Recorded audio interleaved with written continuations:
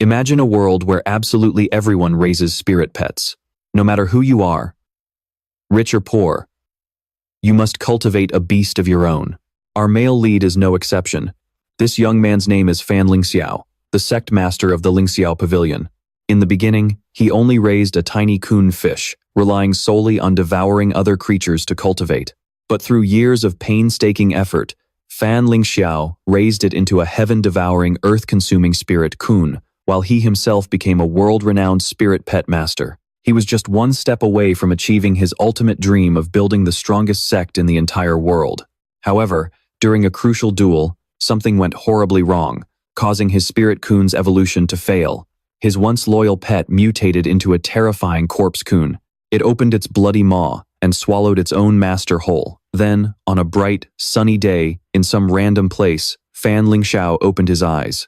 He woke up from his coma, completely clueless about where he was. He leaned down to drink some water from the river, but when he saw his reflection, he choked and spat the water everywhere, instantly wide awake. Who the hell is this kid? How did he end up looking like this? Calming himself down, he recalled that this must be the effect of Nirvana Soul Possession. Previously, to save his life in a worst-case scenario, he had trained his kun to learn the Nirvana Soul Possession skill. This was a passive skill that triggers when the master dies, allowing them to randomly possess a body and reincarnate within 1 year. Fan Lingxiao suddenly realized. So, he had hijacked this guy's body to live again, but then he instantly slumped in despair. Wait. Did that mean he had been dead for a whole year? How pathetic. Clenching his fists in anger, Fan Lingxiao clawed at the dirt, thinking about his past. He just couldn't accept this fate. He thought that once he entered an A-rank sect, he could finally investigate the truth. But now, all those years of hard work had gone down the drain. Since his kun used the Nirvana Soul Possession skill, he had to sacrifice his pet and start cultivating again from scratch. Although he kept his life, he was back at square one. Fan Lingxiao was overwhelmed with mixed emotions. He had no idea what went wrong back then. He had double-checked his kun's evolution requirements multiple times. There was no way there was a mistake. Why did the evolution fail, and why did it turn into that monstrous creature? Unless someone played dirty behind his back. If so, who was it? But right now, his immediate problem was figuring out the identity of this body's previous owner and why he was out here. Suddenly, Fan Lingxiao heard rushed footsteps approaching. He gasped. It seemed these people were looking for someone. Judging by their uniforms, Fan Lingxiao guessed they were guards from the Bai Mansion, a B-rank sect. This was the perfect chance to ask them what was going on.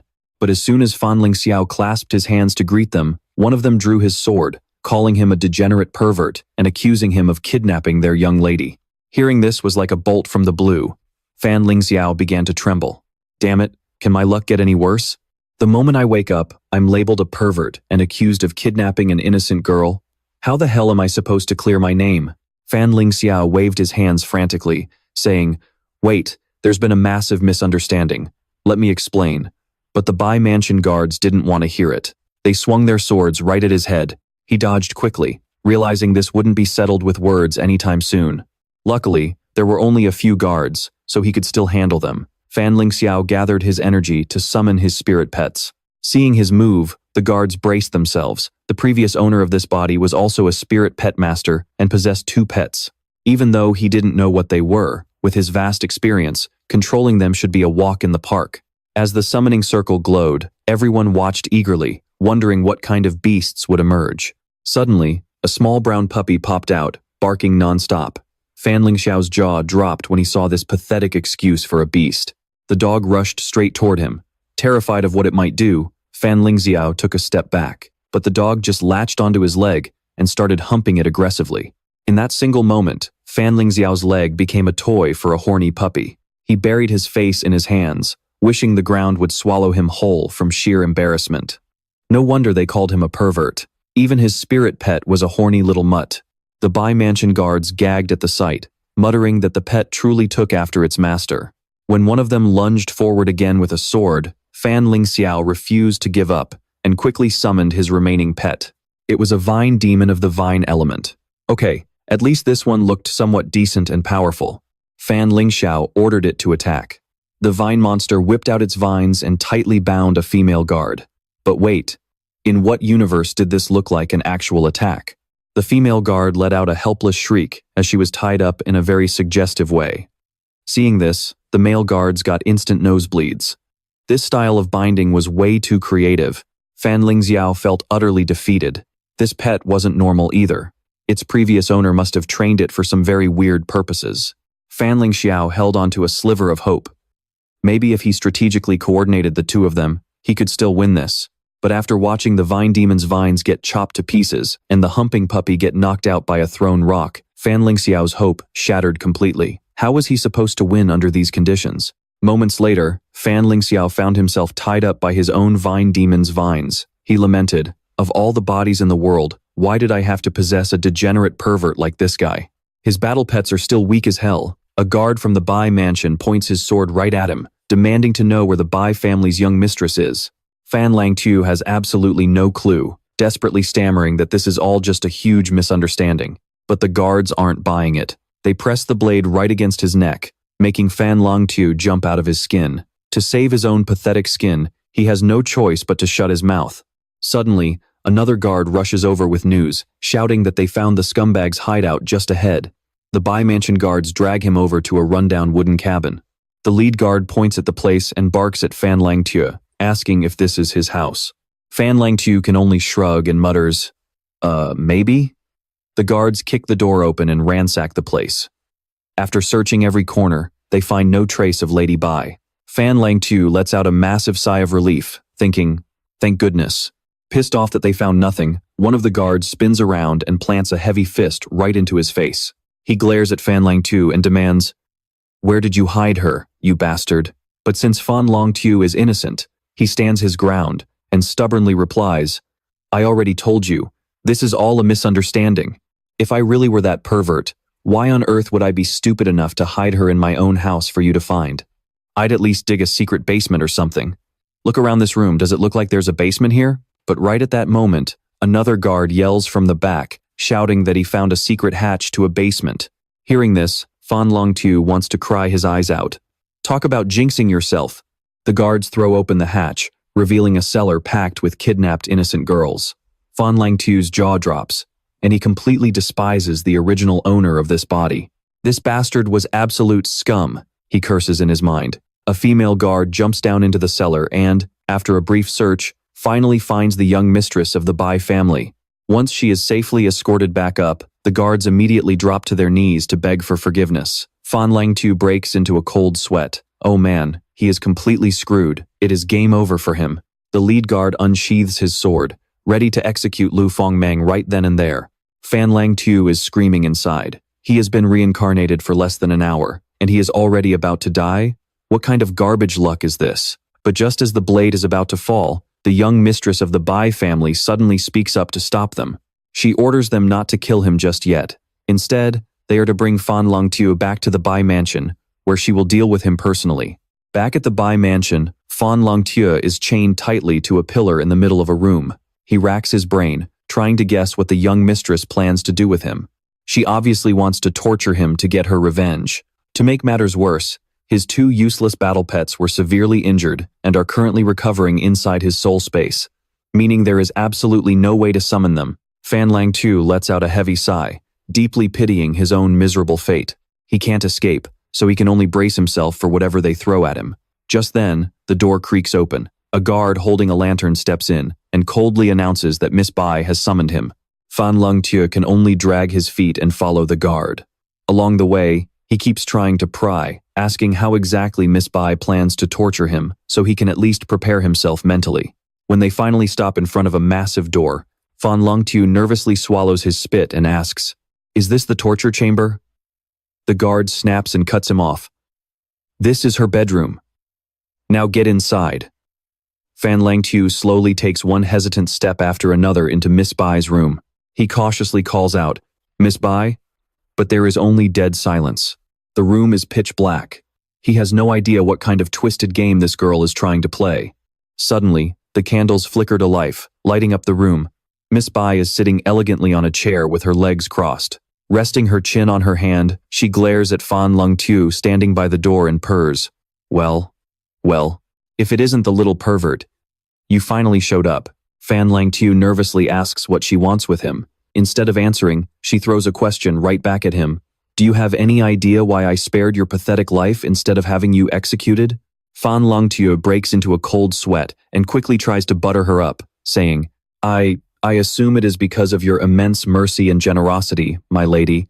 You wanted to give this humble servant a chance to turn over a new leaf.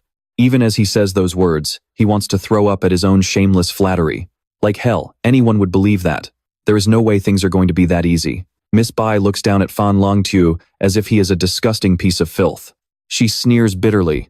A lowly, pathetic scumbag like you actually dared to lay your filthy eyes on me. If my drink hadn't been drugged, a worthless piece of trash like you wouldn't have even been able to touch a hair on my head. Fan Lingxiao can only helplessly plead once more. I swear, it is all just a misunderstanding.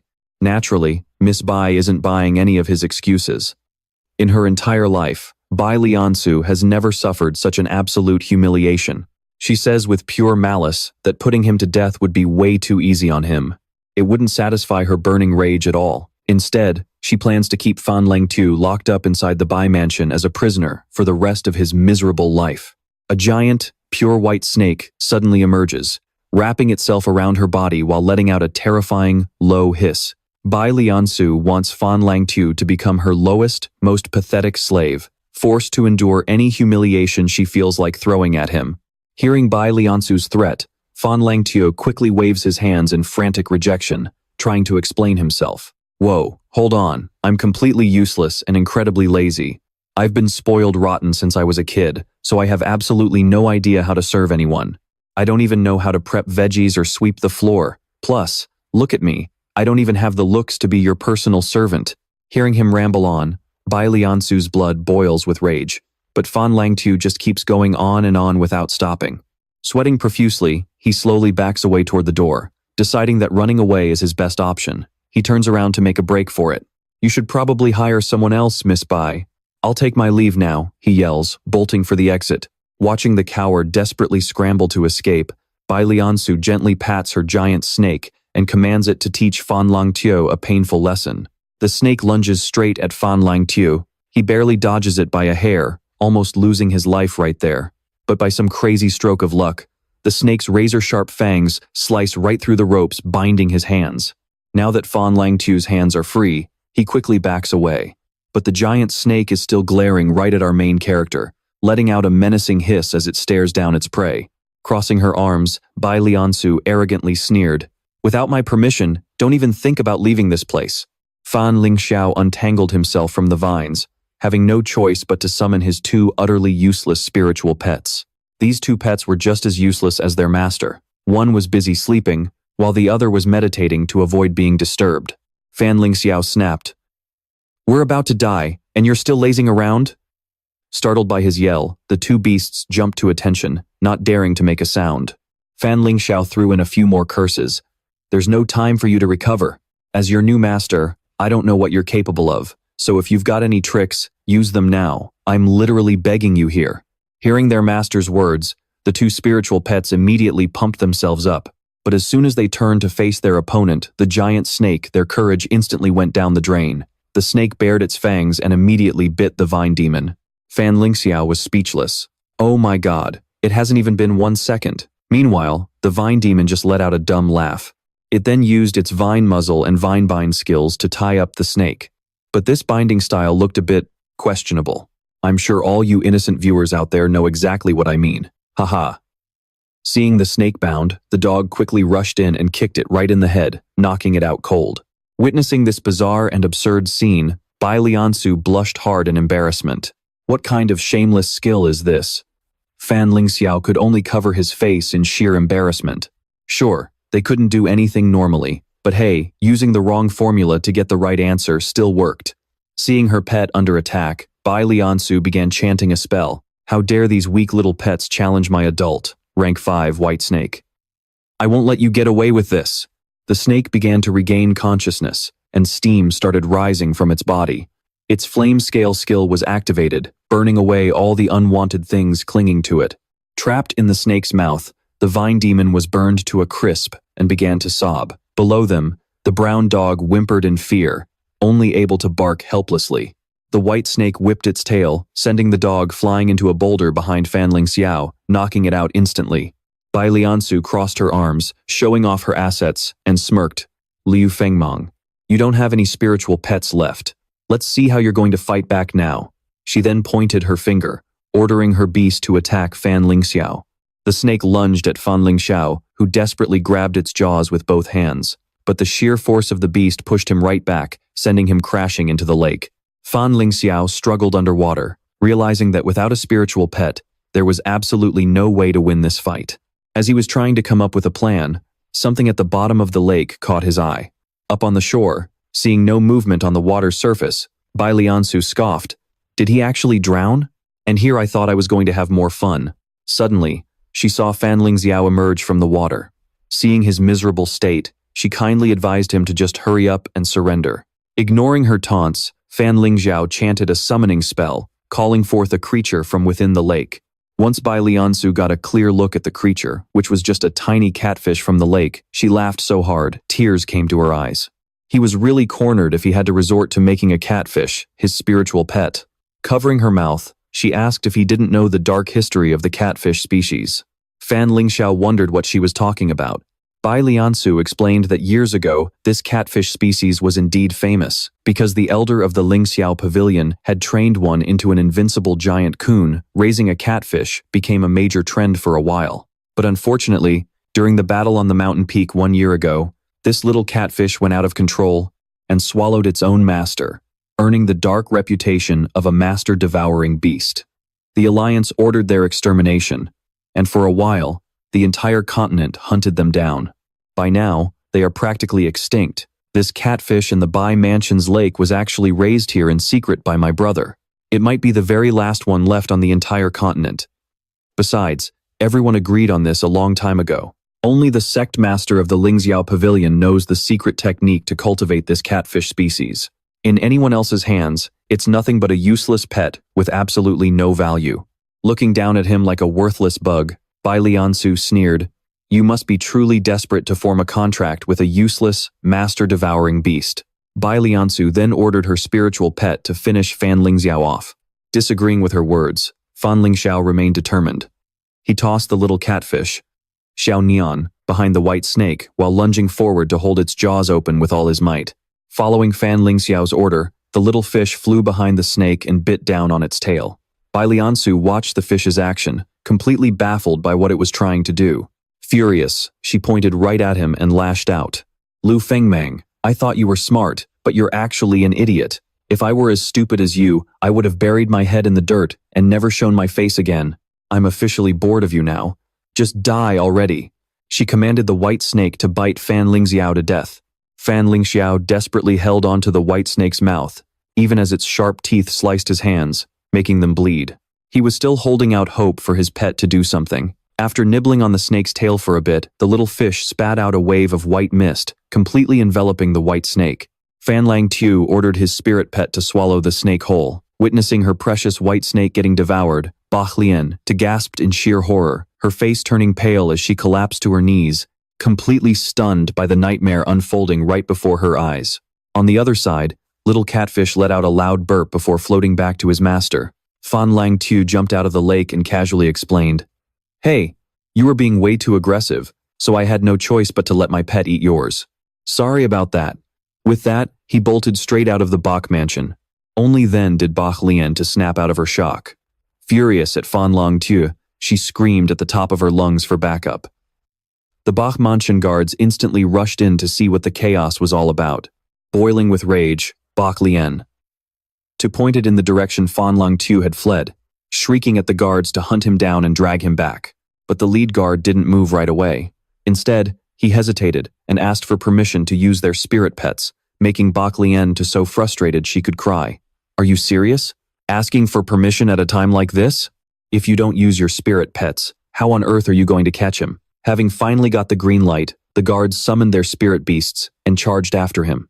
Meanwhile, Fan Lingxiao was running for his life after escaping the estate, not even daring to look back. With his current pathetic strength, even a nobody could beat him to a pulp, but luckily, he was still the main character. Scoring this little catfish meant he had just grabbed his golden ticket to make an ultimate comeback. That Bak Lian 2 girl definitely won't let this slide, so he had to put as much distance between them as possible. Over at the spirit pet station, 2 customers arrived looking to rent a ride. The eager shopkeeper enthusiastically recommended a land scorpion, boasting about its incredibly smooth ride, low center of gravity, and maximum comfort. The customers were sold instantly, quickly paid the bill, and rode off on the spirit beast. Just then, Fan Lingxiao came dashing in out of breath, yelling for the owner to get him a spirit pet immediately. The owner warmly asked what kind of pet he was looking for. Panting heavily, Fan Lingxiao claimed he was from the B-rank Lingxiao sect and urgently needed a high-speed spirit beast. The owner, still smiling politely, asked him for his sect's secret security code, which required both the hand gestures and the voice command. Fan Lingxiao coughed awkwardly before flailing his arms to act out the command. Little catfish splish splash, big catfish wah wah. Hey, that is the Lingxiao sect's code. Hearing this ridiculous command, the owner completely froze, totally speechless. Feeling utterly embarrassed, Fan Lingxiao snapped in frustration. The owner hurriedly flipped through his registry book to check. Fan Lingxiao wished he could just dig a hole and crawl into it. If he had known, he never would have let Kok Lin design that passcode. It was so humiliating. By the way, Kok Lin is that purple-haired girl. After searching for a while, the owner looked up, thoroughly confused. It seems like the passcode is incorrect. Shall we try again? Hearing the word again, Fan Lingxiao screamed in horror. No way. The owner squinted at the book one more time and sighed in relief. Oh, he found the Lingxiao sect. Fan Lingxiao quickly demanded a spirit pet with absolute peak speed. Even a dark phantom leopard will do, but the owner looked embarrassed and apologized, saying that with the Lingxiao sect's current rank, they weren't authorized to lease that kind of beast. Fan Lingxiao was taken aback. Weren't these the exact spirit beasts that any B-rank sect had full access to? Suddenly, a realization hit him. A year ago, a disaster occurred where spirit beasts devoured their own masters, leading to the dissolution of the sect alliance, and the catfish species went completely extinct. This made him realize that the tragedy from a year ago must have dealt a massive blow to the Lingxiao sect, causing their rank to plummet. Fan Lingxiao quickly asked, "So what rank is the Lingxiao sect now?" The owner stammered, unable to find the words. Fan Lingxiao pressed him impatiently for an answer. Finally, the owner delivered the brutal truth. The Lingxiao sect had been completely wiped off the registry. Back at the Bak mansion, the head guard reported that they had split into 3 teams and searched for 10 miles, but there was still no sign of Liu Fengmang. Hearing this, Bak Lianto's blood boiled as she lashed out at her subordinates. "You absolute bunch of useless fools. You couldn't even catch one pathetic creep. I was humiliated to this extent, and you guys can't even get revenge for me? You're all completely worthless." The Bak mansion guards and their spirit beasts could only hang their heads in shame under her furious scolding. Suddenly, a powerful gust of wind swept through, catching Bak Lianto's attention. Looking up at the sky, she saw a massive eagle soaring above. With just a single sharp glare, the eagle sent a wave of terror through the guards' spirit pets, making them tremble in fear. The person arriving was an incredibly cool young man with hair covering his eyes. Bak Lian, cried out in sheer joy, "Brother, you're finally back." Somewhere else, Fan Lingxiao fell into deep thought, replaying the conversation he just had with the shop owner. He couldn't believe that in just one short year, the Lingxiao sect's entire legacy had been erased. Pressed hard for answers, the flustered owner could only hand over the official historical record book to him. Fan Lingxiao flipped through the pages detailing the history of the Lingxiao sect. In the 10th month of the Year of the Dragon, they successfully challenged and advanced to B rank. In the 5th month of the Year of the Snake, because the sect master unexpectedly died at the hands of his own spirit pet, the sect's rank fell by 2 levels. In the 8th month of that same year, the sect alliance ordered the extermination of the Kun and slaughtered all of the Lingxiao sect's spirit pets, demoting them to D rank. In the 2nd month of the following year, under the relentless crusade of all the other sects, the Lingxiao sect suffered devastating losses and was completely removed from the alliance's official roster, reduced to nothing more than an unofficial rogue faction. Staring at the written records, Fan Lingxiao sank into a heavy silence. He never imagined that after his death, his beloved sect would fall into such pathetic ruin. Perhaps he had been too self-absorbed back then, failing to build a solid foundation for the sect's power.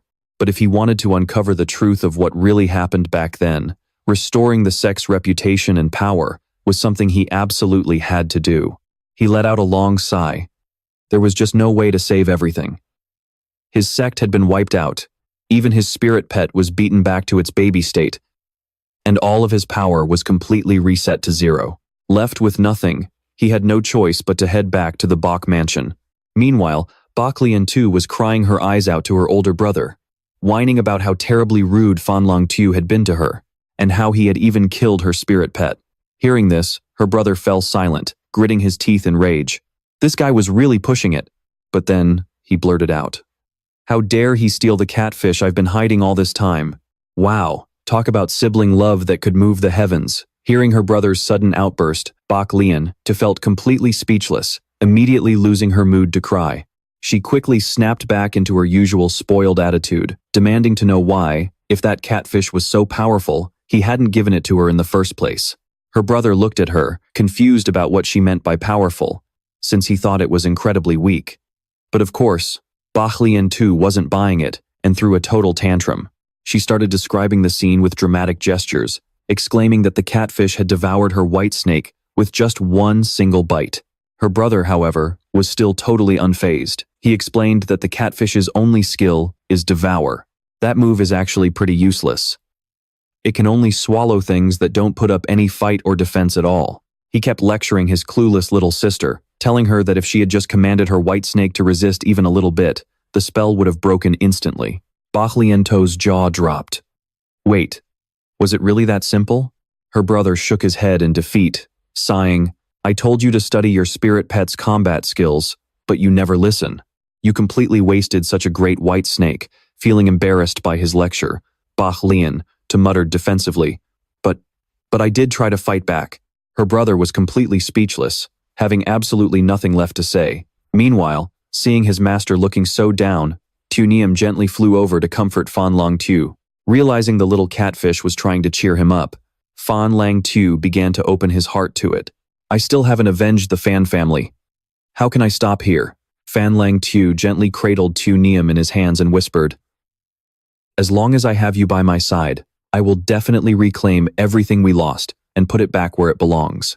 Back at the mansion, Bach Lian's brother confidently claimed that raising a catfish like that would only lead to disaster, warning that it would eventually turn around and devour its own master. The only exception was that legendary Fan Lingxiao, who somehow figured out a secret method to raise it into a mythical giant fish. But since he's already dead, no one will ever find out what his secret was. With that, he turned around and assured his sister that even if that scoundrel caught the fish, it would be completely useless to him, promising that he would personally hunt the guy down for her. But contrary to her brother's beliefs, Fan Lingxiao was softly telling Niam, "Everyone out there calls you trash and an evil beast. They even hunted down and slaughtered your entire species. But your true strength, I'm the only one who knows it." Looking straight at Niam, his eyes filled with absolute determination as he said, "We are going to rise back up from the very bottom. I don't blame you at all for our failure in my past life. But in this life, promise me one thing.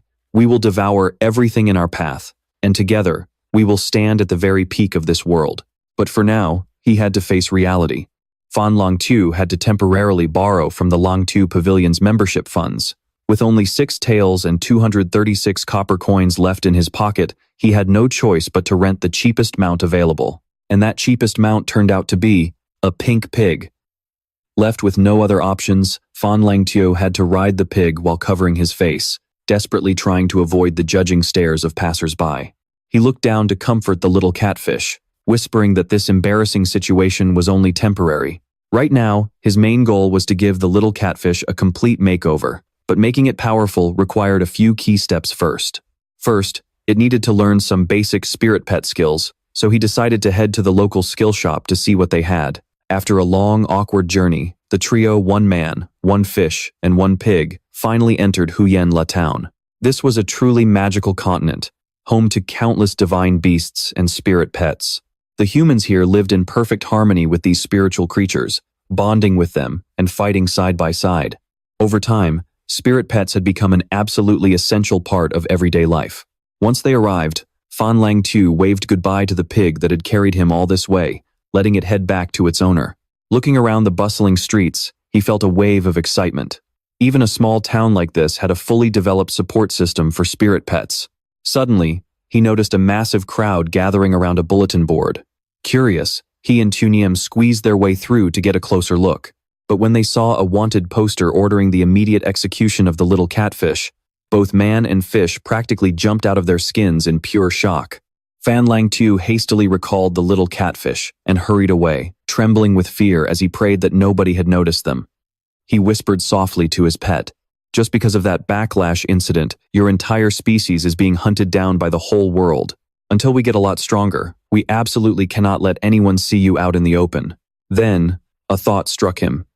He needed to check the current strength of his new body, Liu Fengmang, first.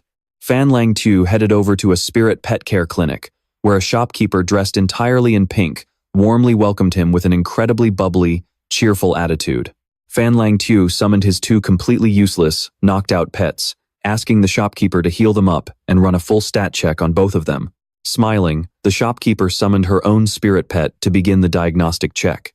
After a while, the two spirit pets were neatly bandaged up with cute little bows, and they were expected to make a full recovery in just a few days.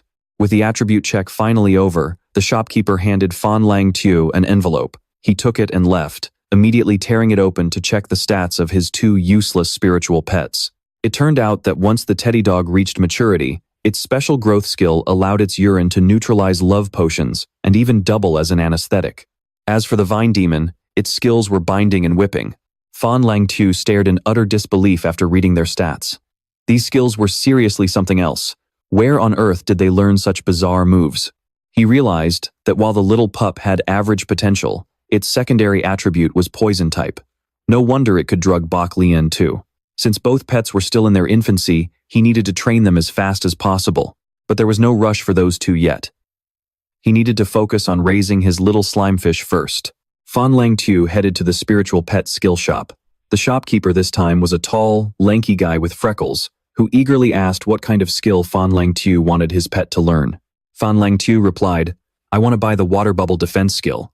The shopkeeper quickly searched his stock, and, luckily, there was exactly one scroll left, priced at 4 taels. Just as Fan Lingxiao was about to pay, a thuggish warrior holding a rope tied to a masked young woman barged in.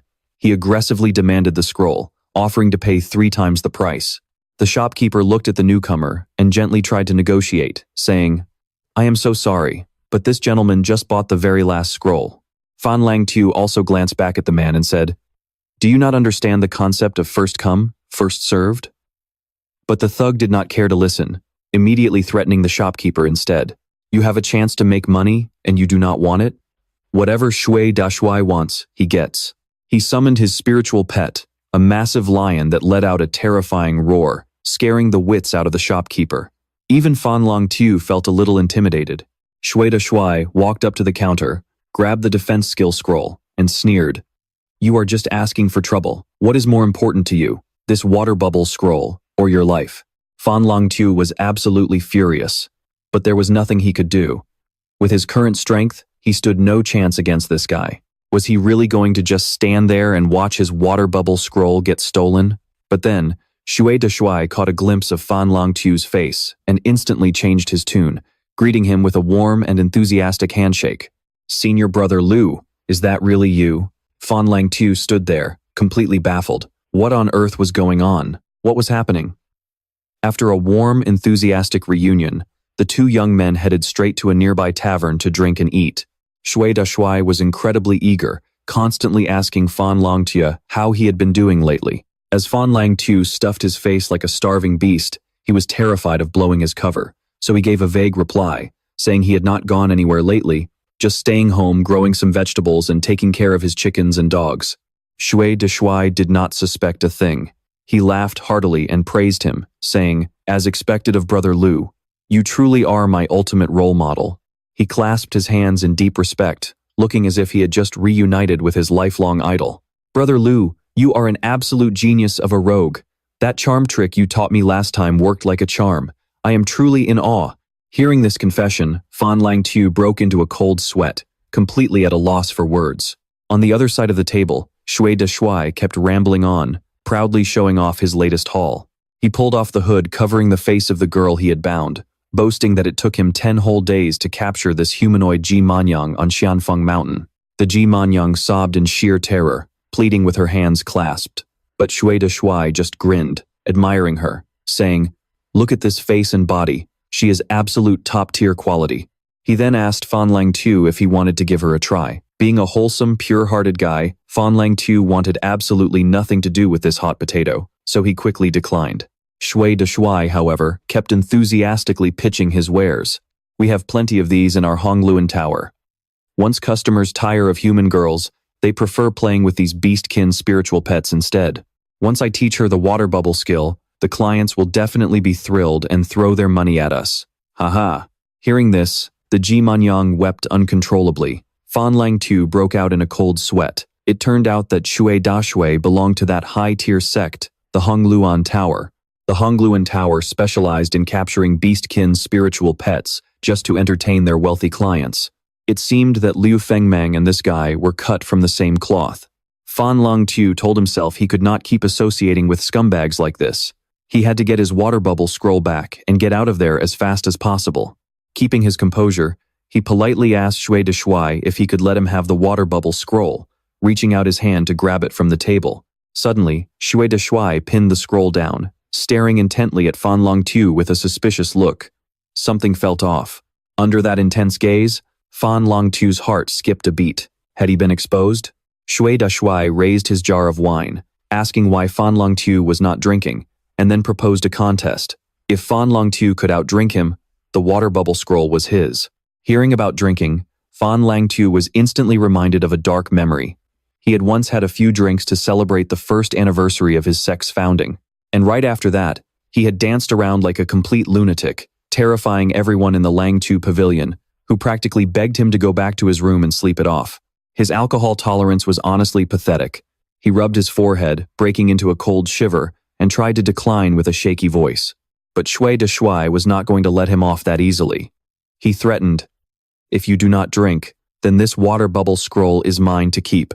With no other choice left, Fan Lingxiao swallowed hard and accepted the challenge. Just half an hour later, Marshal Xie raised his hands in defeat, completely passing out on the table. But Fan Lingxiao? He was totally sober, not feeling a single thing. Who would have thought this guy, Liu Fengmang, had such an insane tolerance for alcohol?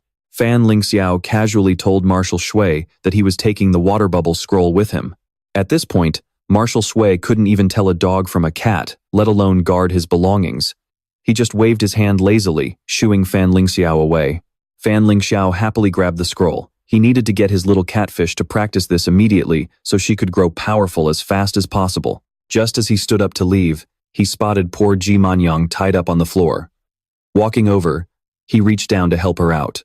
Ji Manyang flinched in fear, pulling herself back.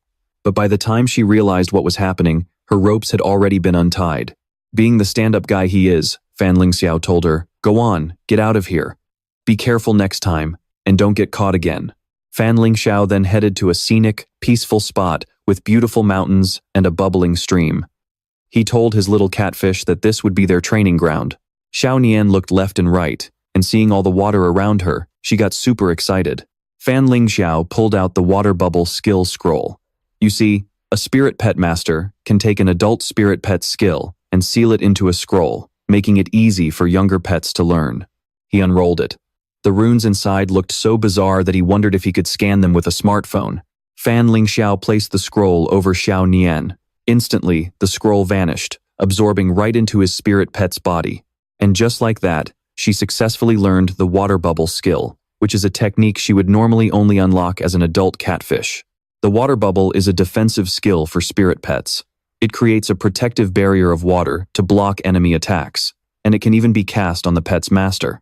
But to pull off this skill, they needed a massive amount of water, which was exactly why Fan Lingxiao chose this spot. He ordered his little catfish to test out her brand new skill. Eager to please, the little catfish did as she was told and held her breath to channel her power. Slowly, she drew a ball of water from the stream, and the bubble grew bigger and bigger. Fan Lingxiao stood on the sidelines, cheering her on and guiding his little catfish to direct the giant water bubble right toward him. But Xiao Nian suddenly ran out of breath and lost control of the bubble. It popped with a loud splash, soaking Fan Lingxiao from head to toe.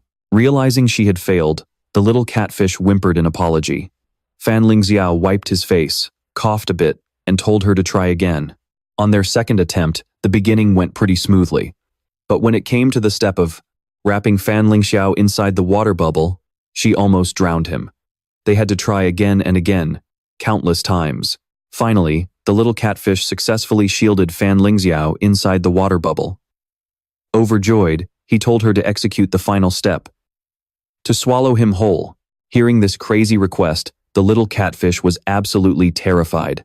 She froze for 5 seconds, wondering if her ears were playing tricks on her. Seeing Xiao Nian freeze like a statue, Fan Lingxiao assumed she didn't understand, so he repeated his instructions, telling her to use her Devour skill to swallow him up. Now knowing she hadn't misheard him, the little catfish rushed over to check if her master had water on the brain or a crazy fever. Feeling completely helpless, Fan Lingxiao assured her he didn't have a fever and promised her he knew exactly what he was doing. Only he knew the secret behind this insane move. With the water bubble protecting him, he wouldn't get hurt at all. Xiao Nian was still incredibly skeptical.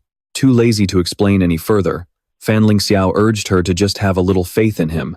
Only then did she reluctantly activate Devour, starting by nibbling on his cheek. Even as our main character was literally being eaten by a fish, he kept passionately lecturing her. Remember, you have to wrap me in the bubble first. Don't swallow me directly like you did in my past life. Otherwise, I will actually die. After Xiao Nian completely swallowed Fan Lingxiao, she let out a loud burp and stood there in silent shock for 5 seconds. Breaking out in a cold sweat, she couldn't help but wonder if her unfortunate master was already dead.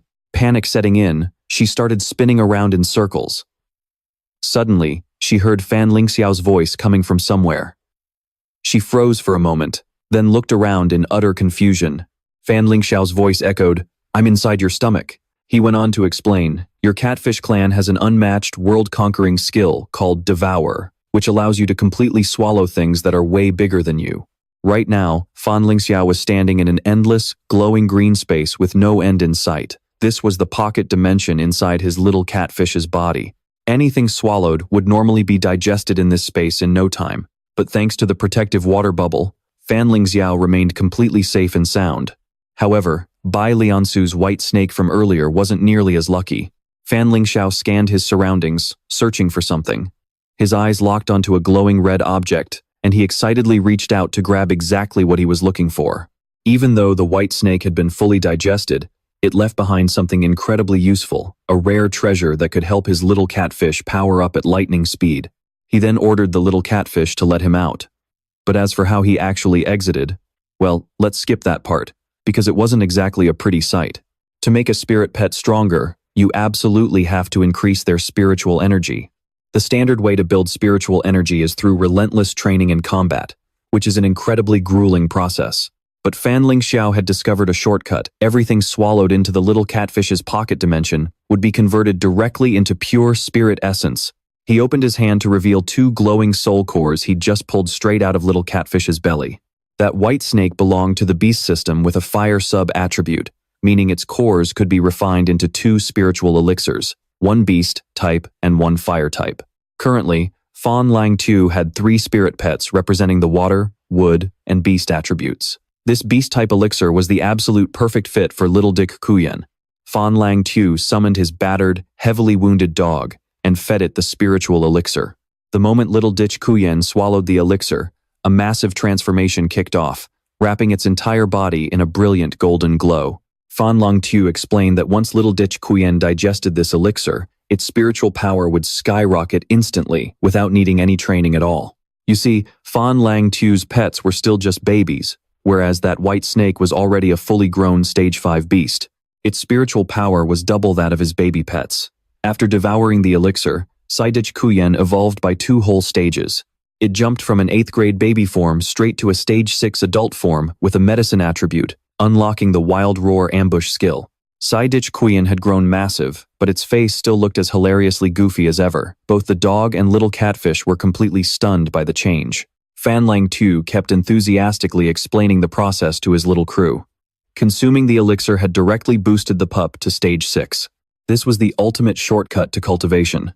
Little catfish could digest beasts to turn them into elixirs for the others to eat. The more they ate, the more they'd evolve. However, eating weak creatures wouldn't even bump them up a single stage. That's why they had to hunt down stronger spirit beasts to make their spiritual power grow at lightning speed.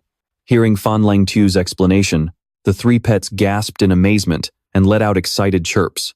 Suddenly, a rustling sound in the nearby grass caught their attention.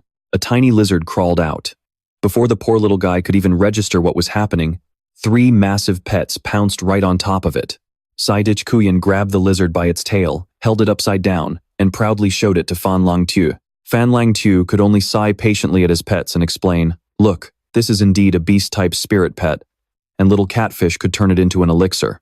But this little guy is only a stage 3 baby at best. Eating its elixir won't even level you up once." Fan Lingxiao turned around and started leading the way.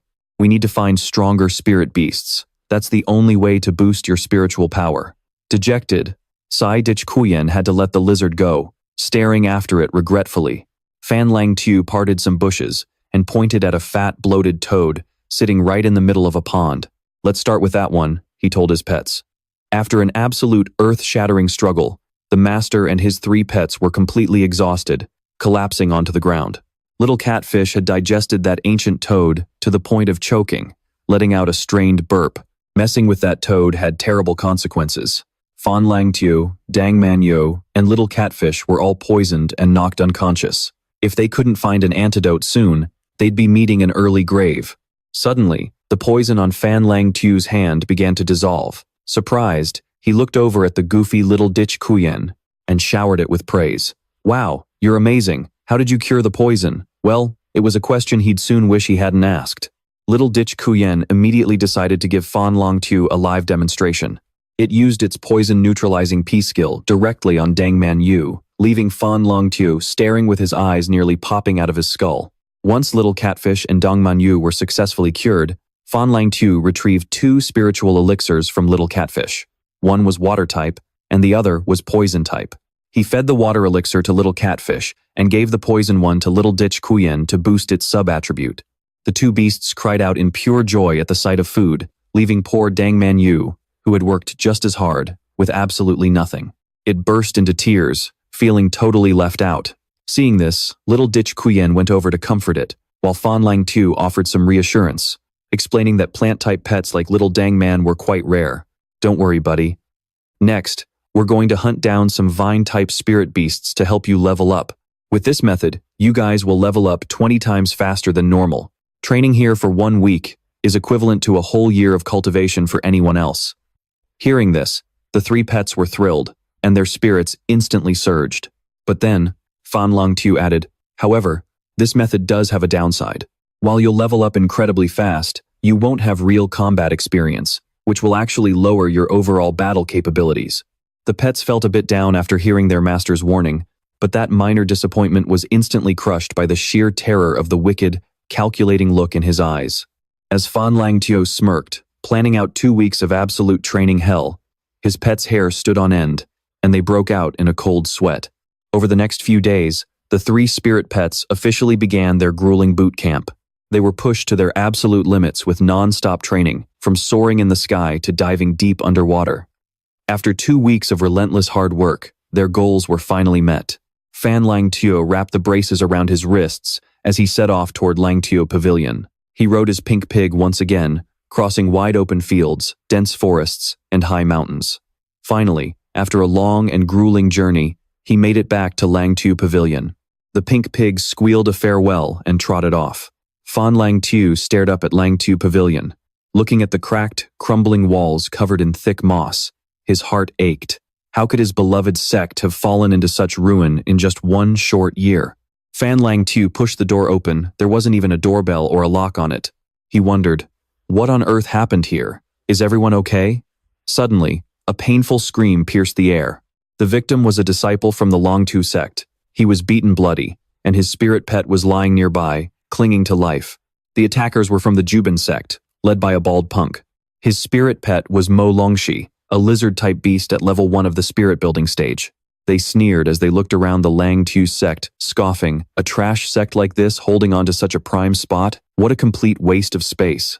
"If you don't want to die, get the hell out of here." The other Lingxiao members rushed to check on their wounded junior brother, and one of them angrily barked back, "A bunch of street trash dares to barge into our Lingxiao sect?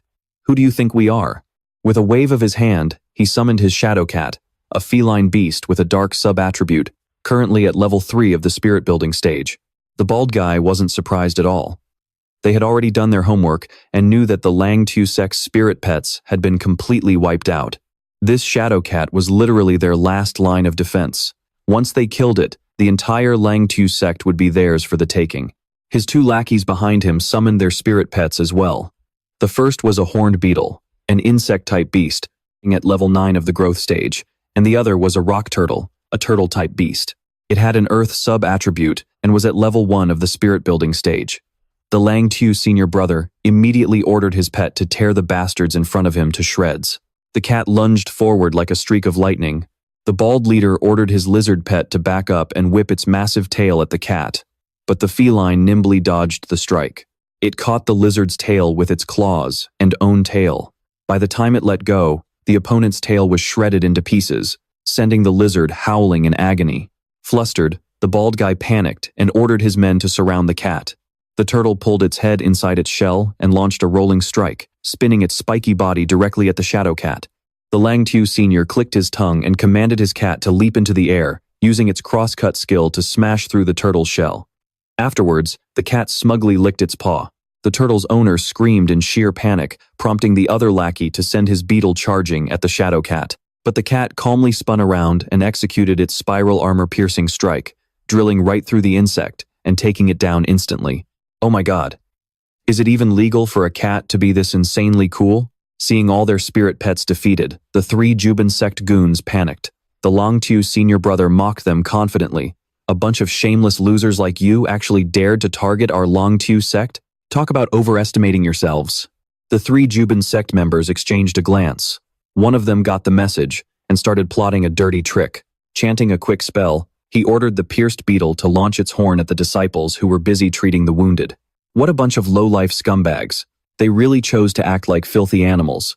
The shadow cat leaped in just in time, shattering the incoming projectile. But with the cat distracted, the lizard ambushed it out of nowhere, sinking its teeth deep into its body and making the feline shriek in pain. Everyone gasped in shock, and the cat's master screamed out its name in horror. Hey May, the shadow cat was bitten until it bled, then tossed aside like a piece of trash, tumbling across the dirt. Panicking, its master rushed over to find his poor Hey May shivering on the ground, pulling it into his arms and bursting into tears. The Juban sect scumbags burst into laughter at the sight, gloating, "Haha, that damn cat is finally history." Seeing the sheer terror and rage on the faces of the Lingxiao sect members, the bald guy grinned maliciously, knowing they were now completely at his mercy. As the lizard closed in on the weeping senior brother, the bald leader mocked them for being a bunch of short-sighted fools. He boasted arrogantly, "I only need 1 finger to wipe out your entire sect." With that, he ordered his beast to finish off the Lingxiao disciples. The lizard opened its jaws wide and lunged, but suddenly, a stream of fluid flew out of nowhere and hit it dead in the face. Everyone turned toward the source of the blast, only to see Fan Lingxiao holding up a dog's hindquarters like a weapon. He made a spectacularly badass entrance, scoffing at the blind idiots who dared to mess with the Lingxiao sect, asking them if they had a death wish. For a split second, the Lingxiao members thought they were seeing a ghost. Gu Ling even gasped, "Sect master?" But looking closer, she realized she had made a mistake and quickly covered her mouth in embarrassment. The rest of the disciples also wondered who this newcomer could be. Annoyed by Fan Lingxiao's bold talk, the bald guy snapped, "Where the hell did this brat come from? Beat it if you don't want to die with them." But Fan Lingxiao ignored him completely, putting his dog down to let it show off. Watching the dog charge at his lizard, the bald guy just sneered. This pathetic mutt was at the growth stage at best. It didn't stand a snowball's chance in hell against his spirit pet. But he was dead wrong. That trashy-looking dog he was mocking was actually at the peak of its adult stage. Dealing with a level 1 spirit-building lizard was going to be an absolute piece of cake. The lizard lunged and slashed its claws at the dog, but our pup rolled into a tight ball, activating its defense skill and taking 0 damage. The bald leader gasped in shock. How could a basic ball defense completely block his lizard's claw strike without a single scratch? Something was definitely off here. Meanwhile, Fan Lingxiao was standing nearby, trash-talking them without mercy. Too weak. Way too weak. Lusty pup, Show this loser how a real claw strike is done. Obeying its master, the pup pounced forward and slapped the lizard right across the face, following up with a brutal combo of claw strikes. The lizard was beaten so badly it couldn't even open its eyes. The bald guy and his lackeys stood there, jaws dropping, completely clueless about what was happening. Fan Lingxiao chanted a quick spell, commanding the pup to hop onto the lizard and crush it with a belly flop, sending the lizard flying 8 meters away before it crashed to the ground, completely knocked out. The giant plate sect members were utterly dumbfounded. They never expected a scruffy, flea-bitten dog to easily overpower their leader's prized lizard. Fan Lingxiao rubbed his chin and scoffed, mocking their pathetic lack of combat experience. That giant lizard got drenched in Lusty Pup's pee right off the bat and didn't even notice. No wonder it got wrecked. But of course, the giant plate sect crew wasn't about to give up that easily. They summoned every single one of their spirit pets, boasting a bizarrely diverse lineup. First up was a level 8 heirloom larva in its infancy, followed by a level 3 adult withered wood monster, a level 4 adult centipede, and a level 1 adult thorny leaping bug, along with a level 3 adult iron ball and a level 4 adult werebear. Even though these secondary pets weren't particularly strong on their own, they had the advantage of numbers. Aiming to overwhelm him with cheap, dirty tactics, the bald leader ordered his beasts to bypass the dog entirely and launch a direct assault on Fan Lingxiao himself. Fan Lingxiao was forced to retreat as the horde of beasts and the giant plate sect members chased him out of the area. But don't go thinking he was running away out of fear. He was simply baiting the entire mob of pets into a narrow choke point. By the time the giant plate sect caught up, they were shocked to find their entire pack of pets completely trapped and bound by an adult vine demon. The bald boss panicked. This guy had another pet, and it was incredibly powerful. Fan Lingxiao smirked, throwing out a chilling remark. Looks like someone brought you a buffet. Go on, say thank you. A sudden shiver ran down the bald man's spine. He spun around, only to see a bizarre-looking catfish lurking right behind them. In a flash, the vine demon tossed the tangled mess of bound beasts straight into little Nian's mouth. Now at its maxed-out adult stage, the creature devoured and digested them all in a single gulp. Fan Lingxiao raised his hand in mock gratitude, thanking them for delivering such a highly nutritious snack for his pet. The giant plate sect members trembled with absolute terror upon seeing the creature. They pointed at little Nian, stammering, That's a baby catfish form of the Kun. What on earth is that doing here?" His companion was equally shocked. Wait, didn't the Alliance order the capture of all catfish? Clutching onto this sudden hope like a lifeline, the bald leader pointed accusingly at Fan Lingxiao and gloated, "You're dead meat. Raising a banned spirit pet forbidden by the Alliance is a capital offense. I'm reporting you to the Alliance. Not only will your beast be executed, but you'll be locked up forever. Scared yet? Are you scared now?" Fan Lingxiao's face darkened. "Well, if I just feed you all to my pet right now, you won't be reporting anyone, will you?" The giant plate sect members turned pale as ghosts upon hearing that, shutting their mouths instantly. But then, Fan Lingxiao put on a serious face and added, "Actually, you guys are so disgusting that my little catfish would probably throw up. I'll just let Lusty Pup deal with you instead." Hearing its name, Lusty Pup growled fiercely and barked wild threats at the giant plate sect. Terrified, the bald leader and his crew begged for mercy, swearing they would never do it again. Before they could even finish their plea, Lusty Pup sprayed 3 jets of yellow liquid right into their faces. One poor guy had his mouth open, swallowing some of it and coughing hysterically. Fan Lingxiao explained that since little Nian was wanted across the entire continent, its existence had to remain a secret, which is why I developed this special forgetfulness-inducing pee for Lusty Pup. Go ahead and forget everything that just happened, okay? By the time Donglin rushed over to check on them, she was greeted by the bizarre sight of the giant plate sect members looking completely dazed, having no clue why they were even there. Fan Lingxiao threatened them, saying, "If you don't get lost right now, I'll have my dog bite your butts." Beside him, Lusty Pup and the Vine Demon glared menacingly at the crooks. The 3 goons had no idea what was going on, but they decided to run for their lives first. A bewildered Donglin then asked what happened to all their enemies' spirit pets. Fan Lingxiao didn't want to reveal too much, simply replying, "I beat them up and they ran away." Relieved and grateful, Donglin thanked Fan Lingxiao for saving her life, wondering how she could ever repay him. Before she could even finish her sentence, Fan Lingxiao suddenly pulled her into a tight, passionate embrace. All the thousands of words he wanted to say were poured into a single, emotional sentence. "It is so good to see you all again." Fan Lingxiao continued to hold Donglin close, refusing to let go. Blushing furiously, Donglin couldn't help but wonder if he wanted her to repay him with her body. Only then did Fan Lingxiao finally release her, pointing at his own face and asking if she really didn't recognize him. Embarrassed, Donglin could only ask who he was.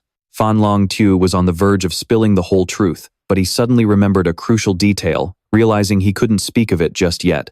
The Xuan Kun mutating into a Corpse Kun was definitely a deliberate act of sabotage.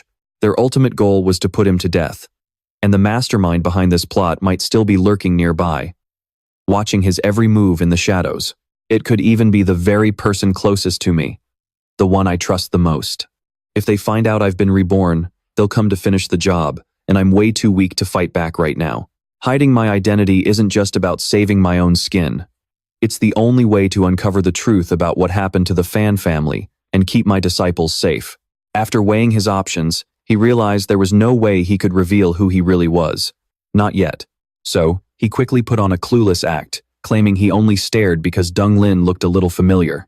He introduced himself as Liu Fengmang and almost let it slip that he was a smooth-talking thief, before quickly catching himself and pivoting to say he was just a simple gardener. Donglin introduced herself and thanked him, but before she could even finish her sentence, Fan Lingxiao grabbed her arm and dragged her inside to meet the others. The place was a total disaster zone inside, but Donglin led him right in, introducing him as their savior. The remaining disciples of the Lingxiao sect quickly bowed, showing their deepest gratitude.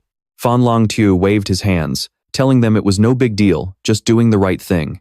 But inside, he let out a massive sigh of relief. Thank goodness they were all safe. Then, Fan Lingxiao noticed Doan Diep, the master of the shadow cat, Hakmi. Doan Diep was cradling the cat's body, trembling violently as tears streamed down his face. His beloved Hakmi was gone. Seeing this, Donglin covered her mouth, unable to hold back her own tears. The sight took Fan Lingxiao back to the day he and Doan Diep had first captured Hakmi. Doan Diep had instantly fallen in love with the creature because of its incredible speed and rare potential, so Fan Lingxiao gladly gifted it to him. Overjoyed, Doan Diep had held the tiny cat and sworn he would never let it go, promising to raise it into the strongest spirit pet in the world. Noticing Fan Lingxiao's heavy silence, Donglin softly explained that Hakmi was a special gift from their late sect leader. She then turned to comfort her senior brother, whispering, "Please, brother, don't do this to yourself." With his heart completely shattered, Doan Diep muttered under his breath, "I'm leaving." Donglin gasped. "Leaving? But where would you go?" In total despair, he replied, "My spirit pet is dead, and the Lingxiao sect is gone. There's no point in staying here to guard a graveyard." He stood up with heavy, hollow movements, ignoring Donglin's desperate pleas as he began to walk past Fan Lingxiao. Panicking, Fan Lingxiao grabbed Doan Diep's arm. With a trembling voice, he begged him not to leave, saying, "The Lingxiao sect isn't dead yet. I can help you guys rebuild it from the ground up." But Doan Diep just stared back and asked, "Who the hell are you to say that?" leaving Fan Lingxiao completely frozen and speechless. Blinded by grief and anger, Doan Diep shoved Fan Lingxiao's hand away, screaming through his tears, "Get the hell away from me. The Lingxiao sect doesn't need pity from a complete stranger. We used to be the greatest sect under the heavens. Your pathetic skills don't even compare to what we once were." Seeing how heated things were getting, Donglin rushed to hold her brother back, frantically bowing and apologizing to Fan Lingxiao. Stung by those words, Fan Lingxiao stood there, trembling, unable to utter a single word. Because deep down, he knew Doan Diep was absolutely right. His mind flashed back to the day they first met. Doan Diep was the very first recruit to show up at the Lingxiao sect with a flyer in hand. But the moment they met, the arrogant young man had looked around and complained that the sect leader was way too young. Then, he had bluntly asked, "So, how many disciples do we have here anyway?" And when he found out Fan Lingxiao was literally a one-man show, he started ripping the place apart. He complained that the compound was tiny and that there wasn't even a proper sign on the front gate. He griped about the ugly uniforms, the terrible dorms, and the fact that everyone had to share a single outhouse. "Does this dump even have a future?" he'd sneered. Fan Lingxiao was just about to kick the guy out when Doan Diep raised the flyer and stopped him with a question. He'd said, "Look, honestly, none of that actually matters to me. Just answer me one thing. This flyer says you want to build the greatest sect under the heavens. You're not just full of hot air, are you?" Without a single second of hesitation, Fan Lingxiao had answered, "I'm dead serious." And just like that, Don Diep had joined, determined to help make them number one. Back in the present, Fan Lingxiao stood there trembling, still utterly unable to speak. Nearby, Deng Lin kept trying to convince him, crying out, "Brother, please don't leave. We have to carry on the sect leader's legacy and protect the Lingxiao sect." But Don Diep's heart was already in pieces. He choked out, "The sect leader is dead. He was the only one holding this entire place together.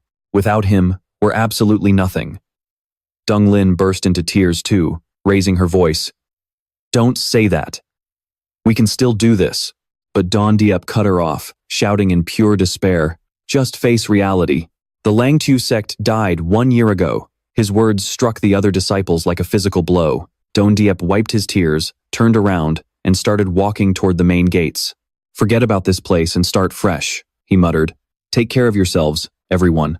Deng Lin refused to give up, turning to the junior disciples and begging them to stop him, but none of them moved. They all knew that, in reality, the Lingxiao sect existed in name only, with rival sects constantly attacking them, stealing their resources, and slaughtering their spirit pets. They stood absolutely zero chance of survival. Maybe it really was time to disband. If they kept clinging to a dead dream, it wouldn't be long before they all ended up dead anyway. The other disciples wanted to leave too. Bowing their heads, they thanked Guling for taking care of them and made for the exit, leaving a desperate Guling behind, begging them to stay. Suddenly, Fan Lingxiao, who had been silent this whole time, shouted, "Stop right there." The disciples froze and turned back to look. He wanted to tell them the truth that Fan Lingxiao wasn't dead and that he was their actual sect leader, but before the words could leave his mouth, the memory of his disciples being brutally massacred flashed through his mind. Desperate and unable to reveal the truth, he fell to his knees, begging them in agony to just give him a little more time. He swore he would solve all their problems and get the Lingxiao Pavilion back on track. But the disciples couldn't trust the words of a complete stranger. They walked out of the main gates, pausing to bow one last time to the Lingxiao Pavilion signboard. Douanier muttered, "To the great Lingxiao Pavilion, may the future bring nothing but peace." The disciples turned and walked away, completely unaware that behind them, their sect leader was on his knees, desperately begging them to stay. Watching her fellow disciples walk away, Gu Ling broke down in tears, until a gentle hand tapped her shoulder to comfort her. It was the youngest disciple of the sect, Cheng Shi. Surprised, Gu Ling wiped her tears and asked, "Cheng Shi, you're not leaving?" Back when he was at his lowest, Gu Ling was the one who took him in. Wherever she went, he would follow. Gu Ling gently patted Cheng Shi's head, feeling a pang of guilt. She had brought him into the sect during its darkest times, and in less than 1 year, he had suffered so much because of it, holding back his potential. Now that everyone else has left, only the two of us remain. From now on, she sighed. But before she could finish, someone cut her off. It was Yue Tong, the sect's housekeeper. She popped her head in and asked, "Since so many people left today, how many portions should I make for lunch?" Guling realized with relief that Sister Yue was still here. Yue Tong sighed. "And where else would I go? I signed a yearly contract with sect leader Fan, and it hasn't expired yet. If you want me to leave, sure, but my contract says early termination requires 3 months of severance pay. Hand it over." Guling quickly waved her hands, saying, No, that's not what I meant at all." Suddenly, Cheng Shi tugged at Guling's sleeve, interrupting the two women, and pointed at Fan Lingxiao, who was still sitting over there. "That young hero is still here." Guling finally remembered her savior. She rushed over to apologize, inviting him to rest inside and share a simple meal with them. But Fan Lingxiao's sudden request to join the sect caught Guling completely off guard. Fan Lingxiao calculated his moves. To gain the authority to investigate the massacre of the Fan family, his sect had to reach grade A. That was the very reason he had founded the Lingxiao Pavilion. Since then, he had pushed himself to the absolute limit for this goal, practically carrying the entire sect on his own against rival factions.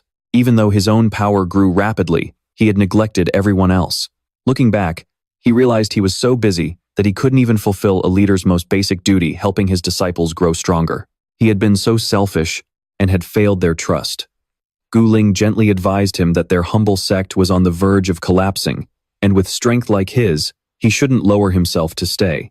Fan Lingxiao suddenly grabbed Guling's shoulders and said firmly that he wanted to join, promising to rebuild the Lingxiao Pavilion, so that no one would ever have to leave again. Guling led Fan Lingxiao to perform the initiation ritual, which was simply paying respects to the late sect leader. Looking at his own altar, fully stocked with burning incense, Fan Lingxiao broke into a cold sweat. What kind of situation was this? Was he seriously about to bow to himself? He stared at his portrait on the altar and asked with a slight tremble, "Is this the sect leader?" Standing beside him, Chengxi piped up, "Yes. Senior Sister Ling drew this portrait herself. They say it's a 100% match." Gu Ling covered her mouth in embarrassment and giggled, "Oh, it's only about 90%. Crying on the inside, Fan Lingxiao bowed deeply to his own portrait, steeling his resolve. "I, Liu Fengmang, hereby join the Lingxiao Pavilion. I vow to carry on the late sect leader's legacy and spare no effort to make our sect the greatest under the heavens." Hearing Fan Lingxiao's passionate oath, Chengxi covered his mouth and whispered to Gu Ling, "Brother Liu seems a bit too intense. Are you sure he's okay?" Gu Ling looked warmly at her junior brother and reassured him, "Don't worry, he'll be just fine. I don't know why, but from the moment we met, he felt incredibly familiar. He's someone we can trust." Once the ceremony was over, Gu Ling warmly suggested they address each other as siblings, introducing herself as Gu Ling and the boy as Chengxi. Chengxi cheered excitedly. "Yes, I finally have a junior brother." A wave of mixed emotions washed over Fan Lingxiao. Having to call his own disciples senior brother and senior sister was definitely a first. Gu Ling and Chengxi then took Fan Lingxiao on a quick tour to show him around. "This is the reception hall. Over there is the training grounds, and that way is the kitchen, where Yue Tong is busy cooking." Gu Ling and Chengxi led him to the backyard, the living quarters of the Lingxiao Pavilion. Chengxi even enthusiastically lugged a water bucket to show him where the baths were. Gu Ling then opened the door to the male disciples' dormitory. For a split second, she saw a vision of the once bustling room filled with laughter, but now it stood completely empty. Her face fell, and the words died in her throat. Seeing this, Chengxi quickly jumped in to save the day. Pointing to his makeshift bed, he turned to Fan Lingxiao with a heavy sigh and said, "Everyone is completely gone. Except for this spot where I sleep. You can pick wherever you want, but you should probably stay close to me. With just the two of us tonight, it's honestly a bit creepy." Snapping out of her daze, Rongling turned to Fan Lingxiao and explained, "Well, that's the grand tour of Lingxiao Pavilion for you. The former disciples ran off with all of our official sect robes, and since our budget is practically non-existent right now, you'll have to make do with your own clothes for a bit. Sorry about that." Chengxi also snapped out of it, realizing they probably should have forced those deserters to strip before they left. That's when Rongling remembered she had a spare set of women's clothes, and she wondered if Fan Lingxiao would be willing to wear it. Fan Lingxiao quickly rejected the offer, saying, I think I'm perfectly fine just like this." Suddenly, Rongling remembered another crucial task, teaching him the sect's secret sign. Certain alliance facilities could only be accessed using these hand signs. Even though our current clearance level is embarrassingly low, it's still something we absolutely have to learn. Fan Lingxiao let out a long sigh as he followed Rongling's lead, mimicking her incredibly goofy hand dance. "Little catfish, pat pat. Big catfish, wah wah. Lingxiao Pavilion, let's dance. Dance." Rongling threw her hands up in amazement, praising Fan Lingxiao for picking it up so quickly, noting that he definitely didn't look like a beginner. Fan Lingxiao could only laugh it off, though secretly thinking, "Of course I am. I've done this more times than I can count." Next, Rongling led Fan Lingxiao to the dining hall for lunch. The meal was as basic as it gets, just vegetable soup and fish. Rongling apologized yet again, explaining that their tight budget didn't allow for anything better. Rongling waved Yue Tong over, inviting her to sit down and join them. Without standing on ceremony, Yue Tong pulled up a chair and dug in. With 4 people at the table, everyone just stared down at their bowls in dead silence, not a single word being uttered. Breaking the awkward silence, Yue Tong spoke up, "Geez, does eating lunch have to feel like a funeral? Life has its ups and downs, but we still gotta eat." Chengxi nodded along in agreement. "Yeah, exactly. Today we're celebrating Hero Liu joining us, so we should be in high spirits. With our new junior brother's incredible strength, we actually stand a chance at being promoted this time." Hearing Chengxi's words, Fan Lingxiao was taken aback. "Are you talking about the Alliance's sect tournament next month?" Rongling asked, biting her chopsticks thoughtfully. Lost in thought, she continued, "We've already registered for next month's tournament. If Lingxiao Pavilion does exceptionally well, we can finally upgrade from a rogue faction to a D-class sect. Everyone had been training incredibly hard just for this opportunity. We actually had a decent shot at it, but now that everyone has abandoned us, I'm worried we won't even have enough members to compete." Cheng Shi quickly did the math. The tournament requires 4 participants, but with you, senior sister, and our new junior brother, we only have 3. With the sect in this state, we can't recruit anyone else. What are we gonna do? Fan Lingxiao calmly spoke up. Sister Yue can do it. Yue Tong pointed at herself, her face a giant question mark. She was just a cook and a cleaning lady. What did she know about spirit beasts? Suddenly, Rongling remembered something important. She recalled that Fan Lingxiao had mentioned before that Yue Tong possessed an incredibly powerful spirit root, one far stronger than anyone else's. She's just a chef who never wanted to become a spirit tamer. Yue Tong shyly waved her hands and mumbled, "Come on, the sect master was just joking around." Rongling and Cheng Shi immediately began begging like desperate puppies. Sister Yue, Lingxiao Pavilion is in deep trouble. Please, we beg you to join us. Seeing them beg so desperately, Yue Tong couldn't help but feel a bit flustered and reluctantly relented. She had been at Lingxiao Pavilion for so long, and everyone had always treated her with nothing but kindness. If she could help, she would do her absolute best. But she really didn't know the first thing about spirit beasts, and she was terrified of holding them back. Cheng Shi quickly reassured her. Don't worry about it. With a spirit root as powerful as yours, learning the ropes will be a total piece of cake. With no other choice, Yue Tong finally agreed. Rongling beamed with her most adorable puppy dog eyes, thanking Yue Tong from the bottom of her heart.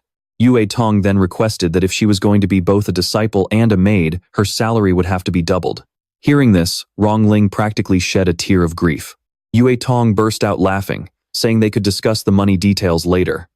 Meanwhile, a thrilled Cheng Shi threw his arm around Fan Lingxiao's shoulder, exclaiming that he now had a new junior sister. Fan Lingxiao was completely speechless, having absolutely no words for this overly enthusiastic brat. Cheng Shi then suggested that since they were all finally gathered, they should take this chance to elect a brand new sect master. Rongling mentioned the person they originally chose to be the sect master was Duan Ye. He was the strongest among them, but sadly, he was also the very first one to abandon the sect. With stars in his eyes, Cheng Shi looked at Fan Lingxiao and said, "In that case, choosing you now is a complete no-brainer." Fan Lingxiao waved his hands in dismissal, protesting that he had only just arrived, so how could he possibly take the position? Seeing this, Cheng Shi turned his gaze toward Rongling instead. Yue Tong had no objections and readily agreed. Right then and there, the 3 of them, Fan Lingxiao, Yue Tong, and Cheng Shi, bowed and greeted Rongling as their new sect master. Blushing, Rongling reluctantly accepted her new role, promising that she would temporarily step up as sect master and do everything in her power to restore Lingxiao Pavilion to its former glory. An excited Cheng Shi eagerly asked Rongling what their next move should be. In perfect unison, both Rongling and Fan Lingxiao blurted out, "Go catch some spirit beasts." Realizing they had just spoken at the exact same time, the 2 blinked in surprise. A slightly embarrassed Rongling gestured for Fan Lingxiao to go ahead and speak. A bit flustered, Fan Lingxiao politely deferred the floor back to their new sect master. Rongling cleared her throat and explained, "Since Lingxiao Pavilion has been under constant attack, all of our spirit pets have been wiped out. Right now, neither I, Yue Tong, nor Cheng Shi have a single spirit pet left. So, our absolute top priority is to head out immediately, capture some spirit pets, and start training them to prepare for the upcoming tournament." Fan Lingxiao chimed in out of habit. Trin Hai gave him a nudge and said, "Stop parroting me." Hearing what the sect leader said, Deng Lin looked gloomy, but all the spiritual pet sanctuaries around Lingxiao Pavilion had already been seized by other sects, and there weren't any high-quality pets anywhere else. Fan Lingxiao suddenly chimed in, saying he knew a spot with spiritual pets. He recalled that back when he was grinding to upgrade his little catfish, he had ruthlessly cleared out all the spiritual essence in the area and stumbled upon a few secluded spots with top-tier spiritual pets. He never expected those locations would come in handy today. Slapping his bowl down on the table, Fan Lingxiao declared that there was no time to waste, and they had to move immediately. He then led the other 3 up a mountain. As they walked, Trin Hai grumbled, saying he passed by this path all the time, asking if Fan Lingxiao was absolutely sure this was a sanctuary for high-quality spiritual pets. Fan Lingxiao stopped by a massive tree, turning around to tell everyone that they had finally arrived. He quickly began covering up their tracks so no outsiders could ever sniff out this spot. Fan Lingxiao then urged Trin Hai to scan the surroundings and make sure no one was tailing them. Though utterly confused, Trin Hai complied, praising Fan Lingxiao for being incredibly cautious. Once they finished covering their tracks, Fan Lingxiao led them deeper inside. Pointing ahead, he said that behind this giant boulder was the mysterious spiritual pet sanctuary he had told them about. But before he could even finish his sentence, he froze. This so-called mysterious place seemed a little too crowded. A Lin Longmouse popped up, and a mob of people instantly lunged to fight over it. Fan Lingxiao and his crew stood there jaw-dropped. Was this his idea of a secluded spot? The crowd up front was fighting tooth and nail over the mouse, squeezing the poor little thing until it could barely breathe. Trin Hai and Nguyet Dong asked in utter disbelief, pointing out that this spiritual pet sanctuary had basically turned into a human zoo. How were they supposed to catch any spiritual beasts like this? Fan Lingxiao remained calm, gesturing for them to follow him toward a cliff edge while scanning the area to make sure they weren't being followed. Once he was absolutely sure they were in the clear, he took a leap of faith straight down the cliff. Trin Hai and Nguyet Dong stood frozen before screaming in panic, rushing to the edge of the cliff to beg Fan Lingxiao not to do anything reckless. But before they could finish yelling, a massive vine shot up from the abyss and pulled them all down. Once everyone had landed safely, they found themselves on a tiny, hidden ledge on the cliff face. Fan Lingxiao then ushered them into a narrow crevice. With the vine demon letting down another rope of vines, they descended into a hidden cavern that almost no one knew about. Everyone gasped in awe. Trin Hai asked in wonder how Fan Lingxiao had found this secret place. Fan Lingxiao simply pointed at the ground, declaring that the Lord tier pet of this entire sanctuary was bound to be inside this underground cavern. Trin Hai's eyes lit up with excitement. A Lord tier spiritual pet? Right here? Are you serious? Nguyet Dong looked confused, having no idea what a Lord tier even meant. That was when Dong Lin realized she needed to brief a complete newbie like her. She explained, spiritual pets are classified into different grades based on their raw power and rarity. Nguyet Dong chimed in, asking if grades meant juvenile, adult, or spirit link. Dong Lin shook her head, explaining that those were the growth stages of a spiritual pet, whereas grades defined their actual strength. Nguyet Dong felt her brain completely fry, her head spinning with zero clue of what was going on. Dong Lin sighed in defeat, feeling completely hopeless at explaining things and having no idea how to put it into words. Fan Lingxiao patted Dong Lin on the shoulder, telling her to leave the explaining to him. Fan Lingxiao turned to Nguyet Dong and asked, if a cat and a tiger are at the exact same level, which one do you think is stronger? Nguyet Dong answered confidently, obviously, the tiger is stronger. Fan Lingxiao nodded, confirming that, because in the beast attribute system, tigers possess a much higher base grade. Grades are divided into 4 tiers: soldier, general, lord, and emperor. Fan Lingxiao gestured toward his vine demon, explaining that the soldier tier represents the most common spiritual pets. Like this vine demon or the cat they just talked about, general tier pets are slightly more formidable, possessing greater strength and being much rarer. The tiger they just mentioned is general tier. Lord tier, on the other hand, is on a whole different level and incredibly rare. An entire sanctuary might only have 1 or 2 of them, and because of their insane strength, everyone wants to get their hands on one. Dong Lin chimed in, adding that the Emperor tier is the stuff of legends virtually impossible to find, unless luck is entirely on your side. The Kun of our sect leader, Fan Lingxiao, is actually an Emperor tier pet. Incredible, right? Fan Lingxiao then went on to explain more. Speaking of the Kun, a spiritual pet's grade isn't set in stone. Through proper nurturing, it is entirely possible to evolve and upgrade their grade. Fan Lingxiao turned back to Nguyet Dong and summed it up simply, at the exact same level, the higher the grade, the stronger they are. He asked if she got it now.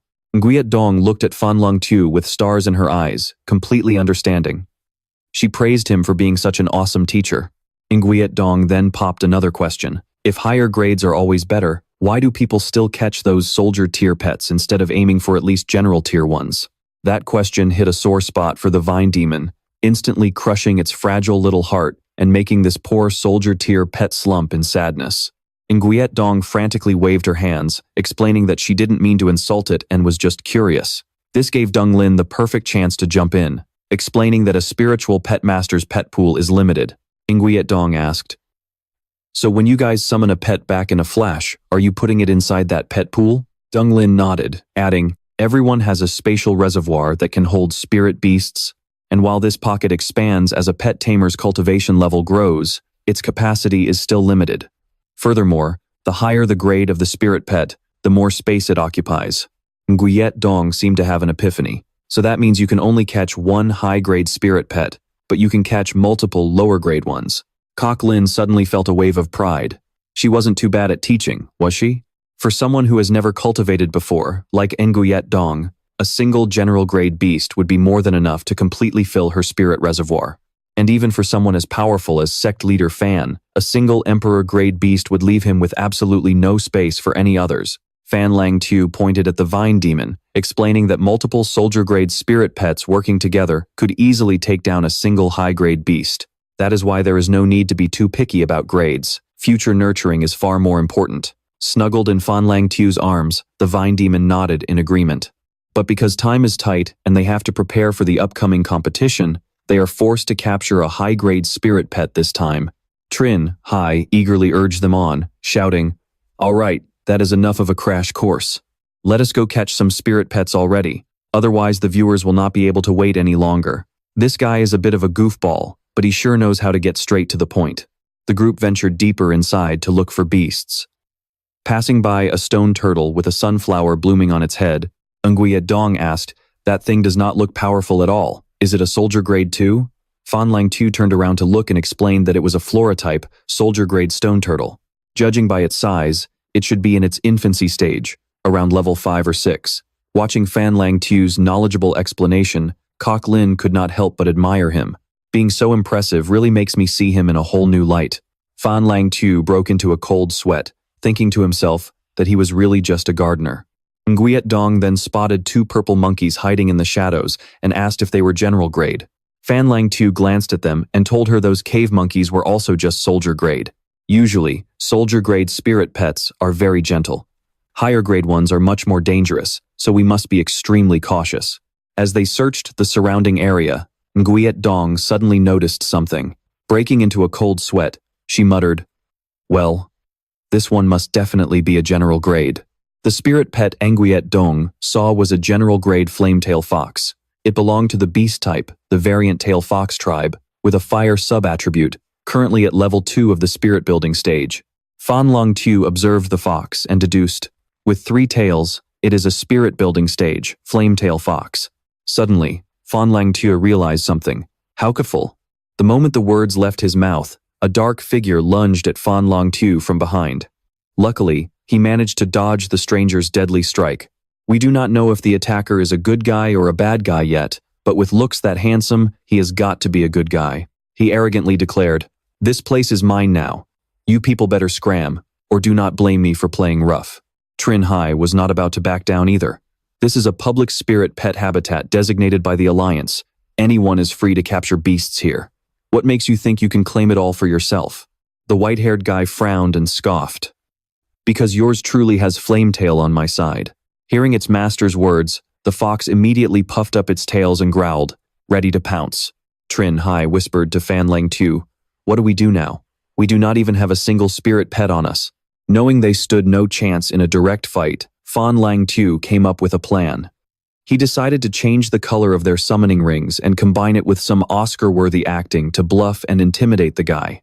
Catching on to Fan Lingxiao's plan, Kok Lin and Trin Hai threw themselves into the performance. They manipulated their summoning rings to shift colors, wearing menacing expressions like street thugs, while mumbling to themselves about which high-level beast they should summon. Seeing the suspicious group and watching their summoning rings flash colors rapidly, the white-haired guy started to get nervous. He grew hesitant, not daring to make a reckless move. He ordered his spirit pet to stand down, putting on a generous front, saying, "Since this is an Alliance-designated public zone, spilling blood would be a bit troublesome. I will let you guys off the hook just this once." He turned around and walked deeper into the cave, adding, "It is a fair game. Whoever catches the beast first gets to keep it. Do not try any funny business." Seeing their plan succeed, Trin Hai and Nguyen Dong covered their mouths, chuckling mischievously and praising their own acting skills. Suddenly, a massive roar echoed through the cave, catching everyone's attention. Nguyen Dong asked in curiosity, "What on earth was that sound?" Fan Lingxiao guessed, "With a roar that loud, it has to be a Lord-grade beast." The white-haired guy and his pet immediately sprinted toward the source of the sound. Fan Lingxiao's group quickly gave chase. The roar had come from a horned panda sitting with one leg up, casually chewing on bamboo. Looking at its posture, It looked exactly like a loan shark collecting debts. Indeed, it was the Lord-grade rhino panda they had been searching for. It belongs to the beast type, the panda tribe, with a light sub-attribute, and is currently at level 7 of the adult stage. Fan Lingxiao analyzed the panda in front of him, muttering, "This one is already in its adult stage." At the same level, a Lord-grade beast's combat power is vastly superior to a soldier grade. On top of that, Lords possess unique special abilities, making them extremely difficult to deal with. Everyone, watch out. The white-haired guy, impatient and believing that whoever catches it first claims it, recklessly ordered his pet to launch an attack. The three-tailed fox fiercely lunges forward, launching a brutal attack straight at the panda. But to the panda, this attacking fox is nothing but a mere child. Suddenly, the horn on its head begins to glow. A blinding light flashes, forcing everyone to shield their eyes as the panda effortlessly deflects the fox's assault. Unleashing a bizarre special skill, the panda begins sucking strange round spheres directly out of the white-haired guy. By the time it stops, everyone is left speechless. All the color on the white-haired guy has completely vanished. This is the signature color-stealing skill of the Lord-level rhino panda. Even the white-haired guy is completely dumbfounded, having absolutely no idea what just happened to him. Fan Lingxiao yells to the others behind him, "Hurry, hide, this panda's skills are extremely bizarre." Hearing this, Nguyen Dong quickly grabs Trin Hai and drags her behind a boulder. Without any spiritual pets of their own, they would only get in the way. Their priority right now is to keep themselves safe. Peeking from behind the rock, the three of them analyze the situation. Fan Lingxiao has 2 spiritual pets at their peak adult stage, so hopefully, he can handle this. But the panda confidently fires more of those round spheres at Fan Lingxiao. He quickly dodges to the side, but it is completely useless.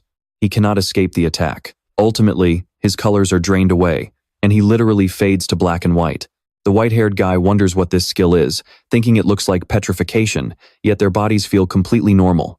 Suddenly, both of them regain their colors. Fan Lingxiao senses that something is off. Keeping aware, without warning, the panda fires a rainbow beam at Fan Lingxiao, causing multicolored circular spots to break out all over his body. This sends both the white-haired guy and Trin Hai into a panic. Fan Lingxiao has been poisoned. Desperate, he summons his teddy dog to detoxify him. The dog looks at him in utter confusion, not understanding what he wants. Annoyed, Fan Lingxiao snaps at it, demanding it use its pee to neutralize the poison. Left with no other choice, the poor teddy dog has to pee right on its master's face. Fan Lingxiao feels a sudden itch, realizing the pee did not work at all. The panda shoots another colorful blast at the teddy dog, causing similar colored spots to break out all over its body as well. Fan Lingxiao is shocked. What kind of poison is this, that even a poison type like the teddy dog cannot resist? The white-haired guy mocks them from the side, laughing. What a stupid dog. It did not even try to dodge. The Lord-level pet is mine. As soon as those words leave his mouth, the panda fires another colorful blast at him. Luckily, his fox pet leaps in to shield him. The loudmouth white-haired guy instantly shuts up as he realizes his spiritual pet has been shot right through, leaving a gaping hole. Everyone else is horrified. The white-haired guy immediately rushes over to his pet, lifting it up in a desperate attempt to stop the bleeding. But the wound is extremely strange. It does not look like a puncture wound. Instead, it looks as if it was drawn on. Fan Lingxiao realizes what is happening. Since quite some time has passed and his body feels completely fine, his poisoning must be fake too. As soon as he says that, the colorful spots on both Fan Lingxiao and the fox vanish. Fan Lingxiao finally understands. The panda's special ability is simply absorbing the opponent's colors. It then uses those colors to create optical illusions to deceive everyone. It turns out they have all been completely played by this clever panda. Fan Lingxiao shouts to the white-haired guy, warning him to watch his back. The white-haired guy turns around, annoyed, and snaps. "Isn't that you behind me?" But the moment he turns, he sees the panda disguised as Fan Lingxiao, raising its fist right toward his face. Fortunately, he manages to dodge just in time, quickly putting some distance between himself and the beast. Taking advantage of the chaos, the panda had swapped colors with Fan Lingxiao to trick the white-haired guy. Right now, Fan Lingxiao looks exactly like a panda. Clearly, this panda is no pushover. It is highly skilled, coming up with so many creative ways to use its color manipulation ability. The white-haired guy is starting to break a sweat. He reassures himself, saying that this panda is only manipulating colors and cannot cause any real harm. It is all bark and no bite. Hearing the white-haired guy still talking big, Brother Panda pulls out a bamboo stalk from his pile of food, ready to take a massive swing at the fox. The agile fox swiftly evades the panda's strike. The white-haired guy commands his pet to pull back, moving out of the panda's attack range. The fox quickly retreats, using its tails to prepare a counterattack skill. But Brother Panda is not going to just stand there. He thrusts his bamboo stalk hard against the fox's head, completely interrupting its skill casting. The fox is sent flying 8 meters away, unable to stand back up. The white-haired guy rushes over in a panic to check on his pet. He cannot comprehend how the panda managed to hit his pet from that distance. But soon, the truth is revealed. The cunning panda had disguised a portion of its bamboo stalk to blend in with the background. Without looking extremely closely, it was impossible to notice, which is exactly how it managed to strike the flametail fox. The white-haired guy approaches his pet, absolutely furious that his spiritual pet has been injured. Realizing this panda is too sly and extremely difficult to deal with, he turns to Fan Lingxiao and proposes a truce, suggesting they team up and split the rewards once they capture it. Fan Lingxiao chants an incantation, summoning his teddy dog and his vine demon. Only now does the white-haired guy realize he was completely fooled. Fan Lingxiao only has 2 ordinary adult-tier soldier pets after all. Fan Lingxiao completely ignored the white-haired guy's whining, ordering him to focus on capturing the beast. Meanwhile, he would handle the rhino panda himself. Fan Lingxiao ordered Pervy Pup to take a leak right on the panda's face. Once the panda was hit by Pervy Pup's pee, he commanded the vine demon to use its binding vines to lock it down. But it wasn't going to be that easy. The panda melted into the ground, only to pop up out of nowhere and kick the vine demon, sending it rolling several yards away. Knocked out cold. Meanwhile, the panda's fur color changed to match the rocks. Its horn began to glow again, emitting a blinding light that completely blocked everyone's vision. By the time the light faded, the rhino panda had vanished without a trace. The two looked around frantically. There was no way a clumsy beast like that could have run off so quickly.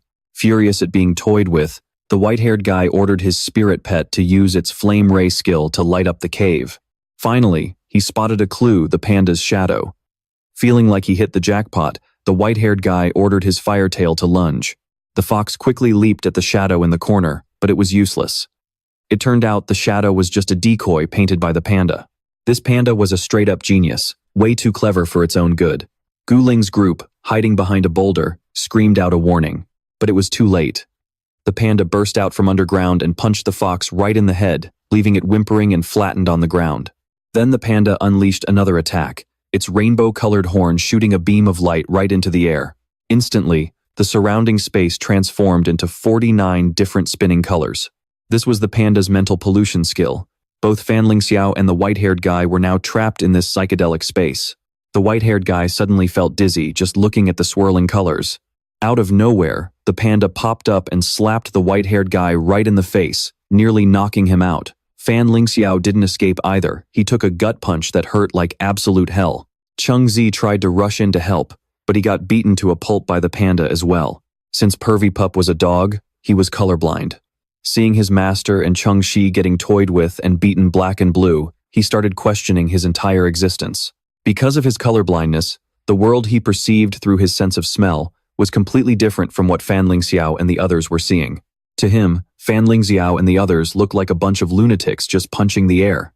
Confused and sweating bullets, Pervy Pup saw the panda standing right there, so he leaped up to ambush it from behind. Caught off guard, the panda took a hard slap to the face and fell flat on the ground.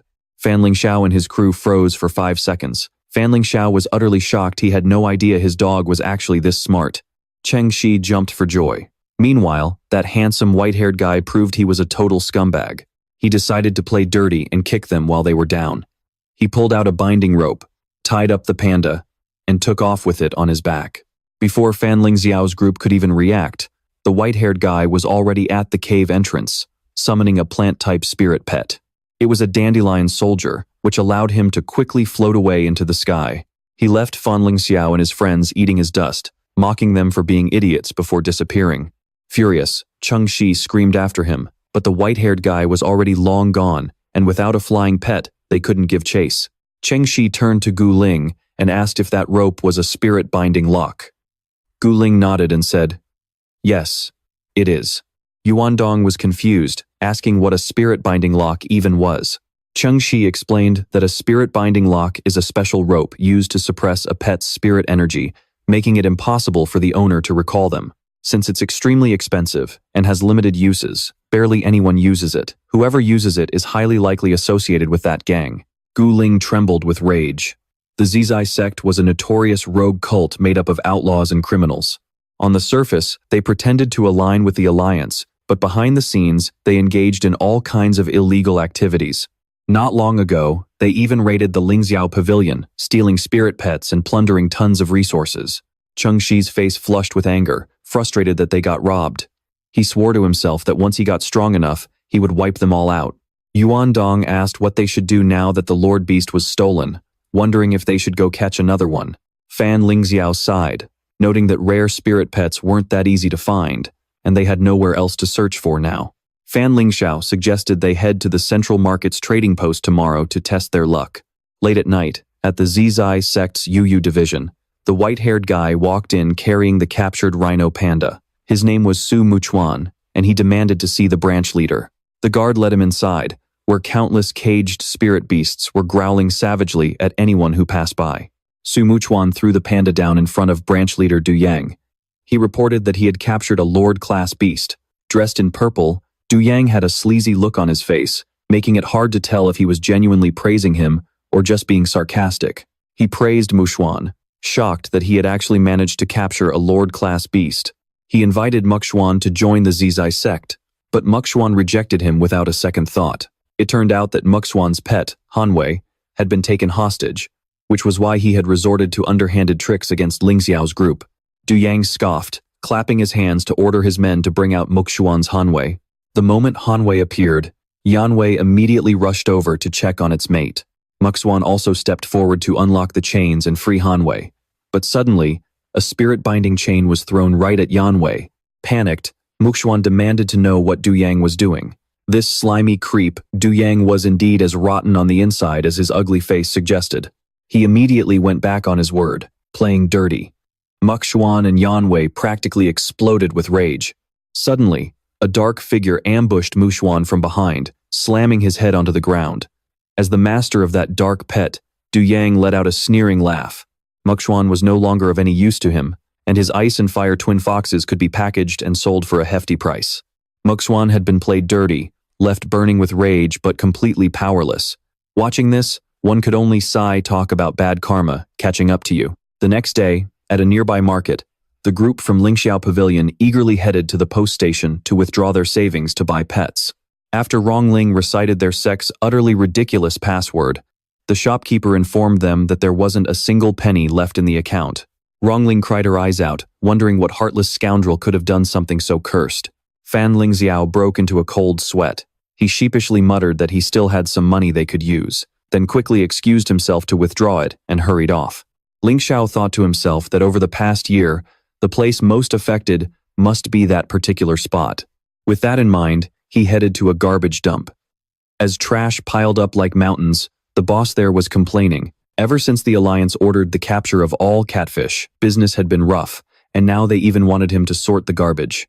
Sighing, the boss told Lingxiao that if he cleared that massive pile of trash, he would pay him 20 copper coins. Lingxiao agreed, telling the boss to go about his work and make sure no one else came near. Once the boss was gone, Lingxiao summoned his little catfish. He ordered little catfish to get rid of all the trash in front of them. Little catfish looked at the trash pile and immediately lost all motivation. The pay was dirt cheap, there was no delicious food waiting for it, and now it had to do garbage duty. It felt like going on strike. Understanding how miserable little catfish felt, Lingxiao could only apologize with clasped hands, begging for its help and promising to buy it some shrimp once he got paid. Rongling's group of 3 was wandering around the market. Cheng Shi looked left and right, wondering what was taking Lingxiao so long. Yue Tong crossed her arms and sighed, saying there was nothing to see in such a tiny market, and besides, they couldn't buy anything without money anyway. Rongling then pointed ahead, suggesting they check out the bulletin board to see if there were any notices. Staring at the board, Cheng Shi gasped, marveling at the massive bounty, a whole 5 gold pellets. But when they saw the portrait of the wanted culprit, the notorious pervert Liu Fengmang, both Cheng Shi and Yue Tong gasped in shock. Wasn't this their junior brother Liu? Cheng Shi was completely dumbfounded. Was his junior brother actually a pervert? Yue Tong also muttered about how well senior brother Liu had hidden his true colors. Chengxi suddenly felt a wave of sheer terror, remembering he had shared a room with junior brother Liu just last night, though thankfully, the guy hadn't tried anything on him. Chengxi then turned to Rongling to ask what she thought about all this. Rongling suddenly recalled their very first meeting, remembering how junior brother Liu had abruptly pulled her into an embrace. But then she tried to give him the benefit of the doubt, reasoning that the Bai family must have framed him. They couldn't just believe one side, so it was best to keep observing for now. Just as they were whispering about Lingxiao, the man himself suddenly returned. Startled, the three of them immediately and awkwardly changed the subject. Unaware of the weird vibe, Lingxiao proudly held up the pouch of money he had just made. He told them it was enough to buy 3 general-class beasts, urging them to go shopping. With the money coming in so fast, Chengxi couldn't help but suspect there was some shady business going on. Rongling anxiously whispered to Yue Tong, worrying that with her junior brother being a wanted man, walking around the market so casually like this might get him caught.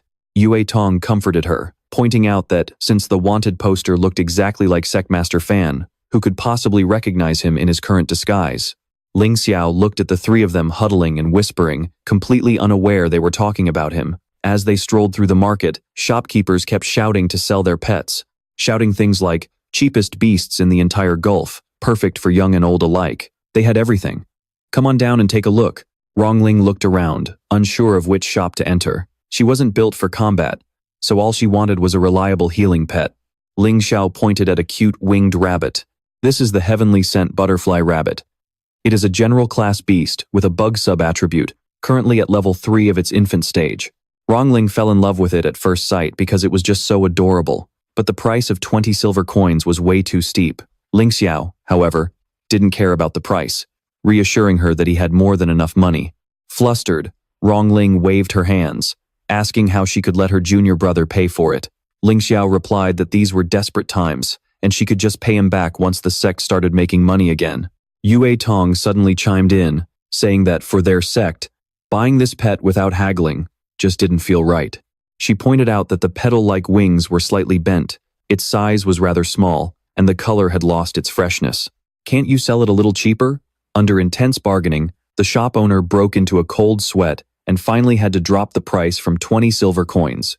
Signing the contract right on the spot, Gu Ling happily carried the cute rabbit beast home. She absolutely adored it, hugging it tightly and naming it Xiangsheng. Meanwhile, Chengxi wanted a spiritual pet that would terrify anyone who dared to look at it. Fan Lingxiao pointed at a level 4 juvenile crimson thorny horse, saying it wasn't bad. With their ideal spiritual pet chosen, they left the rest to Sister Yue to work her bargaining magic. Of course, she succeeded with flying colors, and Chengxi successfully sealed the contract with his new pet. Now it was Yue Tong's turn to scratch her head over choosing a pet. She had no idea which one to pick, only knowing she wanted something that looked delicious. Watching this, Chengxi could only sigh and think, "My dear big sister, are you shopping for groceries here?" Suddenly, a shop owner brought out a freshly caught Lord-tier beast. With just one glance, Fan Lingxiao and his crew recognized it as the rhino panda they had captured the other day. Remembering that white-haired punk from before, Chengxi felt a surge of anger and wanted to beat him to a pulp. But Fan Lingxiao's attention shifted to something else. It was that white-haired guy's personal spiritual pet from yesterday. How could that guy go as far as selling his own pet? Something was definitely fishy. They stared at the shopkeeper, a one-eyed man chewing on a toothpick. With a face like that, who could ever mistake him for a good guy? He was a shady pet trafficker, a minion of the Zizai sect. Gu Ling fumed with rage. The rhino panda really had been stolen by them. What a bunch of detestable scoundrels. Chengxi turned to Gu Ling and asked what they should do next. Gu Ling took the lead, determined to reason with them. True to her word, she marched up, pointed at the panda, and demanded, "This Lord-tier beast was caught by them. Return it to them right now." The merchant looked at Gu Ling as if she were a total lunatic. There was no way he was backing down. Resting his hands on his hips and cocking his head, he scoffed, "This panda is a wild Lord-tier beast with no contract. On what grounds is it yours? What is it gonna answer if you call its name?" No sooner had the words left his mouth than the rhino panda inside the cage let out a low growl, directly answering her. Feeling a bit flustered, the merchant turned around to glare at the panda, then barked a warning at Fan Lingxiao's group. "This is property of the Zizai sect. Anyone who dares mess with us must have a death wish. With that, he grabbed a bamboo pole and jabbed it hard into the rhino panda's head, cursing it for being a dumb beast that dared to make a scene. The panda winced in pain from the hard jab, clutching its head. The merchant turned back to size up Fan Lingxiao and his companions from head to toe. Recognizing their robes as belonging to the Lingxiao sect, his voice turned sharp with pure contempt. The Zizai sect showed mercy by not wiping you guys out last time, and yet you stray dogs don't even know how to keep your tails tucked and lay low. Being insulted like that made Fan Lingxiao and his group boil with rage. The pervy pup and the vine demon were summoned, looking ready to jump into a brawl at any second. The merchant didn't look scared at all, smugly egging them on to throw the first punch. He threw a glance toward the patrolling Alliance guards. Using spiritual pets to fight in public gets you penalized by the Alliance. If you want your sect's name erased, go ahead and bring it on. Spotting a pile of folded fabrics nearby, Cheng Shi got a sneaky idea. He grabbed a piece of cloth, handed it to the panda, and whispered, "Hey, want to take that jerk down?" While the merchant was waving his hands to shoo Guling's group away, Cheng Shi suddenly yelled, "Oh no! Your Lord-tier panda took advantage of the chaos and dug a hole to escape." Panicking, the merchant frantically searched for his keys to unlock the cage. But the moment he swung the door open, the panda delivered a heavy punch, sending him spitting blood and knocking him out cold. Cheng Shi praised the beast. That Lord-tier panda is incredibly smart. Just by giving it a piece of cloth, it managed to set up the perfect fake escape scene. The panda completely ignored Cheng Shi. It turned its gaze toward the pervy pup nearby, charged forward, and slapped it right across the face with a loud smack. For this panda, revenge is a dish best served cold. The slap left the pervy pup seeing stars as it whimpered in pain. Fan Lingxiao gasped at the sight, warning, "It's still looking for payback. Everyone, watch out." To their surprise, the panda dropped to one knee and began to manifest a glowing red circle. Both Cheng Shi and Yue Tong panicked, having no idea what it was doing.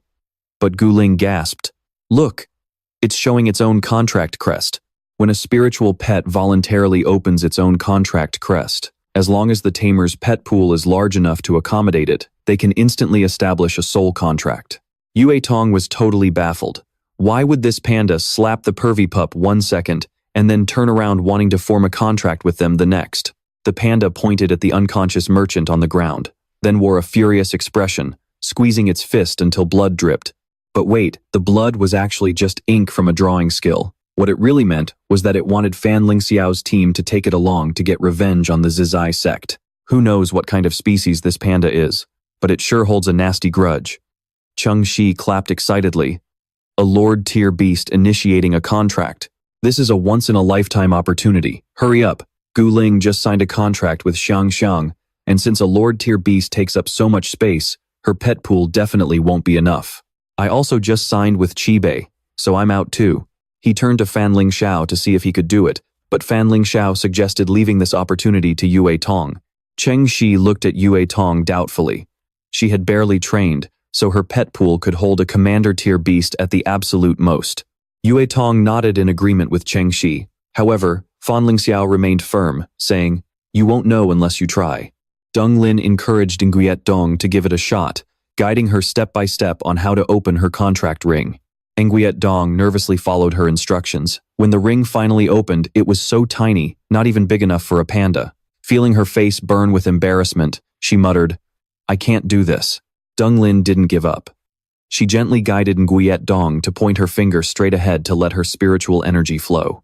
Suddenly, Nguyen Dong's golden ring expanded massively, turning several times larger than the panda itself. The three onlookers gasped in sheer disbelief. In the blink of an eye, the giant panda was pulled inside the glowing golden ring on Nguyen Dong's hand. Nguyen Dong stood there dazed, but Trin Hai and Deng Lin screamed in excitement. They never imagined her spiritual pet space could be this massive. It turned out Sect Master Fan was right all along when he said her latent talent was out of this world. Flustered by their praise, Nguyen Dong blushed, completely shocked by her own hidden potential. Meanwhile, Fan Lingxiao watched the two foxes whimper and growl, sensing they were trying to tell them something. DM Vi shoved Han Vai's head to the ground and mimicked tying him up with a rope to act out a scene. Fan Lingxiao immediately understood. Their master had been captured, which was why they were put up for sale. Now, they were begging the group for help. Trin Hai hesitated. "Wait, We're going to rescue that white-haired guy who totally ripped us off? Deng Lin spoke up. But look how loyal his spiritual pets are. It doesn't seem like something members of the Zizai sect would do. Maybe he's not one of them, but another victim. Fan Lingxiao added. If a spiritual pet master is killed, it takes ages before their pets can be contracted again. They need him to dissolve the bond willingly, so they're probably torturing him right now. Trin Hai frowned, weighing their options. Should they really risk their lives for that guy? Besides, did they even stand a chance against the Zizai sect right now? Deng Lin analyzed the situation. Even though we all have spiritual pets now, their levels are still too low. The gap between us and them is just too wide. Charging in now would be suicide. Hearing this, Fan Lingxiao asked, just how strong is the Zizai sect? Deng Lin explained. The ones causing trouble belong to the Du Association branch of the Zizai sect. During their last raid on Lingxiao Pavilion, they only brought 2 bamboo spirit warlords. The rest of their beasts weren't even fully grown, but their branch leader didn't show his face back then, which means he's probably incredibly powerful. I'm afraid we're still no match for them. But after hearing this, Fan Lingxiao realized they might actually have a fighting chance. He told everyone to head back to the sect, promising he had something important to show them. Once they returned to Lingxiao Pavilion, Trin Hai was dying of curiosity about what senior brother Liu wanted to show them. Just then, Fan Lingxiao stepped out of the room. He was holding a piece of paper, explaining he had just found it in his room the day before. Deng Lin took the paper, realizing it was a message left by Sect Master Fan himself. The note said that under the 3rd tree in the training grounds, there was something the Sect Master had left behind for the Lingxiao sect. The group rushed over and dug up the spot. Sure enough, they found a small chest with a letter on top. Trin Hai eagerly leaned in to see what it said. As Deng Lin read the letter aloud, a wave of complex emotions washed over him. It was a final message written by Fan Lingxiao before his passing. It read, "To my dear disciples, if you are reading this note, it means something terrible has happened to me. I never imagined I'd have to talk to you all this way. I truly apologize for leaving you like this. I regret not taking better care of you or teaching you the best I could. Things must be incredibly hard for you right now. This is all my fault, and I am deeply sorry. But please, no matter what, do not lose hope. We still have a chance. Whatever we lost, we will take back. Lingxiao Pavilion will rise again and become the greatest sect under heaven. I am counting on you all. I will always be with you, watching you achieve greatness." As they finished reading, a heavy silence fell over the 3 of them. Trin Hai quietly wiped away his tears. Standing nearby, Fan Lingxiao, now in the body of Liu Fengmang, silently watched them, swearing to keep his promise to always protect them. Inside the chest, Fan Lingxiao had left resources to help them in times of crisis, allowing them to rapidly level up in a short period of time, complete with detailed instructions. They opened the chest to find it filled with vibrant, colorful spiritual pills. Meanwhile, at the Du Association branch of the Zizai sect, Tumo Shuyen was screaming in agony as blue arcs of electricity coursed through his body. Duduang stood there sneering, promising to spare his life if he just severed his contract with the 2 foxes. But Tumo Shuyen saw right through him. He refused to give in, knowing full well that the moment he severed the bond, he'd be executed. Duduang didn't even try to deny it. He laughed it off and sneered, "If you already know that, why put yourself through so much torture?" Suddenly, a loud commotion erupted outside, catching Duduang's attention. He stormed to the door, demanding his subordinates tell him what was going on. A panicked guard ran up, breathlessly reporting that Tumo, Suyen's 2 foxes had returned, and they weren't alone. Outside, Fan Lingxiao's group charged through the gates. As sharp thorns rained down on the guards, they realized it wasn't just 1 intruder, but 3. First was Nguyen Dong, showcasing her max-level adult rhino panda. Next was Deng Lin, wielding his max-level adult heavenly scent leaf rabbit. And finally, Trin Hai, leading his max-level adult crimson gold hoofed horse. The Zizai sect forces were utterly decimated, both men and beasts alike. Watching his army crumble, even the arrogant branch leader, Duduang, began to sweat. Wait, wasn't the Lingxiao sect just completely looted? How on earth did they get replacement spirit pets so fast?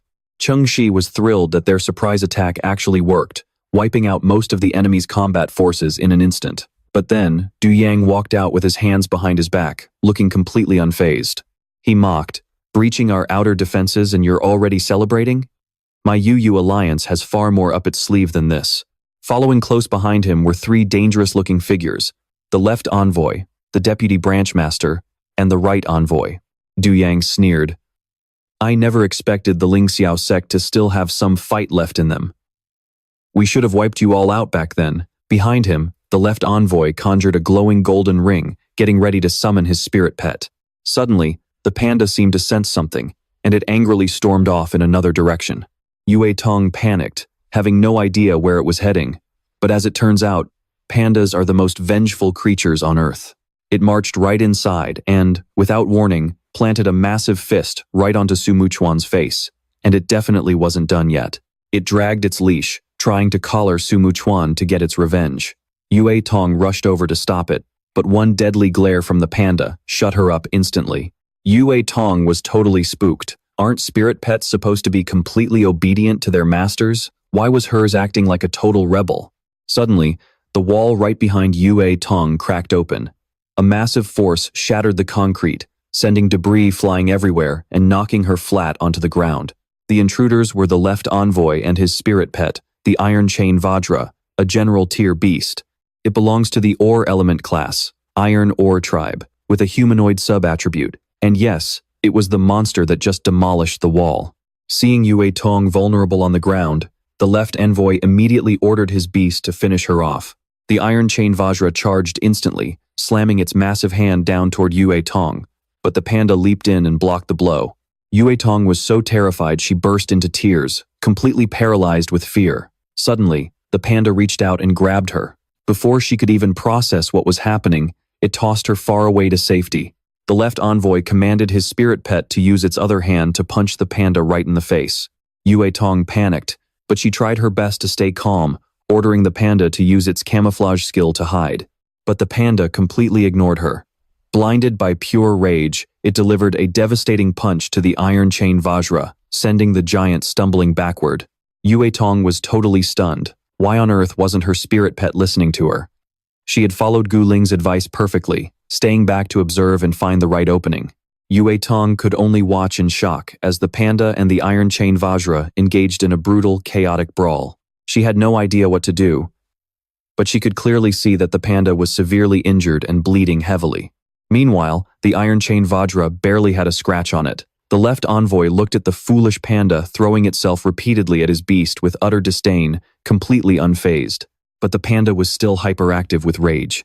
It let out a wild roar, summoned a sharp horn, and rammed it violently right into the Vajra's head. Taking advantage of the chaotic battlefield, Su Muchuan cowardly crawled along the ground, trying to sneak his way out. He quickly threw on his clothes and thanked the heavens, planning to make a run for it while everything was in absolute chaos. But as soon as he slipped out, he ran right into his two spirit pets. They were absolutely thrilled to see their master again, and they shared a tearful, emotional reunion. Yanwei pointed back, explaining that Fan Lingxiao's group had saved them. Su Muchuan was absolutely stunned, never expecting his rivals to help him. But suddenly, a violent bolt of lightning crashed down. The attacker was none other than the deputy cult master. She had caught on to Su Muchuan's escape plan and stepped in to block him. Her spirit pet was the Thunderwing, a general tier lightning beast with a wing sub-attribute, currently at the 5th level of the spirit building realm. Su Muchuan glanced back at Fan Lingxiao's group. Knowing they had saved him, he decided to stop running and stand his ground to fight. The deputy cult master ordered her pet to blast a bolt of electricity at Su Muchuan. He dodged it just in time, quickly chanting a spell to order Yanwei and Hanwei to execute their dual fox fusion move. A perfect fusion of fire and ice. Their tails intertwined, launching like a powerful missile that pierced right through the Thunderwing. However, the glowing blue bird instantly regenerated its body. The arrogant deputy cult master sneered. Her spirit pet was an elemental type with no fixed physical form, meaning Su Muchuan's physical attacks were completely useless. Su Muchuan was in a tight spot. To damage an elemental type spirit pet, he had to find a way to shatter its elemental core. But how was he going to pull that off? Meanwhile, on the other side of the battlefield, Gu Ling and Cheng Shi joined forces to take down the right envoy. His spirit pet was the Arrow Shifter, a general tier earth beast with a wind sub-attribute, currently at level 3 of the spirit building realm, yet another colossal beast. The left and right envoys of this freedom cult sure love their beasts extra large. The special skill of Cheng Xi's pet, Spikeback, allows it to grow and shoot deadly spikes. On top of that, any surface it licks turns into spikes, too. Poor Xiangxiang got licked by it, and now her body was completely covered in sharp spikes. She burst into hysterical tears, terrified of looking ugly, forcing Gu Ling to spend a good while comforting her. Spikeback broke into a nervous sweat seeing Xiangxiang cry, and Chengxi rushed to help calm her down as well. Well, having spikes does offer a bit of self-defense, but honestly, Spikeback probably just wanted to give Xiangxiang a friendly lick. In return, Xiangxiang shared some of her healing scale dust, quickly patching up Spikeback's battle wounds and making him absolutely overjoyed. With their spirits high, Chengxi ordered Spikeback to launch a barrage of spikes toward the arrow shifter. But the strange tubes on the arrow shifter's body suddenly separated, effortlessly dodging all of Spikeback's projectiles. Without missing a beat, the arrow shifter lunged forward to retaliate. Chengxi immediately orders Qibei to curl into a spiked ball, perfectly blocking the incoming strike and even cracking one of the toxic gas fiend's vents. Then, Chengxi orders Qibei to unleash its windfire wheel. The spiked ball immediately shoots off the ground, slamming right into the toxic gas fiend. But the monster doesn't even budge, and its outer shell only takes a tiny scratch. The right envoy sneers, mocking them for using such a piece of trash. Then, he commands his own soul pet to strike Qibei down. A brutal blow sends Qibei crashing hard into the wall. Chengxi rushes over in a panic, but just then, the toxic gas fiend flies in to attack Xiangxiang. Xiangxiang unleashes her blinding pollen, but it's completely useless since the toxic gas fiend doesn't even have eyes. With a single hit, the monster sends Xiangxiang flying, leaving her crying in pain. Chengxi panics, realizing they're at a huge disadvantage with only one support pet and one melee pet. He looks over at Fan Lingxiao, who is currently busy holding off sect leader Du. They need to wrap things up on this side fast. Gu Ling and Chengxi team up for a coordinated attack. Meanwhile, Fan Lingxiao is facing off against sect leader Du. Du Yang looks Fan Lingxiao up and down and mocks him. Based on that outfit, aren't you that special helper invited by the Lingxiao Pavilion? He glances at the Teddy Hound and the Vine Demon, muttering contemptuously. So weak. You don't even have real strength, yet you're trying to play the hero? You really don't know your place. Fan Lingxiao's face darkens as he spits back. A bunch of low-life rogues dare to target the Lingxiao Pavilion in its hour of need? I won't let a single one of you off. Du Yang couldn't care less about his threats. With a sneer, he summons his own soul pet. His pet is a shadow fiend, a lord-grade, dark attribute beast of the shadow race, with no secondary elements, currently at the 7th level of the spirit-building realm. Fan Lingxiao is trapped in a tight spot, surrounded entirely by an ink array. How is he going to break out of this? Suddenly, he turns around only to find that giant black soul pet already standing right behind him. It swings its massive arm, launching a heavy strike right at him. He desperately tries to dodge and open up some distance, but the blow still grazes his back, leaving a nasty wound. Du Yang mocks him, sneering, "Did you seriously think you could take on an 8th level spirit-building lord all by yourself? Talk about overestimating your abilities." Little does Du Yang know, Fan Lingxiao's plan is actually to stall him, buying time for the others to win their fights so they can team up and take Du Yang down together. But Du Yang is confident that the Lingxiao Pavilion members don't stand a chance. Meanwhile, the Rhino Panda is fighting with everything it's got against the left envoy's soul pet. Poor Yue Tong is terrified, huddled up in a corner with her knees pulled to her chest. She has no idea how she even ended up in this mess. All she wanted was to go back to the kitchen and be a chef. Just then, the Rhino Panda is sent flying back right toward her. Seeing it covered in blood, Yue Tong panics and rushes over to check on its injuries. On the other side, the left envoy's soul pet isn't doing any better, having taken a severe beating itself. The left envoy curses in frustration. Is this damn panda completely insane? Spotting Yue Tong frantically tending to her injured panda, a cowardly idea crosses his mind, and he charges straight at her. He grabs her by the neck and pins her hard to the ground. With his sheer strength, snapping her neck would be child's play. Yue Tong struggles to breathe under his tight grip, thrashing desperately, but she can't break free from the left envoy's hold. But just as the left envoy is gloating, the Rhino Panda suddenly looms behind him. Furious, it grabs the left envoy by the head and yanks him backward. No matter how much the bastard screams and begs to be let go, the Rhino Panda's claws only grip his skull even tighter. With a brutal squeeze, blood splatters everywhere as the Rhino Panda lets go of his skull. The left envoy collapses to the ground, dead on impact. Man, Brother Panda is absolutely badass. Before Yue Tong can even process the horrifying scene, the the rhino panda gestures for her to follow it. She quickly gets up and follows the wobbling panda.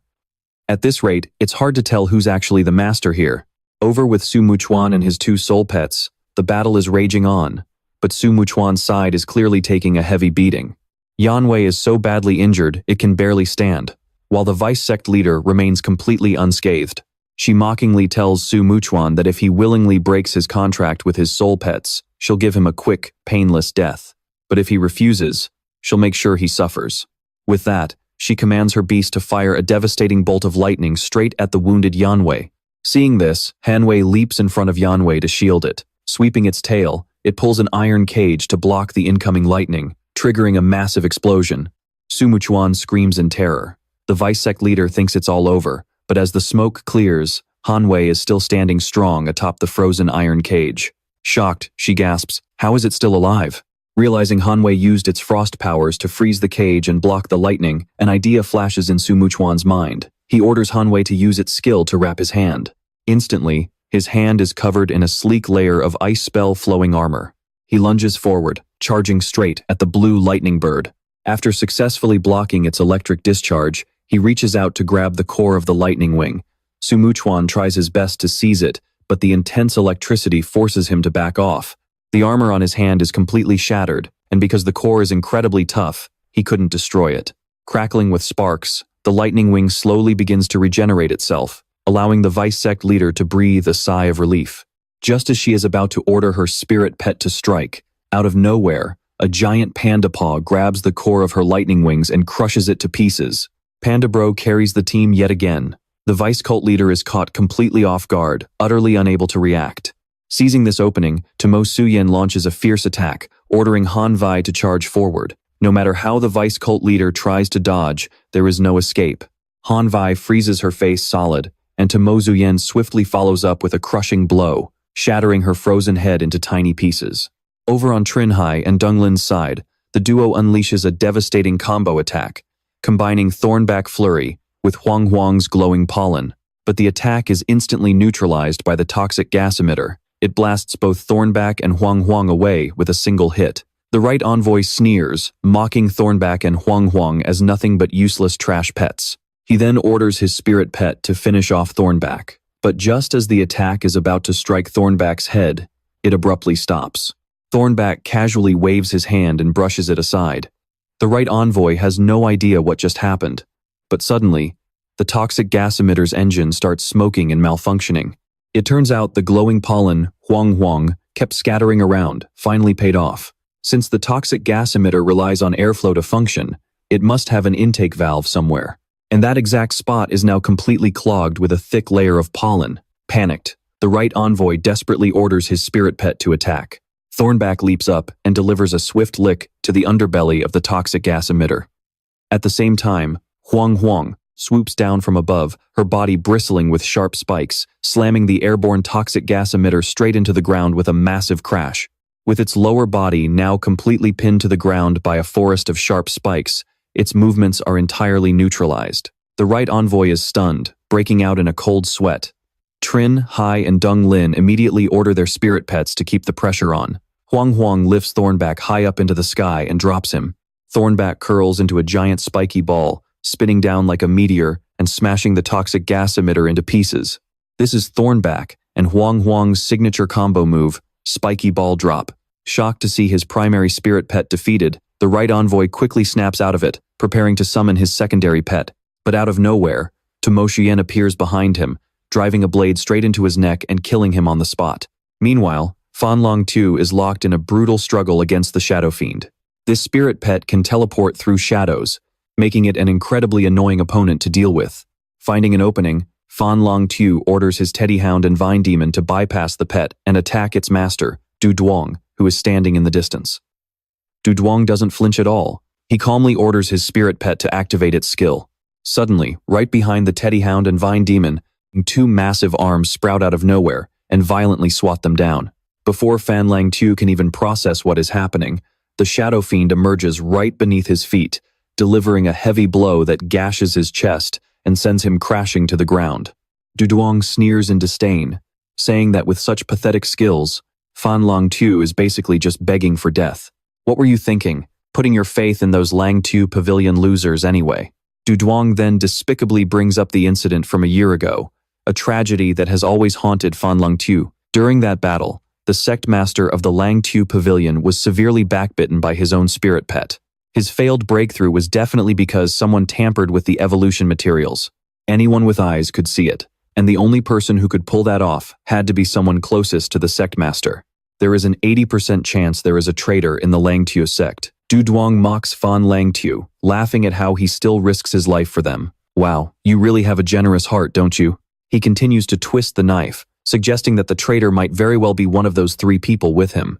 He asks if Fan Lingxiao isn't terrified of getting stabbed in the back. Hearing Du Duong's words, Fan Lingxiao is shaken, his mind instantly spiraling into doubt. He begins to wonder if the traitor could actually be Deng Lin, Nguyen Dong, or Trin Hai. But then, he shakes his head. Deng Lin was someone he rescued from the mountains years ago, after her entire family was slaughtered by villains. With nowhere else to go, she joined the Lingxiao sect. Not wanting to reopen her old wounds, he never pried into her past. As for Nguyen Dong, she possesses incredibly high talent, which makes it impossible for her to be just an ordinary person, yet she insists on working as a simple servant. Who knows what kind of past she is hiding? Then there is Trin Hai, who joined when the sect was at its absolute lowest. Does he have some hidden agenda? His mind is a chaotic mess. If the traitor really is one of those 3, then who is it? While Fan Lingxiao is completely lost in thought, Du Duong orders his spirit pet to seize him. Teddy Hound and Vine Demon rush to save him, but the Shadow Fiend swats them away, sending them flying 8 meters into the wall. Du Duong sneers, "Just a few words, and you lose your focus? You must really care about that traitor." Du Duong gloats, "Honestly, I should thank that traitor. They brought down an entire high-tier sect, allowing my Du association to reap the benefits and plunder plenty of resources and spirit pets." Staring at Fan Lingxiao, who is choking and spitting up blood, he mocks him further. "You have worked yourself to the bone for so long, but did any of them come to save you? You have been sold out, buddy. Try to be a little smarter in your next life." Pinned in the tight grip of the Shadow Fiend, Fan Lingxiao braces for the end. But suddenly, Du Duong senses a looming danger and urgently orders his spirit pet to defend. His spirit pet quickly casts a skill, summoning a massive hand to block the panda's incoming strike aimed straight at Du Duong. Right at that moment, Diem Vi and Han Vi both lunge toward Du Duong. He growls in frustration. "Damn it! Those useless subordinates of mine got wiped out already?"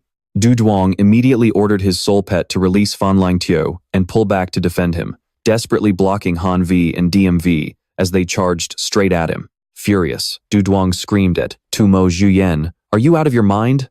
Are you seriously trying to pick a fight with the Tutai sect?" Tumo Zhuyen scoffed as if he had just heard the funniest joke in the world. "Huh? If I don't kill you, what am I supposed to do? Keep you alive so we can be best buddies and soul brothers? Karma really is a beautiful thing. They say he who laughs last, laughs best, and that couldn't be more true right now." Just the other day, Du Duong had Tumo Xian completely cornered, mocking him relentlessly. But today, the tables have finally turned, and it is Tumo Xian's turn to gloat. "Didn't you want his fox so badly? If you've got the guts, come and get it." Meanwhile, Fan Lingxiao was coughing up blood on the side, heavily injured. Suddenly, Huang Huang fluttered over, flapping her wings to heal him. Step by step, the wounds on him, Tudam Kuyan, and Dang Manyu began to close up and heal. Fan Lingxiao looked over at Kok Lin. He remembered her crying, begging him to fulfill the late sect master's dying wish to keep the Lingxiao sect alive. Watching Nguyen Dong break bamboo branches to feed the panda, he realized that even though she had never trained a soul pet in her life, she was still doing everything she could to help them. And Trin Hai. Even in her dreams, she would sob and ask why everyone wanted to abandon the Lingxiao sect. Fan Lingxiao felt a deep wave of shame wash over him. He was so stupid for doubting them. How could any of them possibly be spies? Seeing them dragging their feet behind him, Tu Mo Suyan urged them to hurry up. Hearing this, Fan Lingxiao and the other 2 charged forward together.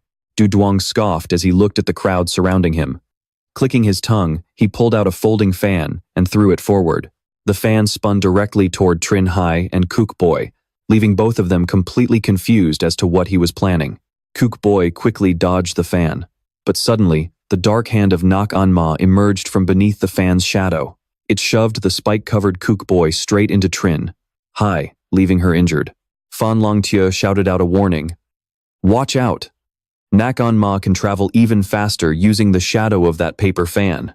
Following the path of the flying fan, Nakan Ma's hands materialized again, knocking out both Tiu Dam Kuyen and Dang Man Yu in a single blow. As Huang Huang fluttered around trying to dodge the fan, a Fok Lin Toa chain flew out of nowhere and tightly bound her, locking her in place. Seizing the opportunity, Nakan Ma delivered a devastating strike, knocking Huang Huang straight out of the sky. Kok Lin cried out in panic. Du Duong smirked, ordering his pet to take down Huang Huang first to cut off their only source of healing. Next, he turned his sights on Diem Vi. Tomo Shuyen struggled to command his pet to dodge the relentless attacks. Du Duong's elemental pet was immune to physical attacks, and finding its core was proving to be a nightmare. What were they supposed to do? Fan Lingxiao quickly turned to the panda, telling it to use its light element skills, since light could heavily damage shadow-type pets. But Brother Bear completely ignored him, acting completely indifferent. Left with no choice, Fan Lingxiao turned to Nguyen Dong instead. Nguyen Dong got the message and told the panda, "Hey, if you take that thing down, I'll feed you your favorite bamboo branches." The panda slowly glanced at the dark, shadowy creature that was about to attack it. With a swift motion, the panda raised its paw and blocked Nakan Ma's surprise attack. Even Nakan Ma seemed taken aback by this. How on earth did this panda block its attack? It turned out Brother Bear had activated his Si Kuang Qian, a fist technique infused with the power of light. Du Duong's eyes widened. He realized that the panda's light element was the perfect counter to his shadow pet. He immediately ordered Nakan Ma to ignore the panda and take down the other pets first. But the panda wasn't about to let that happen. It activated its ability, summoning glowing white spheres all around them, illuminating the area so brightly that all shadows completely vanished. As Nguyen Dong cheered from the sidelines, the panda charged forward once again, relentlessly pummeling Nakan Ma. Bathed in the blinding light, Nakan Ma had nowhere left to hide and could only desperately wait for its master's next order. Gritting his teeth, Du Duong summoned another soul pet, this one shining in a brilliant gold. He quickly ordered it to head straight toward Nakan Ma. The pet he had just summoned was Huyen Tin Hai Kot, a commander rank pet of the Armor Ore class, currently at level 3 of the Truklin stage. The two soul pets immediately fused together, easily blocking the panda's radiant light fist. And the moment their fusion was complete, the rhino panda grit its teeth and threw a powerful punch with a fierce glare, only to gasp in shock, as its devastating blow was effortlessly blocked by Huyen Tin Hai Kot without a single scratch. In the blink of an eye, Huyen Tin Hai Kot grabbed the rhino panda's wrist, squeezing so hard that its bones began to crack. Pulling its arm back to build up momentum, the creature glared down at the panda with cold, narrowing eyes, preparing to deliver a crushing punch. A split second later, a devastating punch slammed directly into the rhino panda's face, shattering the horn on its head and leaving its nose dripping with blood. The rhino panda's body went completely limp, and it slowly began to lose consciousness. Its eyes rolled back. Fragments of its broken horn flew everywhere, and fresh blood began to spill from the corner of its mouth. Seeing this from the side, Nguyen Dong panicked, her eyes widening in horror. Clutching the bamboo stalks tightly in her hands, she screamed, "Jiao Bach, Mach Ni." But before she could do anything, Huyen Tin Hai Kot unleashed another massive punch, sending the rhino panda flying through the air. With a deafening crash, the panda slammed into a pile of wooden barrels, completely shattering them to pieces.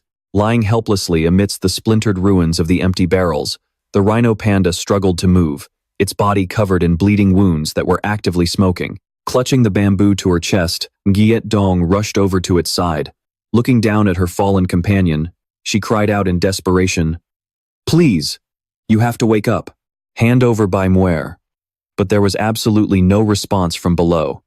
Beside him, Gu Ling, desperately clutching her fragrant butterfly rabbit, looked over in sheer panic and screamed, "We're doomed." Seeing this, Cheng Shi reached out in a panic, completely losing his cool as he screamed at the Crimson Thorn Horse beside him. Spineback, full power attack. At his command, the beast gritted its teeth, glaring as it unleashed a barrage of sharp thorns from its back. But with a simple wave of its hand, the dark crystal sea skeleton effortlessly swatted all the sharp thorns away. Instantly, it swung its arm, launching razor-sharp claws straight at Cheng Shi, Gu Ling, and their spirit pets. Caught completely off guard, they couldn't dodge in time and took the full force of the blow, screaming in agony as they were sent flying. Seeing them down, Yue Tong rushed over with a look of pure panic, the bamboo stick slipping from her hands as one of the dark crystal sea skeleton's sharp claws grazed her abdomen. Witnessing the horror, Liu Fengmang gritted his teeth, pressing his index and middle fingers together as he roared in anger. Damn it! Instantly, the teddy dog bared its teeth and sprinted at lightning speed, circling around the massive dark crystal sea skeleton. It let out a fierce bark and leaped straight at Du Yang, leaving him wide-eyed and speechless, completely unable to react. With a vicious snap, it sank its teeth deep into his neck, forcing his head back as his eyes bulged in absolute agony. Ah! Blood sprayed from the bite wound. On the other side of the battlefield, Guling collapsed to the ground, clutching her mangled thigh with both hands, groaning through gritted teeth as she grimaced in agony. Yet, she refused to let go of her fragrant butterfly rabbit, even as blood poured from her leg, pooling on the ground despite her desperate attempts to stem the flow. Right next to her, Cheng Ji clutched a deep wound that was soaking his shirt in blood, lying on the cold ground, coughing violently through closed eyes. Cough, cough. Beside him, the crimson thorn horse lay in a pool of its own blood, completely knocked out. Nearby, Yu Tong lay motionless beside her rhino panda, who was sprawled out on a heap of shattered wood. She clutched her bleeding side. Guling was the only one still conscious, and clutching her fragrant butterfly rabbit, she looked over at her fallen comrades in sheer panic. Cheng Ji, Sister Yue. Right beside her, Cheng Ji collapsed backward with his eyes shut tight, grimacing in pain next to his fallen crimson thorn horse. Meanwhile, the teddy dog refused to let go, keeping its jaws locked around Du Yang's neck, sending him into a wild frenzy as he struggled and screamed, "Ah, you little beast, let go of me." Suddenly, the dark crystal sea skeleton rushed over, grabbing the teddy dog and violently ripping it off Du Yang's neck, sending blood spraying everywhere. Du Yang collapsed onto the steps, desperately clutching his bleeding throat as he trembled and cursed. Cough, cough, damn you, how dare you lay a finger on me? Then, his eyes bulged with pure rage, clutching his heavily bleeding neck as he roared, "Kill them! Kill every single one of them!" On command, the dark crystal sea skeleton reared back and threw a massive fist at Liu Fengmang. Liu Fengmang watched in horror, but in the nick of time, his vine demon rushed forward to shield him, wrapping its vines into a thick shield as it gritted its teeth and glared at the oncoming fist with a determined cry. Ugh. Shielded by his pet, Liu Fengmang stumbled back, wincing in shock as the colossal fist slammed down. The vine demon's vines wrapped tightly around the dark crystal sea skeleton's fist, its entire body straining as it fought to absorb the impact. Even standing behind it, the shockwave rattled Liu Fengmang to his core. Gritting his teeth, he braced himself as they both bore the brunt of the crushing force. With a deafening crash, the force of the blow blasted them straight through a stone wall, shattering rock and debris everywhere.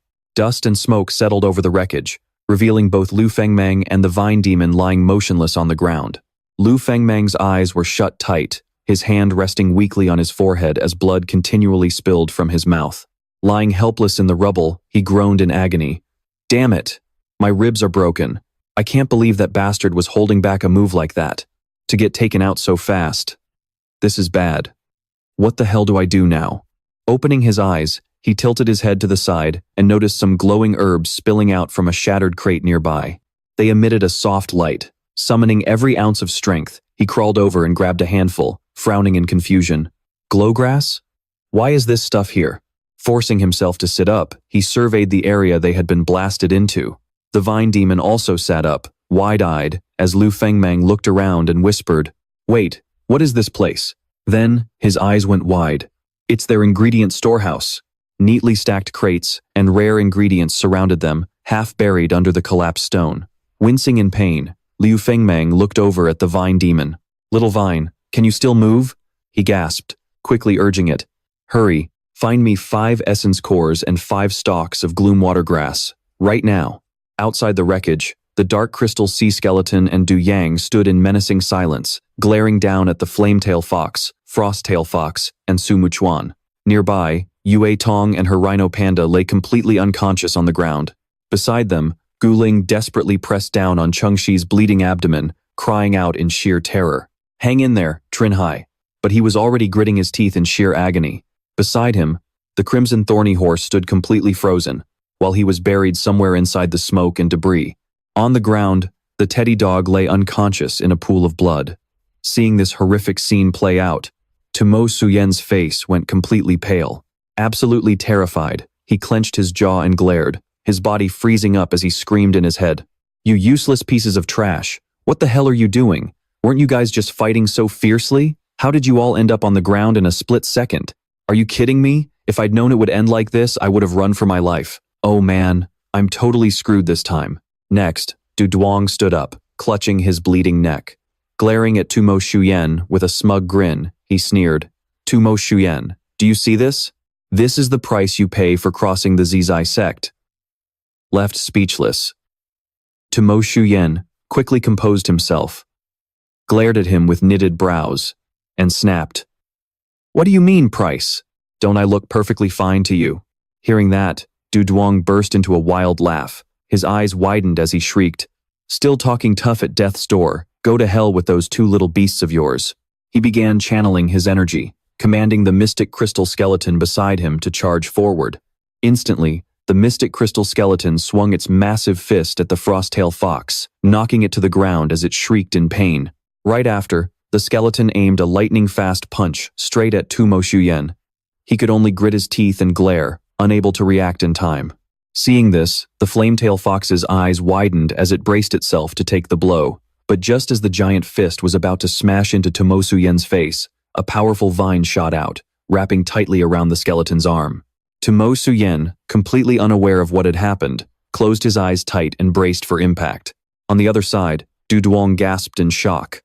He whipped his head toward the source of the vine and shrieked in disbelief.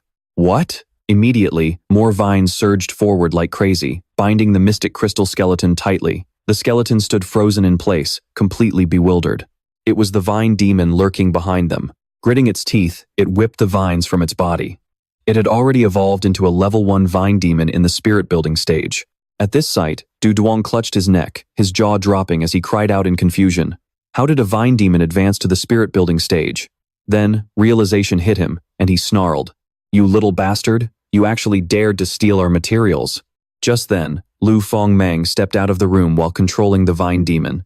He chuckled casually, looking down at Du Duong with sheer contempt. Weren't those materials stolen by you guys in the first place? I'm just returning them to their rightful owner." This made him even more furious. He knitted his brows and roared, "Do you seriously think you can beat me just because your pet reached the spirit building stage? In your dreams." He immediately ordered the mystic crystal skeleton to break free, screaming, "You think these pathetic little vines can hold me?" Meanwhile, the mystic crystal skeleton thrashed violently, trying in vain to break the bindings. Suddenly, a pair of glowing blue eyes flashed right behind its back. Next, Xiao Niu lunged from the shadows and bit down hard on the mystic crystal skeleton's head, while its body was still pinned down by the vine demon's vines. Dumbfounded, Du Duong squinted his eyes, still clutching his wound as he shouted in utter confusion. The group beside Tumo Shuyen watched this unfold in disbelief, murmuring, "Isn't that the spirit pet wanted by the Alliance?" Nearby, Kok Lin also looked up, whispering in sheer bewilderment, "Junior brother Liu actually has a catfish." Suddenly, the mystic crystal skeleton's body moved again, reaching its arm behind to grab Xiao Niu, who was still biting its head. Beside them, Du Duong glared in rage and roared, "Damn it, kill that thing!" Immediately, the sharp claws of the mystic crystal skeleton gripped Xiao Niu's body and squeezed tight. Its claws dug deep into Xiao Niu's flesh, making the poor creature shriek in agony as a spray of blood spluttered out from its body. Right after, the vines of the vine demon wrapped around the mystic crystal skeleton began to snap.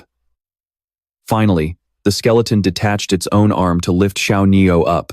Since Xiao Niu was still biting down hard with its eyes shut through the pain, the skeleton's head was ripped clean off. The vines fell apart, exposing its glowing core. Below, the heavily damaged vine demon squeezed its eyes shut and cried out in pain. With a grunt, it collapsed to the ground. Just then, the core began to condense. Seeing this, Liu Fengmang squinted his eyes and shouted, "The core is exposed. Whitey, hurry!" Hearing this, Tumo Shuyen didn't waste a second. He gestured for the flame-tail fox to charge, while snapping back at Liu Fengmang in annoyance. "Your granddaddy is the white-haired one. This grandmaster's name is Tumo Shuyen." On his command, the flame-tail fox leaped forward, clamped its jaws around the skeleton's core, and bit down with all its might. Immediately, the orb in its mouth began to crack. Panicking, Du Duong's eyes widened. He reached out and screamed, Get the hell away from it, as he lunged for the core. Right then, the mystic crystal skeleton's arm swung and punched the flame-tail fox, knocking the little fox backward. It flew back toward Tumo Shien, with the core still clamped in its mouth. Watching this from behind, he looked on in sheer panic. Instantly, the DMV-ho's body was brutally slammed down alongside Tumo Shien, crashing violently into the back wall and shattering it to pieces. Because of that impact, the core inside the DMV-ho's mouth shot right out, letting out a sharp screech. In the blink of an eye, both master and beast collapsed onto the ground unconscious, while that creepy severed arm of the Huyen Tinhai cot was still squirming. The entire room fell dead silent, buried under a chaotic mess of debris and dust. Du Duong sat on the steps, surveying the wreckage around him. He glanced over at the bodies scattered across the floor, cold calculations running through his mind. Damn, getting thrashed into this state by a bunch of losers. How pathetic. Then he sneered, "What a spectacular mutual destruction strike." Clutching his bloody neck, Du Duong stood up, squinting one eye as he bared his teeth with a wicked grin. In the end, I'm still the winner. Down on the ground, the hand of the Huyen Tinhai cot twitched, rapidly regenerating as it wrapped around the core. Liu Fengmang squinted his eyes, looking on in utter horror as his mind raced. Oh no, its core hasn't even cracked yet. Over there, Du Duong gloatingly controlled the Huyen Tinhai cot, glaring at them with a triumphant smirk. Even though the Noan Ma is in this state, it's still more than enough to slaughter you all. Right then, dark misty arms of the unmerged Noan Ma began sprouting from the ground. They wrapped tightly around Liu Fengmang as he writhed in pain on the floor. He stared helplessly at them as a dark shadow arm of the Noan Ma lunged forward, choking him. Lacking any strength to fight back, he shut his eyes and gasped in agony. In an instant, he was slammed onto the ground, desperately clawing at the hand, squeezing his throat as he choked and coughed. Cough, cough. Nearby, Coquelin clutched her wounded leg, crawling toward him in sheer panic. Junior brother Lua, dragging his hand, Liu Fengmang tried to reach the core nearby, thinking to himself, the core is heavily damaged. Just one hit is all it takes to shatter it, but his strength was fading fast. Frowning with blurred vision, he muttered hopelessly, my body. I can't move a single muscle. Damn it, is this where I die? I refuse to accept this. Watching them struggle, Du Duong burst into wild, manic laughter, his eyes bulging as he shouted with pure, sadistic ecstasy. Lingxiao Pavilion. Haha, go to hell. Out of nowhere, Ko Man Duong rushed in and stomped right on the core of the Huyen Tinhai cot, crushing it to pieces. She gritted her teeth, clenching her fists with sheer determination. The moment the core shattered, the Noan Ma instantly dissolved into thin air, leaving Liu Fengmang lying motionless on the ground. Struggling, he pushed himself up, gritting his teeth and squinting in sheer exhaustion. On the other side, Du Duong panicked, his eyes widening in disbelief as he shrieked, What? What just happened? Ignoring his shock, Ko Man Duong charged forward, her fists clenched and eyes narrowed in absolute rage. Terrified, Du Duong slumped back onto the steps, frantically waving his hands as she lunged at him, screaming, Stay back, get away from me. But Ko Man Duong didn't slow down for a second. She quickly charged at him, throwing a barrage of relentless punches, squeezing her eyes shut and roaring through gritted teeth. All Du Duong could do was raise one arm to block, shutting his eyes as he defended himself while clutching his bleeding neck with the other. Desperate, he let go of his neck to use both hands to block, causing blood to spurt from the wound. He closed his eyes tight and screamed, Stop it, you little brat, get lost. But Ko Man Duong wasn't about to stop. She wound up and raised her leg, glaring at Du Duong, ready to deliver a devastating kick. With a heavy thud, her foot slammed right into Du Duong's stomach, folding him in half as he coughed up blood, a fresh torrent gushing from his neck. Finally, he went completely limp and collapsed unconscious onto the ground. Pulling her leg back, she turned to look at him. He looked up at her, offering a warm smile, and squinted one eye as he praised her gratefully. It's you, the Ko Man Duong, who released those captive beasts in town. Thank you for saving my life. Hearing this, Ko Man Duong's face instantly flushed bright red, her eyes widening in a mix of panic and embarrassment as she gasped. Covering her face, she spun around and bolted, crying out in sheer embarrassment. Ah! Behind her, Liu Fengmang stared in absolute bewilderment. Then, his face fell as he gritted his teeth, utterly dumbfounded. Wait, she just ran away? Is this how she repays a favor? He muttered to himself. Just then, a frantic voice called out from behind the wall in front of him. "Junior brother Liu, are you all right?" Hearing this, Liu Fengmang looked over, frowning as he shouted back. "Kok Lin, I'm fine. Quick, bring Huang Huang over. There's pet healing medicine here," he added. "Once we heal Huang Huang, she can treat everyone else's wounds." After stabilizing the situation, he leaned against a shelf and held the medicinal pills. Beside him, Kok Lin and her spirit pet walked over in surprise, asking, "Junior brother Liu, I didn't expect you to have a catfish. Where on earth did you get it?" Startled by her question, Liu Fengmang glanced at her, squinting with his one good eye while his injured eye remained tightly shut. Next, after drinking the medicine, Liu Fengmang turned to Gu Ling with a serious expression and earnestly pleaded, "Sect leader, please help me keep this a secret. I'll explain everything to you in detail once this is over." The heavenly fragrance butterfly rabbit then quickly grabbed the medicine and flew off to scatter it everywhere. Nearby, Cheng Shi, now bandaged up, stood up and put his hands on his hips, looking down at the wound on his stomach with a sigh of relief. "Phew, that was way too intense. I almost died." He then thought to himself, "I guess I really am still too weak." Beside him, the scarlet thorn horse happily raised its head to receive the medicinal herbs. On the other side, Yue Tong sat up, clutching her waist as she sobbed and whined. "Ow, ow, ow, it hurts so bad." Seeing this, the horned panda patted her head gently to comfort her. Next, the heavenly fragrance butterfly rabbit sprinkled the medicine over Su Muchuan, who was lying motionless in a crater on the wall. Moments later, he squinted, gritted his teeth, and slowly regained consciousness. Right after, Cheng Shi and the flame-tailed fox quickly spun around to look at him, pumping their fists in pure excitement as Cheng Shi announced, "Ha ha, white hair, we actually won." Seeing this, he looked up at his own arm, then clutched his injured stomach and struggled to stand. Suddenly, a sound came from Yu Yang's side. Coughing hoarsely, he clutched the wound on his neck and gritted his teeth in pain, blood pouring uncontrollably from his mouth and throat. Seeing this, Su Muchuan turned to glare at him. Su Muchuan then furrowed his brows and yelled out a frantic warning. "The enemy isn't dead yet. What on earth are you guys doing?" Wasting no time, he drew a dagger and lunged forward. In an instant, Su Muchuan plunged the blade right into Yu Yang's heart, spraying blood everywhere. His face contorted as he gritted his teeth, while Yu Yang desperately reached his hand forward in a final struggle. Shocked by the sight, Cheng Shi quickly spread his arms to shield Gu Ling behind him. He yelled out in sheer disapproval, "You killed someone again. You're nothing but a cold-blooded murderer. Sect leader, stay away from him." Behind him, Gu Ling covered her face, looking visibly shaken. Hearing their harsh criticism, Su Muchuan didn't hesitate to shoot a cold glare back at them. With a deep scowl, he snapped back, "How can you guys be so incredibly stupid? When you pull up weeds, you have to dig up the roots. Understand? If you want to die, don't drag me down with you." Then, squinting with the gaze of someone who had seen too much of the harsh world, he added, "This world is a dog-eat-dog place. If you don't kill him now, he'll just come back and murder you once he wakes up." Then he scoffed, "You guys are way too soft-hearted. No wonder your sect has fallen into such a pathetic state." On the other side, Yue Tong shrank into a corner, clutching her knees. She furrowed her brows and stared in sheer panic, stammering, "So many people are dead. And technically, I killed one of them. Are we going to spend the rest of our lives on the run?" Beside her, the horned panda was leisurely munching on bamboo with its broken horn.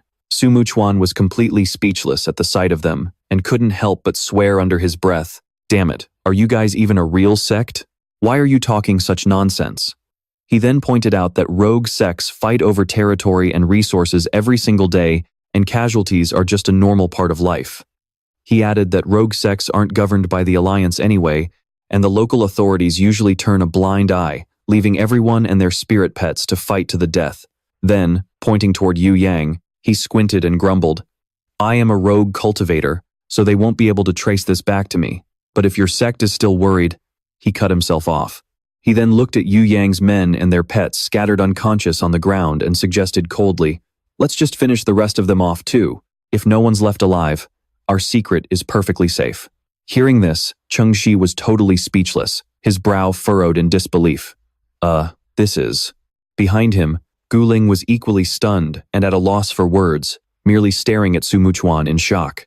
Just then, Liu Fengmang walked over, cradling the teddy dog, who was happily sticking its tongue out. With a calm expression, he remarked, These cultists were only following orders. They don't deserve to die. Finally, he assured them, "Don't worry, we can easily take care of this with this horny little pup's amnesia P." Hearing his righteous words, Su Muchuan couldn't help but cross his arms, squinting sideways at him as he scoffed, act righteous all you want." Then he warned them, "We need to get out of here before dawn. Hurry up and gather the loot." He then looked over at the pile of spoils nearby and began listing them off. "We got 8 gold pieces, 135 silver pieces, and 540 copper coins, 5 boxes of materials, 27 skill books, 6 warrior-grade spirit pets, and 7 soldier-grade ones. Everything we can carry is right here." With a smug laugh, he closed his eyes and stretched out his hand, declaring proudly, "I took out 3 of their main fighters, while you guys only got 1.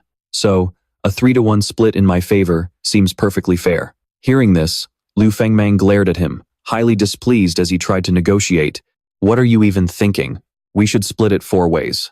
Hearing this, the guy's expression instantly shifted as he leaned in with a smug grin, threatening him. "Hey, I saw your catfish. If you don't want to get reported, you better play nice." But before Tumo Zhuyen could even finish his sentence, Liu Fengmang pointed Taidich Kuyen's butt right at him and blasted him with some amnesia pee. In an instant, Taidich Kuyen's pee sprayed all over his face. Clutching his head, Tumo Zhuyen wiped the slimy liquid off his face, trembling as he squeezed his eyes shut and cried out. "Oh," he blinked, completely lost. "What am I doing? What was I just saying?" But a split second later, it clicked. He pointed his finger right at Liu Fengmang, eyes wide as he yelled, "Oh, right, the loot. We split it 50-50. Hearing that, Liu Fengmang didn't hesitate for a second. He grabbed Tai Dich Kuyen's rear and blasted another stream of amnesia pee straight into Tumo Suyen's face. After repeating this routine countless times, Tumo Suyen finally threw in the towel. Looking utterly exhausted, he clutched his share of the loot box. Shaking weakly, he groaned, "Man, my head is splitting. I can't remember a thing. Let's just go with a 4-to-1 split." He then added, "Forget about the spirit pets. I don't need them. Just give me a bit more of the other stuff and we're good." Finally, he sighed, "I need to get back and rest. Catch you later." Right after that, Kok Lin pointed her finger and gave instructions to everyone around, her eyes wide with urgency. "Let's get out of here too. These spirit pets aren't easy to carry around anyway, so let's just pick a few and bind them with contracts right now." Hearing this, Trinhai reached out from behind, laughing with pure excitement as he shouted, "Talk about striking it rich after just 1 battle. Once we reclaim everything that's ours, the Langtiu sect will be right back at the top." Meanwhile, Liu Fengmang stroked his chin, lost in thought as he evaluated his options. "I'm still missing a solid offensive-type spirit pet right now." He looked down at a cage containing a creature that was literally shooting fire out of its eyes, and nodded. "A fire attribute iron ball? Now, this isn't bad at all." Bending down with his hands on his knees, he squatted in front of the cage, looked the little beast in the eyes, and asked, "Hey, little guy, must have been rough being locked up in there for so long. What do you say? Want to come with me?" The little beast stayed silent for a long moment, but then, a faint ring of light radiated from its body as it stared back at him with its fiery eyes, seemingly considering the offer. Liu Fengmang wasted no time and quickly reached his hand out to it, saying with confidence, "Perfect, I still have enough space left." It's a success. A golden ring of light instantly materialized around the ball, but suddenly, a strange red aura flared up and began spreading over the iron ball's body, catching the creature completely off guard.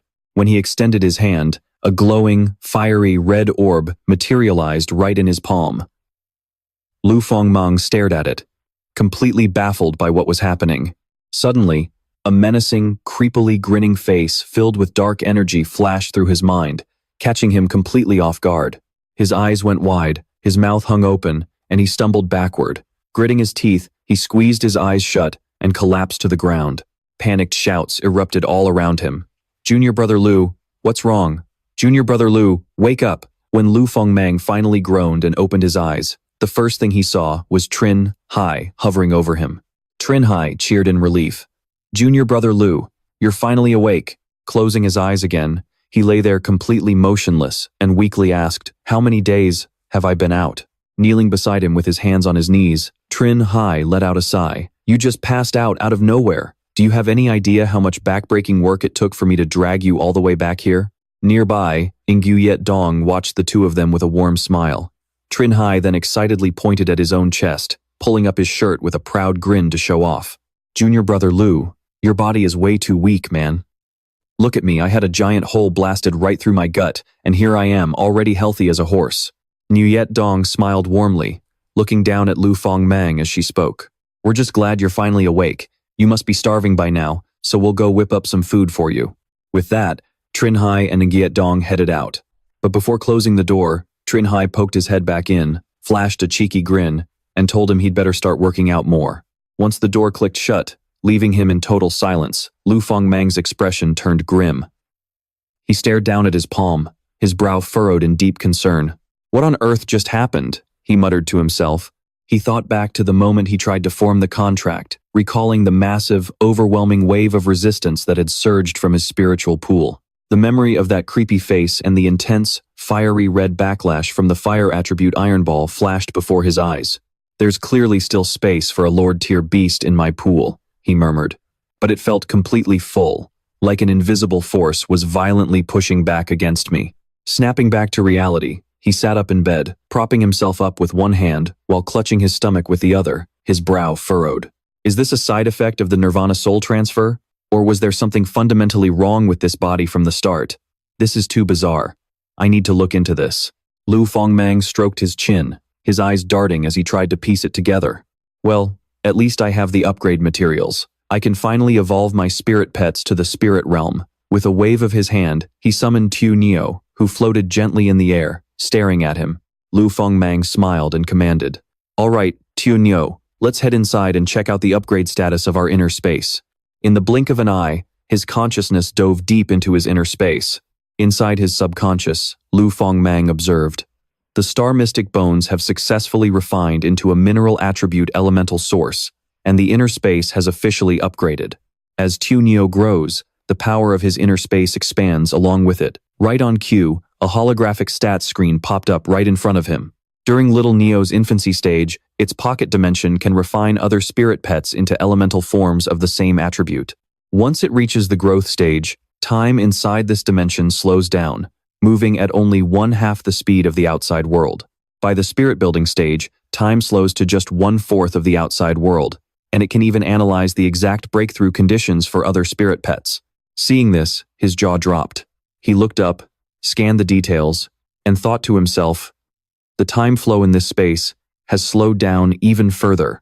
Before the Ding class exam, all the spirit pets should be able to break through to the advanced spirit building stage.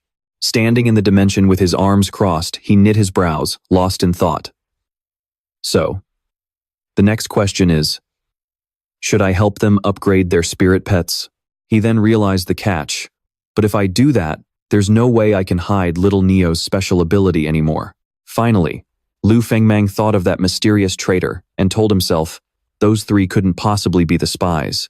The traitor has probably already left or was never in the sect to begin with. He made up his mind, but until he uncovered the whole truth, he couldn't afford to let his guard down and trust anyone. He leaned back against a nearby wall, arms crossed, silently deep in thought. So, I still need to keep my real identity and little Neo's abilities a secret. As for those three, I'll watch them a bit longer before deciding what to share. Liu Fengmang rested his chin in his hand, looking down as he weighed his options. But Gu Ling already saw little Neo, so there's no hiding that now. It might be better to make the first move and see how she reacts. Wasting no time, he headed to the main courtyard that afternoon. Liu Fengmang cautiously cracked the door open, poked his head in, and called out, his hand still gripping the edge of the door. Sect leader, are you in here? Hearing his voice, Gu Ling wiped away her tears and turned around to look at him. She sniffled, asking, is that you, junior brother Liu? Are you all right? Feeling guilty, she quickly added, you've only just joined our sect and already had to go through such a brutal battle. I've really put you through too much. He knit his brows in confusion, staring at Gu Ling. Sect leader, why are you crying? Is everything okay? At his question, she forced a gentle smile, pulled herself together, and answered, I'm fine. I was just paying my respects to sect leader Fan. She added, in fact, I was just telling him about you. I told him that now that you're here, there's finally hope for our Lingxiao Pavilion again. Hearing those words, he walked straight into the room and offered a humble reply. Not at all, not at all. It's all thanks to everyone working together. After that, Liu Fengmang carefully shut the door. Next, he cautiously turned to Kok Lin and said seriously, sect leader, about the catfish. I'd like to explain some things to you. Then, with one kneeling on the ground listening and the other sitting cross-legged, he began to explain. So, it goes like this. To keep the catfish from going extinct, I formed a soul contract with it, Liu Fengmang clarified. Hearing this, she grinned and looked at him with smiling eyes, saying, I can't believe I'm actually seeing someone use a catfish. It feels so familiar. Then she assured him, don't worry, none of us will say a word. Just make sure to be careful out there. Next, Liu Fengmang frowned with a serious expression and asked Kok Lin, Sect leader, what did you use to do? Why did you join the Lingxiao sect? Inside, he screamed to himself, all right, time to start investigating. But she just turned around, pulled out a piece of paper, and calmly brushed his question aside.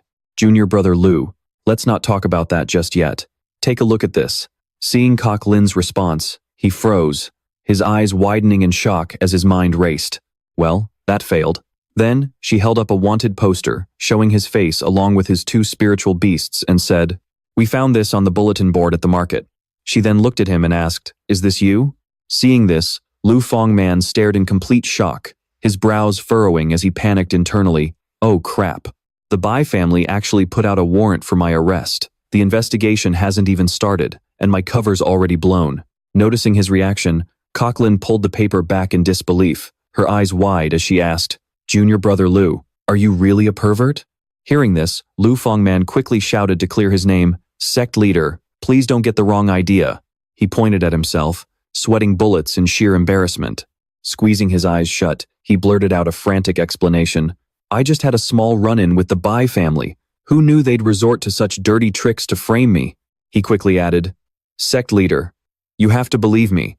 I am absolutely not a pervert. Kok Lin then replied, I believe you. Hearing this, Liu Fengmang froze, his panic instantly fading as he stared at her with wide eyes. Kok Lin then furrowed her brows and explained, we've only spent a few days together, but I've been watching your every move. There's no way you're a pervert. Relieved, he placed a hand over his chest, closed his eyes, and let out a quiet sigh of relief. Whew, that was close. Next, Guling looked a bit embarrassed and blushed, frowning as she looked away and remarked, you feel way too familiar to me. She then explained further, your gestures, your speech, and even how you deal with enemies. It's exactly like Sect Master Fan. Hearing this, Liu Fengmang panicked, his face turning pale as his eyes widened at Guling. He bit his lip and screamed in his head, oh crap, things are taking a major wrong turn. Next, she calmed down, lowering her head as she added, on top of that, you actually use a catfish too. That is basically ironclad proof. Finally, Guling clenched her fists and looked at Liu Fengmang, her eyes filled with determination as she frowned and shouted, Junior brother Liu, stop hiding it. You and Sect Master Fan definitely have some sort of connection. Please, tell me the truth. Faced with her deduction, he panicked even more. Gritting his teeth with a contorted face, he broke into a cold sweat and screamed in his mind, I'm doomed. I did my best to disguise myself. And she's already suspicious? Until I find out who the traitor is, my identity absolutely cannot be exposed. Frantic and cornered, he asked himself, what do I do? What do I do? Next, Guling looked at him again, her eyes filled with anticipation and scrutiny as she pressed, are you Sect Master Fan's disciple, or are you his friend? He screamed in his head once more. Screw it. With a dark, defeated look on his face, he spoke up. Sect Master. Actually, Then, he claimed he was just a pervert. In the next second, he reached out and touched her chest, leaving her completely stunned. She stared at his hand in a blushing daze, unable to react in time. Right after his degenerate move, Liu Fengmang ended up tied up tightly in a corner. With a perfectly nonchalant face, he looked up at the crowd in front of him. Cheng-Shi crossed his arms and glared at him with wide eyes, scoffing. I knew you were up to no good. Junior sister Yue and I have been waiting outside the door for hours. Next, he pointed accusingly. I can't believe you're that kind of person, junior brother Liu.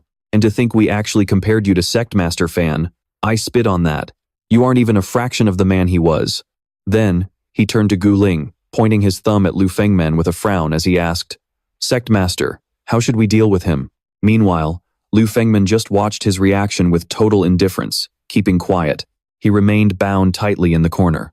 As for Guling, She was still clutching her chest, looking at Yue Tong beside her, as she asked, "How long have you guys been waiting out there? In that case, you also know about the catfish thing, right?" The person next to her forced a nervous laugh, awkwardly muttering an agreement before hesitating. Then, Chengxi turned to her with an awkward grin, scratched his head, and flashed a finger heart as he replied, "Oh, I just got here. I barely heard a thing, really." Next, he spun around and angrily smacked Liu Fengmang on the head, rolling his eyes as he yelled in frustration, "You sneaky bastard! How could you keep secrets from us? Don't you trust us? That's another strike against you." Meanwhile, Liu Fengmang just casually shook off the blow from Chengxi. Seeing this, Yue Tong frowned seriously and chimed in to instruct him.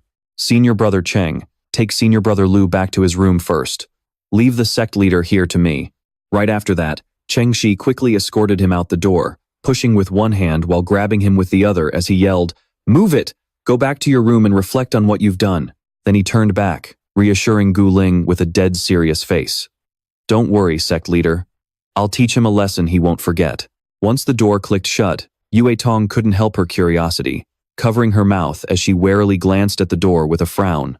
"Huh? Sect leader Gu, from what you're saying, is there some kind of connection between senior brother Liu and sect leader Fan?"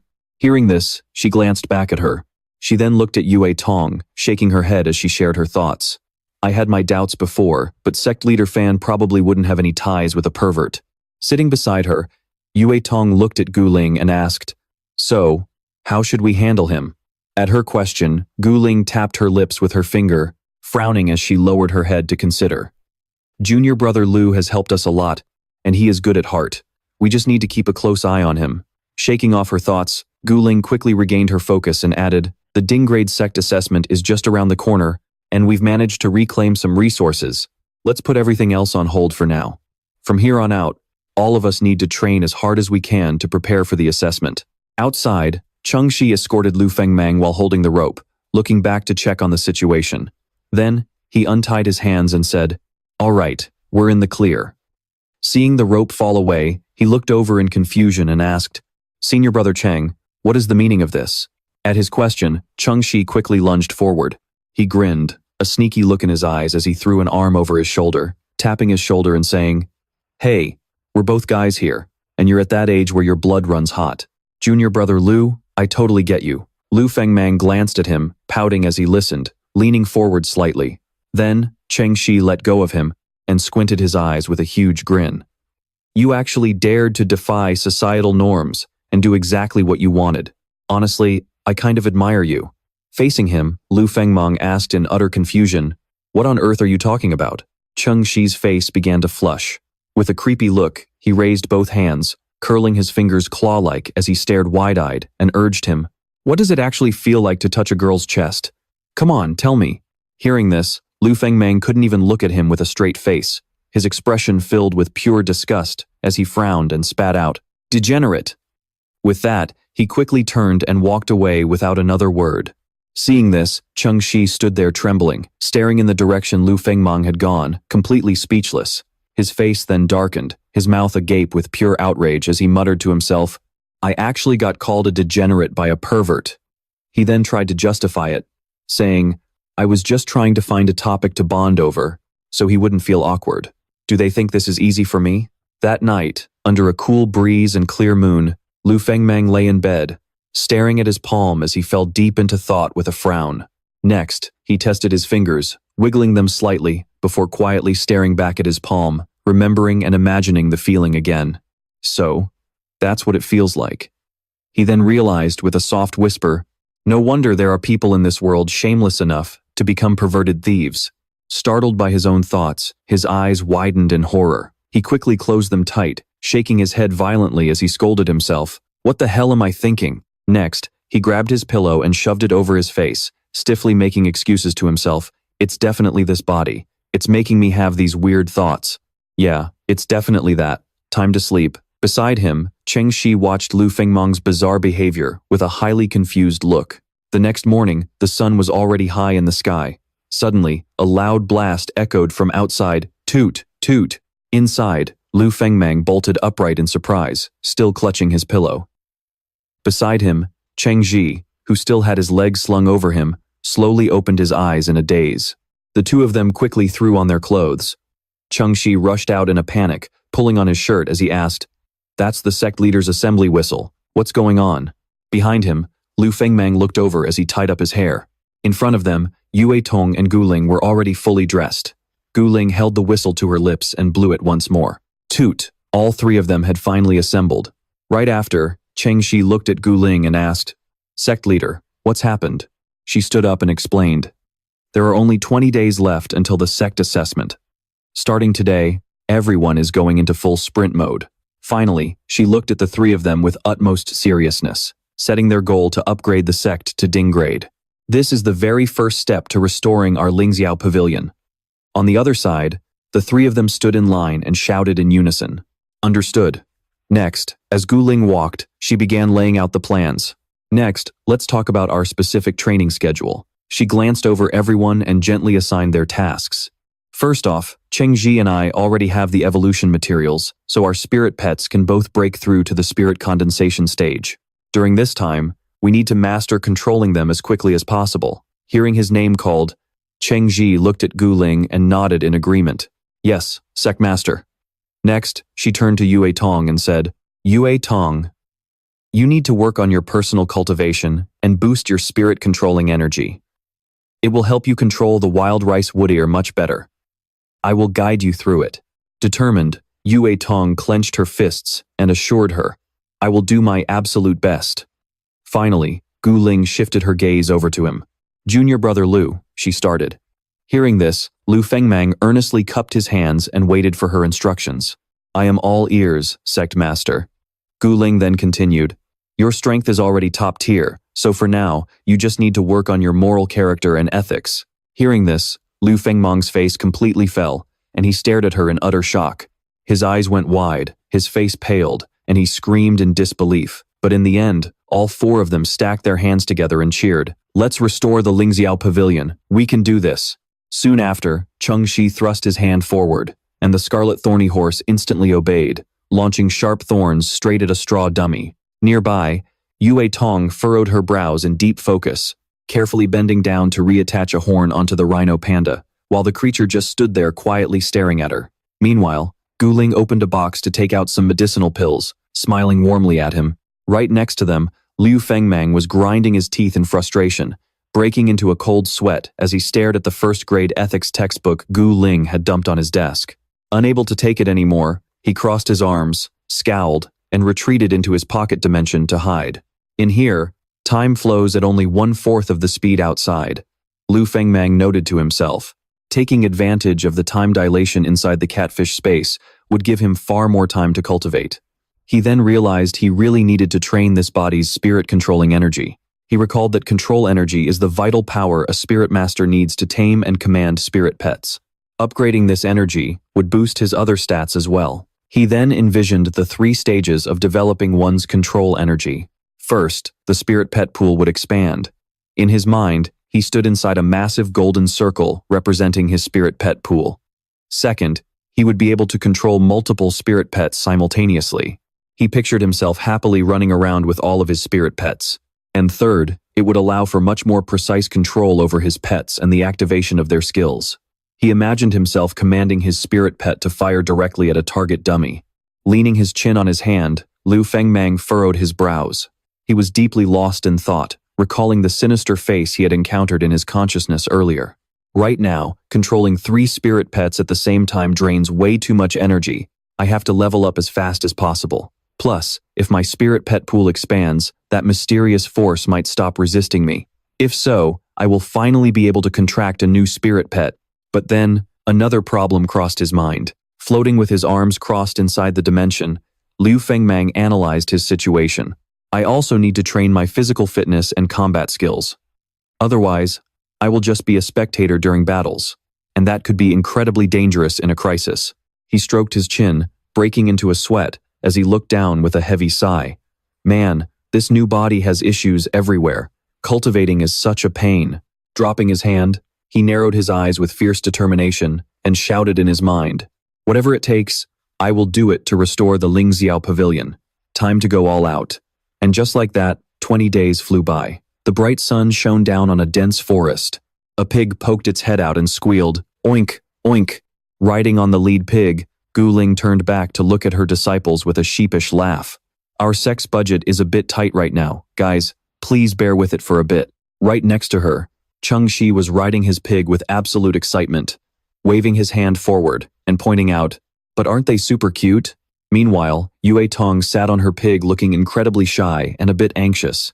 Her mount was completely distracted, watching a butterfly flutter past its nose, while Liu Fengmang brought up the rear. Chengxi beamed with excitement, tightly holding the pig's reins as he thought, "This is my very first time participating in a sect assessment. I could not even sleep last night." Seeing this, Yue Tong turned to him and admitted with a nervous nod, "Same here." Then, Chengxi turned to Liu Fengmang and asked, "Junior brother Liu, is this your first time too?" Seeing that Liu Fengmang had zero interest, only giving a lethargic, narrow-eyed glance, Chengxi gave up and turned back to pester Guling. "Come on, sect master, tell us what to expect." Seeing his enthusiasm, she turned to explain. "The rules for each assessment are always tweaked, so they will not reveal them until the competition actually starts." She then added, "We are just heading to the gathering point in the arena area. There is no need to get so worked up." This only made Chengxi even more curious. He stared at Guling, asking in a daze, "Wait, the arena area?" She tried to visualize a map, pointing out paths converging on a single island, as she explained. The D-Class Sect Trial is a district-level tournament, and every district is split into 8 sectors.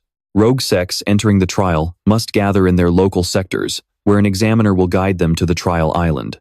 Hearing this, Chengxi slowly started to grasp the situation and asked to confirm. "So, how many rogue sects signed up in each sector?" Up ahead, Guling kept writing as she answered him.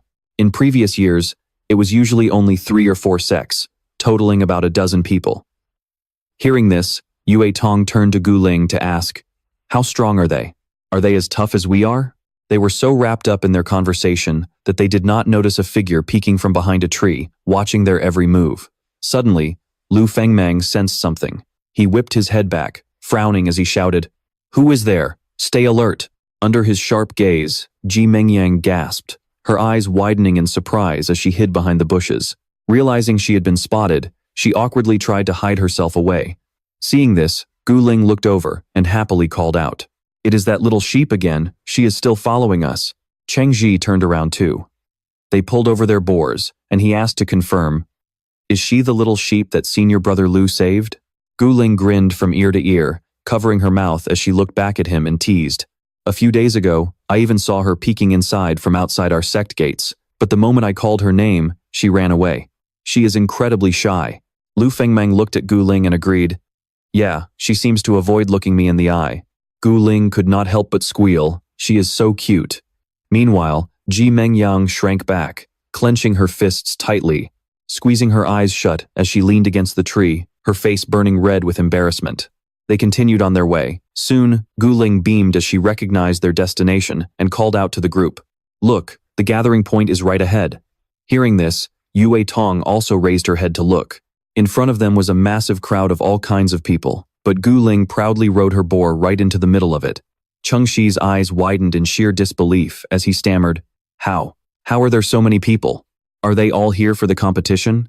Seeing them arrive, some onlookers crossed their arms and squinted, laughing mockingly. Well, look who we have here." Another guy pulled his hat down, sneering as he added to the mockery. "The legendary B-class sect, Lingxiao Pavilion." Whispers and judging stares erupted from the crowd. "That sect is still around? I thought they disbanded a long time ago. Are they actually trying to make a comeback? Aren't they our walking ATMs, our free personal bank? I spit on that. Even a little brat became their sect leader. How pathetic can you guys get?"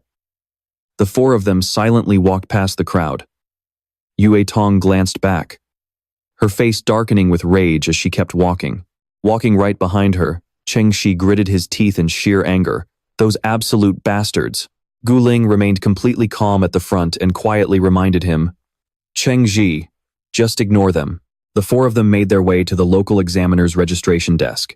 He sat behind a table draped in red cloth, looking incredibly solemn with a sign placed right in front of him. Seeing her, the examiner looked up and asked, "Guling, so you are the one who took over as the leader of Lingxiao Pavilion?"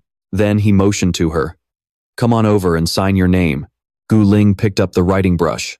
Frowning with worry, she asked him, "Examiner Li, why are there so many people this year?" Hearing her question, Examiner Li let out a heavy sigh, closing his eyes as he grumbled, "Sigh, it is all because of your Lingxiao Pavilion."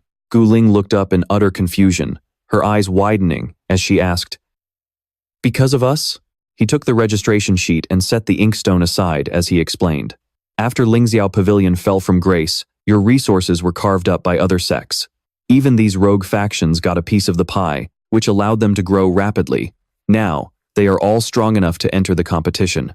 Finally, he concluded, "That is why the number of registered teams has jumped to 8.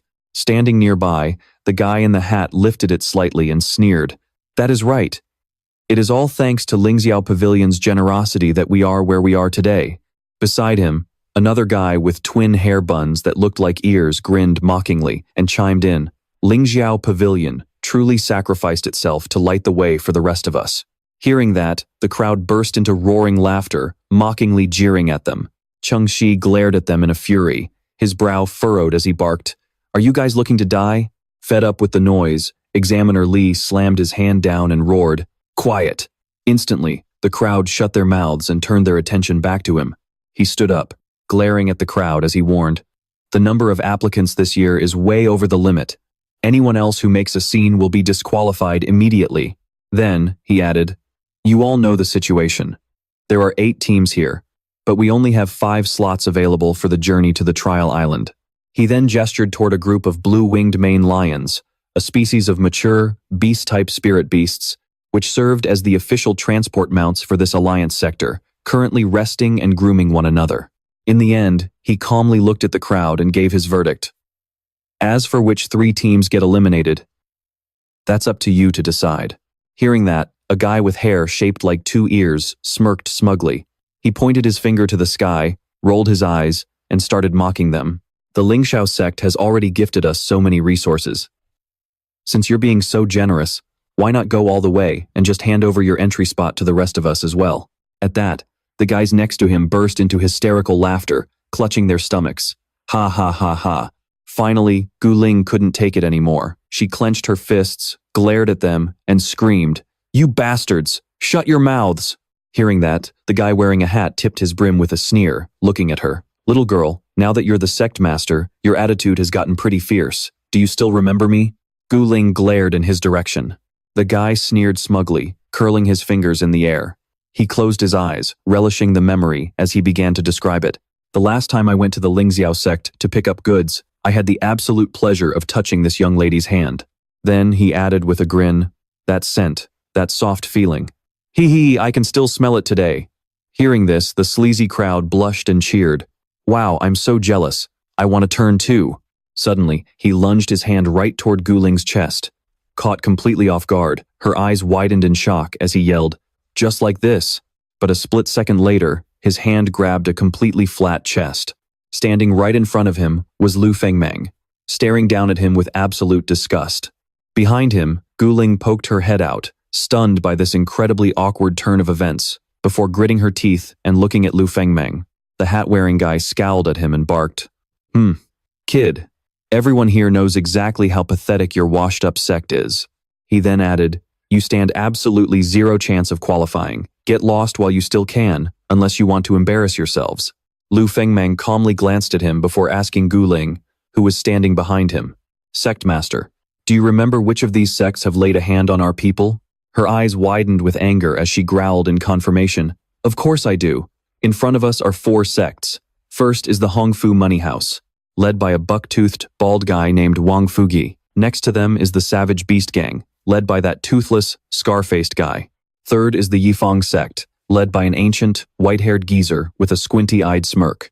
And finally, the Shengnan sect, led by that old hag with the hideous makeup." Liu Fengmang quickly raised his hand to channel his energy. With a darkened expression, he lowered his head and muttered, "Got it." Instantly, a green aura surged up from the ground. The surrounding crowd stared with their mouths wide open, looking down in shock. A moment later, the teddy hound was summoned, its face scowling with rage. Grrr! The runes on its body suddenly flared with light. This was a level 8 spirit building realm, Teddy Hound. Instantly, the crowd panicked, murmuring in disbelief, It's a spirit-building realm's spiritual pet. Didn't all of their spiritual pets die? How do they already have a spirit-building realm one so quickly? He then turned to Examiner Li and said, Examiner Li, you don't need to stress over this anymore. Hearing this, the examiner frowned and looked at him. Liu Fengmang didn't hesitate to add, these 4 sects will. He turned his head to look at him, narrowing his eyes with a fierce, angry glare as he emphasized every single word. Withdraw from the competition immediately. He clenched his fist as a massive surge of aura erupted from his body. Hearing that, the white-haired leader of the Yifang sect squinted and let out a mocking laugh. Ha, big words for a kid. Beside him, the toothless, scar-faced leader of the savage beast gang squinted at him and sneered. 4 of you against 4 of our sects? The leader of the Hongfu money house glared at him mockingly, opening his buck-toothed mouth to add, you think one person can take down an entire sect? Finally, the muscular, hideously made-up woman of the Shengnan sect picked her nose with her eyes closed and scoffed. The Lingxiao sect has truly lost its mind. How pathetic. Seeing the situation get out of hand, Examiner Li frowned and tried to mediate.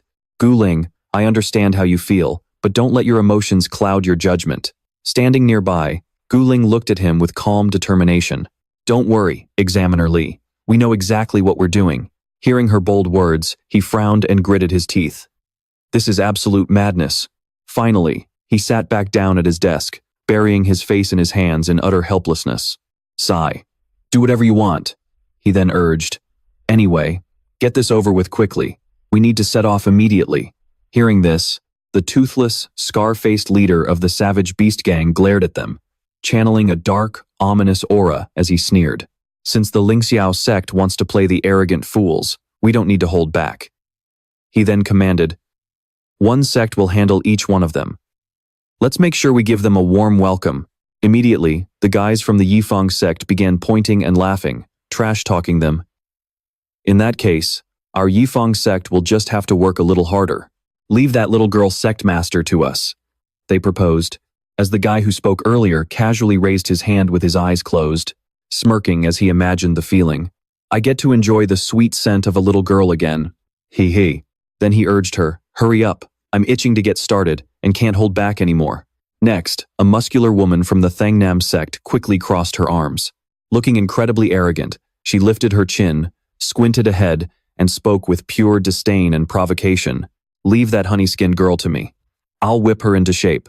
Hearing this, Nguyen Dong looked at herself, furrowed her brows, and shouted in anger. What? The woman then judged Nguyen Dong, saying, just looking at how you dress, it's obvious you've been nothing but a man's bed warmer. How pathetic. She then opened her arms, traced her chin with her index finger, and narrowed her eyes to entice Nguyen Dong. Stay away from those filthy men and learn the ways of our Thangnam sect. Next, a scarred-faced guy stood before Trinke and challenged him. Hey kid, are you just here to fill a spot? Has your hair even grown in yet? At that, Trinke looked up at him, wide-eyed, and asked, grown what?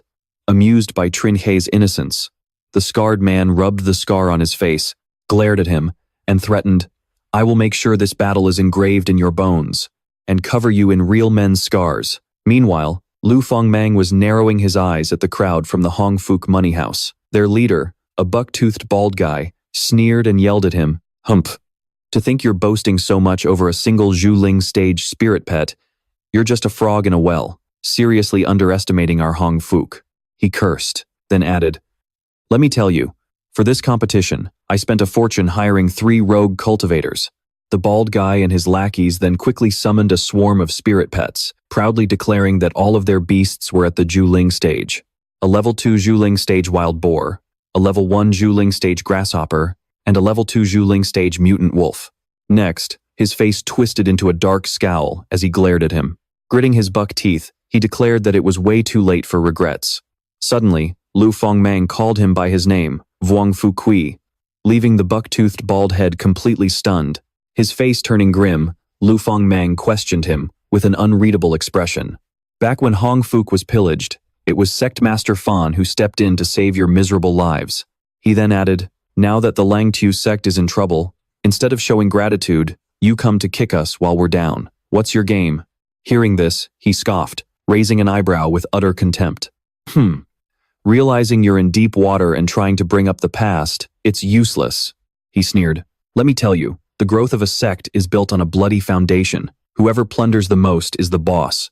There's no room for sentimentality here. Besides, Fan Lingxiao is already dead. What gratitude is there to speak of? Hearing this, Liu Fengmang's expression turned ice cold. He extended his hand toward him and spoke. Fine. Hearing you say that actually makes me feel much better about what I'm about to do. In response, the man stretched his hand forward and laughed out loud, his eyes narrowing mockingly as he said, out of respect for the Lingxiao sect's past, I'll let you leave here with your life. Then, he barked an order, get them. But after his command, there was only dead silence. Vuong Fuk Kui froze, his eyes wide with sheer panic. Finally, he spun around in a rage, glaring and pointing a finger at his men as he screamed, I told you to get them. Are you deaf? Meanwhile, his men had already been pinned down by Dang Manyu's vines. It wrapped its vines tightly around their necks and their spirit pets, making them choke and cry out in agony. Dang Manyu then narrowed its eyes at him and introduced itself. Dang Manyu, level 7 Zhu Ling stage. Stunned, his face turned pale. Looking up in absolute horror, he shrieked, what? Seeing this, Liu Fengmang sneered at him, then looked down at his pet, Tai Ditch, and asked, bloody foundation, no room for sentimentality. Tai Dick, did you catch that? Hearing this, the spirit pet sitting on the ground quickly nodded in agreement. His face darkening, he furrowed his brows and growled with cold fury. Then tear him to pieces. Immediately, Tai Dick pounced with a loud, aggressive bark. Across from him, Vuong Fuk Kui desperately put his hands up, yelling in sheer panic. Wait, hold on. But in the blink of an eye, Tai Ditch closed the distance, slicing a deep gash across his body and sending blood splattering. He collapsed to the ground, terrified, as smoke began to rise from the fresh claw wound, causing him to cough violently. He realized in panic, damn it, those claws are poisoned. Completely losing his mind, Vuong Fuk Kui turned around with his mouth wide open and his eyes bulging, screaming at his men. Hey, things are getting way too hot over here. I need backup right now. Let's team up and crush the Lingxiao Pavilion. Then he froze in sheer shock, his face turning pale and his eyes popping out. Cheng Ji stood with his arms crossed next to his massive scarlet thorny stallion, which had already reached level 6 of the spirit-building realm. He looked down in sheer disgust at the enemies and their beasts writhing in pain from the stallion's thorns, and coldly remarked, you're still wet behind the ears, but my beast's thorns are fully grown. Got a problem with that? On the other side, Yue Tong stood silently, staring at the absolute destruction left behind by the rhino panda. It had already reached level 5 of the spirit-building realm. The rhino panda grabbed a member of the Shengnan sect, threw him over its knee, and began spanking him while casually munching on bamboo. The guy shrieked in pain, cough, cough, cough, I want to go home. On another front, Guling stepped on the writhing bodies of the Yifeng sect, hands on her hips as she asked them, smells nice, doesn't it? Is it fragrant enough for you? Meanwhile, the heavenly scent butterfly bunny flew around with angry red eyes, scattering intoxicating powder all over them. It had already reached level 6 of the spirit-building realm. Finally, after a chaotic beatdown, Wang Fugi's face was swollen like a pig's head, snot dripping uncontrollably from his nose. With a bruised, pale face, he cried out in utter disbelief, how is this possible? In such a short time, how does everyone have a spirit-building level beast? Before he could say another word, Liu Fengmang stepped up and grabbed him by the collar, hoisting him into the air, leaving the battered man struggling desperately to pull Liu Fengmang's hand off his wrist. Liu Fengmang looked at him calmly and announced, listen up, all 4 of your sects. He paused, his face tightening with anger as he glared at them and issued a harsh warning. Whatever you stole from the Lingxiao Pavilion before, prepare to pay it back threefold. He then continued. Once we return from being promoted to a rank D sect, we will collect our debts from you, house by house. On the other side, Cheng Ji crossed his arms and glared down at the leader of the Wild Beast clan, who was kneeling in agony from the stallion's sharp thorns. He barked, did you hear that? The man trembled violently and stammered, yes, yes, yes. Nearby, the rhino panda hoisted up the muscular female leader of the Shengnan sect by her neck. Shaking with terror, she barely managed to squeak out, my dear sister, please call off your beast. Finally, the leader of the Yifeng sect collapsed onto the ground, sobbing hysterically as his hat rolled away. Spare us, we forfeit, we're pulling out of the exam. Then, Wang Fugi, with his swollen pig-like face, looked at Liu Fengmang and pleaded with a shaking voice. Once your esteemed sect returns victorious, we will immediately bring you our finest gifts. Please, I beg you, cure my poison." He then burst into uncontrollable tears. He sobbed while Liu Fengmang's hand remained clamped around his neck.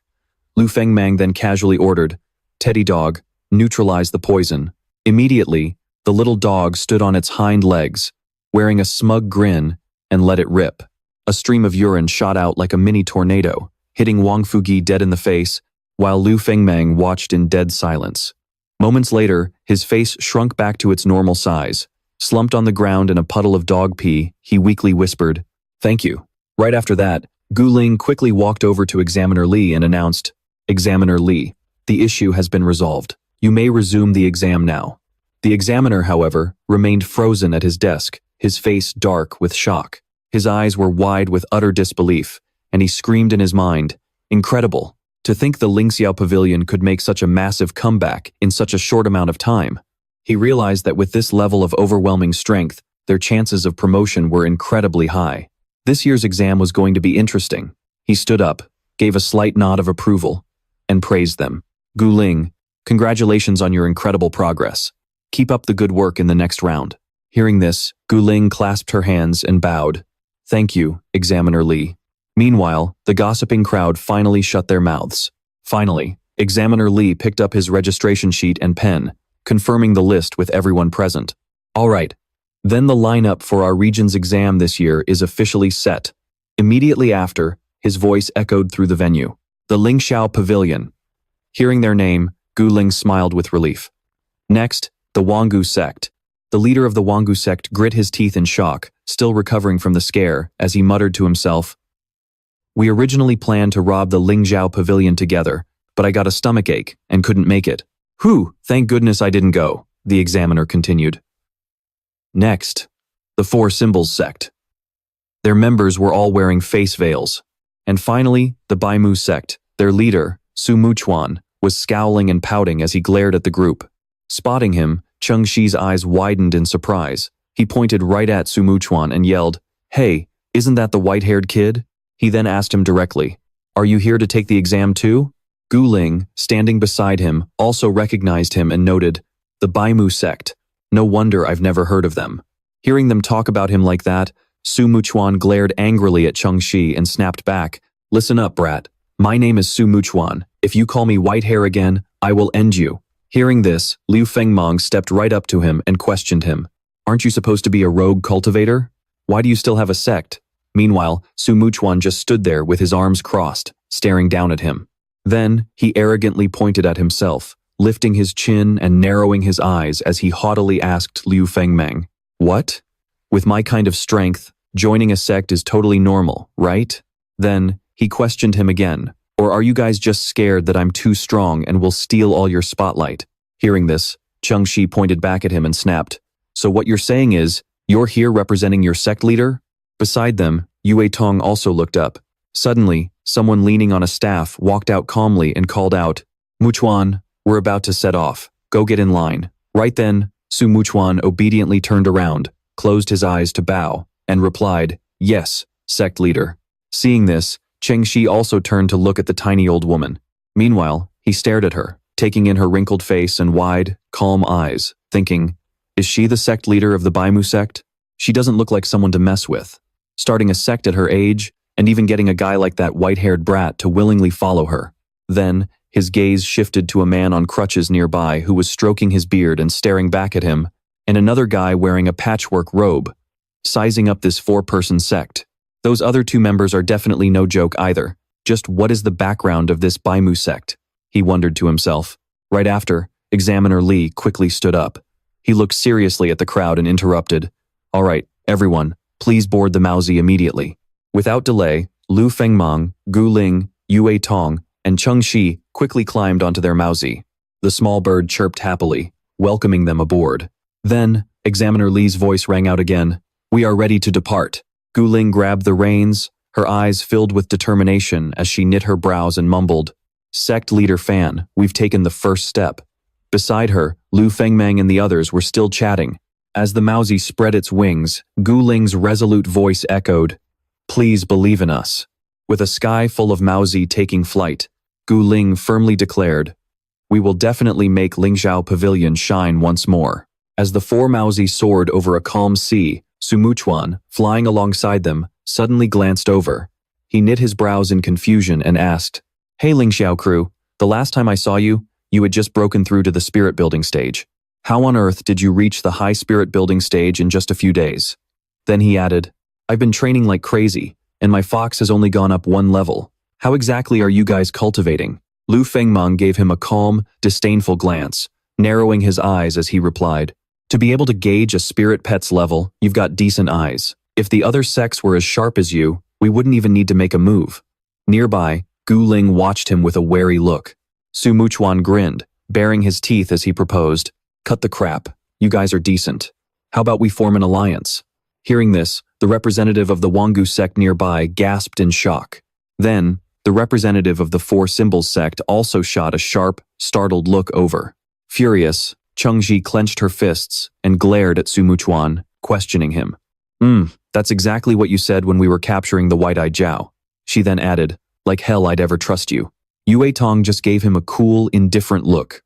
Beside them, the representative of the Wangu sect smiled warmly and gestured toward them, proposing, "Indeed, why don't our four sects join forces? We can work together and share the spoils." Before he could even finish, Su Muchuan instantly shot him down. "No way. You guys are way too weak. You're not worthy." The representative's eyes widened in sheer shock, his jaw dropping. Su Muchuan glanced over at him, his eyes completely unfriendly as he narrowed them and said, "Your Wangu sect spends all day capturing useless spirit pets. Your combat style is outdated and weak. There's zero benefit in teaming up with you." He then glanced over at the veiled group and added, "And that goes for the Four Symbols sect too." Hearing this, they awkwardly averted their eyes, frowning in embarrassment. Su Muchuan mocked, "What kind of joke is the Four Symbols divine beast anyway? If they were actually any good, they wouldn't look this pathetic." He jeered, making a throat-slitting gesture, his eyes narrowing in utter contempt as he declared, "With your pathetic strength, you'll be wiped out the second we touch down. Don't go dragging us down." Hearing these insulting words, the Wangu sect representative gaped in disbelief, his eyes bulging with rage. Beside him, the members of the Four Symbols sect also glared in deep irritation. Together, they roared, "Are you asking for death?" The wrinkled old woman sitting next to Su Muchuan finally grew serious, knitting her brows to warn him, "Muchuan, quiet." Hearing this, Su Muchuan obediently glanced at her and replied, "Yes, sect leader." Seeing this, Liu Fengmang calmly glanced over, making a silent judgment. This guy is making enemies the moment he shows up. What's his angle? Beside him, Gu Ling also glanced over with the same look in her eyes. Next, at the front of the group, Examiner Li called out loudly while riding his furred beast. Up ahead is the assessment island. Everyone, prepare to land. Right after that, their beasts and the others quickly converged onto a cloud-covered island nearby. Next, they landed in front of a massive gate. Stepping down, Chengxi looked around in jaw-dropping amazement and asked, "Is this really the assessment island?" Behind him, Yue Tong was still climbing down from her purple-furred beast. She looked toward a section of the mountain range, sounding puzzled. "It doesn't look that big. Can it really hold over 100 people?" Standing nearby, Gu Ling followed her gaze and explained, "The venue changes with every exam. This island is indeed much smaller than the last one." Right then, Chengji asked again, wide-eyed and clueless, "Examiner Li, why don't we see any other sects?" Hearing this, a map showing 8 landing zones popped into his mind, and he frowned, explaining seriously, "This island has 8 landing zones, so you won't see them for now." Just then, a woman in official robes walked out from the gate, hands on her hips. This was Liu Wengxing, the examiner of the southern zone. She smiled enthusiastically and called out, "Li Ji, you're finally back. I was bored to death on this island." Then she added, "So, how's the quality of the candidates in Zone 5 this time?" Walking out beside her was a chubby man with a warm smile, Wang Xiao, the examiner for Zone 5. Suddenly, Liu Wengxing spotted Gu Ling. Flustered, she ran over while shouting, "Wait, the Lingxiao sect." Everyone looked at her, totally confused.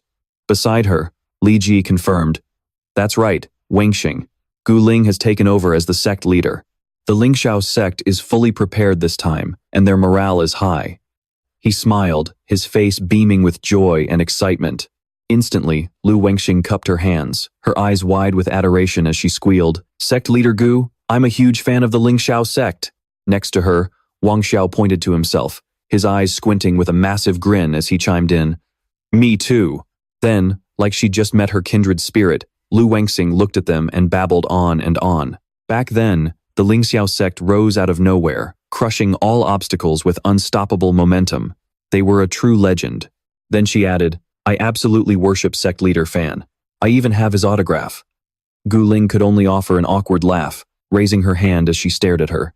Nearby, Liu Fengmang's face was a mask of disbelief as he thought, "An autograph? Seriously?" But then, her face fell, and she muttered sadly, "Sigh, it's just such a shame that..." Hearing this, Gu Ling immediately cut her off. Raising her eyebrows and locking eyes with Liu Fengmang, she said with absolute seriousness, "This time, we carry the final wishes of sect leader Fan to revive our sect. We hope for your guidance." Hearing this, Liu Fengmang beamed with a flattering smile, patting Gu Ling on the shoulder. "Oh, please. This is just a D rank assessment. There's no way the Lingxiao sect will have any trouble." Then she added confidently, "You'll surely bypass the rest and qualify straight for the C rank assessment. Just like before. Go for it. Go for it." Hearing that, Gu Ling felt a surge of motivation, tears welling up in her eyes as she smiled. "Thank you, Examiner." Meanwhile, the members of the Wangu sect stroked their chins, frowning as they watched them. Every single one of them thought, "The Lingxiao sect is aiming for the championship. We'd better not mess with them." Suddenly, Su Muchuan stepped up to Liu Fengmang and spoke up. "Hey, Examiner, you should pay some attention to me too, you know?" She blinked her large eyes, looking at him in utter confusion. "Who are you?" Gu Ling also stared blankly. Su Muchuan puffed out his chest, crossing his arms arrogantly with a smirk. He tilted his head down with a smug grin and introduced himself, "I am Su Muchuan of the Baimu sect, and I'll be the dark horse of this exam." He then added, "If you want an autograph, you'd better get it now. Once the exam is over, my value is going to skyrocket, and you'll have to wait in a long line." Beside him, the sect master of the Baimu sect looked at him, his face darkening with second-hand embarrassment. Glaring at Su Muchuan with pure disdain, Liu Fengmang snapped, "Shut up!" Then she declared, "The assessment starts now." Hearing this, the members of the Wangu sect and Xixiang sect gasped, their eyes wide with shock. So fast? Immediately, Wang Xiao held up 3 fingers with a gentle, squinty-eyed smile, explaining the rules. "The assessment begins immediately." He then added, "However, our facilities are limited. We can only accommodate 24 sects, making a total of 96 people. This means that out of the 8 landing zones, each zone can only keep 3 sects." Hearing this, Liu Fengmang quickly piped up with an excited grin. "Therefore, for the first round, you must face each other in a duel," she stated firmly, "and eliminate one team immediately." Upon hearing this announcement, even Gu Ling couldn't hide her shock. Meanwhile, the 3 elders of the Baimu sect frowned slightly, doing their best to stay composed. The representative of the Wangu sect gritted his teeth, his eyes wide with utter shock, while the leader of the 4-symbol sect next to him also lost his cool and scowled. Right after that, Wang Xiao stepped forward in front of the crowd to break down the details. But considering how exhausting the later stages of the tournament will be, not everyone has to participate in this duel. Beside him, Liu Fengmang quickly pulled out 4 voting ballots and fanned them out in her hand. Pointing at the ballots with her other hand, she scanned the crowd with her big, expressive eyes and added, "There are 4 ballots here. Everyone, please write down the name of the team you want to eliminate the most." Then, she tapped her index fingers together, smiling in anticipation as she looked down at the crowd and declared that the 2 teams with the most votes would face off in a duel. "The loser gets sent packing." Wang Xiao then pointed his finger, frowning as he clarified that no one is allowed to leave their ballot blank. "If we end up in a tie and can't determine the 2 dueling teams, we'll have to vote again. So please, make sure you follow the rules." Right after that, Liu Fengmang waved her hands to calm the anxious crowd and confirmed, "Don't panic, everyone. We've graciously given you half an hour to discuss and negotiate." She then pointed to a room near the entrance and asked, "See that room over there?" She went on to instruct that each team must send 1 representative to have one-on-one negotiations with the others. Following her lead, Wang Xiao pointed to a matchup chart on the board nearby.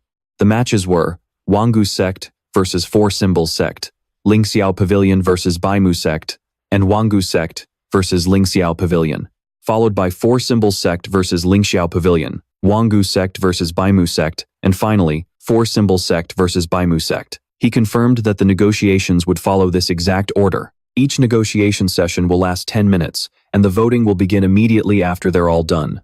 At that, Liu Fengmang smirked with a look of pure disdain, placing one hand on her hip. Gesturing at shoulder height with her other hand, she made it clear, this system is designed to weed out the weak and unpopular sects. So, think very carefully before you cast your vote. She then announced, all right, the Wangu sect and the Four Symbol sect may enter the room now.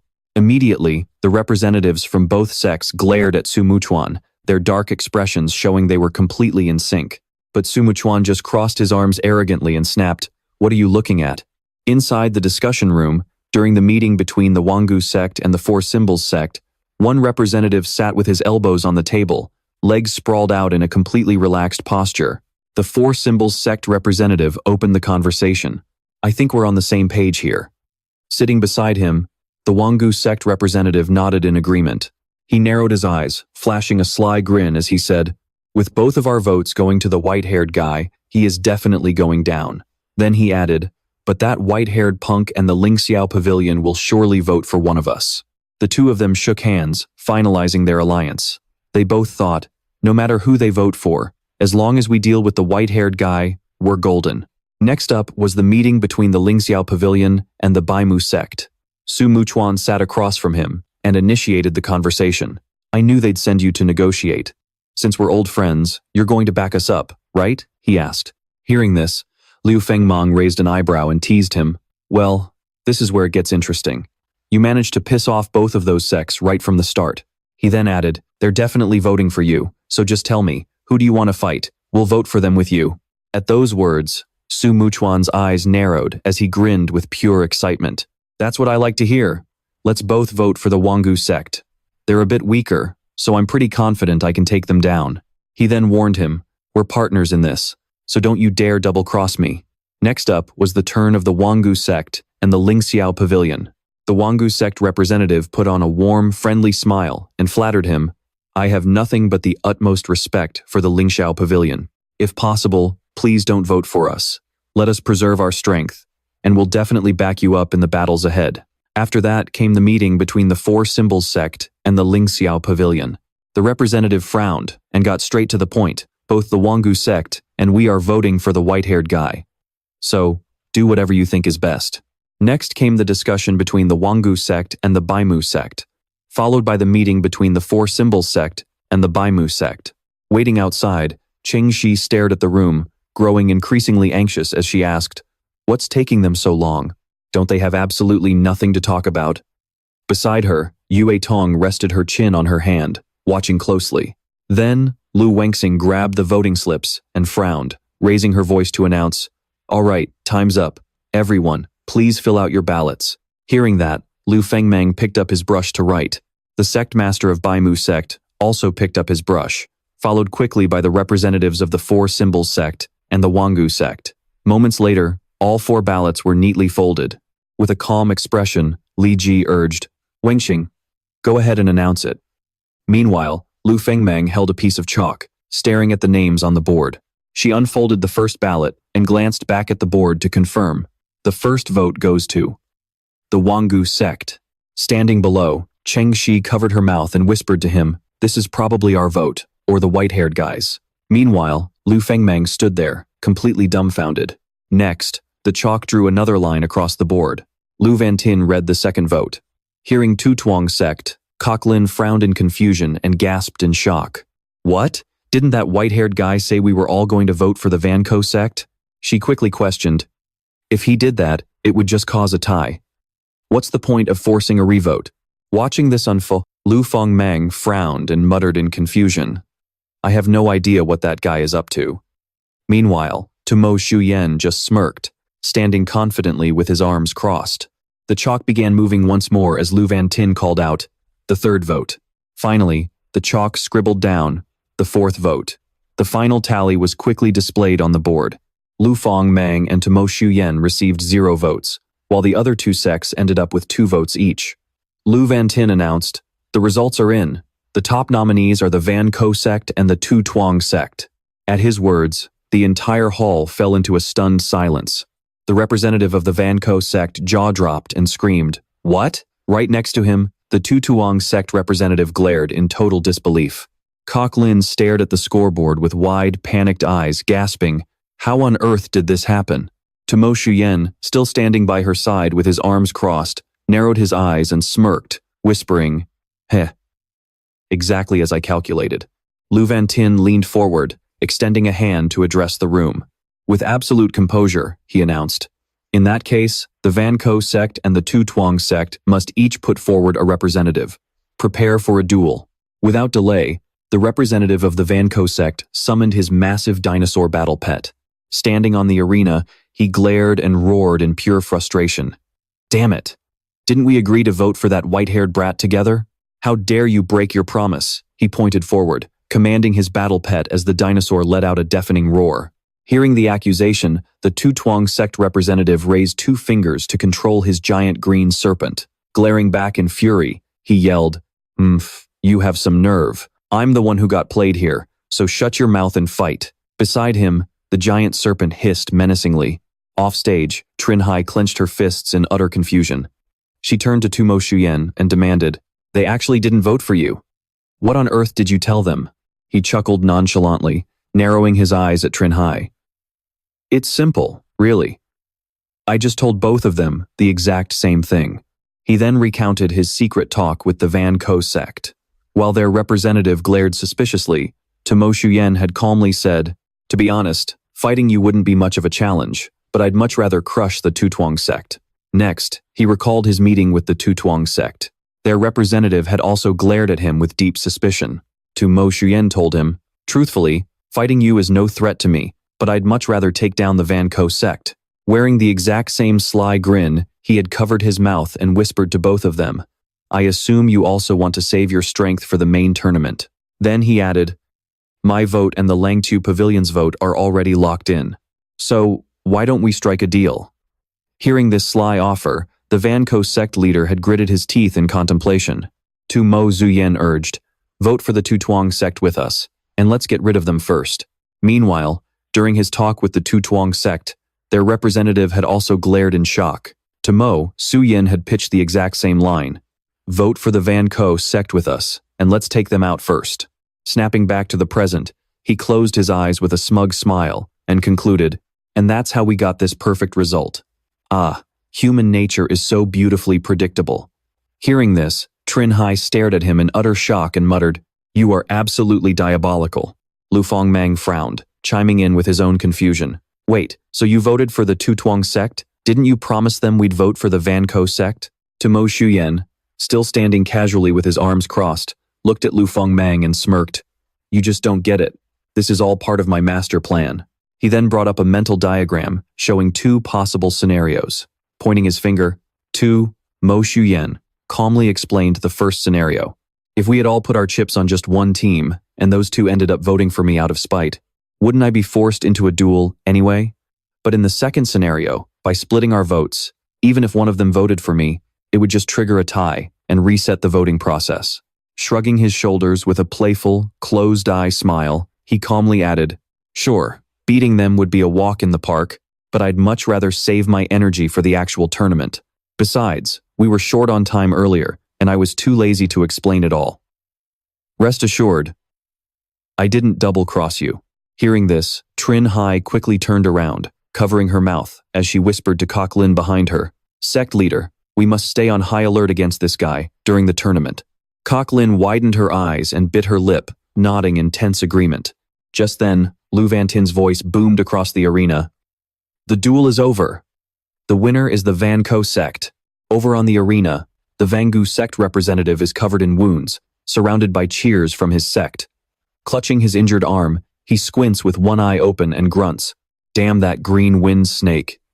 Ling Chong the Azure Dragon, and that wretched Four Symbols sect." On the other side, the representative of the Four Symbols sect is severely injured, surrounded and supported by his disciples. Lu Wenxing's voice rings out once again to announce, "The Four Symbols sect has lost the duel." Over there, the disciples look at their leader, who is closing his eyes and writhing in agony, as they cry out in panic. Sect leader Azure Dragon. Seeing this, Su Muchuan looks over, his eyes widening in slight surprise as he says, "The Vangu sect actually won? Talk about unexpected." Then he snorts and adds, "But honestly, it was probably just dumb luck." Next, the Vangu sect representative limps away, clutching his injured arm, and glares coldly at Su Muchuan as he warns, "White-haired kid, just you wait." The disciples behind him also scowl and glare, but Su Muchuan remains completely unfazed as he retorts, "Didn't you just win? If you'd fought me, you'd be disqualified already. You should be celebrating." Right then, another announcement echoes across the area. The Four Symbols sect has failed the trial. Escort them off the island immediately. Staff members quickly move to usher the group away. Seeing this, Qingxi looks up, his face tense and his eyes wide with worry as he says, "We barely set foot on the island and they're already out. This exam is brutal." Hearing this, Liu Fengmang frowns beside him, his expression serious as he explains, promoting to a higher tier decides the very fate of a sect. Sabotaging each other is completely normal. This is only the beginning. Once the real exam starts, the paranoia and mistrust will truly kick in. It's a dog-eat-dog world out here. Then he adds, "Aside from your own teammates, do not trust a single soul." Hearing Liu Fengmang's warning, Cheng Shi turns pale with anxiety. He looks over at Yue Tong, seeking confirmation. She is also breaking a sweat, nervously biting her nails as she frowns in deep concern. Nearby, Su Muchuan stands with his arms crossed, a calculating smirk on his face as he glances at them. Then, Li Ji addresses the crowd, calmly announcing, "All right everyone, the official exam is about to begin. Let's head to the starting points," he urges. Next to him, Lu Wenxing rests one hand on her hip while pointing her thumb at herself. With a bright smile, she commands, "Lingxiao Pavilion, stay here with me. Baimu sect, follow Examiner Li. Vangu sect, follow Instructor Wang." Yue Tong crosses her arms in confusion and asks, "Wait, we're being split up?" Lu Wenxing pulls up a map, showing the island's layout and entry points to explain. Exactly, each landing zone is divided into 3 separate starting locations. Every starting point is independent to prevent everyone from tearing each other apart the moment the trial begins. Then, Li Ji quickly scans the crowd and calls out, "Baimu sect, with me." He whispers to them, "We'll find a chance to meet up and strategize later." The group quickly follows him, leaving Wang Xiao behind. He gestures in another direction, urging the Vangu sect to move out. Soon, the Baimu sect heads through one stone archway, while the Vangu sect quickly disappears down another. Once she confirms they are gone, Lu Wenxing stands beside the scoreboard and excitedly reaches out, summoning a magical circle. Pointing at it, she smiles and announces, "All right, Lingxiao Pavilion. I will now hand out your essential items for this exam." Sitting on the ground in front of them are 4 tiny, snow-white spirit pets with halos floating over their heads. Seeing them, Yue Tong's eyes go wide with wonder, and she stammers, "Oh my gosh, they're so cute. What are these?" Instead of answering right away, Lu Wenxing reaches down and slips the halo off one of the spirit pets, who look up at her. She gently takes Gu Ling's hand and slides the ring onto her wrist. The halo instantly shrinks to fit her perfectly, leaving Gu Ling staring at it in bewilderment. Beside her, Cheng Ji has also received his, raising his wrist to examine it curiously. Lu Wenxing smiles playfully, a mischievous glint in her eyes, as she raises a finger to her lips. "Make sure you keep these bracelets safe, everyone," she warns. "They are the most crucial device for this exam," she emphasizes. Meanwhile, on a ship approaching the island, which serves as the command center for the trial, as it drifts on the waves, the Alliance governor, a stern and dignified man, stands on deck receiving a report from his subordinate. "My lord," the officer speaks up, "all candidates have reached their starting positions. Once the examiners leave the island, we can officially begin the trial." Hearing this, the governor frowns seriously and asks, "Has the supervisor from the B-tier sect still not arrived?" Suddenly, someone from outside calls out, "Governor, young Master Bai has arrived." Both of them look over, and the governor quickly replies, "Finally, he's here. Follow me to greet him." Outside the cabin, a figure riding a massive bird cuts through the wind, looking down as he says, "My apologies, Lord Liu. I ran into some delays on the way and arrived late." The governor politely replies, "No harm done, young Master Bai. You're just in the nick of time." Right after that, a girl poked her head out from behind young Master Bai, asking curiously, "Is this really the Ding rank exam?" Gu Ling stared at the bracelet on her wrist, her curiosity completely on display as she mumbled, What does this bracelet actually do? Liu Fengmang cradled and supported the Lingxiao in her arms, happily explaining, "This is a new spirit pet that the Alliance bred specifically for this exam. Meet the Lingxiao, the official spirit pet of the Alliance exam. The ring on its head can emit spiritual energy to challenge your body. Once you wear the bracelet on your wrist, it will collect and transmit real-time data from the bracelet. In other words, these spirit pets are basically friendly cameras that the proctors use to fully evaluate the participants. This way, the examiners at the operations headquarters can monitor every move the candidates make." Liu Fengmang continued to explain the multifunctional uses of this cute, pinkish-white Lingxiao that everyone just wanted to cuddle. Because of this, the rules for this year's exam have undergone a major reform, switching to a point-based scoring system. Hearing about this new exam system for the first time, Fan Lingxiao couldn't help but ask, "A point system?" His face was filled with complete surprise. Turning to Gu Ling, Liu Fengmang continued, "As sect leader Gu knows, previously, the exam used an elimination system. After a brutal showdown, only the final 4 sects would pass." Liu Fengmang added, "The Alliance felt that method was way too barbaric and failed to truly test a sect's overall capabilities." She pointed to the poor spirit pet she was holding by the head and continued, "So, this exam will use the new point system. The exam is divided into several stages, with each stage offering different ways to earn points. Your points will be recorded by the bracelet and sent directly to the command center. In the end, the scores will be tallied. The top 4 sects will be promoted to Ding rank, while the first place winner will get a direct pass to the Bing rank exam, just like before." Liu Fengmang held up 3 fingers and warned, "There are 3 crucial rules you must remember. First, never take off the bracelet. If it leaves your body, you are immediately disqualified. The bracelet will constantly monitor the wearer. If the bracelet is removed for more than 3 minutes, that person will be instantly disqualified. So, please keep it secure. Second, falling into the water means disqualification. Since the island is surrounded by the sea, this is to prevent candidates from hiding in the water and dragging out the exam. If the bracelet is submerged in water for more than 3 minutes, you are immediately disqualified. And third, the final rule, forfeit protection. The Alliance's exam is meant to select outstanding sects through fair competition, not to encourage killing each other. There was a forfeit rule in the past, but it was extremely hard to monitor. But now with these bracelets, everyone's safety is guaranteed." Liu Fengmang demonstrated for them, holding up 2 fingers as she explained.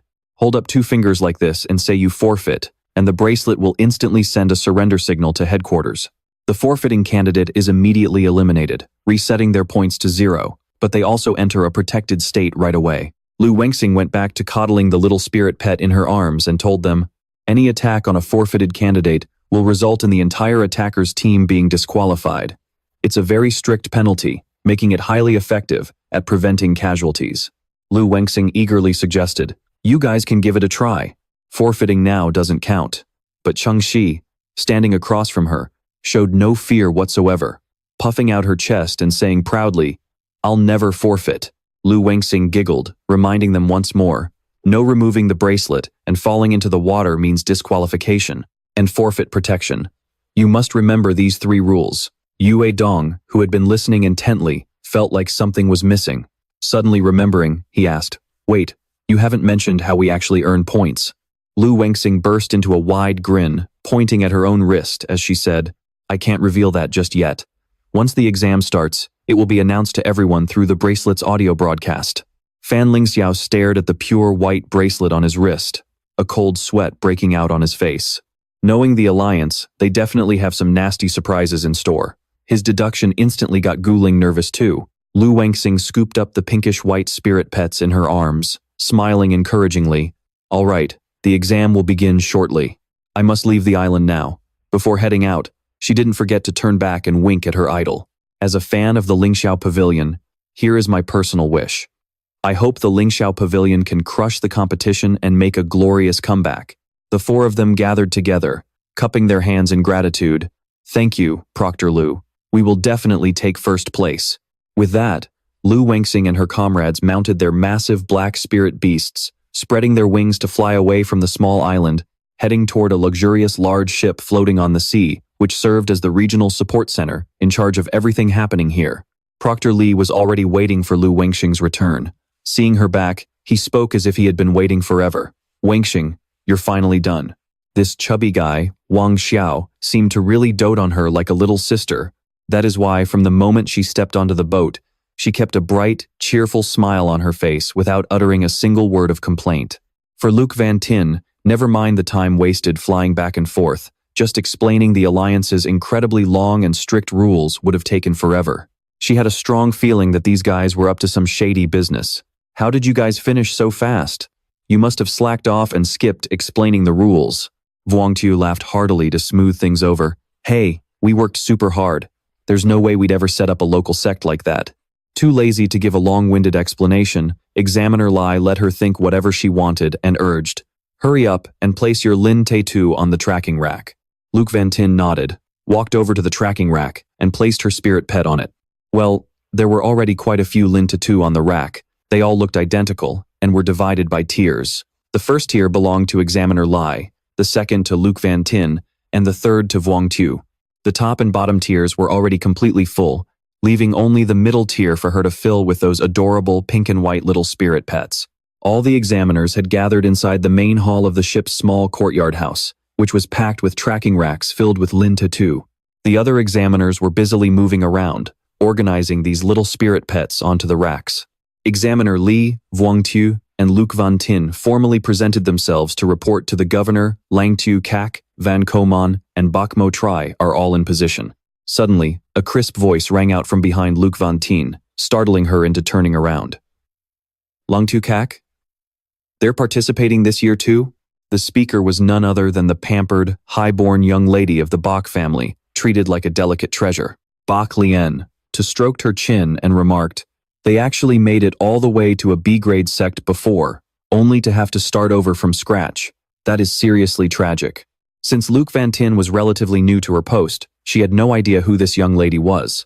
So she immediately turned to her senior brother, Vuongtu, asking with an extremely eager-to-learn attitude, "Who is that?" Vuongtu happily replied, "She's the eldest young lady of the Bak mansion." Examiner Lai, standing nearby, chimed in, "This year's invited supervisor is the eldest young master of the Bak family.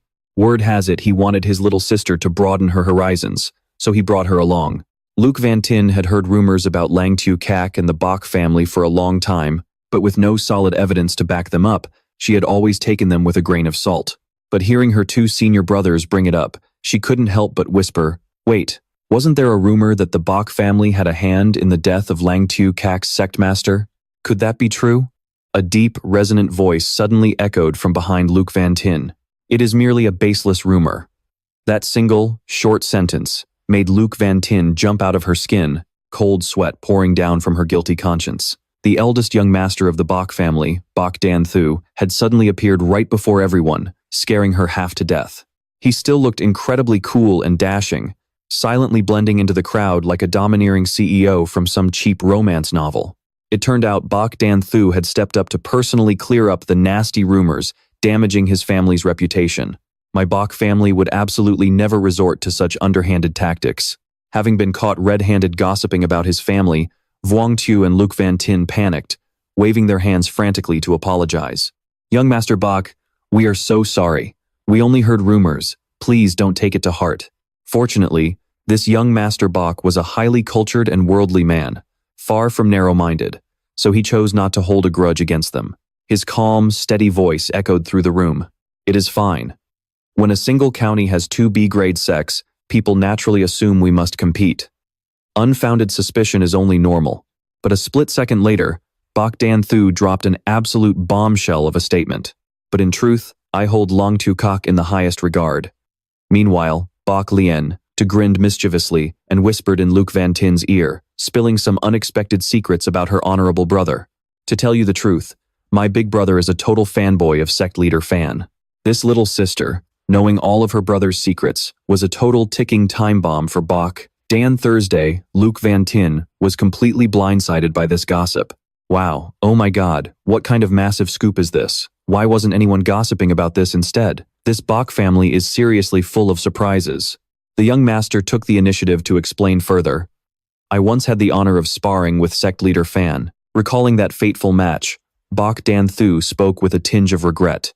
His strength was far superior to mine. I was thoroughly defeated. We are of the same age, yet for him to reach such a high cultivation realm so quickly. I can only sigh that there is always a higher heaven. What a shame. While the eldest young master of the Bok family was lost in nostalgic admiration of his idol, his lovely little sister immediately called him out with a smug look on her face. What do you mean, what a shame? Why are you blushing, brother? Flustered and embarrassed, Bok Dan Thu immediately snapped back. Who's blushing? Feeling like she had just found a lifelong ally, Luke Van Tin immediately jumped in to join the fun. Oh my god, this is amazing. I'm actually a massive fan of Sect Master Fan too. Luke Van Tin shyly tapped her index fingers together, her face blushing as red as a ripe tomato. She could not even bring herself to look up, keeping her eyes glued to the floor. I'm so jealous that you get to hang out and train with Sect Master Fan, young Master Bai. All I have is this single autograph. That simple comment completely snapped Bai Dan Thu out of it, his eyes widening in total shock. The elegant, mature, and dignified reputation he had worked so hard to build was completely thrown out the window just for his idol's autograph. To think a prestigious young master like him would throw away all his pride just to beg Luke Van Tin for an autograph. I really, really want to add this to my collection. Please, could you let me have this autograph? Name your price, anything you want. Bai Susu could only watch her brother in utter disbelief. Had the proud young master of the Bai mansion completely thrown his dignity out the window? Frustrated, the young mistress cried out, "Brother!"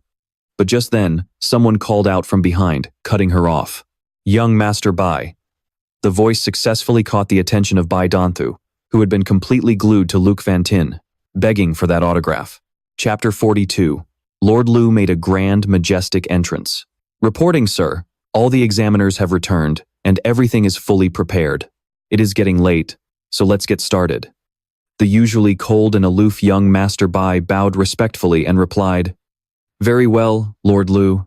It seemed this lord held immense power and authority, with everyone around him hanging on his every command. Even Bai Dan Thu, despite his prominent background, had to bow respectfully to him. This man was definitely no ordinary figure. All the examiners lined up neatly inside the circle formed by the monitoring stands. Under Lord Liu's supervision, they began to establish their connection with the Lingxiao. Among the examiners, Luke Van Tin and Examiner Lai were two of the most outstanding, which was why they were placed right at the front. A heavy seriousness filled the air, and not a single examiner dared to lose focus. After all, even the slightest mistake could cost them their very lives. One by one, the Lingxiao on the monitoring stands lit up like bright light bulbs. At the same time, the jade-white bracelets worn by the candidates began to glow. Nguyen Dong was the first to notice the change, crying out, "Look, the bracelet is glowing." Kok Lin stared at the glowing band on his wrist and deduced, "It looks like the exam is about to begin." The initial pinkish-white light of the spirit pets on the stands slowly faded into a jade green. A bright yellow number 0 gradually appeared on the bellies of the corresponding Lingxiao. It seemed the connection had been established flawlessly, without a single hitch. As the pampered young mistress of the Bai family, Bai Susu had rarely seen ordinary things, let alone spirit pets changing colors like this. To her, watching them change colors was like seeing a strange alien creature drop out of the sky. "Whoa, why did white dumpling turn green?" Lord Liu warmly explained. "Miss Bai, this is the corresponding status update for the candidates." He went on to patiently clarify that the glowing color of their bodies represented each candidate's physical condition. Green means healthy, yellow indicates they are injured, orange means they are on the brink of death, and red means they are deceased. The number on the belly shows the points they have accumulated. They all start from 0. There are a few other display indicators as well, but I will explain those to you when we have more time. In short, we can use the Lingxiao to accurately monitor each candidate's condition in real time. Lord Liu carefully explained the Alliance's grand plan. With the Lingxiao monitoring system, we can stay right here in the command center and clearly see everything happening across the entire exam grounds. We will basically be pulling all the strings. Hearing this, Bai Dan Thu could not help but marvel at how the Alliance's spirit pet cultivation technology had become incredibly advanced. Bai Susu, sharing her brother's curiosity, asked, "Is it some kind of secret technology?" Lord Liu laughed heartily, his eyes flashing with a deep, mysterious light. "Haha, this is nothing. The real show is yet to come. Young Master Bai, Please do us the honor of declaring the start of the exam. After you. Baidanthu stepped forward as prompted, gesturing politely. Since you insist, Lord Liu, I shall proceed. I hereby declare that the D-rank sect evaluation has officially begun. The island where the exam was taking place was not far from the ship, only a few nautical miles to the northeast. At that exact moment, the announcement echoed across the island. Every single participating candidate received the notification. The jade-white bracelets on the wrists of Muyet Dong, Trinhai, and the others began to play an audio message. As the exam officially began, Muyet Dong gasped in surprise. Whoa, the bracelet is talking. But Trinhai quickly noticed a crucial detail that the examiner's announcement had completely left out. It has started, but they haven't mentioned how the scoring system works yet. What are we supposed to do? The moment the words left Trinhai's mouth, the ground beneath them began to shake violently. If they had not managed to keep their balance, both Nguyet Dong and Trinhai would have tumbled head over heels onto the gravel-covered ground. Trying to stay upright during such a massive tremor was incredibly tough, and they both struggled to find their footing for a few agonizing minutes. The four of them from the Lingxiao Pavilion huddled together right at the edge of the shore. The ocean waves, which had been crashing wildly, as if to swallow the tiny island whole, suddenly receded completely, revealing a set of bizarre, mysterious stone steps. Right after that, a flight of mysterious stone steps slowly reveals itself. Next, small, jagged rocks emerge one after another from the soggy, sea-drenched soil. Cheng Shi panics and calls them over, yelling, "Hurry, look, the water level is dropping." Gu Ling, observing closely, also approaches to investigate. This bizarre phenomenon happening in broad daylight is something they have never seen before. Why on earth is the tide suddenly receding like this? Fan Lingxiao observes and senses things much more keenly. He realizes the anomaly isn't with the sea level, but with the very island they are standing on. No, that's not it. The entire island is rising. A second later, the island lifts to reveal a small volcanic crater, and their bracelets buzz once again with a new announcement. Attention candidates, do not panic. The above-water portion of this island was not large enough to hold nearly 100 people, so the arena is currently being expanded. Just a few hundred meters away from the ship, something smooth, slick, and golden slowly rises from the depths, revealing shimmering wave patterns under the golden sunlight, reflecting off the water. The Bai siblings are left completely speechless, their jaws dropping as they watch the massive entity slowly emerge from beneath the surface. Among them, Bai Susu is the most shocked. She rushes to the edge of the ship, gripping the railing as she tries to get the closest look possible, her mouth wide open in disbelief. No way. Isn't this a bit too dramatic? The bizarre entity rising from the water throws them into one shock after another. The members of the Lingxiao sect are no exception. Cheng Shi calls everyone over to witness this spectacle, shouting, "Everyone, look over there." It turns out the tiny island they are competing on is actually a colossal, 1,000-year-old giant turtle. The luxury ship, which already looked massive and was about the size of the initial island, now looks like a mere speck of dust next to this titan, literally one in a million. This turtle is so gargantuan, it could easily swallow tens of thousands of such ships. Cheng Shi is completely shell-shocked, stumbling backward. We were actually standing on the shell of a giant turtle this whole time. The Bai siblings are just as stunned. Although the young master, Bai Danshu, is surprised, he manages to keep his cool. To think the Alliance actually possesses a spiritual pet of this scale, his younger sister can't help but gasp. This is absolutely mind-blowing. Who would have thought a mere D-class exam would have such a grand setup? Just then, another announcement echoes across the island. Attention candidates, the arena expansion is complete. The newly emerged zone will serve as your battleground. Up on the ship, Lord Liu broadcasts his voice through the Lingzi beast. Next, I shall announce the scoring rules for the first phase. The disciples of the Lingxiao sect are caught off guard. Gu Ling looks at the white bracelet on her wrist with suspicion, then glances over at Fan Lingxiao. The first phase? Fan Lingxiao is just as clueless as Gu Ling. He wonders if a simple exam could really be divided into multiple stages. Back on the ship, Lord Liu orders Yan He to initiate the first challenge of the exam, command the Danmu beast to release them. Yan, he complies. Understood. He begins to channel his inner energy, pouring mana into casting the spell.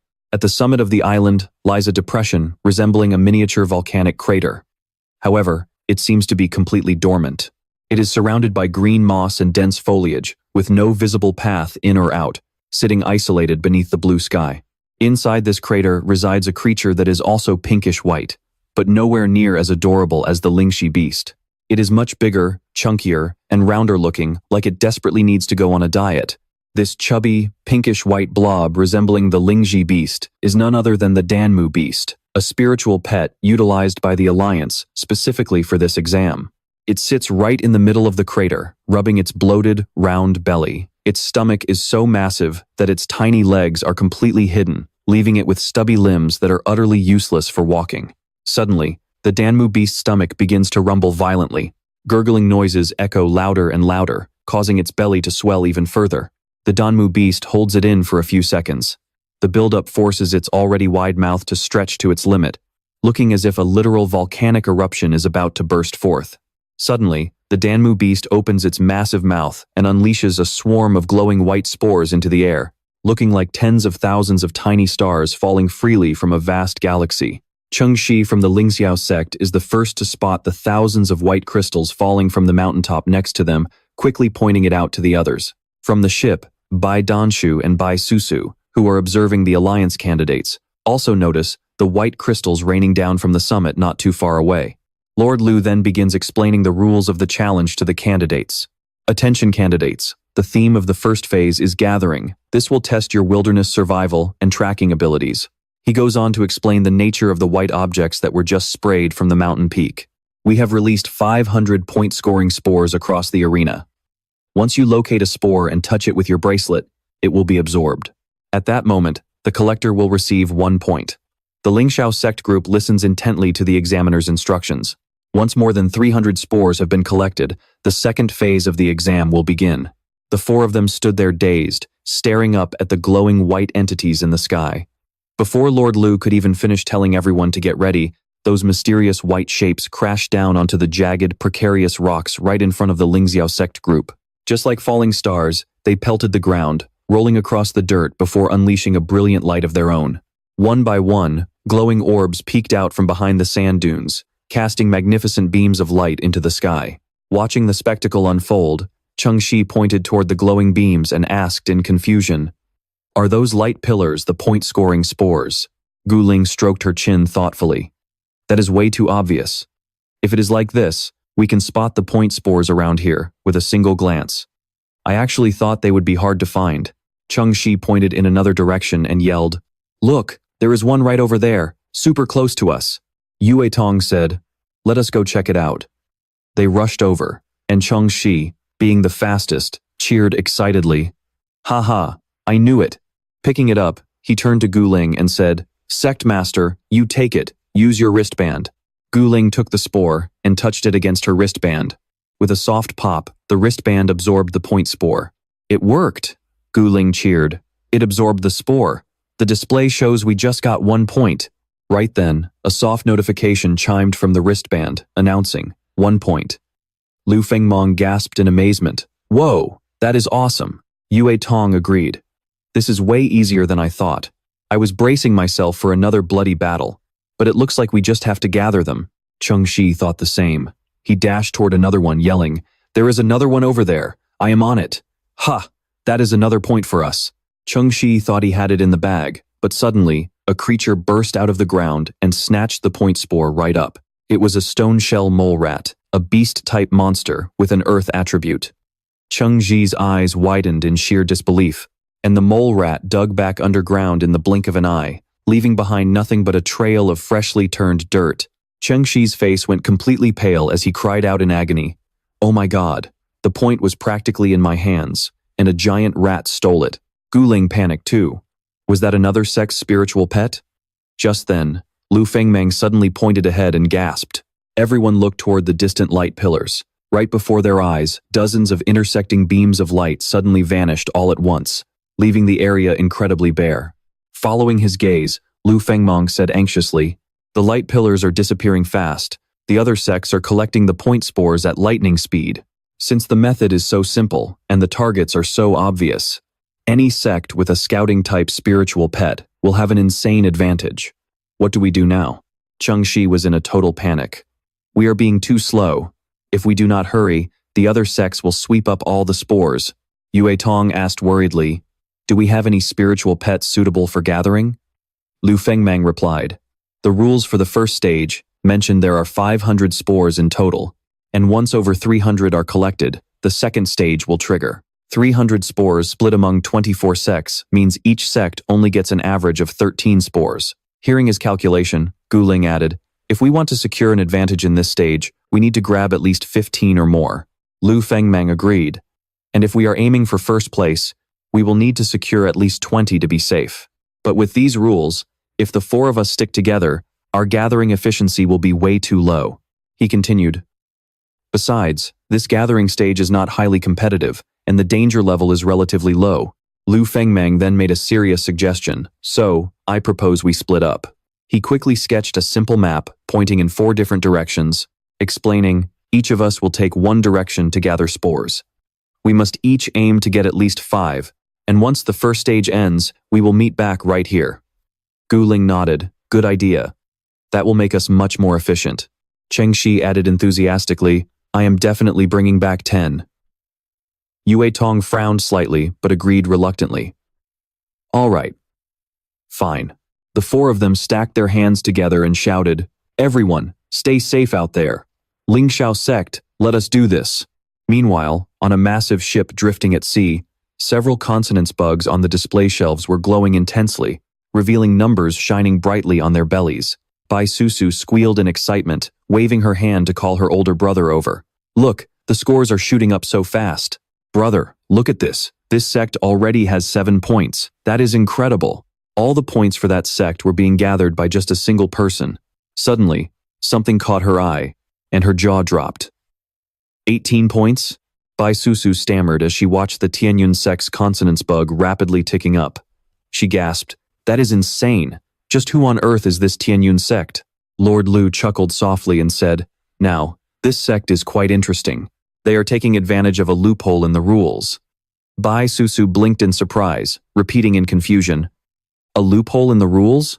Lord Liu casually pointed to the screen, directing her gaze toward the consonance bug marked with a red circle, and explained, See that red circle?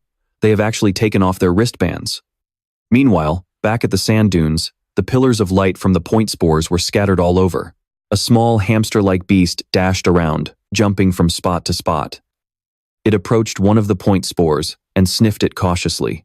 With a soft pop, the point-scoring spore was instantly sucked into the white bracelet worn by the hamster. Once it was done, the little hamster scurried off in a flash.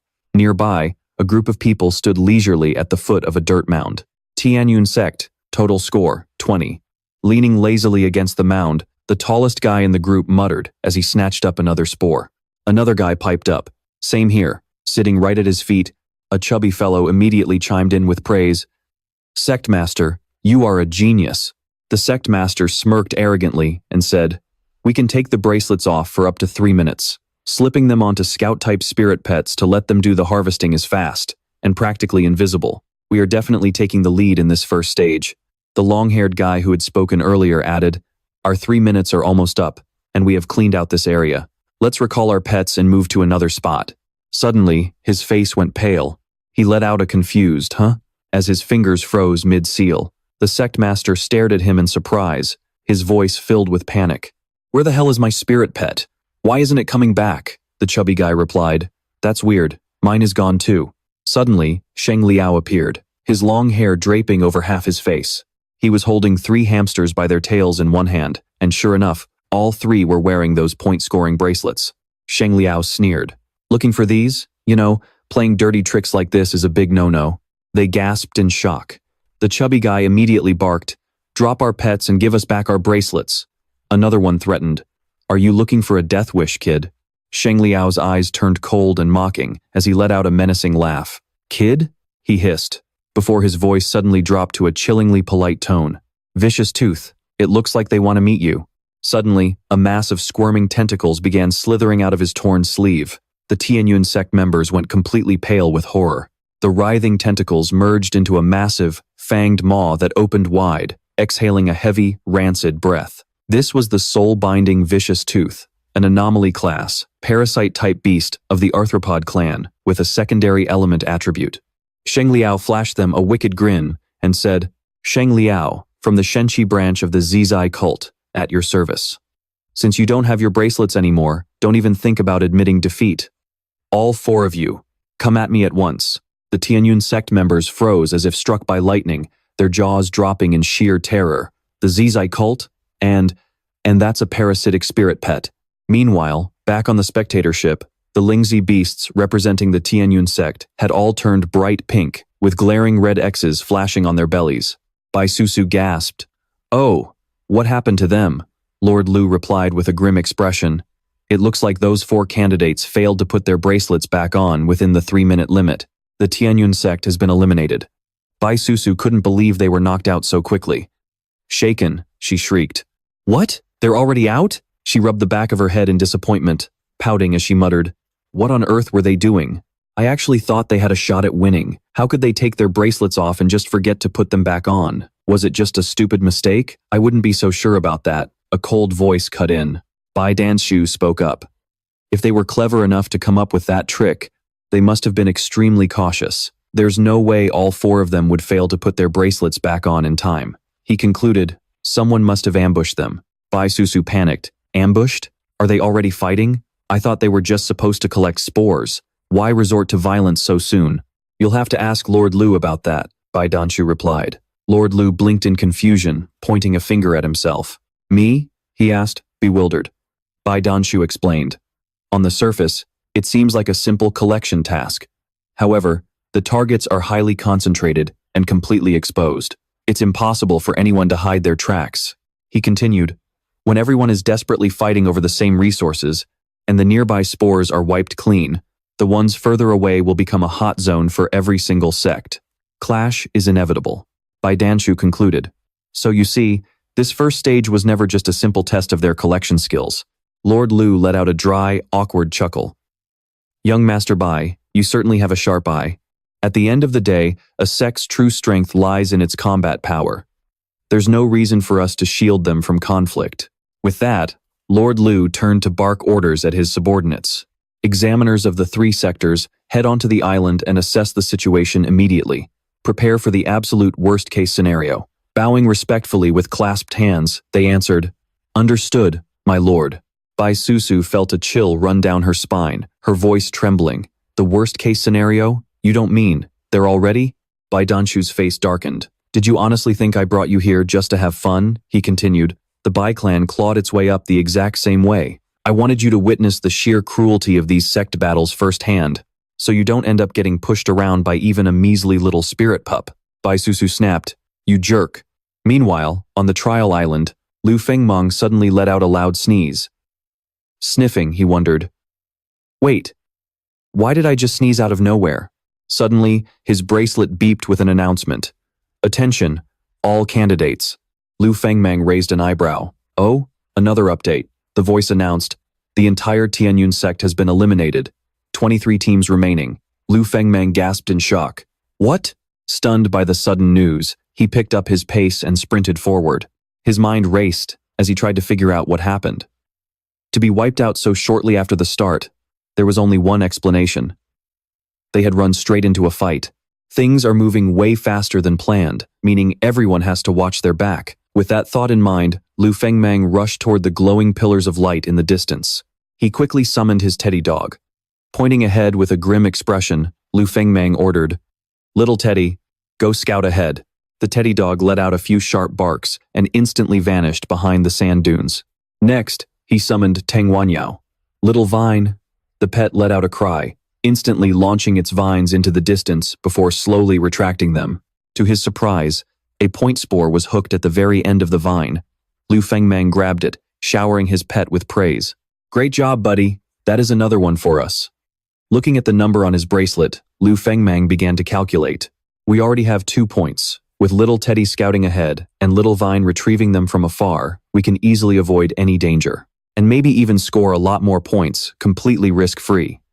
Suddenly, an unexpected voice cut through the air, startling him. Wait, that light pillar was just here. How did it suddenly vanish? Watch out, someone else is nearby.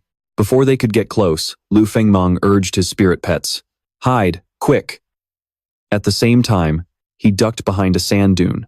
The group arrived, and their hulking leader shouted, Who is lurking around here? The Hongluan building is on the scene, so show yourselves. Stop hiding, Liu Fengmang gasped, recalling Master Shui. He panicked, thinking, the Hongluan building? Is not that the sect we ran into with Master Shui earlier? They are a B-rank sect, and this must be one of their newly formed units. Show yourself. I know you are there. The group yelled again. Liu Fengmang observed them, his mind racing to weigh his options. The Hongluan building is a business-oriented sect, not built for combat. Although these four are moving in a group, their actual combat strength is probably weak. Stepping back deeper into the shadows, he thought, still, they have 4 people. There is no need for a head-on collision. I will just lay low until they move on. But out of nowhere, his teddy dog dashed right out and let out a loud bark. Liu Fengmang froze in shock. Little Teddy, what are you doing? The Hongluan building members spun around in surprise. The teddy dog pounced right onto Jiang Ruoni, let out an affectionate bark, and startled her. Little Teddy? Why are you here? Liu Fengmang stood there, completely dumbfounded, his mind shattered as if struck by lightning. What on earth is happening? They actually know each other? Jiang Ruoni instantly realized who was hiding and yelled, Well, Liu Fengmang, get your butt out here right now. He swallowed hard and sighed. Since his cover was blown, he had no choice but to wing it. Liu Fengmang stepped out and asked in a calm voice, Excuse me, miss, but do we actually know each other? Jiang Ruoni gave him a freezing glare, gently stroking the teddy dog as she scoffed. Oh, please. Are you seriously going to pretend you do not know me? Cut the act. Where have you been hiding all this time? You were not trying to run away from me, were you, you handsome devil? Liu Fengmang gasped in sheer panic, blurting out, Handsome devil? Inside, his mind was screaming, Whoa, this is Major T. Meanwhile, over with senior sister Guling, she was happily waving to her Tianxiang rabbit. Yes, we finally secured our second one. Xiangxiang. This pace is pretty good, right? We are not dragging the team down, are we? Her Tianxiang rabbit let out a reassuring squeak. Guling looked down at her bracelet and sighed with a heavy heart. Last time, Sect Master Fan carried the entire weight of the sect on his shoulders. But now that I am in charge, I feel like nothing but a massive burden. The gap between us is just way too wide. Shaking off her doubts, she pointed toward a distant beam of light and declared with renewed determination, I absolutely have to push harder. I cannot let down the Lingxiao Pavilion.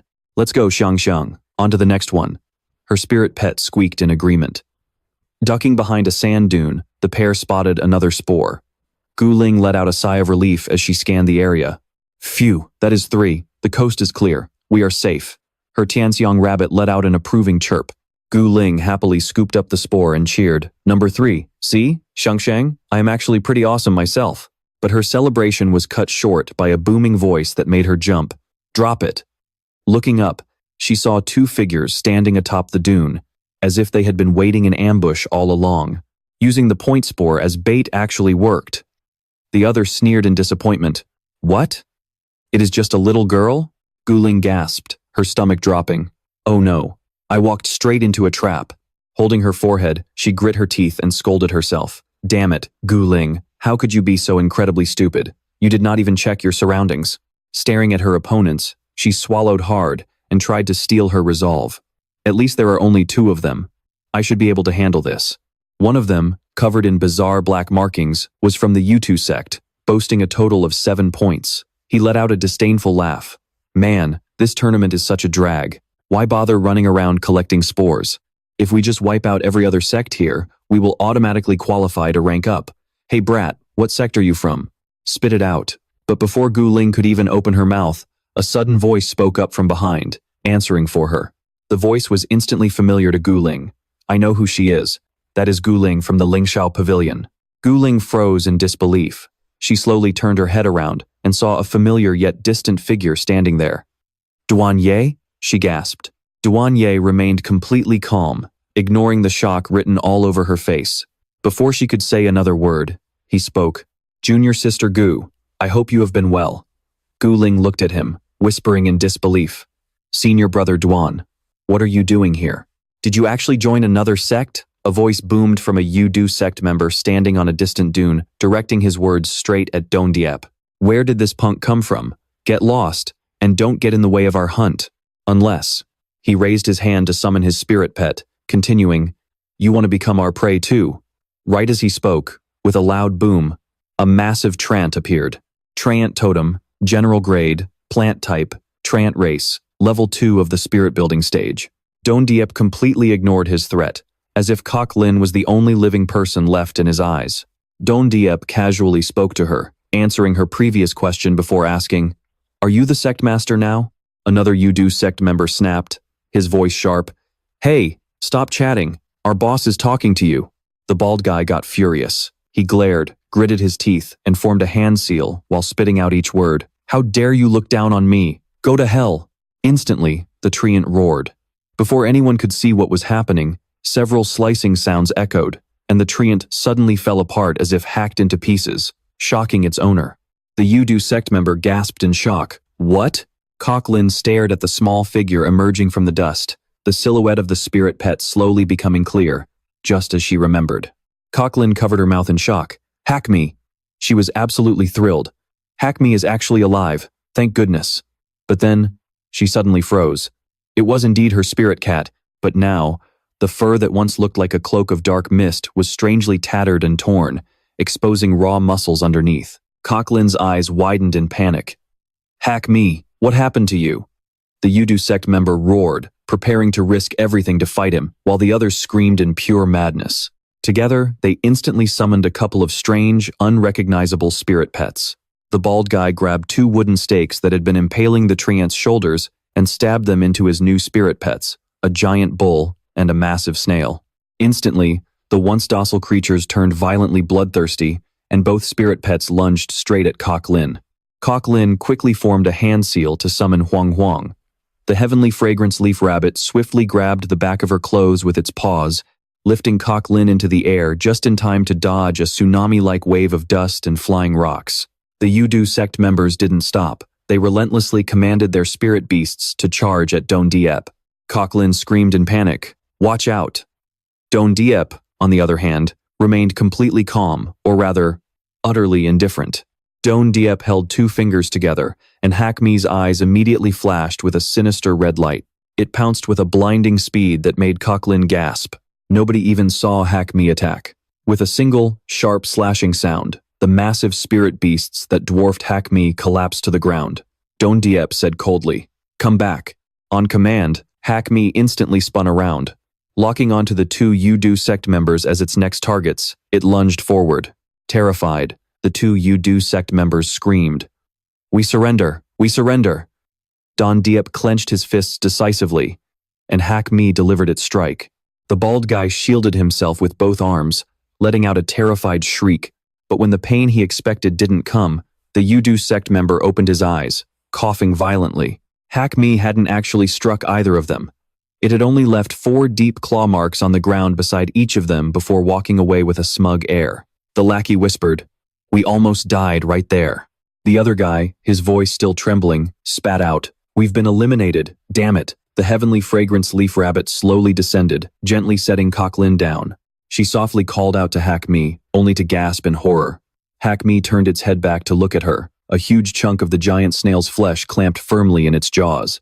Kok Lin looked up at the young man standing before her and asked, "Hack Me isn't acting right at all. What on earth did you do to him?" Don Diep replied, completely devoid of emotion. "As you can see, he didn't just survive. He became much stronger, and that's because I joined an incredibly powerful sect."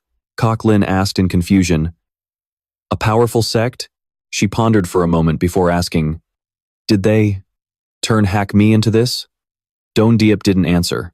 Unable to comprehend, she pressed, "What is even the point of doing that to him?" His voice grew deep, as if he actually cared about her well-being, and looking down at Kok Lin, he said, "Kok Lin, why are you still clinging to that dying Lingxiao sect?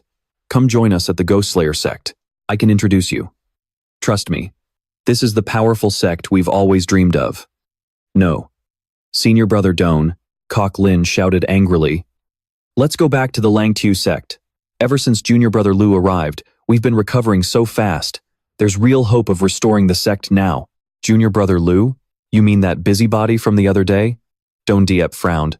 "I can't believe you actually let him join." Kok Lin pointed at Wang Wang and said, "I'm not lying to you. In just 1 month, all of our spirit pets have already reached the spirit building stage. If you don't believe me, just look at Huang Huang." The heavenly fragrance leaf rabbit nodded in agreement. She pleaded, "Come back, senior brother Doan. We can really do this."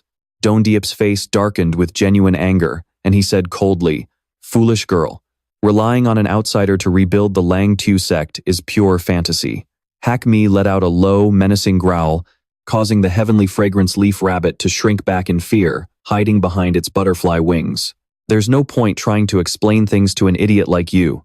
I'm done wasting my breath. I'm out of here to farm some points." With those final words, Duan Ye turned on his heel to leave, calling out to his pet, "Jaime, let's go." Behind his back, Gu Ling cried out desperately, "Senior brother Duan, Lingxiao Pavilion really needs you." Duan Ye threw her a cold glare and corrected her, "I am no longer your senior brother." Gu Ling bit her lip in silence. Duan Ye continued, "Just you wait, Gu Ling. Once we win this tournament, and Lingxiao Pavilion gets disqualified, your last shred of delusion will finally shatter. When that happens, you'll definitely come running to me." Gu Ling angrily fired back, "No way. Lingxiao Pavilion will definitely make the cut." Without even looking at her, Duan Ye replied coldly, "We'll see. Assuming you guys can even survive to the second stage," he added, "and hope I don't cross paths with that guy named Liu. I won't show him any mercy." Gu Ling bit her lower lip, watching him leave. Soon, the sand dune was completely empty. Gu Ling felt as if she were plunging into endless darkness. Standing there all alone, she softly muttered, "Senior brother Duan." Meanwhile, on the other side of the field, Cheng Shi and his spiritual pet had tracked down another spore, hidden right behind a sand dune. Cheng Shi's eyes sparkled with excitement as he cheered, "Yes, that's the fourth one. I knew I was awesome." Then, he suddenly turned to the Scarlet Thorn Horse and said, "Say something, Senior. I've had this burning question." He yelled right in his pet's face, whining, "How come your look didn't change at all after leveling up to the Spirit Foundation stage? Even Junior Brother Liu's pervy pup got a major glow-up. Why do you still look exactly the same?" The Scarlet Thorn Horse understood him perfectly and just gave a goofy, panting laugh. Cheng Shi sighed to himself. "Well, I can't say it didn't change at all. It just got way more ridiculous." Recalling the attack from before, he speculated, "Could it be because it got hit on the head last time? At this rate, no matter how strong I get, my pet's silly face is going to ruin my image." He cringed, imagining his own cool and heroic self being associated with such a goofy, dumb-looking pet. Cheng Shi broke into a cold sweat and thought, "Damn it, I actually kind of want to swap it out now." Lost in thought, he didn't notice the Scarlet Thorn Horse wandering off to touch the spore. Startled, Cheng Shi panicked. "Hey, what are you doing over there? We're supposed to stay hidden and observe first." Looking around, he realized there was no one in sight. "Wait, is there seriously no one here? Could it be that I'm so powerful that everyone is hiding from me? Well, don't mind if I do then." With that, Cheng Shi excitedly leaped forward to grab the point spore. Just as he was about to pluck it, a voice suddenly echoed out, scaring the daylights out of Cheng Shi. "Oh crap," he thought, "someone's actually here." A boy with flashy, bright yellow hair, about Cheng Shi's height, spoke up. "I spotted this spore first, so it has to be mine. Hand it over nicely, or I'll beat you to a pulp." Cheng Shi stared at the boy, completely dumbfounded. "Huh? It's just a kid. He looks even younger than me," Cheng Shi thought. Feeling a bit skeptical, he asked gently, "Hey there, little buddy. Are you actually here for the tournament? Did you get lost or something?" Hearing this, the boy blew a fuse. Pointing at himself, he raised his voice and yelled, "Show some respect. I am the sect master of the heaven-defying blessed land, invincible divine temple, Long Nishan." Cheng Shi and his pet thought that name sounded sketchy as hell. Grinning at his horse, Cheng Shi chuckled, "Pfft, how did you even come up with a name that long?" Long Nishan was shocked and furious. Did you just laugh at me?" Cheng Shi just let out a casual, dry laugh and pressed the spore against his bracelet, which absorbed it instantly. "Oh, whoops," Cheng Shi said playfully. "My bad, Sect Master Long. The spore accidentally bumped into my bracelet." Long Nishan's blood boiled. He clenched his fists and roared, "You bastard, I told you that spore was mine. Playing tricks on me. You're asking for a beating." Cheng Shi chuckled, stroking his chin, and teased, "Ooh, scary. So, is Sect Master Long's divine dragon a white rabbit or a tabby cat?" Long Nishan let out an angry roar. Cheng Shi's jaw dropped in shock as an endless, blinding golden light burst from Long Nishan's body. The powerful shockwave knocked Cheng Shi flat on his back. The beam of light shot straight into the sky, illuminating the entire area. Everyone on the field saw the light and was instantly drawn to it. The intense golden glow even reached the airship, piercing right through the windows. Lord Liu asked in astonishment, "What on earth is going on?" Bai Susu rushed over to the window to look outside, her eyes wide as she called out to her brother. "Brother, look, what is that?" Bai Dongchu's eyes widened. He clenched his teeth and muttered under his breath, "No way, this can't be." Meanwhile, Liu Fengmang stood frozen in shock. Did someone summon that? Back on the ground, Cheng Shi and the Scarlet Thorn Horse stared with their mouths wide open, gazing dumbfoundedly at the Emperor-class dragon pet. Floating right above Longnishan was a massive dragon, radiating an overwhelming, heaven-defying pressure. Pointing a finger, the boy ordered in a rage, "Nilin, smash him into pieces for me." How could a mysterious young boy possess an Emperor-class spiritual pet? It was the blue-scaled Flood Dragon Emperor grade, dragon-type monster beast of the Flood Dragon clan, level unknown.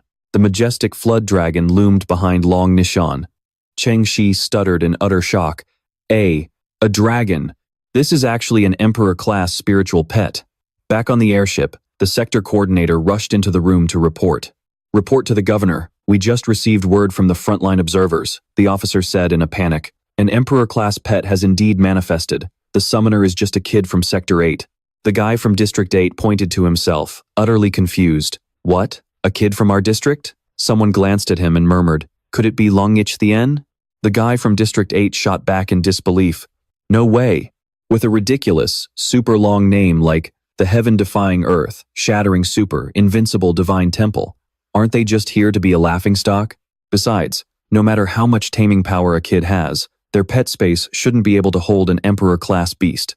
Suddenly, Bak Dan Thu spoke up. "Actually, there is still a way." "Young Master Bak, are you referring to a natal pet?" Lord Liu asked. Bak Dan Thu replied, "Exactly, Lord Liu," he explained. "If a beast tamer's innate talent is high enough when they are young, they can manifest the pet's embryo directly inside their pet space, completely bypassing any capacity limits." Bak Tu gasped. "Can something that awesome really happen? How come father didn't get one for me?" Bak Dan Thu rolled his eyes at her and muttered, "Because you lack the talent." Bak Tuto's face fell instantly. She glared at her older brother with daggers in her eyes. "Care to repeat that, big bro?" Ignoring her, Bak Dan Thu turned his gaze back toward the training island and murmured, "The conditions for a natal pet are brutally strict, and an Emperor-class natal pet is nothing short of a miracle. What is weird is that despite this power, he is still an independent tamer. This kid must have stumbled upon some mind-blowing stroke of luck." Meanwhile, back on Trinhai's side, he asked blankly, "Is that a natal pet?" Long Nichthien looked surprised. "Whoa, you actually know about that?" Trinhai's pupils shrank in shock. He felt himself falling back into a painful memory, where the entire world turned blood red, and shadowy figures overlapped one another. Deep sighs and whispering voices echoed around him. Sigh. He is not going to make it. Back then, a confused Trin Hai lay collapsed on the ground, gasping heavily as the whispers continued to drill into his ears. Another failure. A massive black wolf shadow opened its jaws, whimpering in boredom, as that same voice sighed again. It died. Again. The crowd gathered close, their judging eyes piercing right through him in the darkness. They gossiped relentlessly. "I told you so. This kid has zero talent. We wasted so many resources on him. When will they finally give up?" A towering figure stood in absolute silence, just staring down at Trin Hai. Terrified, the boy desperately held back his tears. Reaching out with a trembling hand, Trin Hai choked out, "Father, father." But all he got in return was the cold back of the man walking away. The man let out a cold sigh and said, "Forget it." Snapping out of his flashback and returning to reality, Long Nichthien smugly raised his hand and bragged, "Well, look at you, knowing your stuff.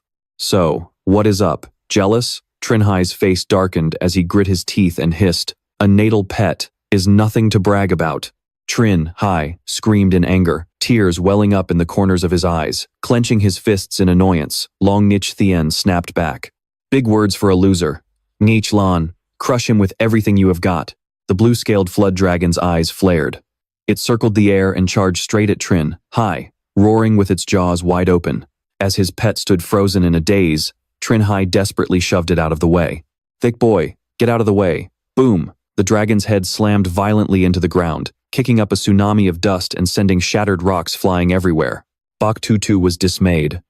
Wait, does this mean the match is basically over already? How boring. An Emperor-class pet can easily crush anything in its path. Bok Dan Thu chimed in. Not necessarily. Natal pets have their own fatal flaws. Utterly ignoring his logic, Bok Tutu pouted. Ugh, you are always arguing with me, Bok Dan Thu calmly explained. The development of a natal pet is tied directly to the growth of its beast tamer. If the tamer fails to cultivate enough taming power, the pet's true strength will be severely restricted. And at his age, there is no way he can properly control an Emperor-class beast. As the dust began to clear, Trinhai covered his nose, coughing violently. He called out shakily through the white haze. Thick boy, are you okay? He scrambled over to help his pet up, asking anxiously, Thick boy, are you all right? Supporting his pet, his eyes widened as he asked, Wait, where did that dragon go? Both of them stared in sheer disbelief at the blue-scaled flood dragon slumped on the ground right in front of them, letting out a soft whimper. It struggled to lift its head, shaking off the dirt and dust. Wait, what just happened? Did it trip? Trinhai asked, completely bewildered. Long Ich Thien crossed his arms and yelled in sheer disbelief. You stupid dragon, how do you trip from that close? You have got to be kidding me. Not taking that lying down, the blue-scaled flood dragon roared right back at him. Long Ich Thien gasped, rolling his eyes. What? You dare blame my controlling skills? Isn't this because you always refuse to practice with me? The blue-scaled flood dragon couldn't speak human language, so it just roared back angrily to protest. But Long Ich Thien was never one to take things lying down. Losing his temper completely, he pointed right at its face and screamed, Stupid dragon, you dare get snippy with me? Go ahead, roar again and see what happens. This chaotic scene left Trinhai utterly speechless. He stared blankly, thinking in sheer disbelief. Are they actually arguing right now? He suddenly picked up a small stone and held it in front of his crimson thorny horse, ignoring the fact that the silly thing was happily licking it. Trinhai's expression turned serious. It looks like with his level of taming power, controlling an Emperor-class beast is exhausting for him. Thick boy, we actually have a shot at winning this. Just follow my lead. He tossed the stone into the air, and the crimson thorny horse snapped back into a serious, combat-ready stance. Cheng Shi shouted. Long Ich Thien raised his head to look at the rock, completely baffled. Cheng Shi formed a hand seal and roared, unleashing his power. With a sharp swoosh, a beam of light shot out from Spikyback's head. Thwack! Spikyback's quill pierced right through the rock, shattering it to pieces. Long Ich Thien stared blankly at the falling fragments of the shattered rock. Cheng Shi's voice rang out, Now's the time. The rock is crushed, sprout spikes. He lowered his voice. Suddenly, the falling rock fragments of various shapes altered their structure all at once, transforming into sharp cones. They were razor sharp, looking just like spikes. Taste my newest skill, Heavenly Rain of 10,000 Spikes. Countless sharp quills rained down on Long Ich Thien's head, forcing him to shield himself in sheer terror. Shoot, Ni Lin, quick, dragon breath. Following Long Ich Thien's panic-stricken cry, the blue-scaled flood dragon's eyes flared with a blinding light. It opened its mouth and roared, unleashing a pillar of fire that shot forward, completely blasting apart Cheng Shi's attack. Long Ich Thien crouched down to shield himself. With a massive boom, that sheer force blew a whole dirt mound to pieces. Thick smoke rose into the air, revealing a prominent crater, and at the very bottom, a crack appeared on the giant turtle's shell. Long Ich Thien thought in panic, Oh no, this is bad. At that moment, the ground beneath his feet began to shake. No, to be more precise, the entire training ground was trembling violently. The old turtle woke up, its golden eyes shining brightly as it let out a low growl. Long Ich Thien managed to keep his balance, then turned around and snapped, You stupid dragon, you hit the old turtle.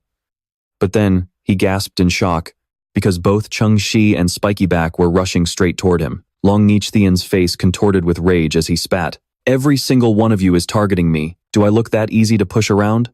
He ordered, Ni Lin, boost my power by 5 points. The blue-scaled flood dragon's pupils glowed intensely. Long Ich Thien crossed his arms in front of him, his gaze sharp as steel, while his entire body began to glow with a brilliant golden light. Boom, Long Ich Thien snarled, Get lost. The golden light erupted, releasing a powerful shockwave that blew both of them away. Cheng Shi slid backward, gritting his teeth as he thought, What's going on? Can a dragon tamer really possess this much raw power? Long Nichthian let out a mocking laugh, curling his lips as he smirked. Look at that clueless face of yours. Have you never seen an Emperor-grade special skill before? Let me open your eyes. Spiky Back let out a furious roar and charged forward recklessly. It spun like a ball, hurtling toward Long Nichthian as it unleashed the Spiky Back windfire wheel. Infuriated, Long Nichthian's eyes flared with light. He roared, Ni Lin, boost it by another 10 points. His power surged instantly. He swung his arm, glaring viciously at the pet in front of him. Crash! Long Nichthian slammed his hand down, instantly smashing Spiky back into the ground, causing the earth and rocks to collapse. Special skill. Combat Power Reserve. Long Nichthian looked at his glowing golden hand and sneered with disdain. Easiest fight of my life. Chengxi ran over in a panic, crying out, Spiky Back! But suddenly, Long Nichthian materialized right in front of him, blocking Chengxi's path. His eyes flared as he channeled raw power into his fist. Long Nichthian snarled, Die! Suddenly, a booming voice echoed from the void. Stop right there. Long Nichthian froze, glancing over as he gritted his teeth and hissed, Tsk! Perfect timing. With a deafening boom that tore through the air, Long Nichthian slammed his fist into the ground instead. Knocked off balance by the sheer force of the shockwave, Chengxi tumbled to the ground. He squinted one eye, staring at the massive fist resting just inches away from him. Long Nichthian stood back up, looking in a certain direction as he grumbled. What the heck? I was just getting warmed up. How annoying. The middle-aged man said with a stern face, If I hadn't stopped you, you probably would have beaten him to death. Long Nichthian avoided eye contact, crossing his arms as he replied, What are you talking about, Dad? I was just trying to scare him. I totally had it under control. The man glanced at the blue-scaled flood dragon and repeated, Under control? He raised his voice in scolding. Do you have any idea how much of a commotion you caused by summoning Ni Lin? All the competing teams on the island are probably focusing on us now. You call this having it under control? Long Nichthian pointed angrily and retorted, That guy was the one pushing me too far. He stole my treasure. The man walked up to Chengxi, looking down at him coldly as he spoke. You brat, you've seen the gap in our power. The man's face darkened, and he clenched his fist in a threatening gesture, saying, Admit defeat immediately.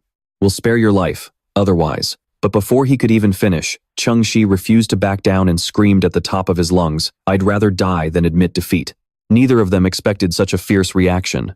The man scratched his chin blankly and looked at his son, saying, Oh, he's not very cooperative. I just got on this island and promised not to kill anyone, but he's really pushing my limits. Long Nichthian rolled eyes, resting his chin on his hand as he said, It's obviously because you look too goofy, Dad. You can't even play a convincing bad guy. He burst into laughter and added, Whatever, let's not waste any more time. We need to hurry up and collect points. With that, he turned and walked away. His dad casually asked, How many points do you have now? Long Nichthian quickly replied, 1 point. He proudly raised his wristband to show his dad. Look, Dad. Chengxi watched their retreating backs in silence. The man, looking absolutely delighted, patted his son's head and praised him. Wow, so strong. That's my boy. Chengxi stared, wide-eyed. In his mind, he once again saw that familiar figure turning to leave, coldly tossing back just 2 simple words. Forget it. Long Nichthian, he called out. Long Nichthian turned around and gave him a look. My name is Chengxi. Chengxi stood up, placing a hand over his chest. With absolute determination in his voice, he declared war. I will definitely beat you. Chengxi stood there, facing 2 people and a spirit pet. Long Nichthian replied blankly. Chengxi, yeah, I'll remember that. He let out a smirk.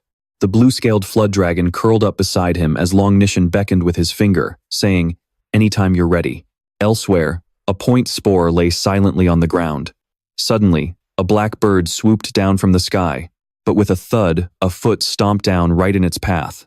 Startled, the bird slammed on the brakes. The rhino panda glared at it, sending the bird into a panic. With a loud squawk, it turned and scrambled away.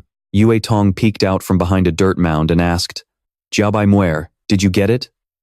As the spore drifted over, Yue Tong caught it with a big smile. 9.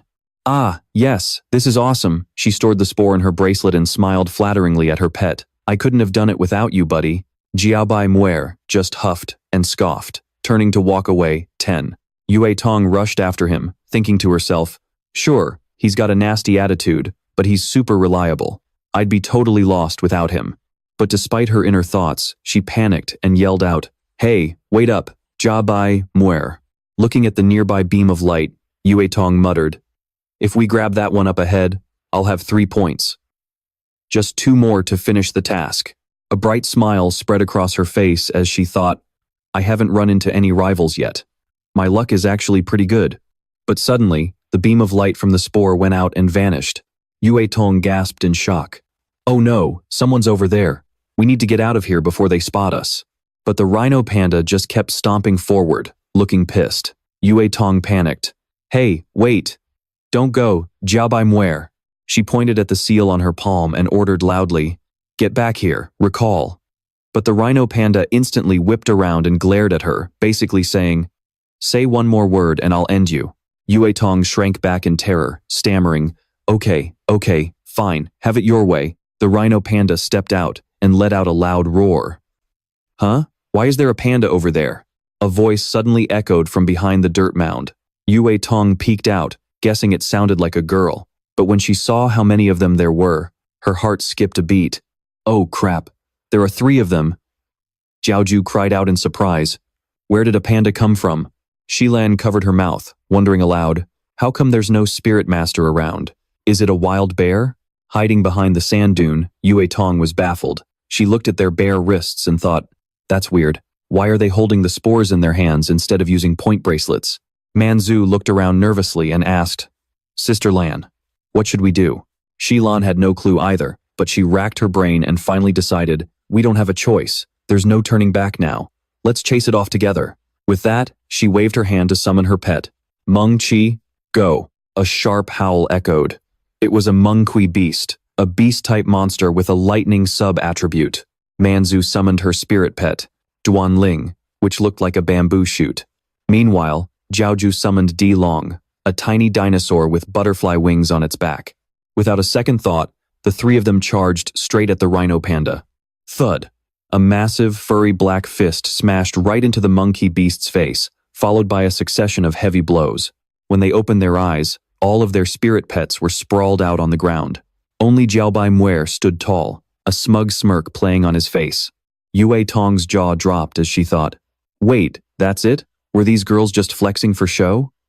And here I was, actually getting ready to test out the results of my training.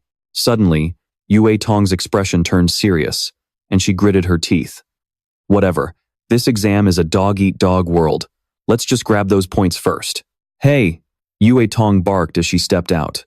Though her voice shook a little, she tried her best to play the part of a ruthless bandit.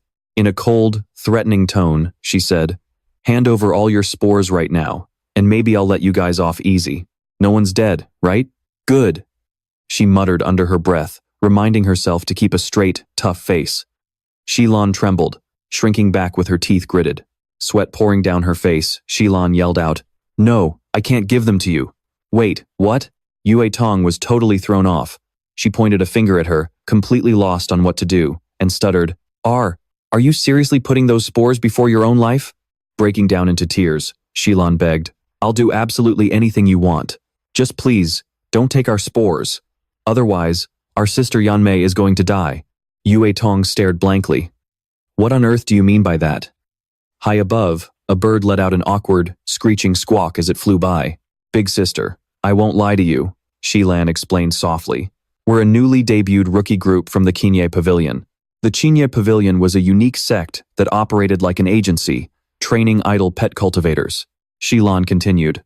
"The 4 of us are the star trainees of this season's focus group. We are the 4 sisters, Mei, Lan, Ju, and Ju. Namely Yan Mei, myself, Shilan, Manju, and Jiaoju." Shilan added, "Our mentor told us to participate in this assessment exam. She said it would boost our popularity and help our future careers. Mantruk also told us everything was set up and completely safe. She said we just had to show our faces, so we believed her and came along." Jiao Kuk choked back tears and added, "But we had no idea everyone here would be so brutal. They started fighting over the slightest disagreement. Our spirit pets are only good for looking cute. They don't even know how to fight." Nguyet Dong replied with a deadpan face, "Yeah, I can tell." They burst into tears, crying in unison, and then, a bad guy kidnapped our little sister, Engen Mai. He threatened us, saying if we didn't hand over 5 spores, he would kill her instantly. So that's why you gathered spores without using your points bracelets? I get it now, but why didn't you just forfeit instead of struggling? Thelon sobbed as she explained. He said, if we forfeited, he'd kill Nganmai anyway. He claimed he didn't care about the consequences. Nguyen Dong's blood boiled with anger. What kind of twisted logic is that? This is supposed to be a skill assessment, yet he's using such underhanded, ruthless methods. How shameless. Nguyen Dong completely forgot that she was planning to rob them herself. Zhao Kuk tugged at her sleeve, pleading, Big sister, can you please help us? Thelon also begged, please, save Nganmai. Feeling a sudden surge of justice, Nguyen Dong asked loudly, where is he? Thelon turned and pointed toward the distance. Just behind that mountain over there. Nguyen Dong's face went slightly pale as a wave of panic hit her. I acted on impulse and agreed too quickly. Am I getting as reckless as Jiao Bok Mok Ni? Hold on, girls. Let's come up with a strategy first, Nguyen Dong said with a serious expression. The 3 of them walked out from behind a mound. A one-eyed man was sitting on a dirt hill, holding a carnivorous vine spirit beast. He sneered. Back so soon? Did you find all the spores? At his feet lay a young girl, weeping in terror, as his spirit beast held her life in its grasp. Thelon said softly, We could only find 3. Mantruk added, we really couldn't find any more. Please, can you let Nganmai go now? The man tilted his head and smirked. Are you trying to bargain with me? He yanked the vine threateningly. Do you want her dead? The spirit beast opened its jaws wider, making Nganmai close her eyes and scream in terror. Thelon panicked, waving her hands frantically. Wait. We found a way to guarantee a win. The man narrowed his eyes suspiciously. A guaranteed way to win? Thelon nodded quickly. You wanted us to collect spores so you could win the exam, right? But we found a much easier way. Oh? Let's hear it, he said indifferently. Thelon quickly replied, Look at my hand. The man leaned in closer, curious to see what she was showing him. Suddenly, he felt a chill as the rhino panda materialized right behind his back. With a fierce roar, it pinned the man's arms behind his back and snatched his vine beast away. The man gasped in shock. What? On the other side, Thelon cheered. It worked. Mantruk rushed forward, asking, Nganmai, are you okay? Jiao Bok Mok Ni gripped the vine beast tightly and tore it to shreds right in front of the man's eyes. The rhino panda roared furiously in his face. Standing behind, Nguyen Dong ordered, Jiao Bok Mok Ni, teach him a lesson he won't forget. The man panicked and yelled, Wait, look closely at the back of her neck. Only then did they notice a bizarre insect clinging to Nganmai's neck. Nguyen Dong gasped. What is that? The man's face darkened with a sinister grin. I've placed a severing bug on her neck. Make one wrong move, and I'll order it to snap her neck instantly. As he spoke, he slightly clenched his fist. Nganmai instantly turned pale and groaned in pain. Thelon and Mantruk shrieked in horror. Stop, don't do it. Nguyen Dong panicked and yelled, Stop. The man sneered mockingly. If you want to see her die, then go ahead and try me. Come on. Nguyen Dong squeezed her eyes shut, grit her teeth, and ordered, Jiao Bok Mok Ni, stand down. Jiao Bok Mok Ni growled angrily at the man.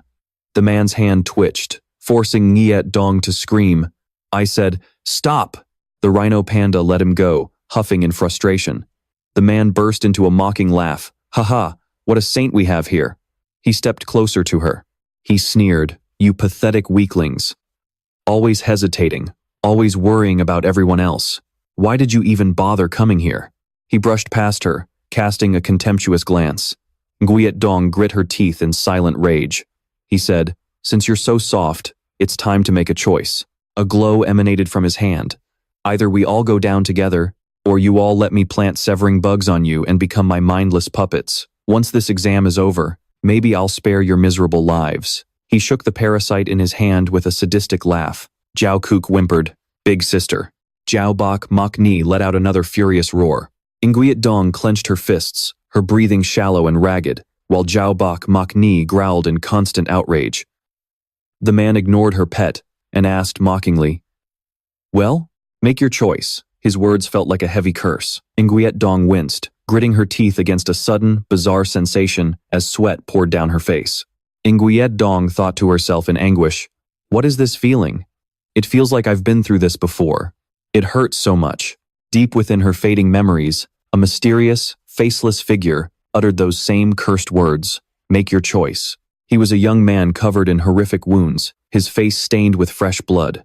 And she was a young girl, her eyes tightly shut, as blood continuously dripped from the corner of her mouth. Did I end up destroying myself? In the depths of those memories, tears streamed down, mixing with the blood smeared across that youthful face. Nguyen Dong screamed out in absolute agony. The man gasped in shock, yelling, "What the hell do you think you're doing? Stand still, or else I'll." But before he could even finish his sentence, Nguyen Dong grabbed his wrist in a death grip. She arched her body and flipped right over him. Thelon and Mantruk watched in utter shock, while the man's eyes went wide as he froze in disbelief. Out of nowhere, Nguyen Dong locked her legs around his neck. "I choose nothing," she muttered coldly. With a decisive twist of her body, she spun him around in a vicious headlock. The impact shook him to his core, sending a spray of blood from his mouth. With incredible force, Nguyen Dong grabbed the Tagu sect member's arm and slammed him violently onto the hard ground. The Tagu sect member lay completely unconscious on the dirt. Thilan rushed over and threw her arms around Ngan Mai, who instantly burst into tears. Thilan held her tight, whispering, "Ngan Mai, it's okay." Zhao Kuk and Mantruk stood close by, trying their best to comfort her. Mantruk let out a sigh of relief. "We're saved, thank goodness." Thilan smiled warmly. "Big sister, thank you so much." But as they looked up, they saw Nguyen Dong standing there, her entire body shaking uncontrollably. Sensing something was wrong, Thilan asked anxiously, "Big sister, are you okay?" Nguyen Dong's eyes suddenly glowed with an eerie light, her face completely blank. "Get back," she gasped out. Thilan's eyes widened in horror as Nguyen Dong suddenly collapsed, falling face first onto the ground. Thilan screamed in panic, "Big sister!" Meanwhile, beneath the vast blue sky of the barren desert, Nguyen Dong slowly fluttered her eyes open. Thilan and the others looked down at her with pure joy, and Mantruk cheered. "Big sister is awake." Zhao Kuk was just as relieved, sighing, "Phew, thank heaven. Big sister is finally all right." Nguyen Dong sat up, rubbing her forehead with a deep wince. "Ugh, my head hurts so bad. What just happened to me?" Suddenly, it seemed like she remembered something. "Wait, where is that bad guy?" Thilan pointed over to where the man was still lying motionless. "You knocked him out, big sister. He won't be getting up anytime soon." Nguyen Dong screamed in her mind. "What? I knocked him out?" she yelled out loud. "Are you guys kidding me? I'm just a cook. I don't know the first thing about fighting." But then, Nguyen Dong paused and thought to herself, "Wait." For a split second, did a piece of my past memories just flash through my mind? She recalled a brief vision of a massive spirit pet pool, but other than that, she still couldn't remember a single thing about her past. First, I summoned that massive spirit pet pool, and now I somehow just defeated a powerful enemy. Nguyen Dong quickly covered her mouth, letting out a sneaky giggle. Could it be that I used to be an insanely powerful spirit pet master? Thilan chimed in. "Big sister, could you tell us a little about your sect?" Nguyen Dong blinked in surprise. "Oh? You mean Lingxiao Pavilion?" Immediately, Zhao Kuk, Mantruk, Thilan, and Ngan Mai all bowed deeply and pleaded in unison. "Please, let us join Lingxiao Pavilion." Nguyen Dong jumped back in shock. "Huh?" Backing away slightly from the four girls, she stammered in panic. "What? What do you girls mean by this?" Ngan Mai's cheeks blushed a soft pink as she spoke up shyly. "The four of us have always dreamed of becoming elite spirit pet masters, but since we lack proper skills, we never dared to even dream of something this big." Zhao Kuk and Mantruk quickly chimed in to support her. Zhao Kuk smiled brightly. "But seeing your incredible, heroic display with our own eyes just now changed everything." Mantruk's eyes filled with pure admiration. "Seriously, you were so cool. We want to become amazing spirit pet masters just like you." Thilan clasped her hands together, staring at Nguyen Dong with stars in her eyes. "Please, big sister, take us in as your disciples and teach us your ways." Nguyen Dong, still trying to process the sudden enthusiasm of the four girls, replied hesitantly, "Well, it's true that Lingxiao Pavilion is severely short-staffed right now, but I'm not the sect master, so I can't make that kind of call." Thilan clasped her hands in front of her chest, her smile blooming like a flower. "That's totally fine. Once this competition is over, we'll leave our current sects right away and come knock on your door to officially join. When that time comes, you absolutely have to take us in. Okay, big sister? Mantruk agreed. In that case, we should forfeit and withdraw from the competition now. Zhao Kuk added. Yeah, we're way too weak anyway. Staying here will only get in your way. Nguyen Dong nodded in agreement. Yeah, that's probably for the best. Staying here really is too dangerous for you guys. Thelon smiled warmly. Thank you for saving our lives, big sister. These 3 competition tokens are useless to us now, so please, take them. Meanwhile, over on Fengmang's side, he looked down at his arm, sweat dripping from his face, his expression far from welcoming. Hey, tell me, why do you keep following me around? Nu-Ni placed her hand on her chin, looking up at the sky with a completely indifferent expression. Who is following you? I just haven't seen Curly in a long time. Don't flatter yourself. Hearing his name, Curly bounded alongside her, barking happily twice. Fengmang cursed silently. You little traitor, before asking her. So, you just split up with your sect like that? Nu-Ni pampered Curly, completely ignoring Fengmang's question. She smiled brightly at the dog. It's hard to make the cut anyway, so hanging out with Curly is way better. Right, Curly? Curly barked happily in agreement, playing along with Nu-Ni. Woof woof, Fengmang thought to himself. It seems she was really close with Liu Fengmang. Let me see if I can pry some information out of her about his background. Fengmang cleared his throat and asked, Hey, Kwong Nu-Ni, what kind of person do you think I am? Nu-Ni stopped playing with Curly, tapping a finger against her cheek. Oh? Are you trying that trick on me again? She stepped closer, using one finger to tilt Fengmang's chin up. You're just an annoying jerk who drives everyone crazy. Fengmang tried to lean back, panic written all over his face. Right now, Nu-Ni's body was incredibly hot and seductive, with a stunning, curvy figure that was hard to ignore. Fengmang's eyes drifted to places they definitely shouldn't have, causing him to instantly blush and turn away in a hurry. He struggled to find his voice, trying to ask her a serious question, while Nu-Ni stood behind him with her hands on her hips, giggling with excitement. Fengmang turned his head back and pointed to his own face. You see, I've been having these bad headaches lately, and I've forgotten a lot of things from my past. I'm just trying to remember who I used to be.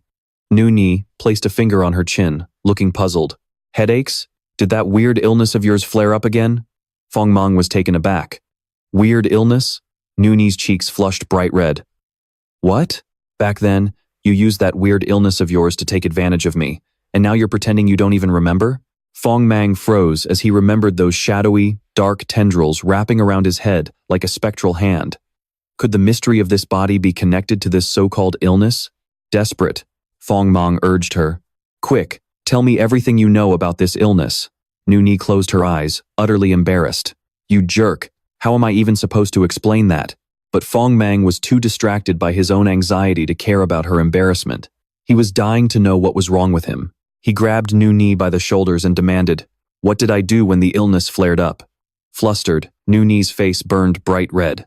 She swung her hand and slapped him so hard his soul almost left his body, yelling, You absolute pervert. Out on the water, a long boat drifted lazily. Inside, Yenha reported, Governor, we have the results from the first phase.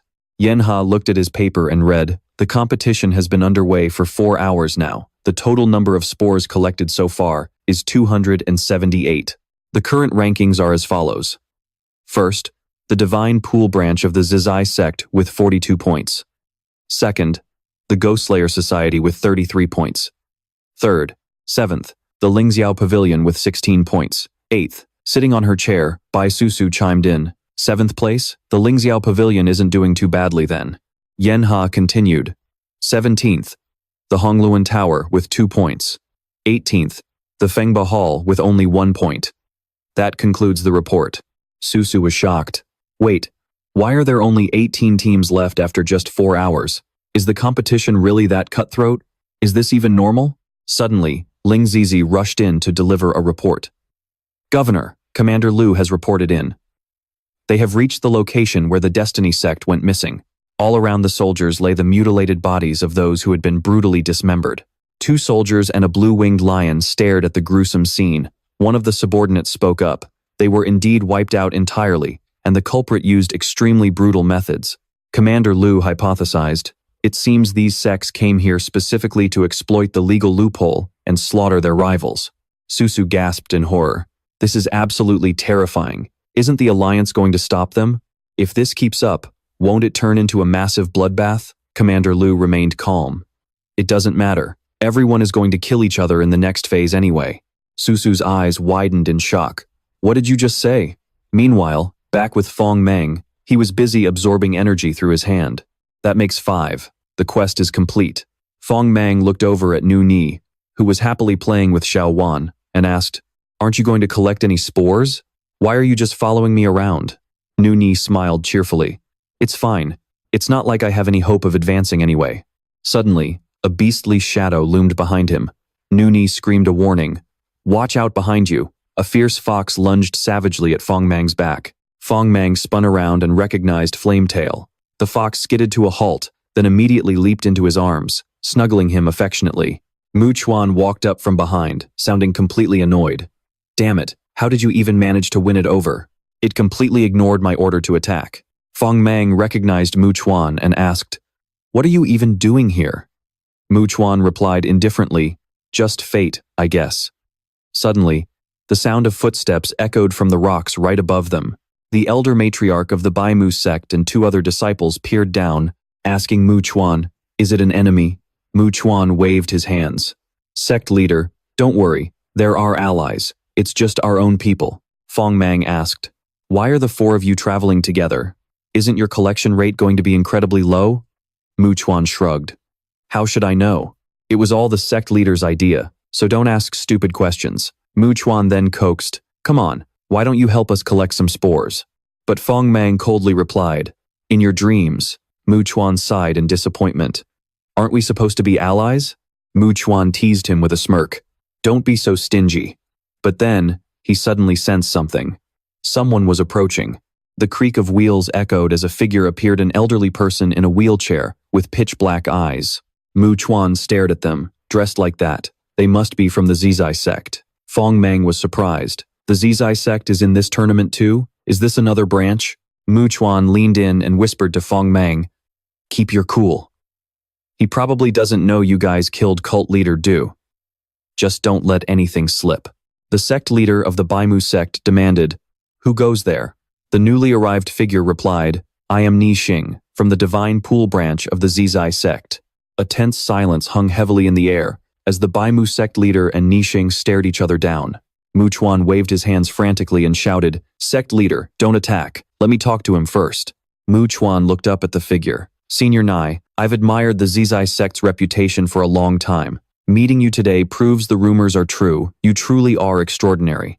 Mu Chuan clasps his hands to negotiate, stating that everyone's goal in this phase is just to collect points. Points can't be transferred, and there are no spores around here to fight over. Mu Chuan's eyes are filled with seriousness as he adds, "So, there is absolutely no conflict of interest between us. I don't think there's any need for us to get into a pointless fight. What do you say, Senior Ni?" Ni Xing remains silent, and the leader of the Baimu sect does too. Finally, Ni Xing speaks up, "You're right." Mu Chuan continues, "That's great then. Senior Ni truly is wise. Since that's the case, we'll go our separate ways. Let's leave it at that. Farewell." Mu Chuan turns to his sect members and says, "Sect Master, let's go." Suddenly, their bracelets light up, and an announcement echoes, "Attention, candidates. Lord Liu has announced that the number of collected spores has reached 300. Everyone present listens closely to the voice coming from their bracelets. The trial is now entering its second phase. Next, please listen carefully to the rules of Phase 2. Everyone focuses intensely on the announcement. Every candidate's bracelet now holds a certain number of points. If you manage to obtain someone else's bracelet by any means, and touch it to your own for 30 seconds, those points will be transferred to you." Mu Chuan's eyes widen in sheer shock at the announcement. Ni Xing smirks and says, "Well, it looks like we do have a conflict of interest now." Mu Chuan panics, thinking, "Oh crap, this is bad." Ni Xing's body erupts with skeletal joints as his eyes glow. He belongs to the exotic crawling dragon lizard class. A parasitic type, arthropod clan beast with a bone-fusing attribute, Ni Xing lunges forward to attack. Mu Chuan watches in horror as the ground before him explodes, sending shattered rocks flying and blowing Mu Chuan backward. Ruer, standing behind Fengmang, is terrified. Nixing's expression is bloodthirsty. Fengmang unleashes his power and yells, "Jiang Ruer, get back! Shadowhound, Little Vine, get ready to fight." But right then, a hand suddenly grabs Fengmang by the collar from behind. Muchuan grabs Fengmang's collar with one hand and pulls Ruer's arm with the other, dragging them away in a frantic rush. "Fight my foot! Recall your spirit pets and run." Fengmang is completely baffled and asks the white-haired teen, "What the hell are you doing?" As they sprint, Muchuan quickly explains, "That guy can barely move, so he definitely has 0 points. Fighting him is a total waste of time and effort."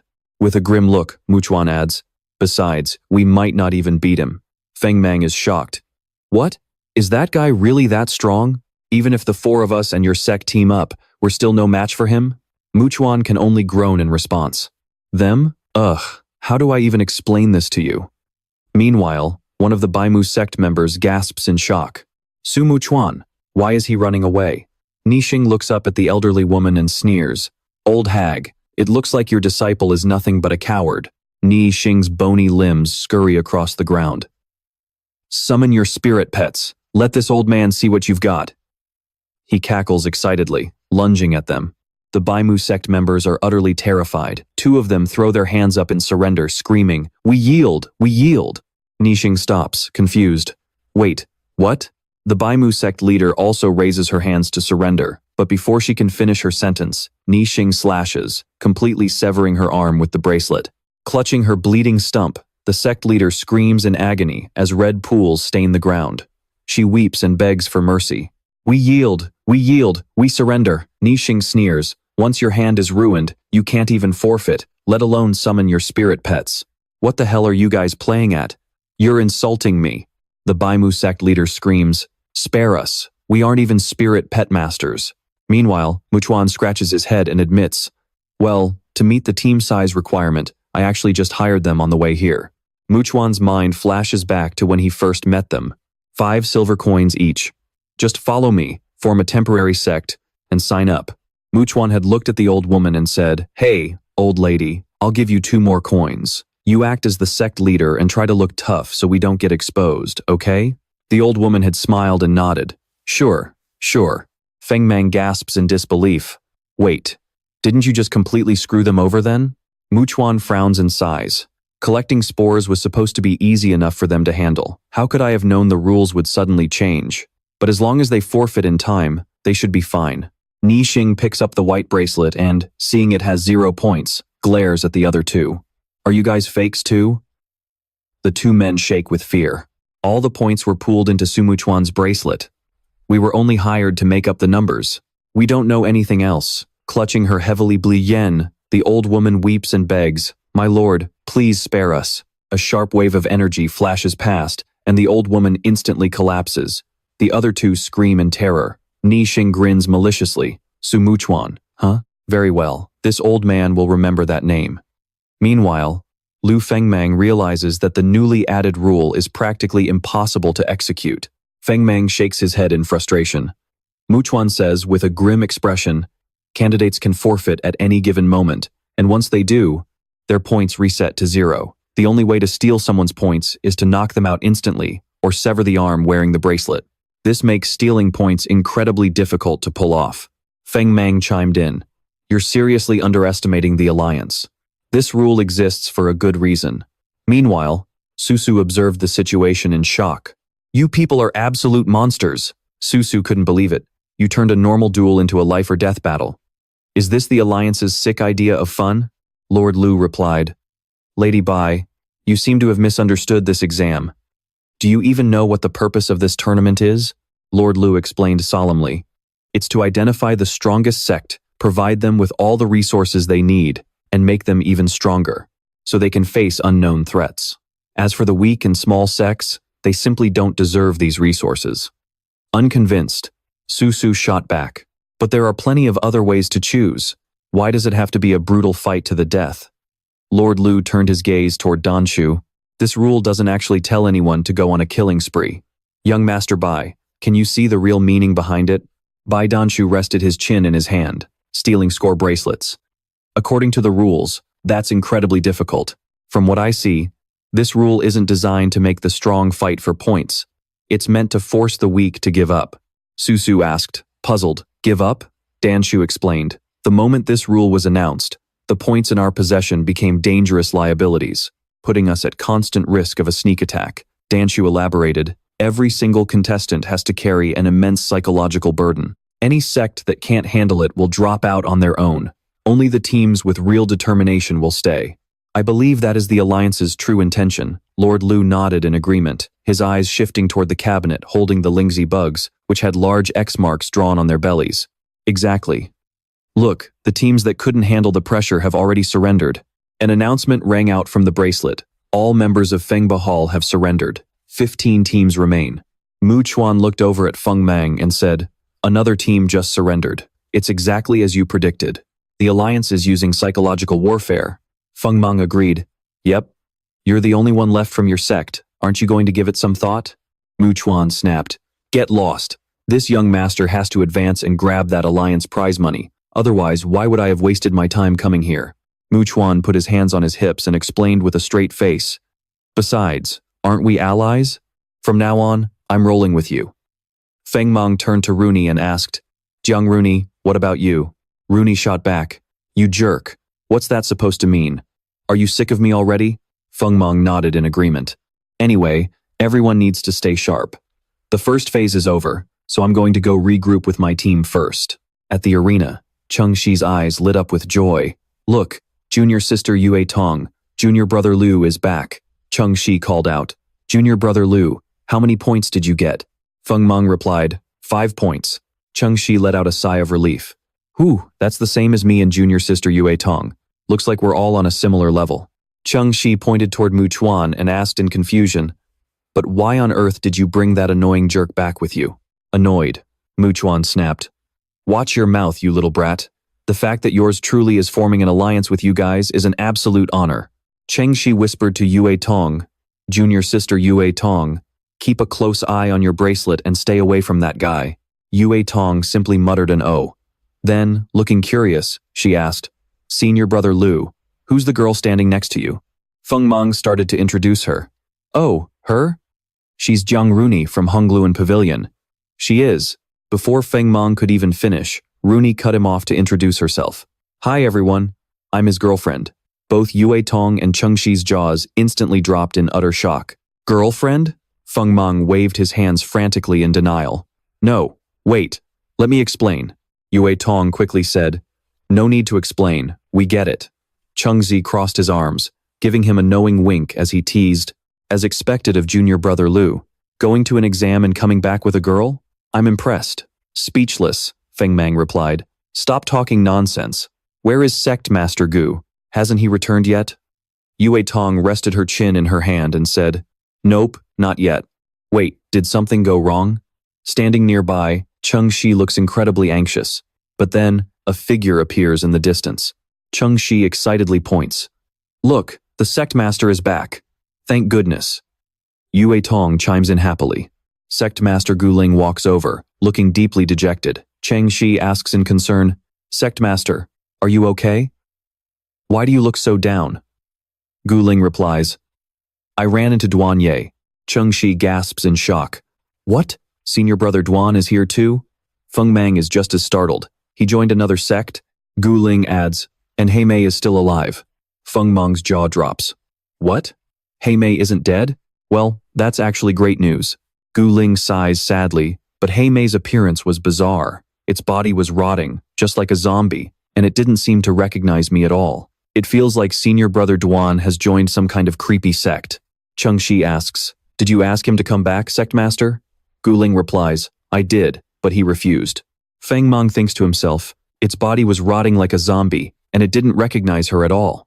Fengmang immediately thinks of the 5-bone Corpse Kun and urgently demands, where is he now? Fengmang yells in shock, where is he right now?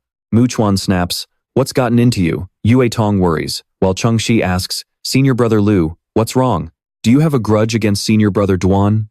Fengmang tells himself, calm down, calm down. Upgrading the sect is the priority right now. I can't let myself get distracted. Trying to pull himself together, Fengmang stammers, no, it's nothing. Fengmang thinks, I'll investigate this once I see him. Just then, an announcement blares from their wristbands. Attention, all contestants. Fengmang's group looks down at their wristbands. As of now, only 15 sects remain. Here are the detailed standings. Gu Ling asks, is this the first time they've released the standings? A leaderboard pops up, showing the surviving sects. The Zizai sect and Shenji Association both have 4 members left, with a total score of 44. The Guisha sect has 4 members left, with 35 points. The Gishu sect has 4 members and 27 points. Xuanqing Pavilion has 4 members and 26 points. The Vicious Fang sect has 4 members and 21 points. Lingxiao Pavilion has 4 members and 20 points. The Evil Bone sect has 3 members and 12 points. The Beast Emperor Alliance has 4 members and 16 points, while the Heaven-Defying Mansion and Godslayer Temple both have 4 members left and 11 points. The Totem Tribe has 2 members and 9 points. The Wangu sect has 2 members and 16 points. Baimu Jai has only 1 member left, with 4 points. The Fierce Tiger Gang has 2 members and 4 points. The Duzun sect has 1 member and 1 point, and Hongluan Pavilion has only 1 member left with 0 points. Ru Air gasps in surprise. Oh, I'm the only one left in my sect. Fengmang stands next to her, completely speechless. In a competition this dangerous, she doesn't even care about moving up. I advise you, Ruer cuts him off. Keep dreaming, you heartless jerk. Chengxi turns to Mu Chuan. Hey, white hair, how do you only have 4 points? You're almost dead last. Instead of being upset, Mu Chuan grins proudly. You little brat. I gave all my points to my teammates, and then they went and surrendered. Otherwise, I'd easily be in the top 3. Gu Ling speaks up. Lingxiao Pavilion is currently in 6th place. We need to push harder. Let's discuss our strategy for the second phase. Fengmang suggests. There are only 200 spores left on the island. If we want to keep earning points, we have 2 options. First, we can keep hunting for spores. The others listen as Fengmang explains. But since the Alliance announced the clash rules, splitting up now is way too risky. It's not a good idea. Plus, with so few spores left, they're scattered all over, which makes our chances of getting points much lower. Mu Chuan speaks up, holding up 2 fingers. Why overanalyze everything? Just choose the second option. Let me say it for you. With a sly glint in his eye, he adds, exploit the Alliance's new rules and take other teams' points. A hand shoots up. I object. Chengxi glares at Mu Chuan with deep suspicion. Having this white-haired guy in our squad makes me really uneasy. Mu Chuan snaps. You little brat, what's that supposed to mean? Chengxi points right at Mu Chuan. He already tricked us once, and now his score is dead low. With so much on the line, who knows what he'll do for a few points? Mu Chuan can't believe what he's hearing. Geez, you hold a serious grudge, kid. Yours truly would never do something that cheap. Chengxi continues. Besides, under the current rules, taking someone's wristband means either killing them or cutting off their arm. I can't bring myself to do that. Yue Tong nods anxiously in agreement. Me too. We don't need to kill anyone. That's just too cruel. Mu Chuan shakes his head, utterly exasperated. Sigh, why did I have to end up with a bunch of saints? You want to win but don't want to get your hands dirty? You think you can have your cake and eat it too? Fine. What do you suggest we do then? Fengmang strokes his chin thoughtfully. If we do some prep work in advance, we might be able to get points without any bloodshed. Mu Chuan crosses his arms, intrigued. Oh? And how do we do that?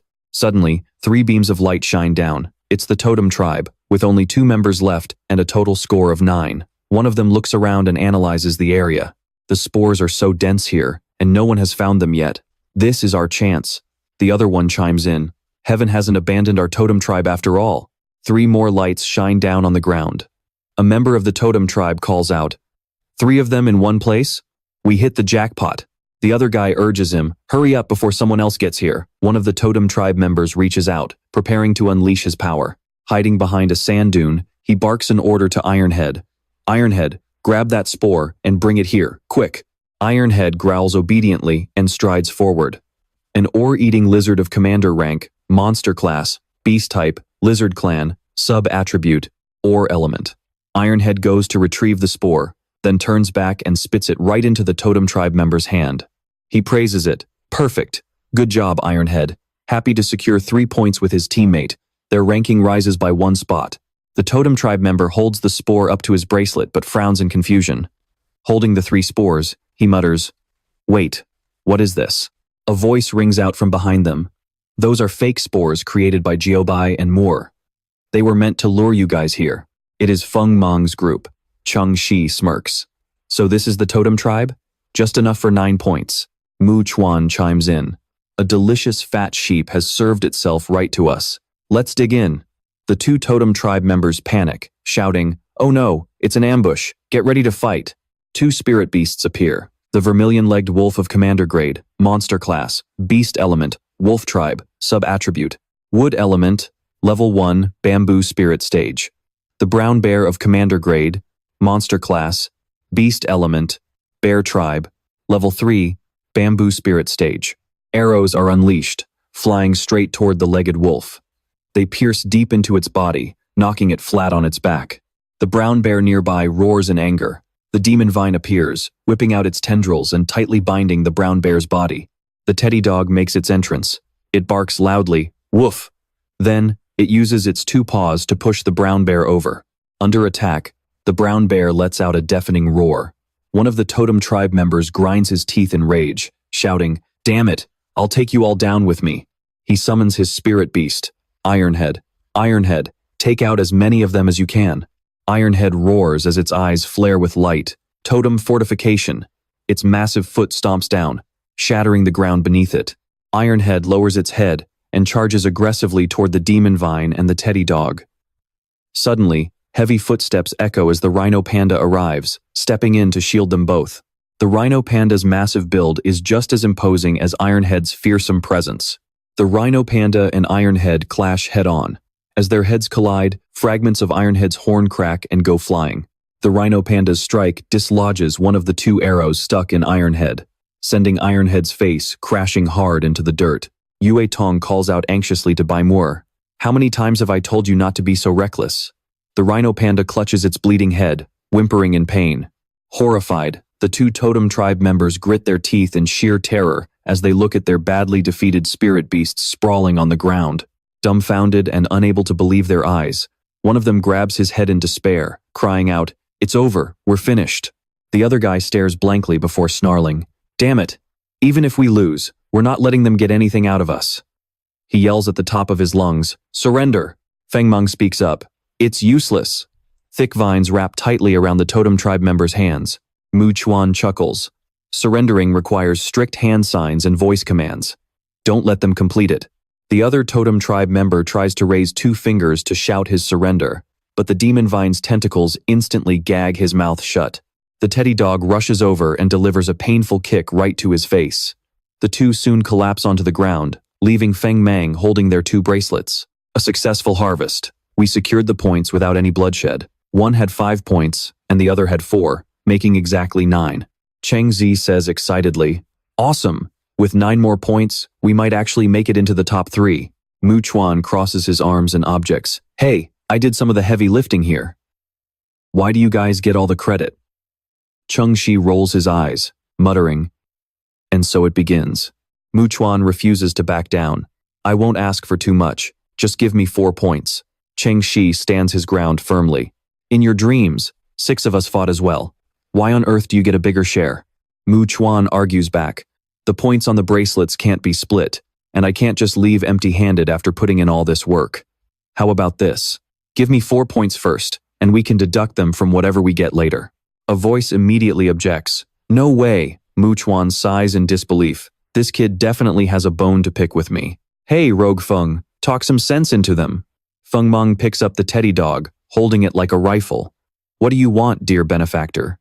Mu Chuan panics. "Hey, why are you pointing that dog's butt at me? Get it away." Ruer sighs wearily. "You smelly men fighting till you're red in the face over a few points.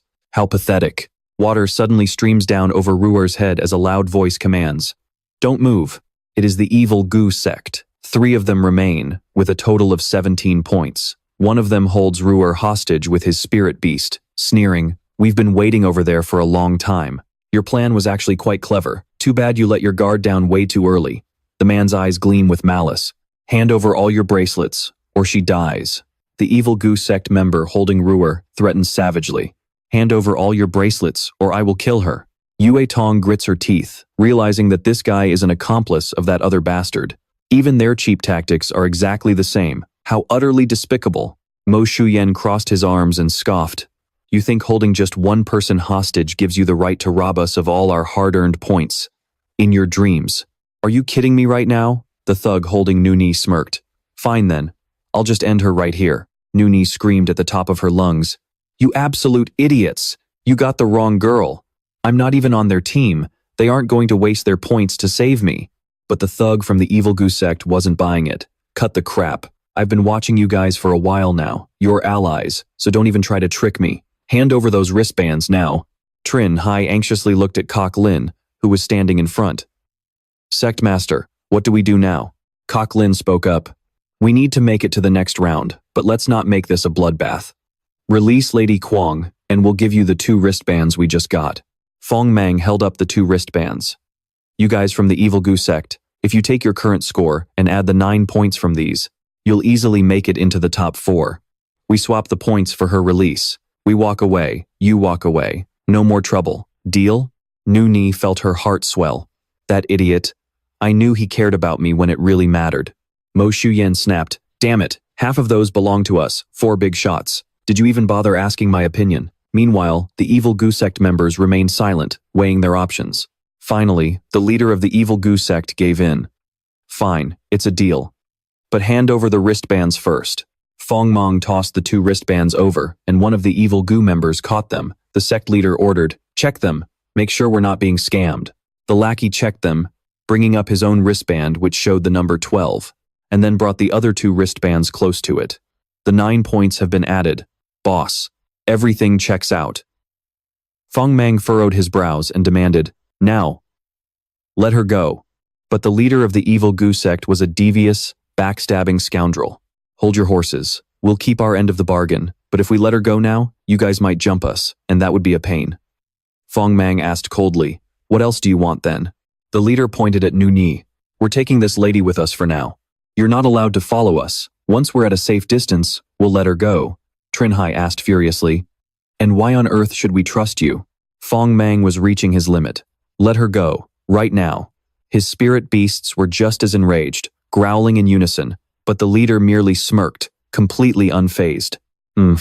Save your breath. We need to guarantee our own safety. There's no negotiating this. Suddenly, Nuni spoke up. Everyone, please don't do anything rash. Just listen to me. Her eyes softened with gratitude. We were just strangers passing by. Yet you all were willing to sacrifice your hard-earned points just to save my life. I am truly so grateful. It's my own fault for not forfeiting the match sooner. Getting caught by them has only caused you guys unnecessary trouble. Then, Nuni lifted her head. So please, don't start a fight on my account. I will go with them willingly. Fengmang tried to stop her. Huang Nuni, they aren't the type of people to keep their word. Nuni smiled gently. Liu Fengmang, you know me. Trust me, I'll be absolutely fine. Fengmang froze, completely speechless. Finally, Fengmang grimaced and relented. Fine, we'll give you exactly 5 minutes.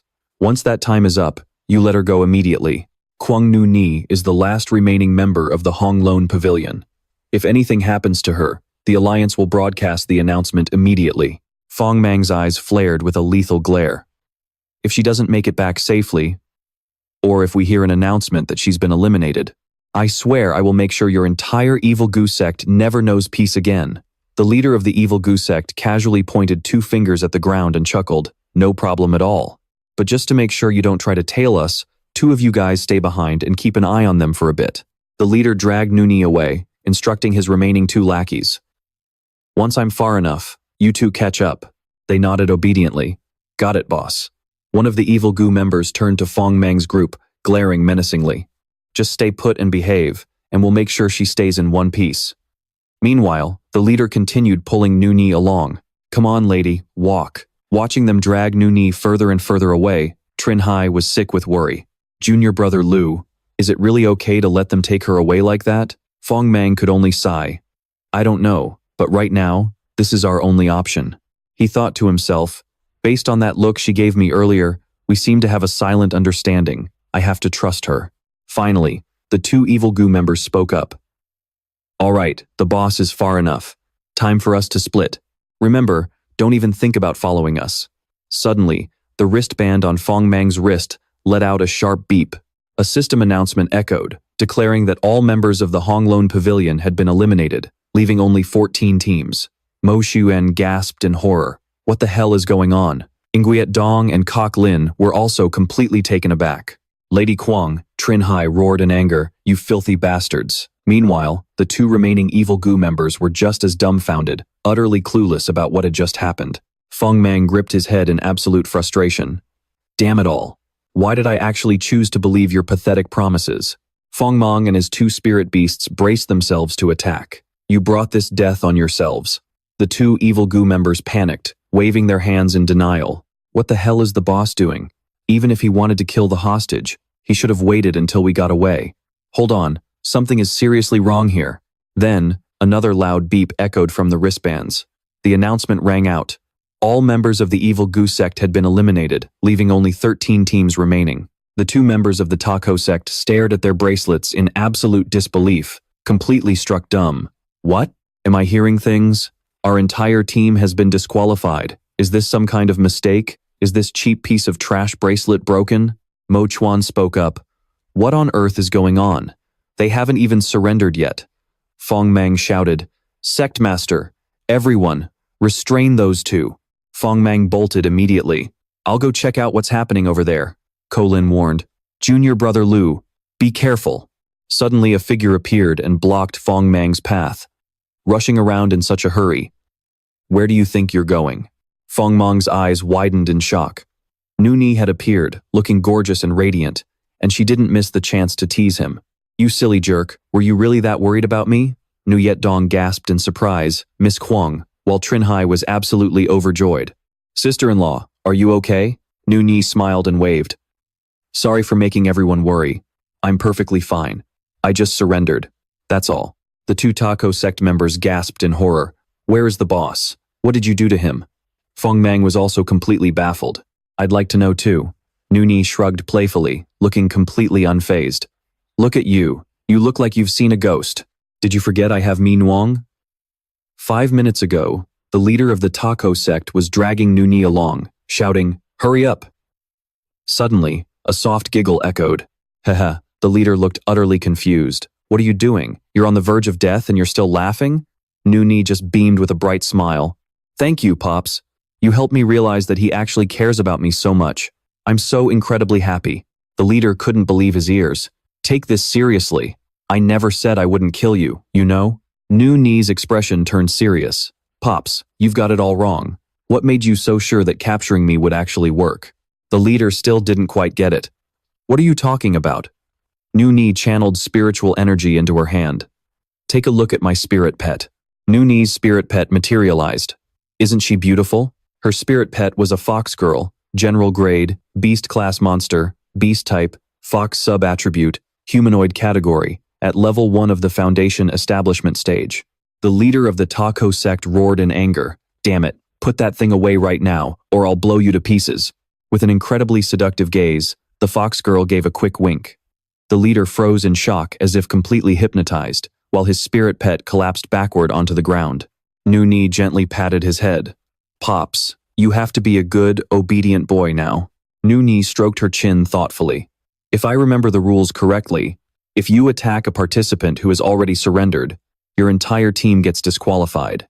Nuni smirked. So, if I surrender right now, the payoff will be absolutely massive. I surrender, the system announced. All members of Honglone Pavilion have been disqualified. 14 teams remain.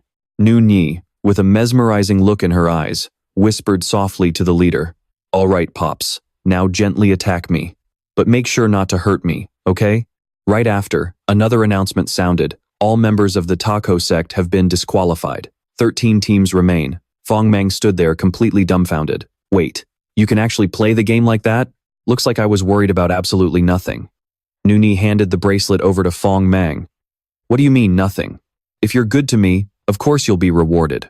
Here, this is his bracelet. It should have quite a lot of points on it. Trin Hai was thrilled. That's right.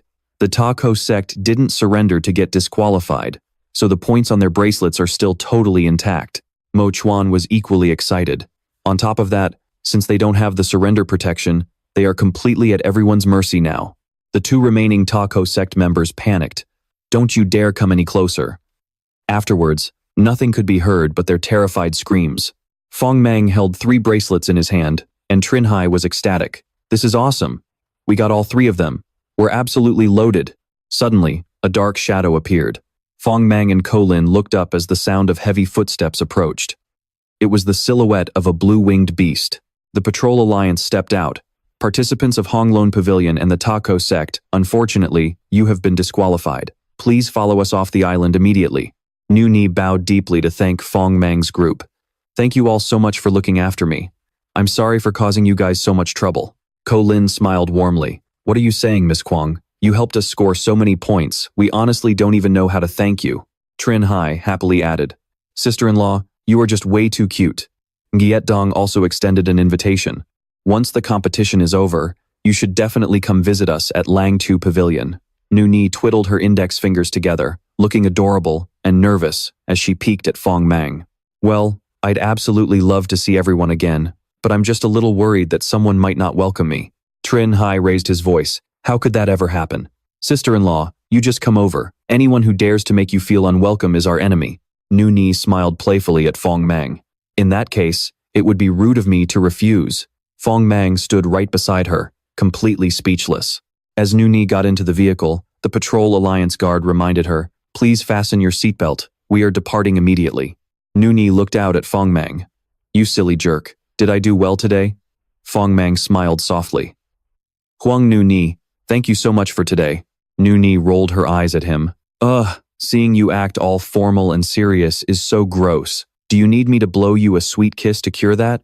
Fengmang frantically waved his hands. With so many people watching? No way, forget it. Nu Ni smirked. I knew you'd say that. You're always trying to run from me, and this time I caught you red-handed. Just remember, you might run today, but you can't hide forever. Nu Ni looked at Fengmang with eyes full of deep affection. I will stick with you until the end of time, so don't you dare try to escape me. Meanwhile, Fengmang held 3 bracelets in his hand. All right, let's divide the points now, he said. The 3 bracelets were each marked with a number. These 3 bracelets have 12, 7, and 7 points respectively. Trinhai quickly did the math. That's exactly 26 points, plus our own 20 points. Does this mean the Lingxiao sect is in first place now? Mo Shuyen cleared his throat to catch their attention. Cough, cough. Damn it, do you guys really think I'm invisible or what? Mo Shuyen complained. You said we'd put it on tab earlier, but now that we have plenty of points, you'd better pay me back. Since Tu Kwang is gone, we're splitting it 5 ways, so my share is 5 points. Fengmang nodded in agreement. No problem. That's what you deserve. Mo Shuyen grinned with satisfaction. Yeah, now we're talking. Fengmang smiled playfully. But we don't have a 5-point bracelet, so we can't split it right now. We'll just have to owe you for now. As soon as we get one, I'll give it to you. There's really no other way.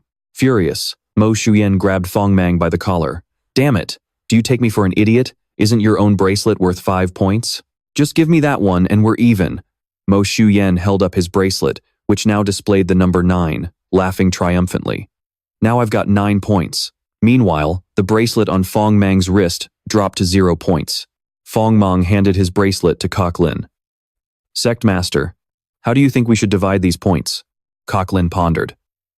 Although splitting them evenly might reduce the danger, losing even a single one would still be a devastating blow. How about this? We split them based on strength. The stronger you are, the better you can protect the higher points. Trinhai suggested. Then junior brother Liu should take the largest one. I'll do my absolute best too. Guiyet Dong agreed. I should probably take fewer points. I feel like I'm on the verge of being eliminated anyway. Fengmang held the bracelets, calculating. Let me see how we should divide this then. Meanwhile, over with Tutu, she was looking at the Lingxi beetles on the cabinet. The evil Gu sect has been eliminated as well. Were they all killed? Tu pointed at one of the Lingxi beetles. Look at this symbol. They attacked a protected member after they surrendered, which got their entire team disqualified. Master Liu explained. Right before them, the Hongluan Pavilion had just surrendered. They probably couldn't stop their attack in time and hit a member of the Hongluan Pavilion who had already given up. Tu gasped in shock. What? Does the Alliance feel superior, making up so many rules to make things hard for the participants? If it were me, I wouldn't even bother participating in such a ruthless tournament. Suddenly, Tutu noticed something. She stared at the Lingxi beetles of the Lingxiao sect on the cabinet. There were 4 of them, numbered from left to right. 7, 10, 17. Tutu was shocked. How did the Lingxiao sect's points shoot up so fast? Dan Thu was equally surprised. Let me see. 2. To quickly did the math. 7 plus 10 plus 17 plus 7. She was stunned. 41 points. That puts them right in the top 3. Yenha looked down at the paper in her hand. I just updated the tally, and the Lingxiao sect is currently in 2nd place. Dan Thu and Tutu exclaimed in unison. Way to go, Lingxiao sect. That's incredible. Tutu cast a mocking look at Dan Thursday. What a total fanboy. Dan Thu ignored her tease, paused to think for a moment, and spoke again. A sudden jump of 21 points. It looks like they completely swallowed up the points of both the Totem Tribe and the Evil Goo sect. On top of that, not a single one of them was killed. How on earth did they pull that off? The Lingxiao sect is truly something else. 2 pointed to the Lingxi beetle on the shelf. Brother, do you know this person with the highest score? It's Lingxi beetle number 17, registered under the name Young Master Jun. Young Master Jun was actually Liu Fengmang, but since he was currently a wanted man, he had to use an alias. Dan Thu shook his head. I haven't had much to do with the Lingxiao sect. I only know their sect master. This young Master Jun must be a new recruit. Master Liu chimed in. Ah, young Master Jun. I remember him. His strength is indeed highly impressive. It seems Kok Lin has found herself a highly capable right-hand man. Van Tin, standing nearby, happily added, That's right, and he is quite a handsome young man as well. Tu To's face flushed red as she thought, handsome and strong? Does such a perfect young man really exist? Excited. Tutu said, Brother, since you like the Lingxiao sect so much, once the tournament is over, we absolutely have to pay them a visit. Then it's a happy deal. And so they decided. Dan Thu gave her a knowing look that said, I know exactly what you're really up to. Suddenly, an announcement echoed. The latest team rankings are as follows. Fengmang's team cheered in excitement. We're in 2nd place. Master Liu announced. The 2nd phase of the trial will continue for another 2 hours.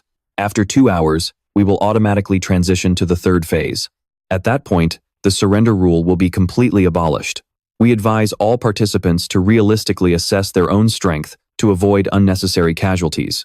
Fengmang turned to him. Hey, white hair, if you don't surrender now, it'll be too late. Mo Suyen brushed him off. This Grandmaster is going to advance. Surrender? Like hell I will. Kok Lin encouraged everyone. We are so close to victory. Let's work together to take 1st place and restore the Lingxiao sect to its former glory.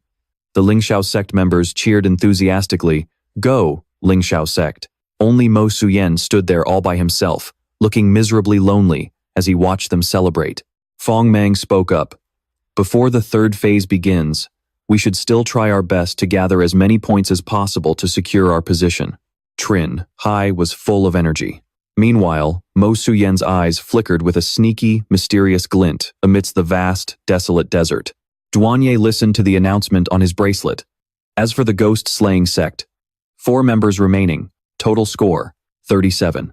Duanye's face fell, filled with resentment. Damn it! How did we get overtaken by the Lingxiao sect? This is infuriating. Muttering to himself, Duanye frustratedly stroked his spirit pet's head. Let's move, Hackmai, Duanye shouted as he sprinted forward. There's no way we're letting them beat us. Hackmai followed close behind, matching his pace. Under a clear blue sky, a vast desert of rolling sand dunes stretched as far as the eye could see. The members of the Sovereign sect were in an absolute panic. Starting with 12 members, the Sovereign sect was now down to only 1 survivor with just a single point. Desperate, the final member raised 2 fingers to forfeit. Just then, the system announcement chimed, 8th place, the Heaven-Defying Temple, 2 members remaining, total points, 13. Long Nishan and Gu Shengzi clutched their heads, utterly frustrated. Damn it, who told you to forfeit? You didn't even leave me a single point. How pathetic. Gu Shengzi, Long Nishan's father, patted his shoulder. All right, little Nishan, don't worry about them anymore. Let's get back to collecting spores, or we're going to end up dead last. The shadow of torn wings fell across the ground, showing several visible rips. A member of the Zizai cult stepped forward.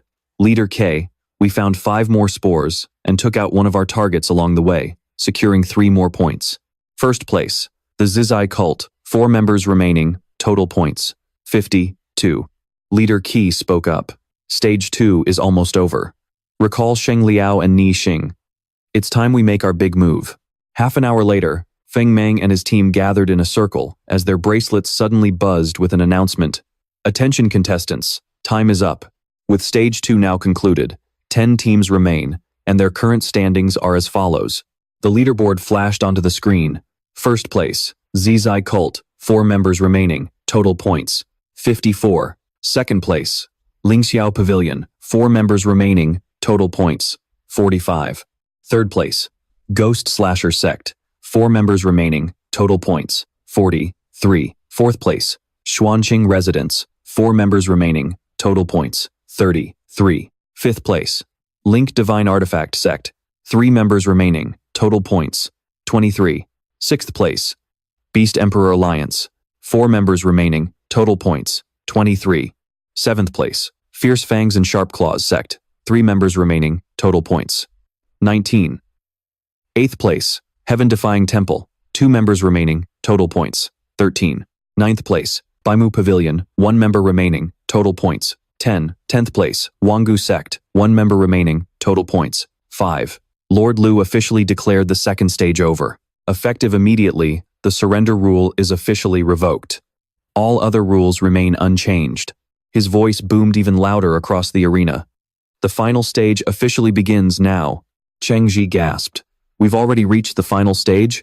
Suddenly, the ground shook violently beneath Cheng Shi and Gu Ling. Mu Chuan and Feng Meng lost their footing as well. Mu Chuan cursed. What kind of clown show are they pulling now? Yue Tong pointed down at the water. Look, guys. The water level seems to be shifting again. The water level was rapidly rising, surging forward like an incoming tide. A massive beast emerged, roaring before plunging back beneath the waves. Lord Liu's voice boomed. Unlike the second stage where the islands rose, the island will now gradually sink back into the ocean. Do you contestants still remember the second of the 3 rules mentioned earlier? Feng Meng muttered in realization. Falling into the water means instant elimination. The announcement continued.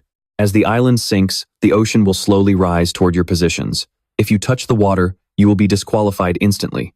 To avoid falling into the sea, your only option is to head toward the mountain peak as fast as you can. The entire island will completely submerge within 2 hours, which will also mark the official end of this assessment.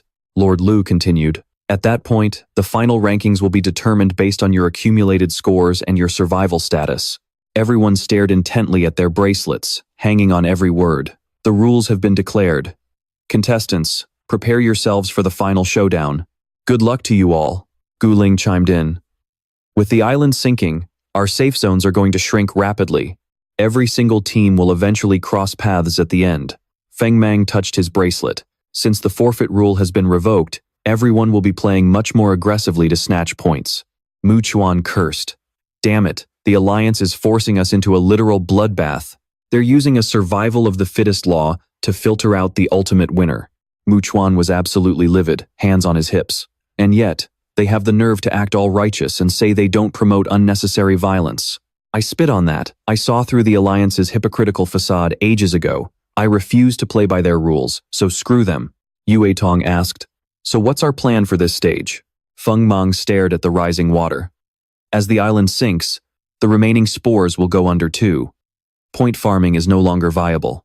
If we want to survive and win, our only option left is to hunt down other teams and steal their points. Feng Meng raised 2 fingers as elemental energy crackled around his other hand. We don't have a choice anymore. Everyone summoned their spirit beasts, stealing their resolve. Feng Meng shouted, "Get ready to fight with everything you've got." The brutal final battle was about to begin. Water was already lapping at the rocky shore. Feng Meng surveyed the area, noting how fast the island was submerging, and pointed toward the tree line. We need to cross that open field and get into the deep forest quickly, or we'll be sitting ducks. Wei Hu suddenly sensed something, growling softly to alert the team. Feng Meng froze and shouted, "Heads up, we've got company." A massive boulder behind them was sliced clean off, crashing heavily to the ground. Gu Ling called out anxiously, "Is everyone okay?" A looming figure stepped into view.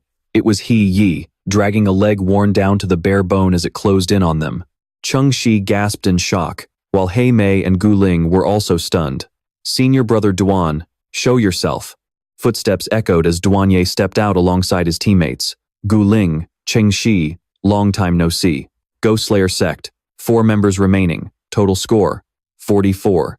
It was just as Fengmang suspected. Mei had actually been turned into this. Furious, Fengmang demanded, Duanye, what did you do to Mei? With cold eyes, Duanye sneered, a busybody brat like you has no right to speak to me. Do you really think you're some kind of hotshot? One of Duanye's teammates chimed in, Hey, brother Duan, are these your old friends? Not bad, keeping your entire squad alive up to this point. Duanye scoffed disdainfully. They probably just hid themselves the entire way here. That's the only reason you survived. But this time, don't even dream of hiding. Duanye's gaze turned vicious.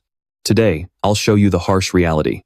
No matter how hard you struggle, Lingxiao Pavilion will never rise again.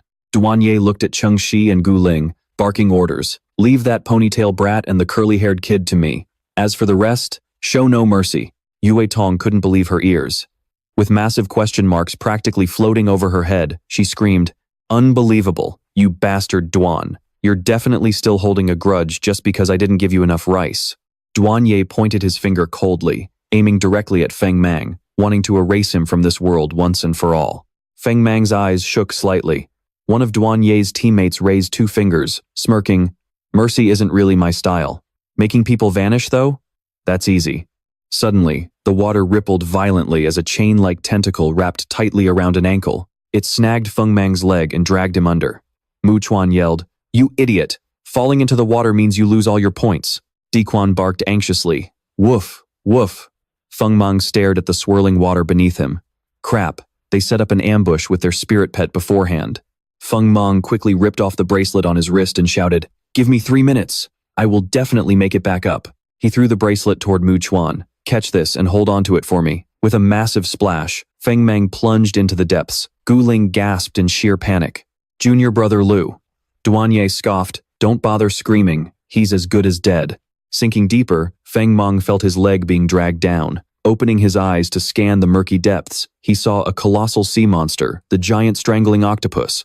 A general-grade beast, monster class, water attribute octopus type, with a sub-attribute of the corpse element, at level 4 of the bamboo spirit realm. Guling screamed, Duanye, let junior brother Liu go right now. Duanye simply shrugged. That pet isn't mine. I don't call the shots. Guling, along with her spirit pet and teammates, charged forward. Let him go. Duanye's expression darkened. How pathetic. You care that much about a complete outsider? Do you really care that much? Mei let out a guttural growl, unleashing a burst of raw energy that sent debris and rock shards flying toward Guling and her squad. Are you seriously trying to raise your hands against your senior brother? A massive crack ripped through the ground, thick smoke billowing upward. Guling and Chengxi stared in disbelief. Annoyed, Duanye thought to himself, Bring it on. Let me see what kind of skills you two have to be acting this stubborn. Suddenly, another spirit pet materialized.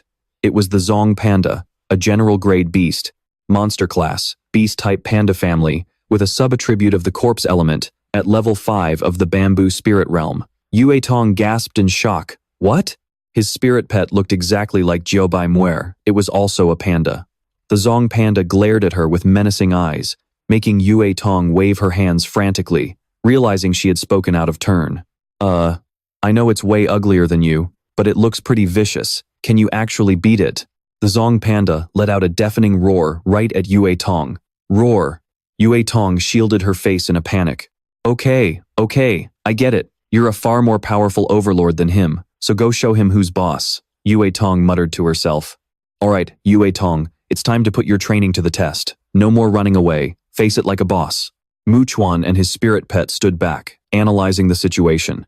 Glancing at the bracelet in his hand, which held 19 points, a wicked idea popped into his head. Liu Fengmang's 19 points, plus my 10 points, makes 29 points. If I just hide out while they tear each other apart, I'll have a massive chance of making it into the top 4, Mu Chuan smirked deviously. After swallowing my pride for so long, my moment has finally come. Mu Chuan shoved the bracelet into his pocket, planning to slip away while everyone was distracted. Victory is mine. Yanwei, Hanwei, summon. Mu Chuan bolted as fast as his legs could carry him. Goodbye, Lingxiao Pavilion. Once I make it to a D-class sect, maybe I'll come back to bail you out. But one of Duanye's teammates spotted him. Hey brat, where do you think you're going? Mu Chuan grinned. Once I slip into the deep forest, you guys won't stand a chance of finding me. Suddenly, two figures blocked his path. A raptor lunged forward, trying to pounce on him. Mu Chuan scrambled backward in a panic to dodge it. Mu Chuan fell to his knees, coughing. Cough. Cough. Damn it. You nearly scared the crap out of me. Gumen emerged with a savage grin. You white-haired bastard, I finally caught you. Recognizing the face before him, Mu Chuan gasped. Wangu sect? What the hell are you doing here? Gumen's eyes flared with rage. Humph. You had the nerve to trick me before. I've been waiting for this exact moment to get my revenge. Gumen and his spirit pet stood in front of Mu Chuan. Now that your backup is gone, I'm here to take your miserable life. The velociraptor let out a loud roar. Mu Chuan pointed and yelled, You idiot! The enemy is about to catch up. Why are you fighting? We need to run, now. Gumen smirked. Scared of me now? Didn't you arrogantly claim that every spirit pet caught by our Wangu sect is completely useless? I'll show you whether my velociraptor is useless or not. Let me tell you, I had to travel across countless mountains and rivers just to find this ancient-type spirit pet. Mu Chuan trembled. Hey, stop bragging. Gumen spread his arms in excitement, presenting an unparalleled, ferocious beast.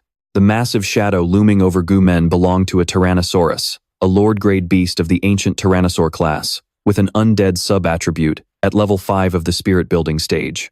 The Tyrannosaurus tore into the velociraptor, making red liquid splatter everywhere. That was a story from 2 years ago. Fan Lingxiao led his C-rank Lingxiao Pavilion to accept an alliance mission to crush the demon sect. Lingxiao looked at the scene before him. This was the main hall of the demon sect, and their leader's methods were notoriously brutal. Everyone, stay alert, Douanier added. Let's go, we're heading in. Douanier stepped forward and shouted, Sect leader of the demon sect, get out here and face your doom. A voice echoed back, Who's the one tired of living, daring to show off at my demon sect like this? Do you look down on me that much? The one who just spoke was Wu Beishan, the sect leader of the demon sect. Lingxiao and his crew spat out their drinks in shock. Guling gasped. Why is the demon sect's leader a salted fish? Douanier replied, I don't know. Maybe that's just the character design in the comic book. Lingxiao channeled his power and snapped. Who cares about that? Let me see what you can do. A giant demon fish appeared, and Wu Batian launched his counterattack, saying, Your catfish is way too aggressive, not cute at all. Let me teach it a lesson for you. A beam of light shot straight at the demon fish, turning it into a beautiful mermaid, transformed by the power of the gender-bending light. Lingxiao panicked. What? Everyone, get back! The demon fish collapsed onto the ground. Lingxiao clutched his head. Damn it, what kind of sorcery is this? Guling added. I heard the demon sect leader has a bizarre obsession with cross-dressing, and it looks like the rumors are true. How shameless! Wu Batian sneered. You self-righteous straight guys think you represent justice. Don't you know that cross-dressing is the ultimate justice? I didn't even spare my own beloved son. So did you really think you could escape? Wu Batian directed his power toward Lingxiao. Prepare to face your doom. Douanier screamed, Sect Master, watch out. In an instant, Lingxiao was also transformed into a gorgeous beauty. Douanier and the others were furious. Damn it, the Sect Master actually got turned into a girl. But in reality, all three of their eyes lit up with excitement, thinking she was just too cute. Everyone stared at Lingxiao with absolute adoration. Lingxiao panicked. Hey, why are you all looking at me like that? Lingxiao screamed, Do something, you guys, this is so frustrating. Suddenly, Lingxiao woke up with a start, rubbing his head. Thank goodness, it was only a dream. Lingxiao looked at the comic book on his desk, promising himself he would never read harem manga before bed again. Back to reality, the velociraptor was bitten until it bled, collapsing onto the ground. The Wangu sect disciple held his face in shock. As the Tyrannosaurus roared, he screamed, Help, help, help. He clung to Mu Chuan, begging to be saved. Mu Chuan, completely dumbfounded, snapped, Me, save you? How do you even have the nerve to ask that? Stop dragging me down, I need to run. The Tyrannosaurus was closing in. Mu Chuan stared at it in pure terror. The Tyrannosaurus attacked, sending Mu Chuan and the Wangu sect disciple flying. Amid the thick dust, Mu Chuan coughed. Douanier's teammate prepared to strike, muttering, Let's see where you can run now. Mu Chuan cursed. You idiot, you completely ruined my plan. Yanwei, Hanwei, prepare for battle. At that moment, another one of Douanier's teammates stood on the shore, looking down at the water while channeling his energy. Brat, Prepare to become a snack for my giant strangling octopus. Fengmang faced off against the massive creature. After assessing the situation, Fengmang smirked confidently, saying, "The water is our home turf. Level 9 of the spirit building stage. You've been holding back for a long time, huh?" Little catfish created a whirlpool underwater. Duanye's teammate suddenly noticed something was wrong. Something's not right. What is happening underwater? The giant octopus suddenly emerged, its tentacles showing several wounds. Its tentacles tried to grab onto the shore, but it couldn't hold on and sank back down, leaving only bubbles rising to the surface. Duanye's teammate panicked. "Octopus, what's wrong with you?" Then, another figure emerged from the water. It was Fengmang, completely drenched but smiling. "Thanks for the snack." Manhwa and Diquan jumped around in excitement. "Woof, woof," Duanye's teammate scowled. "Damn it, what did you do to my octopus?" A vine whipped out, sending him flying. Chengxi pointed and called out, "Junior brother Liu has surfaced." Guling cheered in delight. "That's wonderful." Duanye barked at his ally, "Useless trash. You couldn't even handle a loser like him." Cheng Ji spoke up. "Senior brother Duan, you should stop bragging so shamelessly. When it comes to actual strength, I doubt you're even a match for junior brother Liu." A massive crack tears through the ground straight toward Trin. Hi, forcing him to dodge just in time. "Whoa, look at that sharp glare from Don Diep. Stop acting so smug. Just wait until I kill him with my own hands, then we'll see if you're still smiling." Fengmang looks over at the white-haired Mo Shuyen, saying, "I'm back up here. Now give me back my bracelet." Mo Shuyen is secretly shocked. How did he actually get up here? Given the situation, I guess I'll still have to use them to my advantage. Fine then. Mo Shuyen pretends to be thrilled, holding the bracelet and running over to Liu Fengmang, crying, "Oh, you had me worried half to death." "It's a relief, you're okay. I protected this bracelet with my very life. If anyone wanted to take it, they would have had to kill me first. How about that? Talk about guts. Here, take it." Fengmang grabs the bracelet and slides it onto his wrist. But Fengmang just snatches the bracelet and bolts, leaving Mo Shuyen utterly stunned. "Thanks a bunch." Mo Zuyen stands there in shock, with 3 question marks practically floating over his head, completely clueless about what just happened.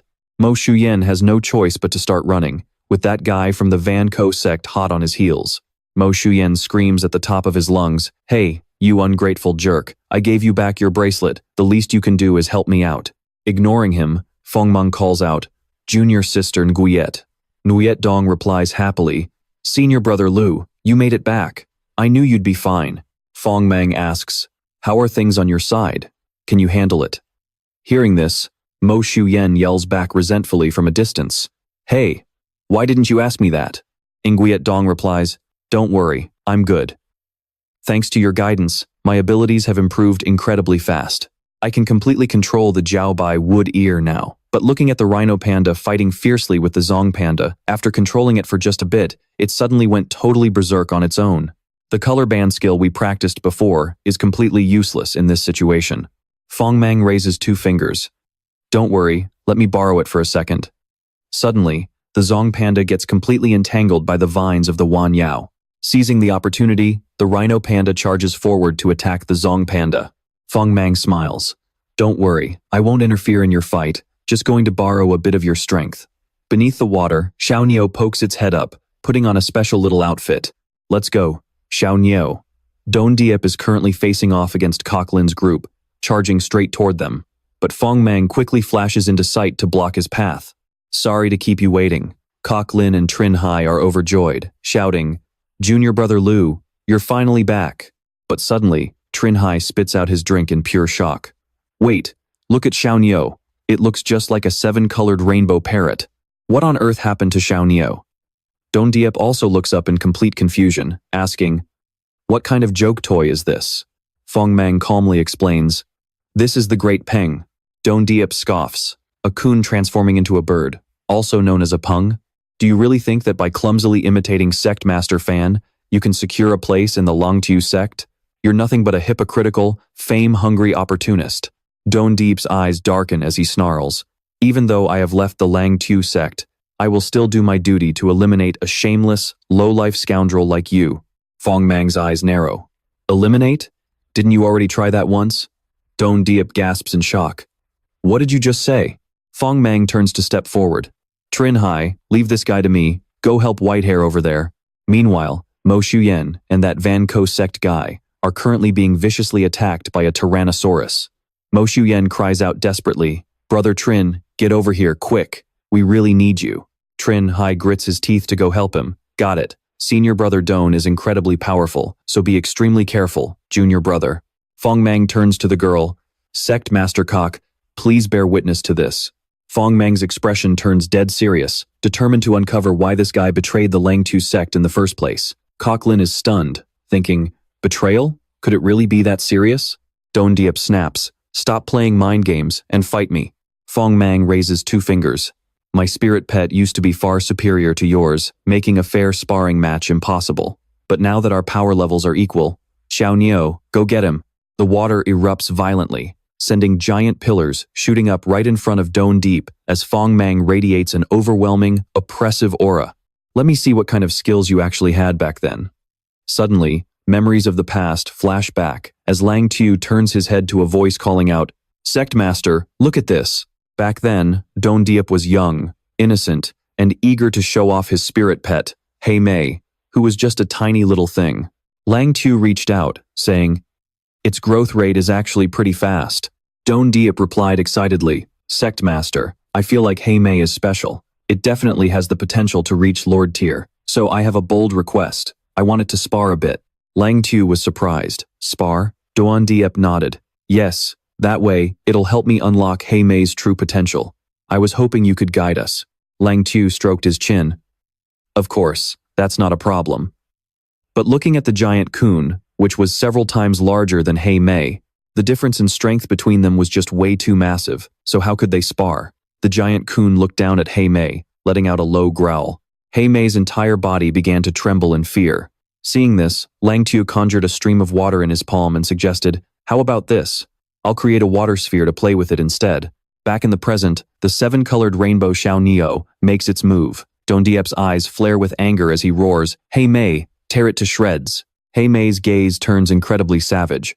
Spreading its legs and claws, it lunges forward at high speed, flying straight toward Fengmang and Xiao Neo. Fengmang immediately activates his water sphere skill. Xiao Neo shoots a blast of water, forming a massive water bubble that completely traps Hei Mei inside. Fengmang maintains his stance, thrusting his hand forward and spinning it to redirect the sphere. Instantly, Hei Mei and the swirling water are flung harmlessly right past him. Don Deep gasped in horror. What? In the past, tiny Hack Me fell helplessly into the swirling torrent. Long Tu spoke up. You have plenty of raw power, but you are lacking agility. Don Diep struck again. Agility, you say? I have got plenty of that. Bring it on. Right now, Hack Me is incredibly strong, darting back and forth like lightning. Hack Me creates a labyrinth of threads, trapping Fengmang and Tu Neo right in the middle. Don Diep yelled, Contract! Hack Me's clones charged straight ahead, as a ring of blinding light enveloped both Fengmang and Tu Neo. Fengmang's aura right now was just like Lang Tu's back then. Don Diep really did not know his place. Fengmang whipped up a barrier of water for protection. The water formed a perfect ring around Fengmang's body. He shattered it into tiny, lethal droplets, unleashing. Myriad water spike dispersion. Hack Me was blown backward, its claws carving a glowing trail across the ground. A massive torrent of water was surging straight toward Hack Me. Hack Me leaped into the air to dodge, but the water stream split into 2, striking Hack Me's body directly. Water bullet. In the past, tiny Hack Me had suffered the exact same painful attack. Back then, Long Tu said, Don Diep, you had better brace yourself for this next move. The tiny Hack Me sat frozen amidst the surging currents. Then, the water enveloped it, dragging Hack Me deep under. Water, Dragon Fist. Now, even the ferocious Hack Me was trapped in the exact same way. Don Diep was stunned. Damn it, how do you know this move too? Fengmang pressed the attack. Is it really that strange for a water element bamboo spirit stage beast to have an innate whirlpool skill? Don Diep smirked inwardly. Huh, idiot. If you use this move, you have already lost. Back in the past, Hack Me had wailed in agony inside the swirling water. Lang Tu gestured. If you do not think of something fast, Hack Me is going to slam right into that wall. The heavy current was dragging Hack Me away at breakneck speed. Don Diep panicked. Damn it, getting sucked into that whirlpool completely drained all its energy. Hackme's claws could not even scratch the water pillar. It was completely out of control. No way. We are going to lose. It is over. Hackme shrieked in pain, unable to swing its claws through the heavy currents. It desperately tried to break free.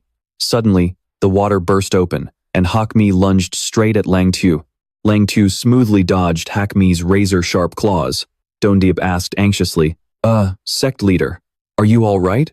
What just happened? How on earth did Hackme break out of that? Back in the present, Dondiep smirked. As long as Hackme can pull off that move, you are dead meat. Fengmang got into a defensive stance as Hackme, still trapped in the swirling water, charged straight at him. Go get him, Hackme. Now is the time, Dondiep roared. Slice that water pillar to pieces.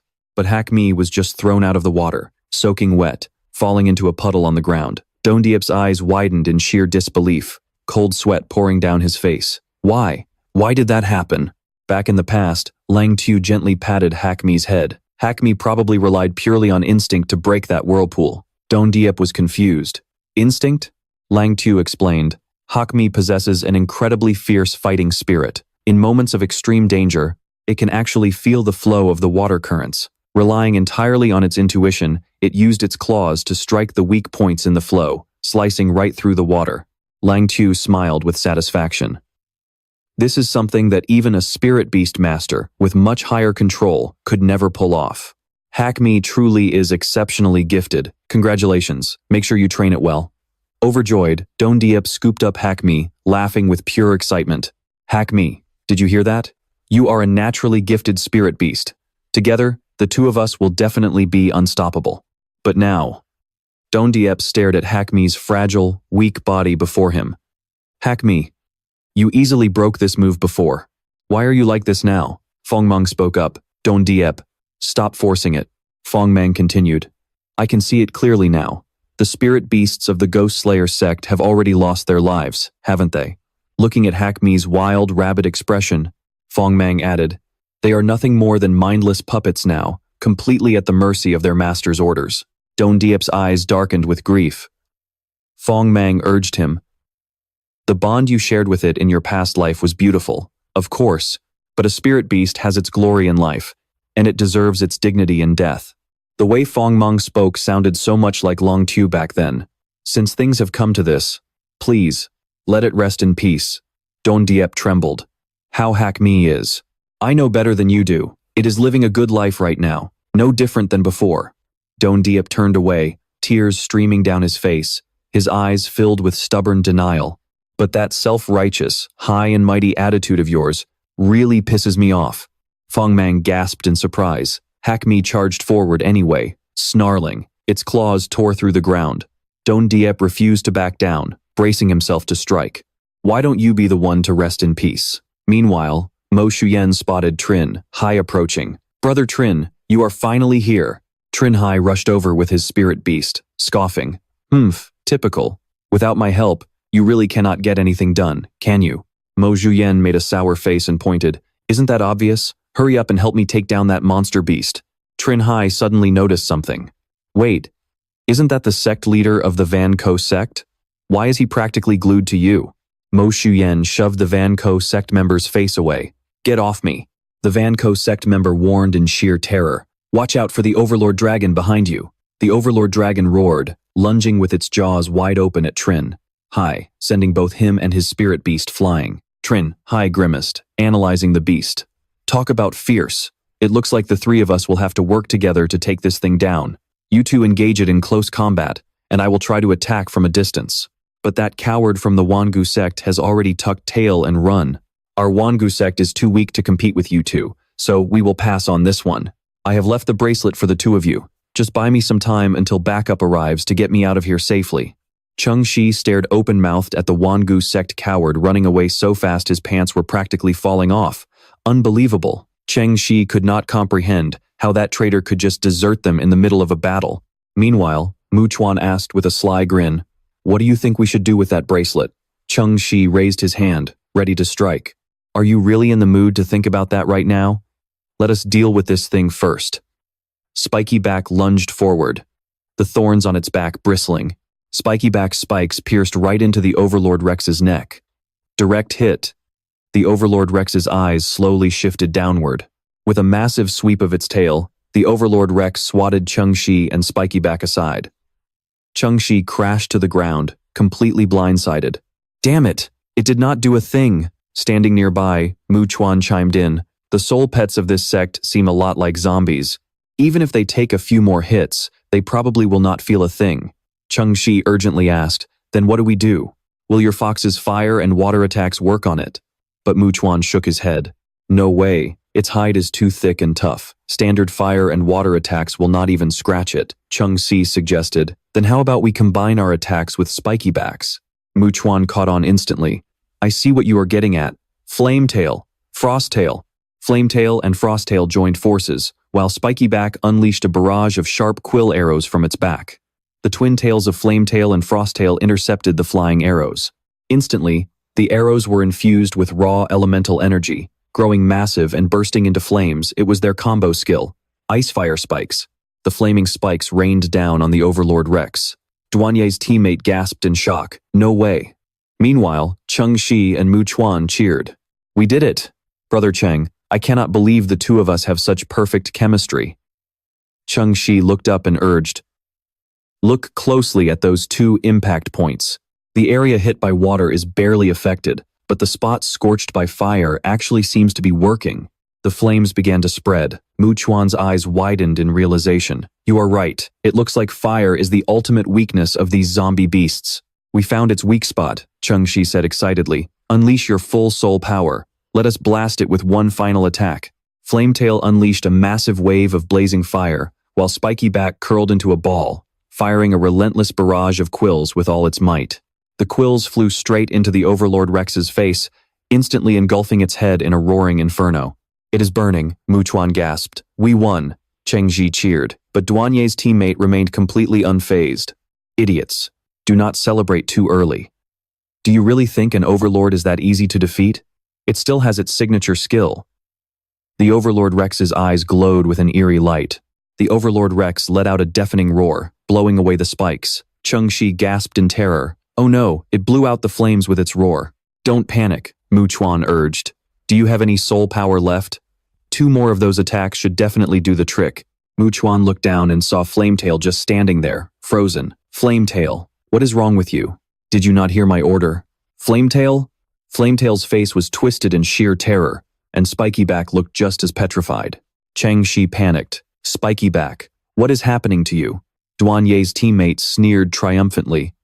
They were hit by the soul-shattering Warheart roar. They are paralyzed by absolute fear and cannot move a muscle. The signature skill, soul-shattering Warheart roar, drives opponents into a state of panic, striking them with a fear so deep they cannot think, freezing their bodies and leaving them completely powerless to act. Damn it, Mu Chuan cursed. Flametail, Frosttail, return. Duanye's teammate mocked. The soul-shattering Warheart roar has completely severed the connection between you and your soul pets. You cannot even recall them if you tried. Chengxi desperately shook Spiky Back, crying out, Come on, wake up! With a sinister look, Duanye's teammate declared, The absolute terror of an ancient overlord is something soul pets of the same tier simply cannot resist.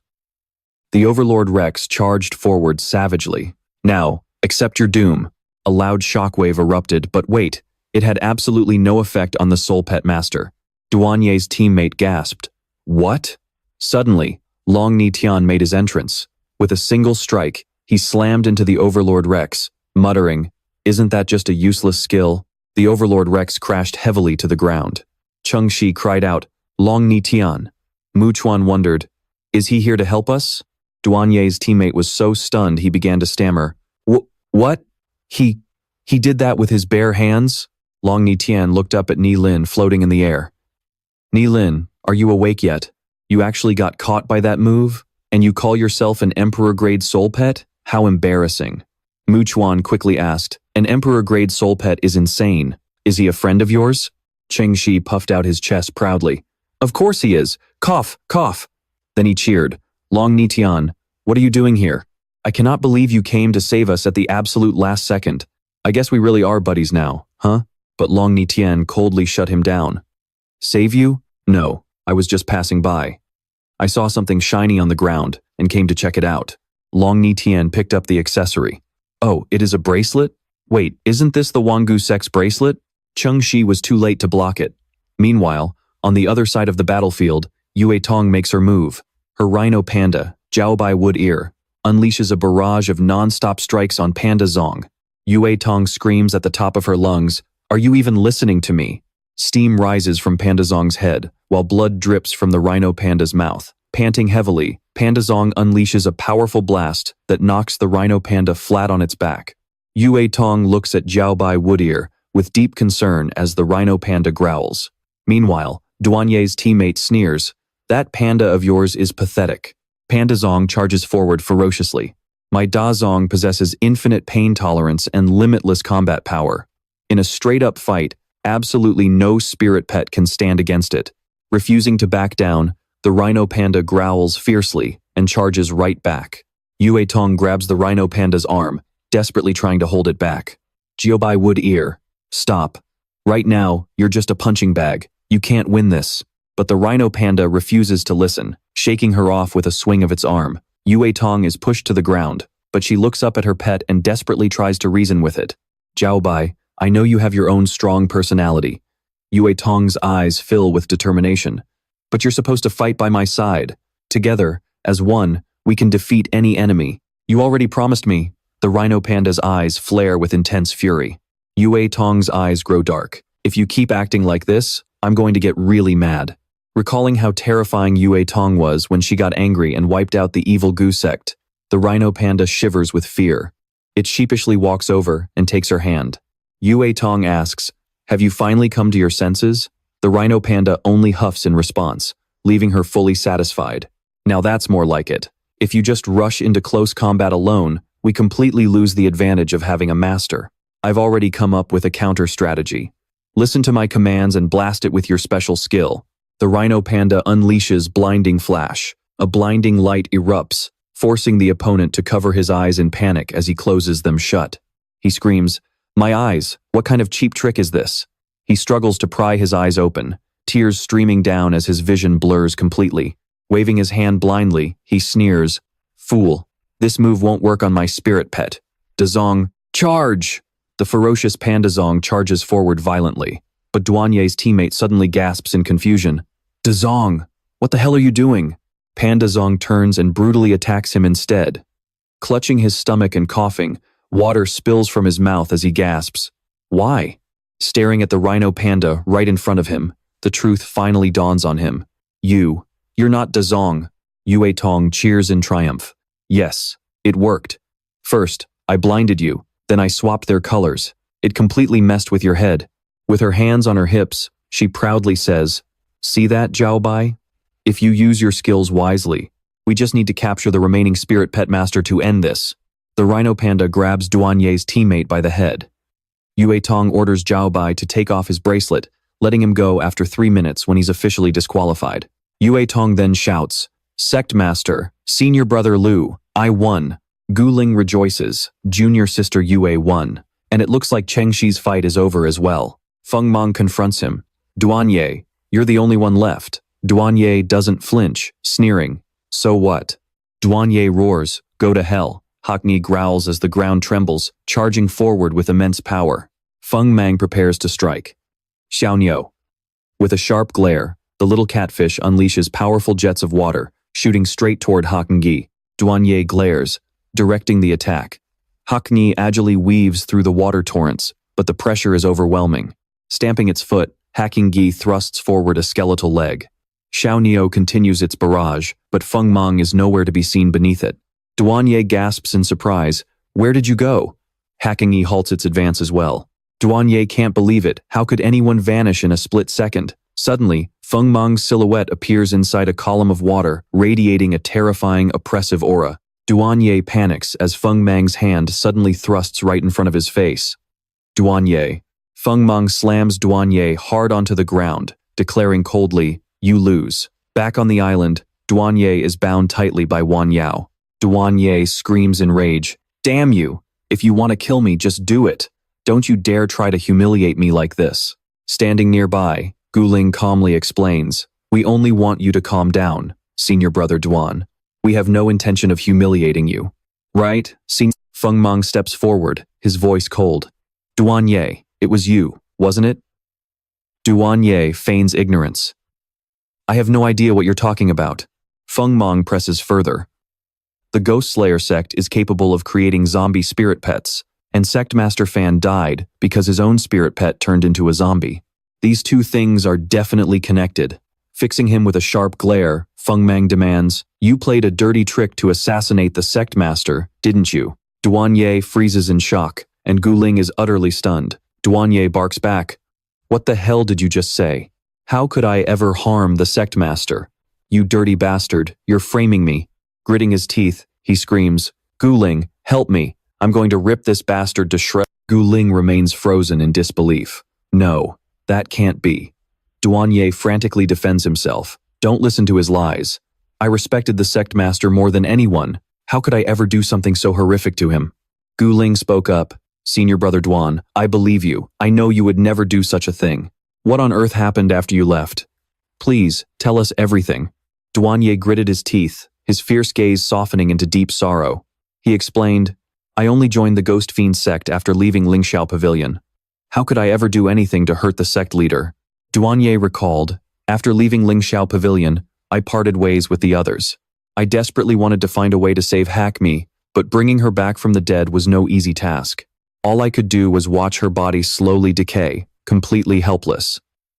Then, one day, I heard about a newly established sect, the Ghost Fiend sect. Clutching onto a shred of hope, I decided to go there and try my luck.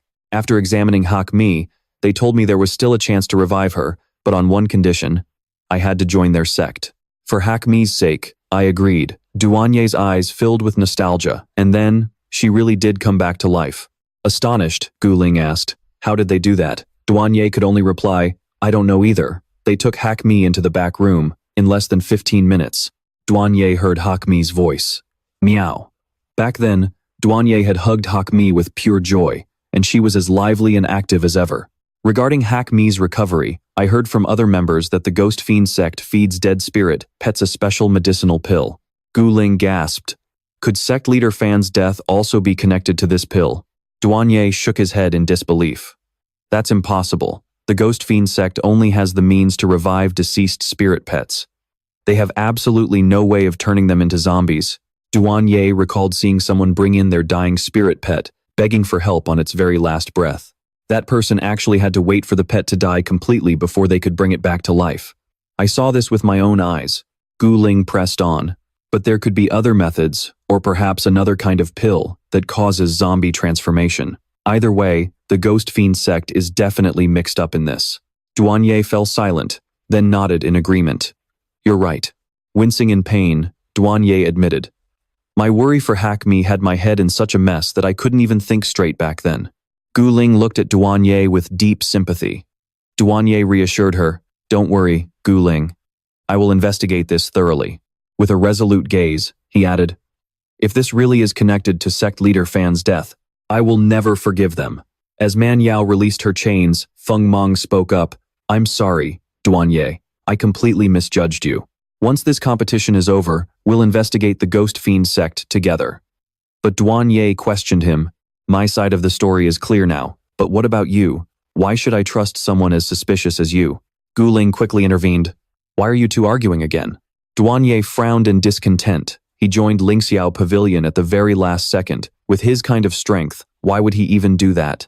He didn't even know sect leader Fan, yet he seems to know everything about what the leader did. How do you explain that? Fengmang's expression darkened as Duan Ye pointed a finger. I have every reason to suspect that you are the real traitor hiding inside Lingxiao Pavilion. Fengmang calmly replied. Because you and sect leader Fan made a solemn vow to together make Lingxiao Pavilion the #1 sect in the world. Duan Ye gasped, completely shocked. How? How do you know about that? And what does that have to do with you joining our sect? Fengmang explained. Sect leader Fan was once my friend. Guling said joyfully, Senior brother Liu, so you really were the sect leader's friend. As memories of his time with Lingxiao flooded back, Fengmang said, We used to share long, deep conversations. He pictured Lingxiao drinking tea, sighing over the heavy hand fate had dealt him. Bitter memories of the sect's tragic massacre resurfaced, along with the deep agony he carried inside. Fengmang recalled back then, the Patrol Alliance had declared that the investigation would end right there.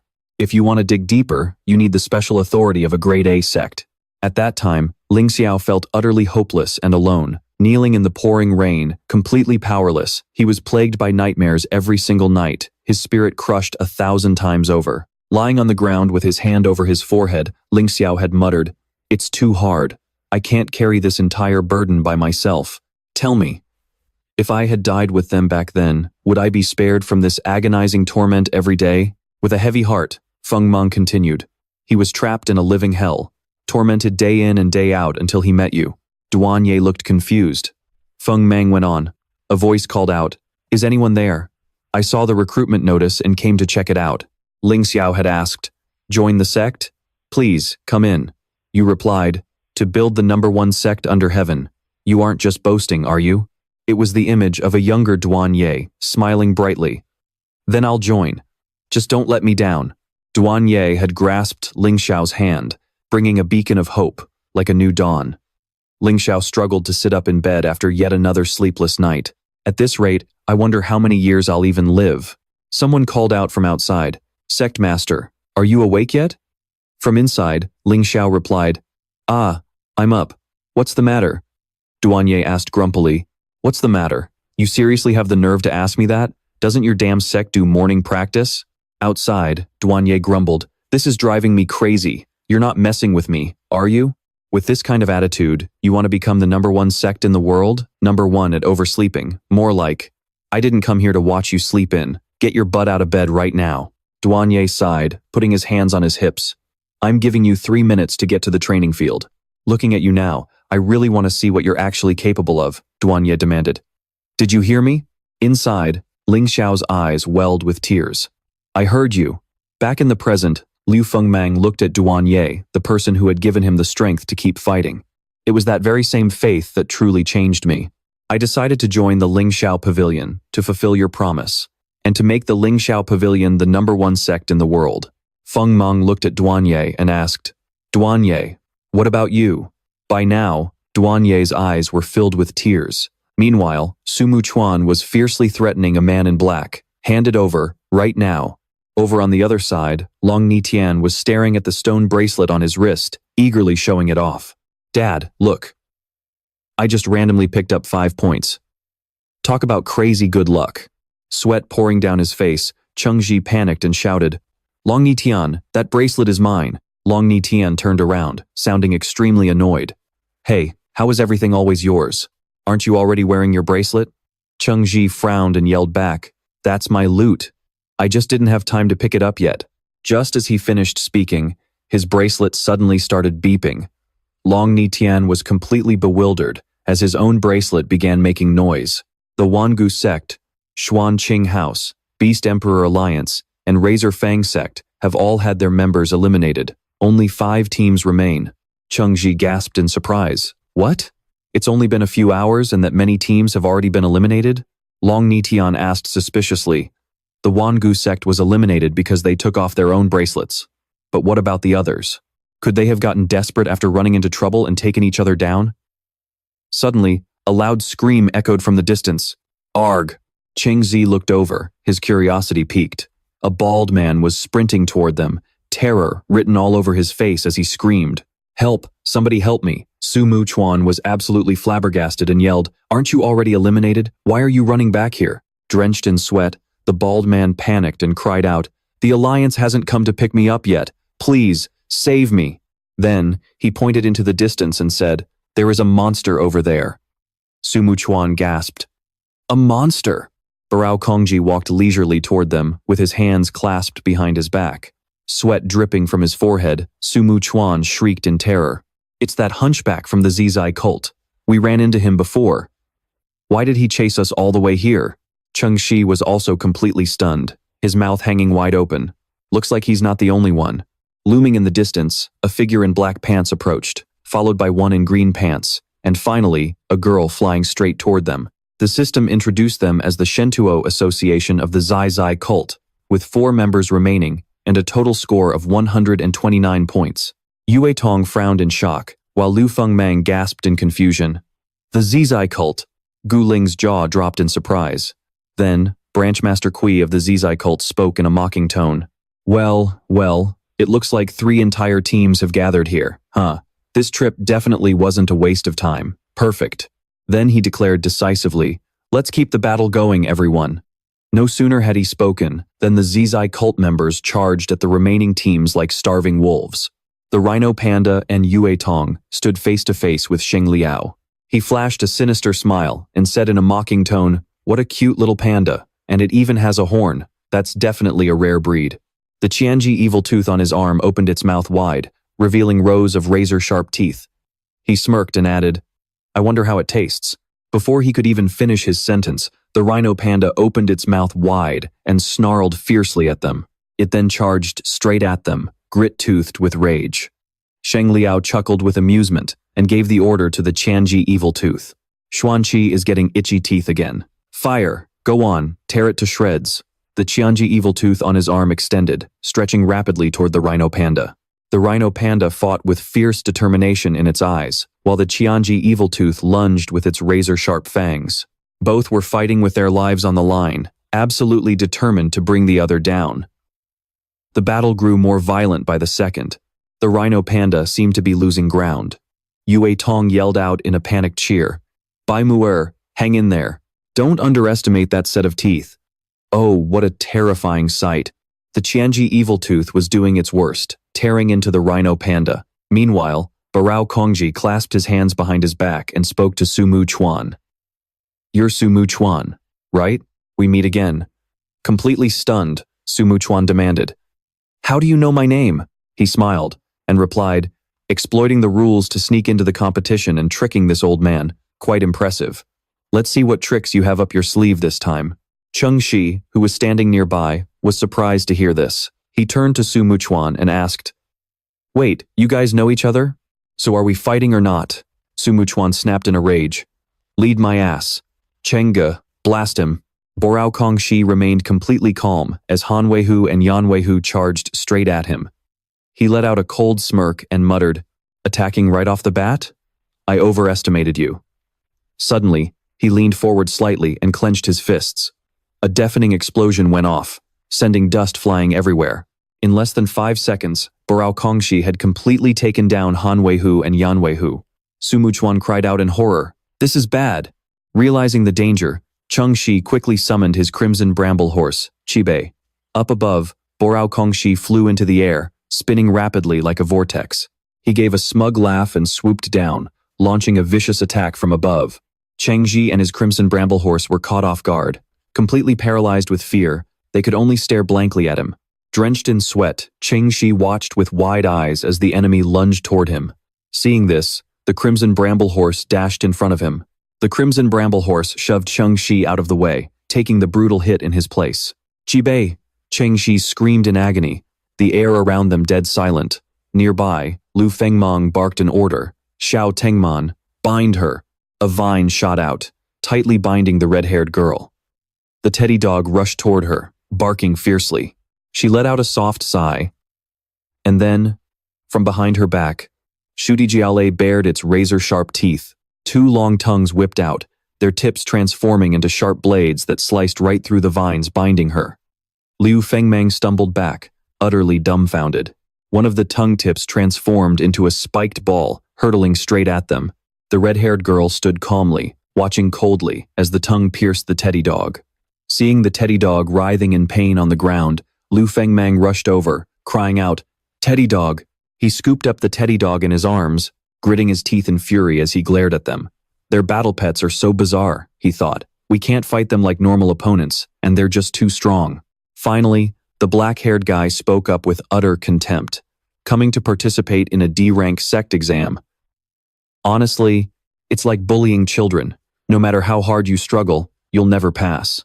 Just then, the system flashed info about the monster, parasitizing Sheng Liao's arm. It was Qianji Echi, commander rank, anomaly class, parasite type, limb tribe, vine-associated attribute, and max-level host spirit. The monster parasitizing the red-haired girl's back was Shuti Jiaole. Commander rank, anomaly, class, parasite type, mulberry tribe, wing associated attribute, and max-level host spirit. As for the degenerated spinal monster, Borao, Kongshi, commander rank, anomaly class, parasite type, limb tribe, bone, associated attribute, and max-level host spirit. The rhinoceros panda was struggling with all its might to break free from Qianji Echi. Yue Tong cried out anxiously, "Jiabai muer!" Sheng Liao smirked in amusement, directing Qianji Echi to attack her next. The monster bit right into her torso. Yue Tong's eyes went wide in pure terror. Yet Sheng Liao only grinned, exclaiming, "Ah, what a delicacy." Yue Tong closed her eyes in agonizing pain. The rhinoceros panda rushed over with a protective roar, throwing everything it had into an attack on Sheng Liao. Sheng Liao dodged the strike and snarled, "Filthy beast, how dare you try to bite me?" Blood soaked through Yue Tong's dress.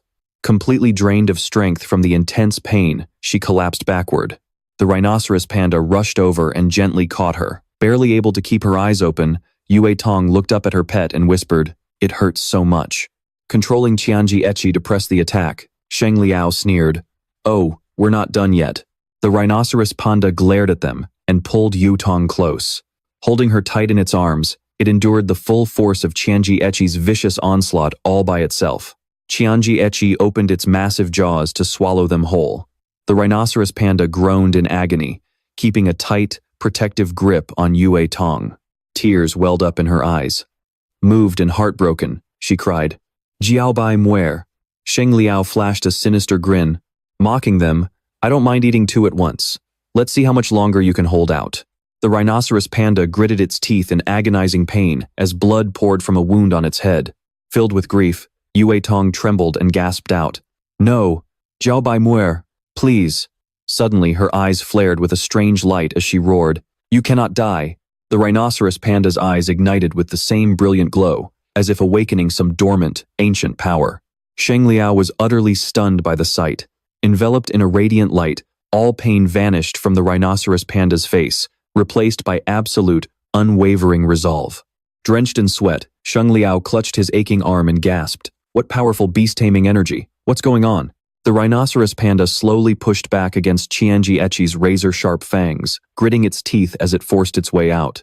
Grabbing one of the beast's deadly fangs with its bare hand, Sheng Liao panicked. Fuming with rage, he screamed, "Damn it! Qianji, tear it to shreds." The hideous fangs grew longer, wrapping around the rhinoceros panda. Sheng Liao roared in fury, "Just die." The rhinoceros panda strained with all its might to break free from the deadly trap. Sheng Liao watched in utter terror as his heavenly mech beast began to swell up like a balloon. Before he could even scream, the beast exploded violently, blasting him backward in agonizing pain while the sky above remained mockingly clear.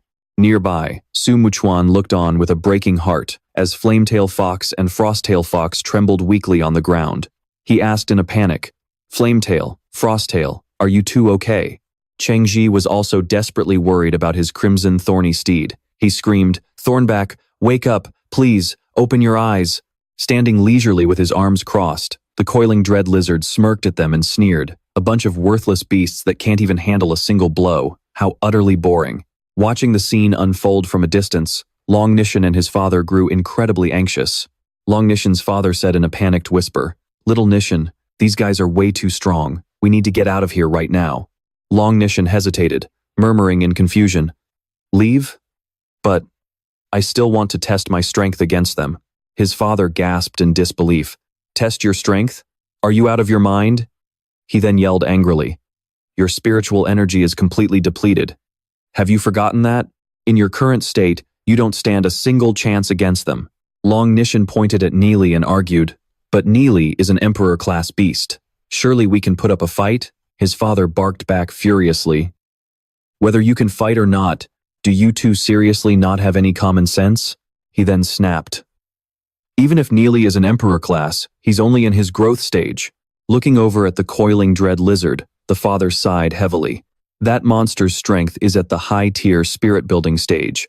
The power gap is absolute. How on earth do you expect to win? Long Nishan frowned and muttered, "Then, I'll just have to use our forbidden technique." His father lowered his voice and hissed, "Have you forgotten why we came here in the first place? There are barely any teams left. All we need to do is stall for a little more time to secure the victory." There is absolutely no need to risk your life in battle. Long Nishan stammered awkwardly. I know, but I just... Sweating profusely with anxiety, his father demanded, What exactly are you trying to do? Long Nishan glanced over at Cheng Shi and his companion, saying softly, I want to help him. His father looked up at them, his eyes filled with hesitation. Gathering his courage, Long Nishan said, Didn't you tell me before, father? If I ever meet someone truly worth befriending. Before he could even finish his sentence, his father replied softly, Go on then. This left Long Nishan completely stunned, his jaw dropping in shock. His father looked at him, smiled warmly, and warned, Just be careful out there. Back on the battlefield, the coiling dread lizard leaned forward slightly, mocking Cheng Shi, Stupid brat, you don't know your own limits. Let this old man send you to the afterlife. Suddenly, he looked up as a strange sensation hit him. With its massive jaws wide open, Neely lunged down from directly above, sinking its claws firmly into the lizard's shoulders.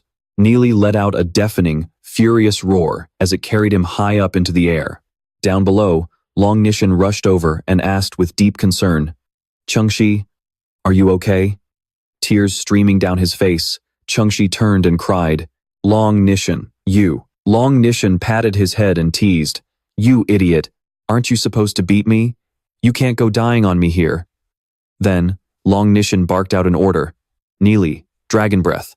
The coiling dread lizard used his own skeletal spine to block Neely's mouth, struggling desperately to dodge to the side. Gritting his teeth in sheer frustration, he snarled, How dare a mere little snake act so impudently before me?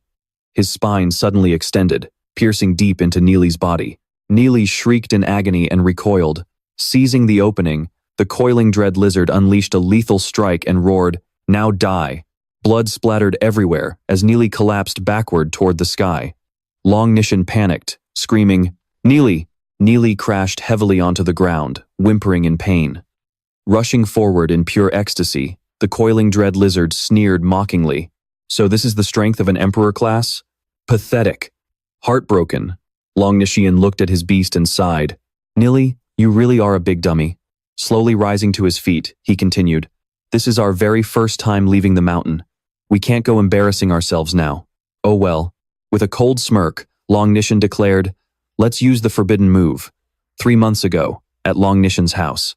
Long Nishan was reading a book when he suddenly slammed it shut, clutching it tightly to his chest as his father kicked the door open and shouted, I've got great news. His father beamed with excitement, explaining, Our sect dissolution petition has been approved. We can now participate in the crucial sect assessment 3 months from now. He continued, I've thought it over, and you're going to be the sect leader. Thrilled, Long Nishan placed his book on the table and turned to him.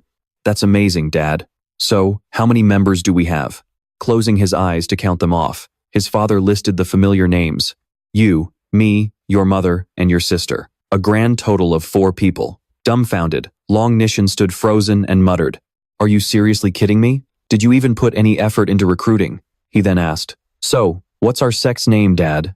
Flustered, his father quickly replied, I haven't really thought of one yet. We'll just come up with something over the next few days before we register. Cupping his chin thoughtfully, his father added, And honestly, we should probably change our names too. We didn't really pay much attention to naming back then, but now it feels a bit embarrassing. I mean, my name is Gu Sheng, your mother is Li Quilan, your sister is Gu Nier, and you're Gu Dan. Yeah. Sweating profusely, Long Nishan roared in anger. What do you mean didn't pay much attention? That's a total disaster. Talk about a lazy name. But then, with a bright, excited face, he said, Leave it to me, Dad. I'll definitely come up with an awesome name. His father suddenly lowered his voice and said, More importantly, we absolutely must rank up for this upcoming tournament. Long Nichthian grinned excitedly and replied, I get it, Dad. We've worked so hard for this. This time, we're going to blow everyone away. Suddenly, his dad's face went dark. Crossing his arms, he grumbled with a hint of annoyance. Mostly because he had had a few too many drinks earlier. I might have bragged a bit too much to Old Co. If we don't rank up, I'll be utterly humiliated. Turns out, back then, his dad had confidently boasted, Hey Old Co, just wait until I return in glory. Long Nichthian confidently replied, What's there to fear? Nichlan is emperor grade. No one can stand against him. We've got this in the bag. He then turned to his pet and asked, Right, Nichlan. But all he got in response was the sight of Nichlan fast asleep, drooling all over the floor. Hearing this, his father warned him with a serious tone. Don't get too ahead of yourself, son. I heard that many spiritual pets in this tournament are already at the spirit building stage. Even though Nichlan is an emperor grade, he's only at the mature stage. There's no guarantee he can beat the real experts out there. Panicking, Long Nichthien cried out, Then what are we going to do? We only have 3 months left. It's going to be so hard to rank up. His father replied gravely, That's why we must make perfect use of Nichlan's unique emperor grade skill. The system notification popped up. Unique skill of the Silver Blue Flood Dragon. Skill 1. Storage Strategy. During training, the pet tamer can store their spiritual energy inside the Flood Dragon, which can then be converted into pure, raw power to buff the tamer when needed. Long Nichthien's father declared with determination, Starting today, as long as you train hard, you can store a few energy points every single day. He continued, In 3 months, we'll have hundreds of points stored up. We'll easily wipe the floor with every other sect. Long Nichthien shouted excitedly, Yes. Don't worry, Dad. I'll definitely stick to it. Just you watch. Cut to 1 week before the tournament. His dad suddenly burst through the door, yelling, You little Nich, the sect uniforms are ready. How much energy have you stored up? His current stored energy, 2 points. Long Nichthien, who was lazily lounging, munching on an apple while reading a book, panicked and stammered. Is it starting already? I thought we still had plenty of time.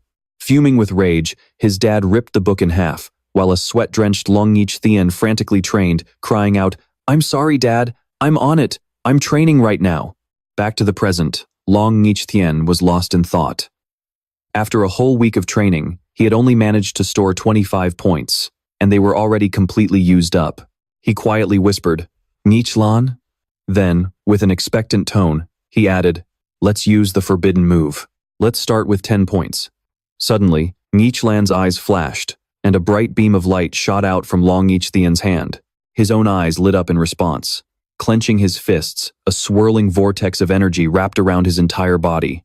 Watching closely from a distance, his dad's face suddenly went pale. He mumbled in terror. He's actually using it, that forbidden, wicked skill. Meanwhile, the system screen popped up. Unique skill of the Silver Blue Flood Dragon. Skill 2. Overdraft Strategy. When there are no storage points left, the user can borrow points to use. However, not only must the borrowed points be repaid immediately, but they also come with an insanely high interest rate.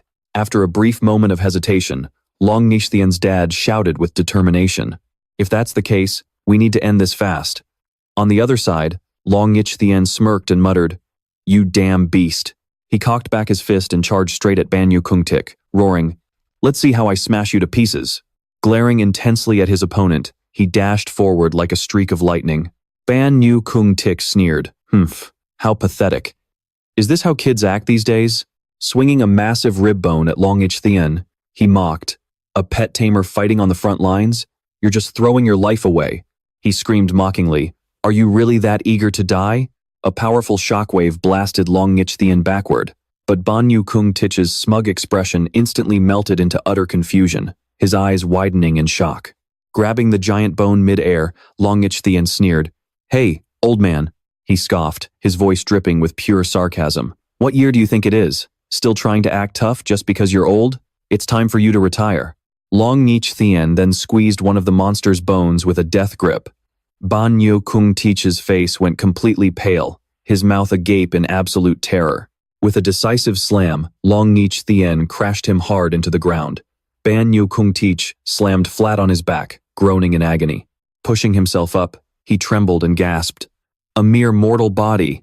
He shot up into the air, screaming in disbelief. How could you possibly withstand my attacks?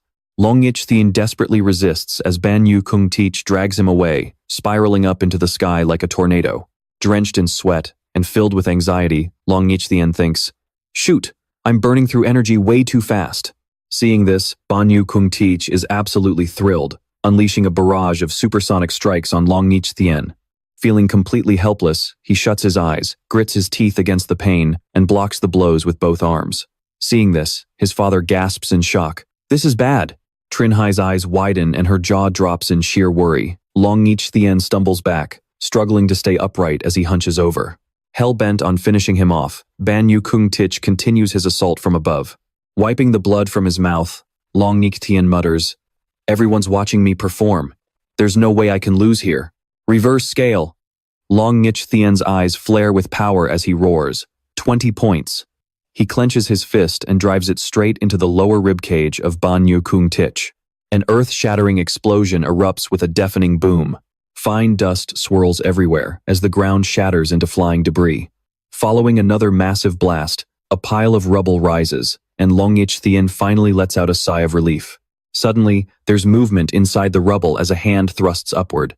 Groaning in pain, Banyu Kung Tich pushes himself up, slowly standing as he mutters, "Damn it! Damn it all!"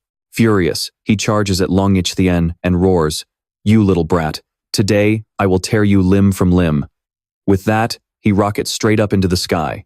Hovering in midair, Banyu Kung Tich glares down menacingly at Long Nichtien. The sharp spikes along his spine begin to grow longer and longer. Long Nichtien looks up, jaw dropped in absolute shock as the extending spikes shoot down and pin him tight. Pinned flat against the ground, he is completely paralyzed, closing his eyes tight in agony. Panicked, Trin Hai screams, "Long Nichtien!" His father also cries out in desperation, "Son!" Banyu Kung Tich sneers, mockingly saying, "Say goodbye to your little life, kid." Marshalling his remaining strength, Long Nichtien snaps back, "Like hell I will. I told you, everyone's watching me perform, so stop stealing my spotlight. You're getting on my nerves, you old monster." His eyes flare up once more as he yells, "Damn it, here goes nothing." Reverse scale, 30 points. A massive pillar of light erupts from Long Nichthien's body, shooting straight into the heavens. The sheer force of that power shatters Banyu Kung Tich's bones spikes into pieces. Suddenly, a fist shoots up from below at the speed of light. Terrified, Banyu Kung Tich freezes in place, his eyes nearly popping out. Long Nichthien's fists land with flawless precision, completely shattering the monster's spine into flying fragments. The impact is so violent that the creature's eyeballs literally fly right out of their sockets. Meanwhile, things are just as intense on Liu Fengmang's side. Taking a firm stance, he channels all his strength to launch an attack at the red-haired guy.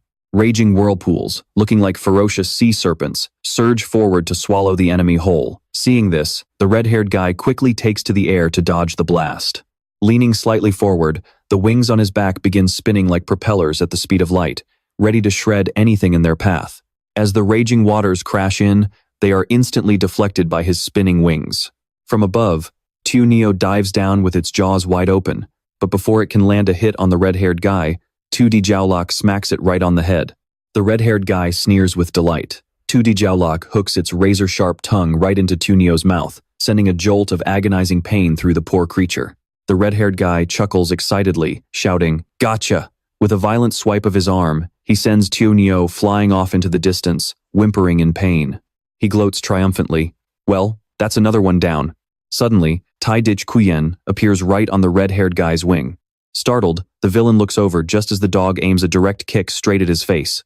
Quick as a flash, the red-haired guy ducks to dodge the strike, while simultaneously whipping out 2D Jiaolok's spiked, ball-tipped tongue to slam into Tai Dich Kuyen's flank. The dog falls backward, whimpering and growling in pain.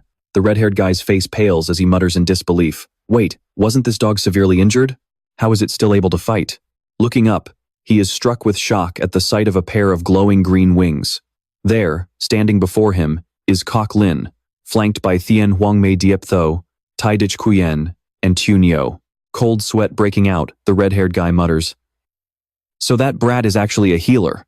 With fierce determination in their eyes, Tunio and Tai Dich Kuyen charge at him once more. Spreading his wings, the red-haired guy flies high into the air, glaring down at them as he begins to chant a spell under his breath.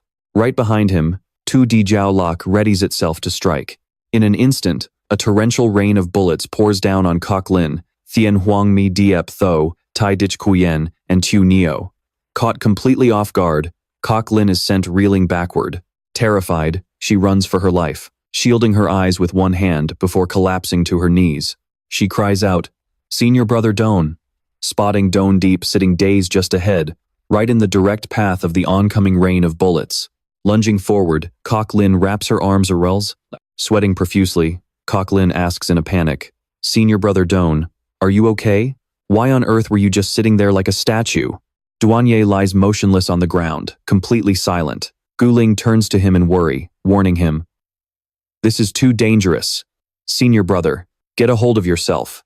Over here, Tai Dich Kuyen and Dang Van Yo are also laser-focused, trying their best to dodge the rain of bullets. Guling looks up at the red-haired woman and exclaims, "Damn it. She's flying so high. How are we even supposed to hit her?"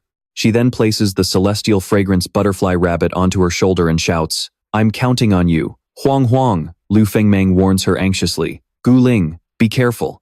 Guling shoots up like a rocket and calls back, "I have a way to deal with her."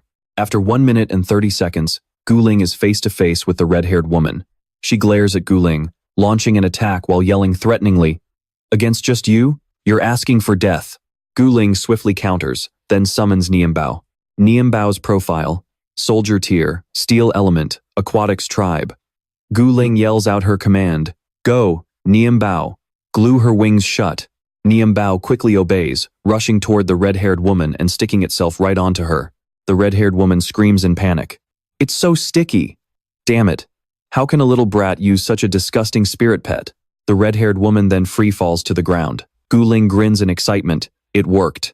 Suddenly, the tongue of Tu Dijiaolak wraps around her leg. The red-haired woman screams, "Don't get cocky yet." She then drags Guling down with her, leaving her completely terrified. They crash together into a thicket, causing a massive shockwave. Seeing this, Liu Fengmang shouts in panic, "Guling!" He then rushes toward the cliffside, along with Tai Dich Kuyen and Tu Neo. Down below, covered in dirt and bruised from the impact, everyone is groaning on the ground. Guling turns to anxiously shake the celestial fragrance butterfly rabbit, shouting, "Huang Huang!" Meanwhile, the red-haired woman also struggles to push herself up, cursing, "Damn it!" She turns and roars right in Guling's face, "I'm going to kill you." An unusual nozzle emerges from Tu Dijiaolak's mouth, spraying a yellow liquid straight at Guling. Guling quickly raises her arms to shield her face. Staring at the goo on her arm, she gasps, "What is this?"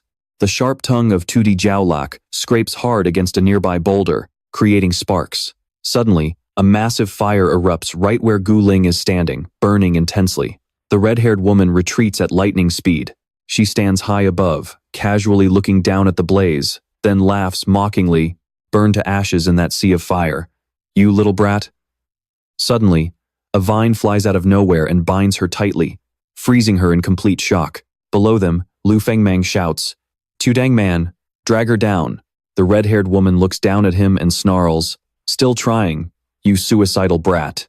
Gritting her teeth, she dives headfirst, launching the two razor-sharp tongues of Tu Dijiaolak. She screams in fury. "Then die as you wish." As the distance between them rapidly closes, Liu Fengmang glares at her while manifesting his weapon.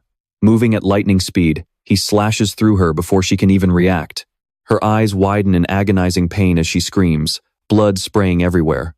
Weapon profile: Commander Tier, Steel Element, Steel Ore Tribe, Fire Sub-Attribute, Mature Stage, Level 6. Innate Skill: Steel Sphere Body Fusion automatically raises temperature to form a simplified condensed state. The red-haired woman then crashes to the ground. On his side, Liu Fengmang says to Tu Neo in a panic, "Tu Neo, put out the fire, quick."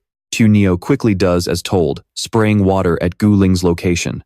Billowing smoke rises, but instead of going out, the fire burns even wilder. Drenched in sweat, Liu Fengmang gasps, "Damn it, the fire is too intense." Right before his eyes, Guling is struggling in agony amidst the sea of fire. He screams in despair, "Guling!" A strange pink beam suddenly sweeps past him, catching him by surprise. The beam plunges into the raging fire, clearing a path through the flames. The pink beam wraps around Guling, and miraculously, the fire consuming her is extinguished. Weakly opening her eyes to look ahead, she gasps, "Hak Ingi!" Duanye rushes over and shouts, "Guling, get out of here, now!" Moved to tears, Guling cries out, "Senior brother Duan." Liu Fengmang also calls out in relief, "Duanye!" Duanye rushes in, scoops Guling up in his arms, and quickly carries her away from the fire, muttering, "With this little skill, you actually wanted to be the sect master?" Guling beams with a wide smile and replies, "Senior brother Duan, I knew you wouldn't abandon us. I'm so happy." Her eyes suddenly fill with worry as she looks back at the flames, and she screams in panic, "Hak Ingi! Hak Ingi is still trapped in the fire. We have to save him." Without changing his expression, Duanye replies, no need. His words leave Gu Ling completely bewildered. Liu Fengmang runs over anxiously and asks, Gu Ling, are you okay? Duanye suddenly says, that guy was right. I finally understand now. Staring at the blazing fire, Duanye continues, keeping Hackney alive was just my own selfish wish. Its entire life should have been spent in glory and with dignity. Duanye turns his head back, tears welling up in his eyes as he says, we shouldn't torture it anymore. Let's just let it rest in peace here. At this moment, by the stream, Longish Thean held the stone bracelet in his hand and said with joy, this is awesome. I finally got it. I'm rich. Just then, Trin Hai ran over, shouting out Longish Thean's name. Longish Thean quickly clarified, hey, I'm the one who got this. Don't you dare try to threaten me or take advantage of my weakness. Trin Hai scratched her head in confusion and replied in a shy voice, who said anything about stealing your bracelet? I came here to thank you for saving my life. Longish Thean gasped in shock. Thank me? He then broke down in tears of emotion, bowing as he choked out, oh. Seeing this, Trin Hai asked in a panic, hey, what are you doing? It's just a thank you. Is there any need to get this worked up? Sobbing heavily, Longish Thean said with a trembling voice, you don't understand. Just to win that fight, I had to take out a loan of 50 function points, and I have to pay it all back within a month. For the next month, I'll have to train like a psychopath to pay off my debt. I won't be able to do anything else. You have no idea how much I'm suffering inside. Meanwhile, over on Liu Fengmang's side, the fire was still raging. Liu Fengmang asked Kok Lin anxiously, Sect Master Kok, are you okay? Kok Lin replied, Junior brother Liu. Senior brother Don has finally come to his senses. But as soon as she said that, Doan Diep let go of his grip, sending her free-falling straight to the ground. Kok Lin rubbed her aching backside and burst into tears. Liu Fengmang yelled in anger, Don Diep, what do you think you're doing? Just as he spoke, a stone bracelet smacked him right in the face, making him wince in pain. Don Diep said, a little gift for you guys. Liu Fengmang asked back, what's that supposed to mean? Don Diep explained, I'm not risking my neck for the ghost slasher sect anymore. These points don't mean a thing to me now.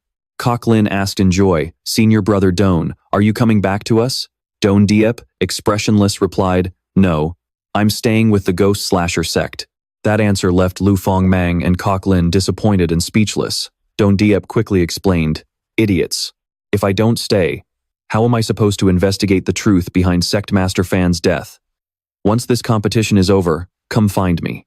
Kok Lin smiled brightly and replied, we will. Leader Koi of the Freedom Cult stood with his arms crossed, silently watching his defeated underlings who had been thoroughly humiliated. He didn't say a single word. Before him lay Thin Lu, the red-haired boy, and the old puppeteer lady, all defeated and collapsed all over the ground. He sighed and lamented, how did we raise such a bunch of useless trash? The red-haired boy, in extreme pain, squeezed out, me too. Leader Koi coldly ordered, hand over those wings immediately. In sheer panic, the red-haired boy pleaded, but, branch leader. Leader Koi barked back in anger, give them to me right now. Plunged into despair, the red-haired boy had no choice but to comply. The Sumeru girdle tore itself from his body, forcing a scream of agony from his lips. Leader Koi swiftly claimed the Sumeru girdle and attached it to his own back. 2 pairs of massive wings burst forth, and Leader Koi rocketed straight into the sky. From high above, he looked down at the forest below. Liu Fengmang, Kok Lin, and Tu Neo stared up, completely bewildered. Mo Shuyen asked in surprise, what on earth is that guy flying up there for? Leader Koi suddenly grabbed his hat and threw it aside, revealing his true face. Liu Fengmang's eyes went wide, and Kok Lin's jaw dropped in absolute shock. Leader Koi raised both hands high into the air and declared, you've all worked very hard, revealing a parasitic demon on his forehead, known as the Scarlet Evil Eye. Lord rank, mutation class, parasitic type, hand-foot tribe, light sub-attribute, agility level, host spirit, Scarlet Evil Eye. Suddenly, the forehead of Leader Koi began to glow. He bellowed, now, I shall bring this pointless competition to an end. With that, a massive beam of light fired from his forehead, shooting straight down. Liu Fengmang screamed in terror. This is bad. Longish Thean lunged forward, pushing Trin Hai's head down as he yelled, get down, now. Surprisingly, the beam of light struck the water instead of targeting any of the competitors. Trin Hai asked in confusion, huh? Why did he shoot the water? Next to her, Long Nichthian muttered, Did he miss? Geez, he's just like you, reverse scale. Suddenly, the entire ground began to shake violently, leaving both Long Nichthian and Trin Hai in sheer panic. Stumbling to stay on his feet, Mo Zuyan cried out, What's happening to the island now? As it turned out, the giant turtle had been struck in the neck by Leader Koi's attack, leaving it severely injured. Liu Fengmang screamed in dread, Oh no, he hit the giant turtle, the turtle is hurt. It's roaring in pain and sinking fast. Long Nichthian's father pointed toward the mountain peak and shouted, Hurry, get to the top of the mountain. Before he could even finish his sentence, the rising water swallowed him whole. In an instant, everyone was submerged under the raging waves. Watching from the mainland, Bach Tu screamed in horror, Oh my God, the island is sinking rapidly. Countless people have fallen straight into the water. Bak Dan Thu turned to Lord Liu and asked in a rage, When you chose the giant turtle as the testing grounds, did you even consider this scenario? Hearing this, cold sweat broke out all over Lord Liu. Trembling with rage, he cursed, Those bastards from the Freedom Cult. He then spun around and barked out orders. Teams 5, 6, 7, and 8. Move out immediately. Meanwhile, thrashing around wildly in the water, Long Nichthian panicked. Help! I don't know how to swim. Trin Hai quickly swam over, grabbed him, and pulled him up to the surface. Gasping for air, Long Nichthian roared in anger. Damn it! How dare they ambush us like this? If my powers weren't completely drained, a single strike of mine would have beaten you to a bloody pulp. Cheng Shi looked at her bracelet and said anxiously, The bracelet is waterlogged. We're going to get disqualified very soon. Long Nichthian called out in a panic, Nilan, get me out of here, fly. His father hugged Nilan and replied, Stop yelling, it can barely save itself right now. Meanwhile, the rhino panda was doing its absolute best to pull Yudong's hand. Suddenly, something rushed toward the rhino panda, and a hand grabbed its shoulder. It turned out to be the blue-winged Mautu coming to the rhino panda's rescue. Lu Wengxing said with delight, I got them. Yan, he spoke up to calm everyone down, Candidates, please do not panic. Then she shouted directions to everyone, Hurry, climb onto Danmuzi.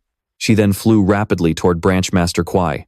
Yan, he glared at him and said in a serious tone, Branch Master Kuai, you've gone a bit too far this time. Branch Master Kuai sneered, I haven't broken any competition rules, little girl. I haven't messed around with juniors like this in ages, so I've already shown the Alliance plenty of respect. Suddenly, the bracelet in Yan, his hand beeped. Beep beep, Branch Master Kuai's bracelet broadcasted an announcement. All members of the Slaughter Sect have been disqualified. 5 teams remaining. All members of the Lingxiao Sacred Relic Sect have been disqualified. 4 teams remaining. He burst into a gleeful laugh and said, It seems a single strike of mine was enough to disqualify every single team. Branch Master Kuai said smugly, Hurry up and declare the Shenda Association's victory.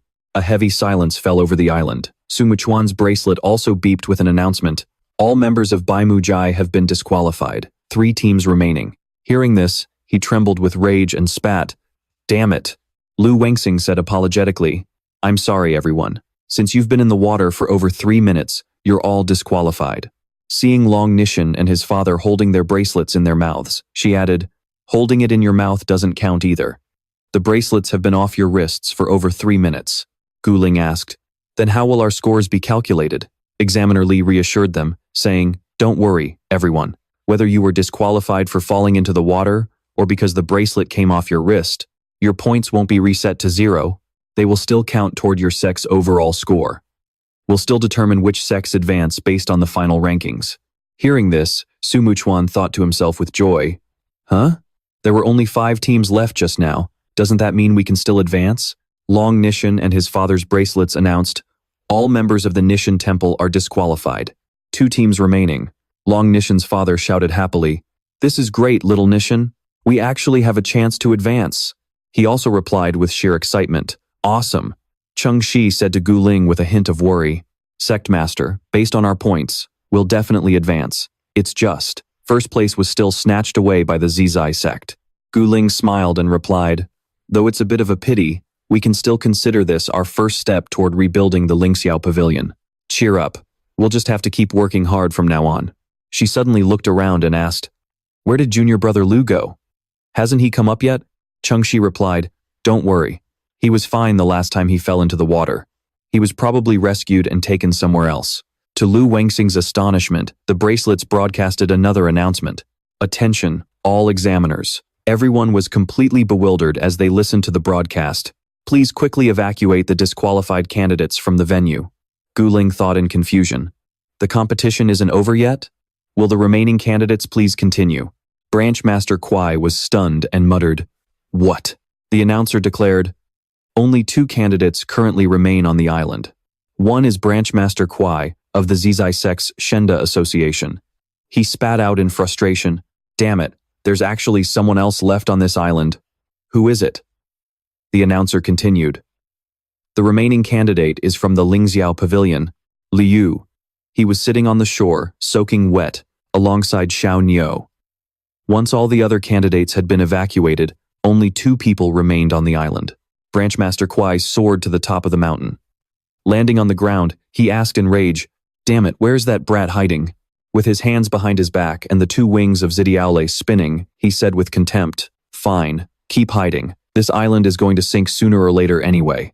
I'll wait right here at the peak until the competition ends. Let's see how long you can hide." Liu Fengmang said clearly to the teams, "All right, everyone, the competition isn't over yet. Please board the Mao-Tu and leave with me." A bald man among them let out a sigh of relief and thought, "I survived."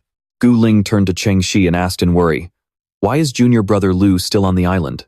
He replied, "He probably used Xiao Niu's swimming skills to head back." Duanye gasped in disbelief. "What? Does he seriously want to keep fighting?" Guling answered with a worried tone, "Given his determination, I'm afraid he will fight to the very end just to secure that direct admission spot." Duanye frowned in confusion and muttered, "What on earth is he doing? That guy is an outsider, yet he's risking his life like this. What is he actually after?" A voice gasped in awe as they stared at the tournament roster. "Oh my god, it's Jun Yunzi of the Lingxiao sect." Bai Susu's eyes went wide, and she screamed in disbelief. Out of everyone, he was the one who survived until the very end? Hearing that, Bai Danshu remarked, "Impressive. It looks like he's planning to fight until the bitter end." Bai Susu put her hands on her hips and said in a sassy tone, "Impressive, sure, but if you ask me, this Jun Yunzi guy is being reckless." She then explained her logic. The Lingxiao sect is already ranked 2nd overall. All he has to do is take off his bracelet to forfeit and they're guaranteed to advance. He obviously knows his opponent is incredibly strong and completely ruthless.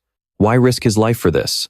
Bai Danshu snapped at her. "What do you know?" Startled, Bai Susu whimpered, "Geez, why are you being so mean, big brother?" Bai Danshu explained, "This is exactly why the Lingxiao sect deserves so much respect." He continued, "No matter what challenges they face, they always push forward without taking a single step back. Back then, sect leader Fan relied on this very spirit to make the Lingxiao sect thrive. Now, his legacy has been passed down to Jun Yunzi. For that top spot on the direct admission list, he will absolutely give it everything he's got." Hearing this, Bai Susu replied sheepishly, "Oh, I see. My bad. I totally misunderstood him." Her eyes sparkled with admiration as she thought to herself, "Young Master Jun is so amazing, but please be extremely careful." Meanwhile, back in the arena, Liu Fengmang called out, "Little catty." He then poured his heart out. "I used to owe the Lingxiao sect so much." He pictured his brothers in the Lingxiao sect, Cheng Shi, Yue Tong, and Gu Ling, and continued, "But none of them walked away. They risked their lives to protect the future of the Lingxiao sect, so what excuse do I have to back down?" Staring at little catty with absolute determination, he said, "Since we've made it this far, no matter how dangerous the next battle gets, we must secure that direct admission spot."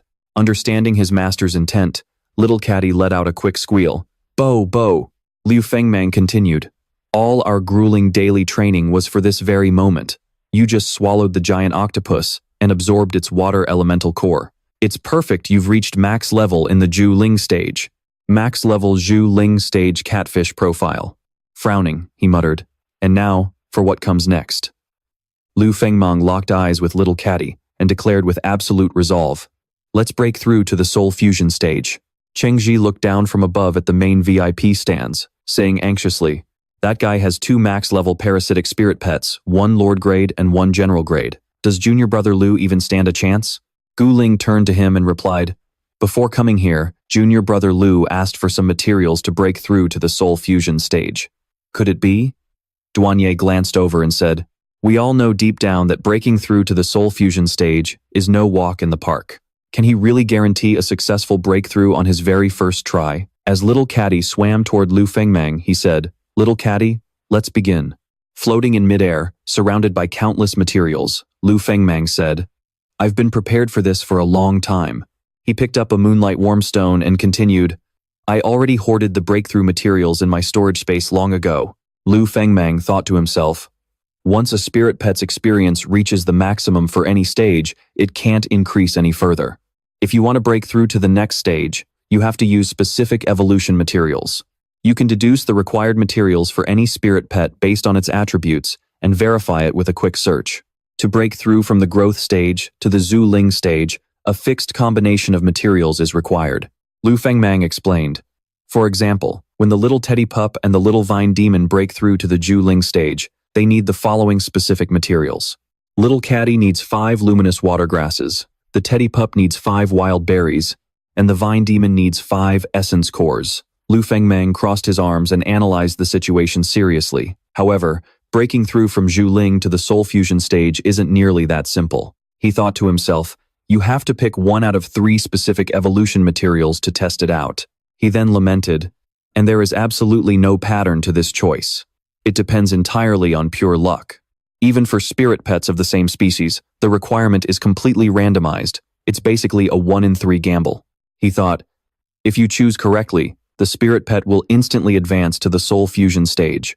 But then, he considered the alternative. If you choose wrong, not only will the breakthrough fail, but the spirit pet will also enter a cooldown period, making it impossible to level up for 6 months. He continued to calculate, for instance, to evolve you to the soul fusion stage right now, we need 1 of 3 items, a ripple pearl, Xiang Creek, water grass, or a moonlight warm stone. He then weighed the potential outcomes for his pet. If we choose right, we'll rise like a dragon and tear through the competition. But if we choose wrong, you won't be able to evolve for the next 6 months, and these precious breakthrough materials will vanish into thin air. Holding up one finger, he said, if our luck is absolutely terrible, evolving to the soul fusion stage could take 6 months and cost us 3 whole sets of materials. That is why starting from the Heart Union realm, no sect, no matter how wealthy, can afford such a massive drain on resources, as it would severely hinder their growth. Frowning slightly, Liu Fengmang smiled and asked, So, Xiaoniu, are you ready to take this gamble? Hearing this, Xiaoniu's face went completely pale, and he let out a panicked squeak. Liu Fengmang suddenly burst into laughter and said, Just kidding, I was talking about other people. We don't have that kind of problem at all.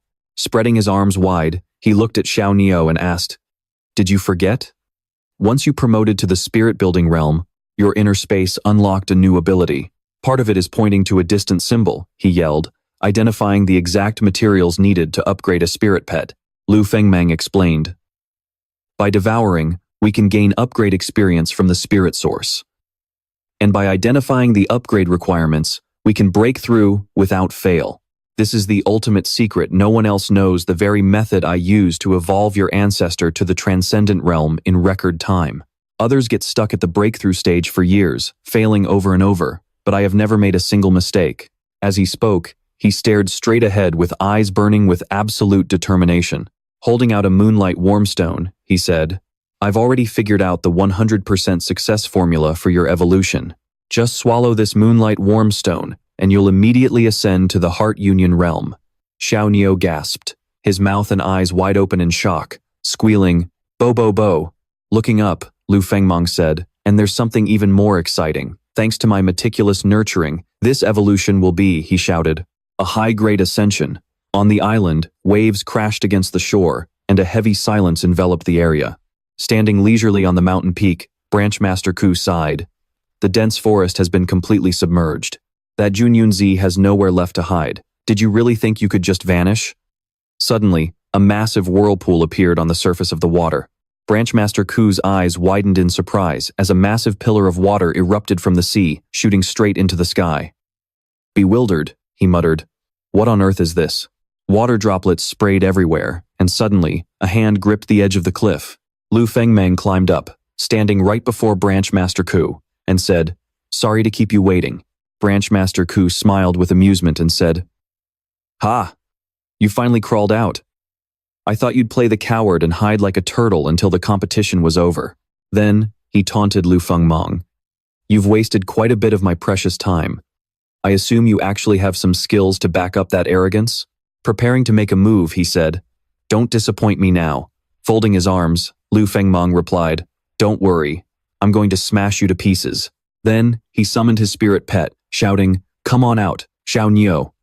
But his voice suddenly softened as he added, Oh, wait, that's not right. I should call you Kun now. As he spoke, he gently stroked the head of the newly evolved pet.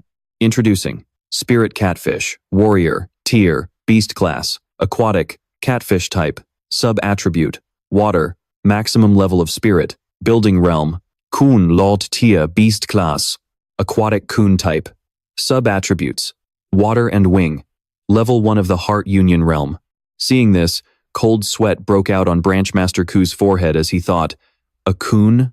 Is that the Kun of the Lingxiao sect? Then, he scoffed with disdain. So that flashy little fish from before was actually just a catfish? Whispering to himself, he wondered, I never expected the Lingxiao sect to pass down the secret technique of cultivating a catfish into a Kun. How on earth did he pull it off? Liu Fengmang smiled and replied, It's actually quite simple. If you want to learn, I can teach you right now. Surprised, Branch Master Ko snapped back. What did you say? Liu Fengmang explained. All you need to do is infuse a massive amount of wing attribute spirit source during the nurturing process to obtain both water and wing sub-attributes upon reaching the Heart Union realm while elevating its tier to Lord class. That's how you turn it into a Kun. Utterly confused, Branch Master Ku demanded, Spirit source? Dual attribute nurturing? What kind of absolute nonsense is this? Do you really expect me to believe that? Besides, that catfish is still wanted by the Alliance, isn't it? Are you really asking for a death wish by using it? Liu Fengmang confidently replied, What does it matter? Once I beat you, I'll make sure you forget everything anyway. Gritting his teeth in fury, Branch Master Ku growled, Beat me? With just the likes of you? Two spiked mines of the Sumeru Dragonlouse emerged behind him, immediately unleashing a barrage of explosive projectiles hurtling toward Liu Fengmang. Branch Master Ku roared angrily, Stop bragging like you actually stand a chance. Meanwhile, Liu Fengmang calmly manipulated the currents of water before him. He countered with his water screen barrier, causing all the projectiles to freeze mid-air right in front of him. Stunned, Branch Master Ku yelled, What? Liu Fengmang smirked and said, Didn't you guys say it yourself? No matter how strong someone is, they can never overcome realm suppression. Then, swishing his hand to swirl the water, he added, A spirit-building practitioner getting crushed by a Heart Union master, he continued. Isn't that just common sense? With a sudden thrust of his palm, he sent the projectiles and water hurtling back toward Branch Master Ku. He quickly soared into the air to dodge the incoming counterattack. Dashing high into the sky, he activated his Crimson Evil Eye and roared, Let's see you handle this. Instantly, a blinding beam of light shot from his forehead, blasting straight toward Liu Fengmang. Liu Fengmang calmly said, All right, it'd be rude to reject such a generous gift. Little Neo, go ahead and feast on it. Doing exactly as told, Little Neo soared into the air, opened its massive mouth, and swallowed the entire pillar of light in one gulp. It munched away happily, making it look absolutely delicious, before letting out a massive burp. Branch Leader Koi's jaw dropped in sheer disbelief. Liu Fengmang grinned and said, Thanks for the treat. Now, it's time to return the favor. With a sweep of his hand, he commanded Little Neo to fly higher into the sky. Little Neo charged straight at Branch Leader Koi with an excited look on its face, surrounded by swirling jets of water. Seeing this, Branch Leader Koi quickly activated his Scarlet Evil Eye. The Scarlet Evil Eye shot out blinding beams of golden light to counter Little Neo's water attacks. The clash was incredibly intense. Branch Leader Koi roared, mocking their efforts as mere parlor tricks, while Little Neo just let out an excited, playful squeal. With a joyful cry, it unleashed the Flying Wing Water Blade. Caught completely off guard, Branch Leader Koi was blasted backward.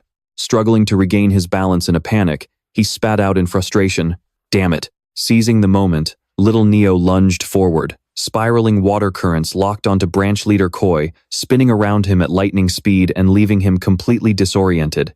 He thrashed violently, trying to break free from the swirling vortex, while Little Neo roared, and opened its massive jaws wide in anger. As branch leader Koi desperately tried to fly away, little Neo pursued him relentlessly. The branch leader thought to himself, "That giant body isn't as agile as I thought. Besides, he's only at the early soul fusion stage. With my 2 max-level spirit building stage pets, I definitely still have a fighting chance," he reasoned. "I only lost my footing earlier because I was caught by surprise. If I tap into my true power, I can definitely turn this around and win." Suddenly, 2 razor-sharp tongues shot out from between the jagged teeth of his pet, the Sumeru Jiaole. Charging toward little Neo, branch leader Koi roared, "Take this!" Little Neo agilely dodged the strike, sending one of the sharp tongues plunging deep into the ground. But instead of being frustrated, branch leader Koi smirked and yelled, "You fell right into my trap." He firmly grabbed the long tongue, readying his next move as he muttered. At this distance, he laughed triumphantly. "Let's see where else you can hide." At that exact moment, his scarlet evil eye fired a devastating golden beam straight at little Neo. The beam grazed little Neo's belly, making it wail in agony. Back on the ground, Liu Fengmang, who was soul-linked to little Neo, also winced as a sharp, agonizing pain pierced through his chest. Branch leader Koi cheered in triumph. It worked. Looking down from above, he sneered at Liu Fengmang. "The spirit pet master shares the damage. Just as I thought." Down below, Liu Fengmang was clutching his chest in pain. Branch leader Koi mocked. At the early soul fusion stage, the master and their pet are forced into a sensory link. Any pain the pet feels is instantly shared with the master. He laughed maniacally, adding, "As long as I keep up this relentless assault, neither of you will last long." It seems even the legendary Kun is nothing special. Completely unfazed by his taunts, Liu Fengmang calmly called out, "All right, little Neo, that's enough of a warm-up. Come back." He smiled faintly, adding, "It's time we get serious." Branch leader Koi scoffed. "Humph, still trying to bluff your way out?"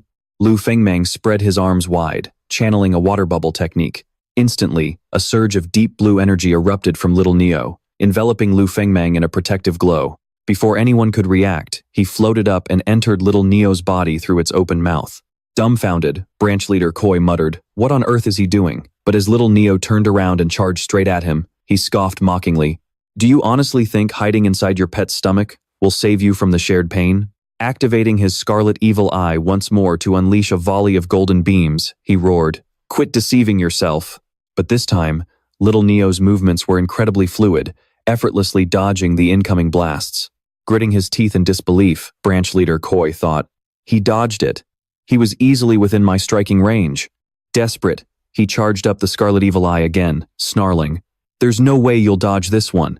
3 devastating golden beams erupted simultaneously from the eye on his forehead, but little Neo danced through the onslaught, dodging every single blast with ease.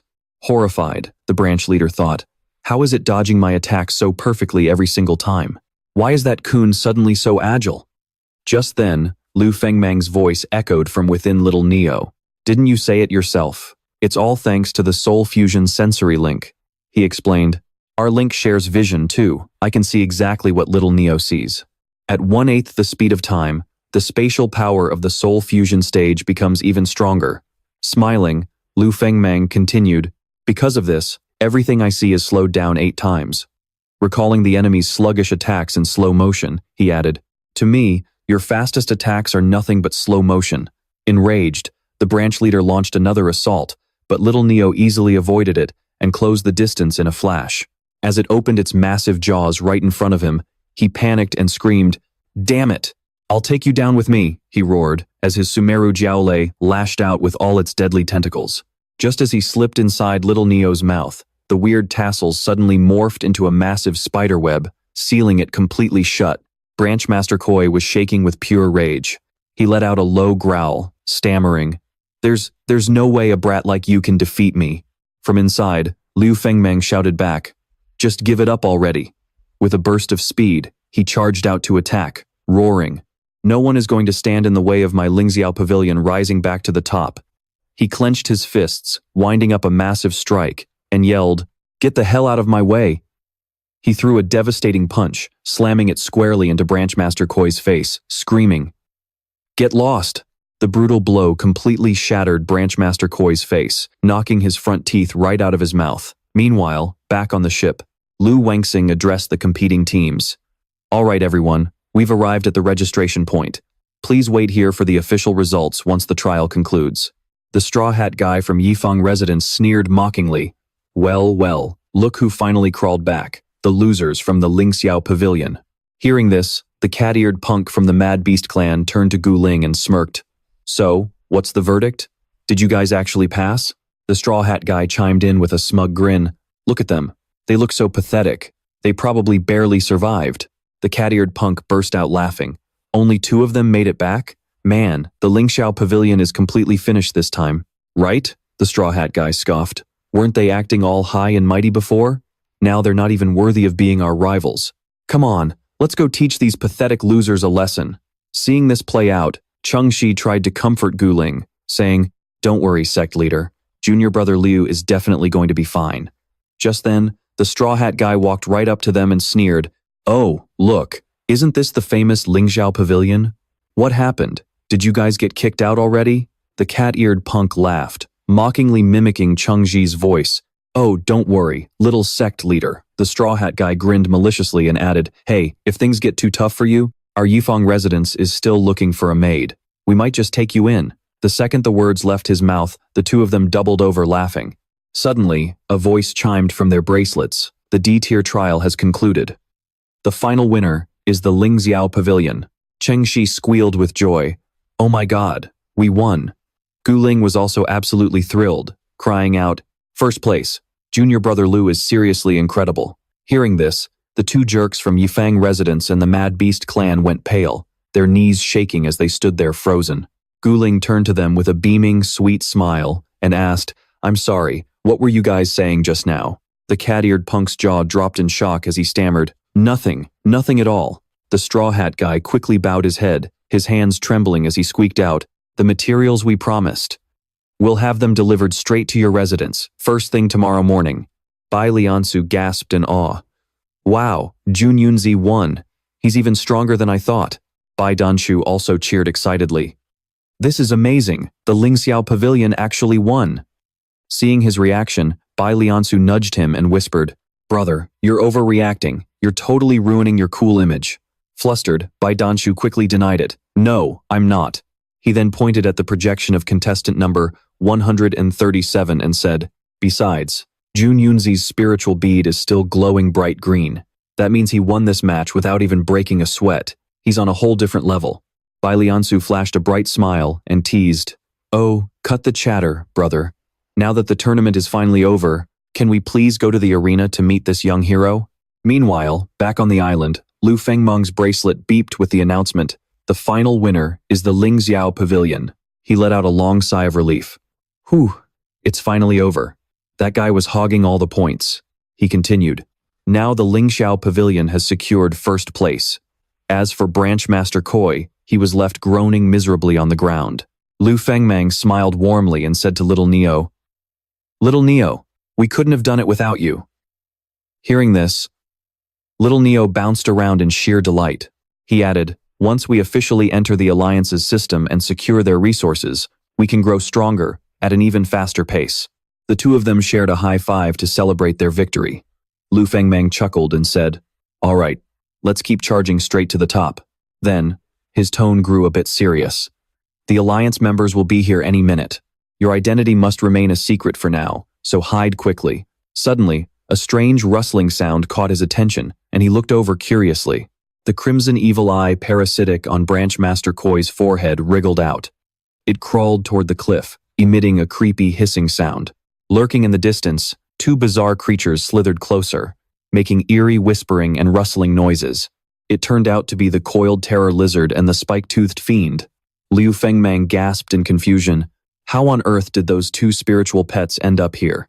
The crimson evil eye then glared down at Branch Master Koi and began channeling a dark spell. Branch Master Koi suddenly flailed his arms, screaming in absolute agony, You bastard! What are you doing? Stop! Stop trying to control me! As the crimson evil eye cast its spell, the spike-toothed fiend and the coiled terror lizard suddenly turned feral, lunging forward with insane speed. They locked their sights dead on the crimson evil eye, crashing into each other in a grotesque display as all 3 began tearing and devouring one another. Branchmaster Koi writhed in agonizing pain as the horrific amalgamation unfolded. Breaking into a cold sweat, Liu Fengmang thought, "Oh no, they're trying to fuse together." After a brutal struggle, the spike-toothed fiend exhaled a heavy breath. The crimson evil eye had completely nested itself inside the spike-toothed fiend, giving birth to a terrifying, mutated abomination. Trapped on all sides, in front are Tiem Koak Si and Tin Hong Ta Mook, while Tudi Jiao Lok looms above, and Ban Yu Kung Tich cuts off any escape from behind. Just as Ting Hong Ta Mook begins to unleash its ultimate move, Liu Fengmang panics and shouts, "Oh no, Tu Neo, brace yourself." Before he can even make a move, a massive explosion blasts him backward. He crashes painfully onto the ground, prompting an enraged Tu Neo to charge forward. Opening its mouth wide, it lunges at the beast. But Tiem Koaksai flares its razor-sharp teeth in all directions, stretching wide to swallow Tu Neo whole. Those razor-sharp teeth sink deep into Tu Neo's body. Liu Fengmang watches in horror, his face turning pale with sheer agony. Writhing in agony, Tu Neo groans as its eyes suddenly flare with light. It unleashes its omnidirectional water sac, forcing those deadly teeth right out of its body. Tin Hong Ta Mook's eyes bulge with bloodshot veins. Instantly, Ban Yu Kung Tik's tail shoots out, extending rapidly and piercing straight through Tu Neo's belly. Liu Fengmang coughs up a mouthful of blood, barely able to stand from the intense backlash. Tu Neo trembles in pain, fighting to keep its eyes open as the chimera beast charges right at it. Both open their jaws wide, desperate to swallow each other whole. Tin Hong Ta Mook fires a blinding yellow beam at Tu Neo, but Tu Neo suddenly vanishes into thin air, leaving the beast completely bewildered. It turns out Liu Fengmang had recalled Tu Neo just in the nick of time. With a trembling voice, he mutters, "Damn it. This is a fusion of 4 max-level Xiling realm spiritual pets. Even Tu Neo is no match for it." With a furious roar, the beast charges straight at him. Quickly summoning his weapon, Liu Fengmang thinks to himself, "The eyes of that spiritual pet must be its nerve center. If I can just pierce them, there might still be a glimmer of hope." He waits for it to make a move, hoping to land a fatal blow to take this monster down once and for all. But Tudi Jiao Lok beats him to the punch, launching a spiked ring spinning right toward him.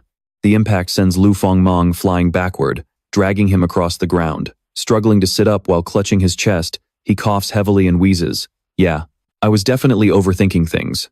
The monster lands right in front of him, and the tentacles of Team Koaxi begin to extend, pointing straight at his face. Panic sets in as Liu Fengmang thinks, "Hasn't anyone from the Alliance gotten here yet? I'm literally about to die." Meanwhile, the sea is completely calm. On a boat nearby, Bok Dan Thu stands frozen with a look of pure helplessness, finally speaking up in an incredibly annoyed tone.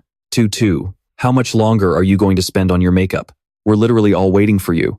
Seeing the tension, Examiner Li chuckles beside him and says, "Haha, it's fine, it's fine." Still admiring herself in the mirror, Bok Tu retorts, "Oh, stop rushing me. Look, aren't I ready now?" Bok Dan Thu groans. "Lord Liu specifically authorized us to come to the assessment island to pick up young hero Quan. We can't keep him waiting too long." Tu scoffs in annoyance. "You silly brother, what do you know? Shouldn't we look our absolute best to welcome young hero Quan? Just look at yourself. You haven't paid any attention to your appearance, and your hair is a complete mess." Panicking, Bok Dan Thu turns to Examiner Li. "Wait, where? Help me fix it real quick." Back on the assessment island, Liu Fengmang is desperately fighting back, but it's a completely losing battle. Suddenly, Tin Hong Ta Mook leaps out of Tiem Koaxi's mouth and lands smack on Liu Fengmang's forehead. His eyes instantly bulge out, and a bizarre voice echoes from within him. "Who dares disturb my slumber?" Tin Hong Ta Mook stares in shock as Liu Fengmang's eyes glow blood red. A crimson aura erupts from his body, his face twisted in absolute fury. He lets out a terrifying roar, forcing the monster to shrink back in fear. As Tin Hong Ta Mook stares in utter confusion, a dark void suddenly opens up on Liu Fengmang's chest. He screams, "Go to hell!" and a powerful crimson-red hand shoots out from the void, fiercely striking the beast. The strike is so devastatingly powerful that it easily sends the massive monster flying, leaving it crumpled and deformed on the ground. Staring blankly down at the bizarre limb, Liu Fengmang thinks, "Is this the mysterious power sealed inside my body?" As the memory of a strange, red face flashes in his mind, Liu Fengmang wonders, not only can it speak, but it even broke through my spiritual pulse pool on its own to launch an attack? What on earth is this thing? As he sits there completely frozen, the monster lets out a furious roar and charges at him again. Shaking himself out of it, Liu Fengmang grunts, "Forget it. I don't care anymore."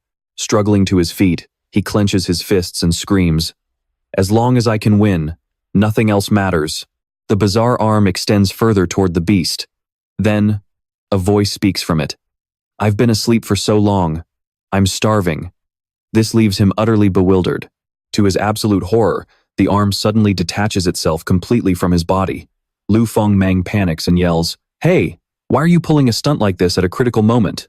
The monster seizes the opportunity, lunging forward and pinning him flat to the ground. Pinned down, Liu Fengmang is consumed by terror as he stares up at the beast. The monster roars furiously, opening its massive jaws to swallow him alive. Liu Fengmang uses every ounce of his strength to hold its jaws back, thinking, "This is it, I'm dead." Suddenly, a white streak flashes through the air, heading straight for them. It's the Min-duel king serpent, baring its fangs with majestic ferocity. Moving at near lightning speed, it strikes the monster and tightly coils around it, locking it in place. The bright snow serpent king, a spirit lord class magical beast of the serpent clan with a secondary ice attribute at the 6th level of the heart union stage. Liu Fengmang gasped in absolute shock. Could that be the bright snow serpent king? Suddenly, Bai Danshu landed right next to him. Bai Danshu quickly asked, "Young hero Jun, are you all right?" Liu Fengmang was completely dumbfounded, his jaw dropping in disbelief. He thought, "It's Bai Danshu, the young master of the Bai family. I've fought him before. What on earth is he doing here?" Bai Danshu looked around in confusion and asked, "What happened here?" Liu Fengmang replied, "The 4 spirit pets of the Shenqi Association are still alive. They devoured their leader and fused together into a monstrous beast." Bai Danshu turned around, saying, "So that's how it is. Don't worry, young hero. Leave this thing to me." He then turned to Bai Susu and instructed her, "Susu, go take care of the young hero." Liu Fengmang broke into a cold sweat, panicking. "Susu? Wait, could it be?" Bai Susu waved happily and replied, "Sure, don't worry, big brother, go kick some butt." Liu Fengmang thought in sheer terror, it really is her. Of all the crazy coincidences. Bai Susu then turned to him and asked, "Young hero Jun, are you okay?" He sat there, burying his face in his hands, trembling as he muttered, "I am so dead." Bai Susu called out to him in confusion, "Young hero Jun?" Suddenly, a bizarre, sinister voice echoed in his head. "You useless trash, how are you not dead yet?" Liu Fengmang asked in panic. "Dead? Who? Who are you?" The voice sneered. "Didn't you claim last time that you'd rather die than agree to my demands? I could have sworn I accidentally killed you." Liu Fengmang thought to himself, "Killed me? The person this voice is talking about must be the original owner of this body." Suddenly, a flood of memories rushed into Liu Fengmang's mind. He recalled meeting a mysterious figure who handed him a strange object and said, "I'm giving you this imperial-grade forbidden technique, the soul transfer rebirth." Back then, he had coldly replied, "I don't want it," forcing out someone's soul just to steal their body, and killing an innocent person for my own gain is way too wicked. But the mysterious figure replied, "Not necessarily. This forbidden technique can only be used on the body of someone who died in an accident." The figure continued, "You died unexpectedly, so you must have plenty of regrets.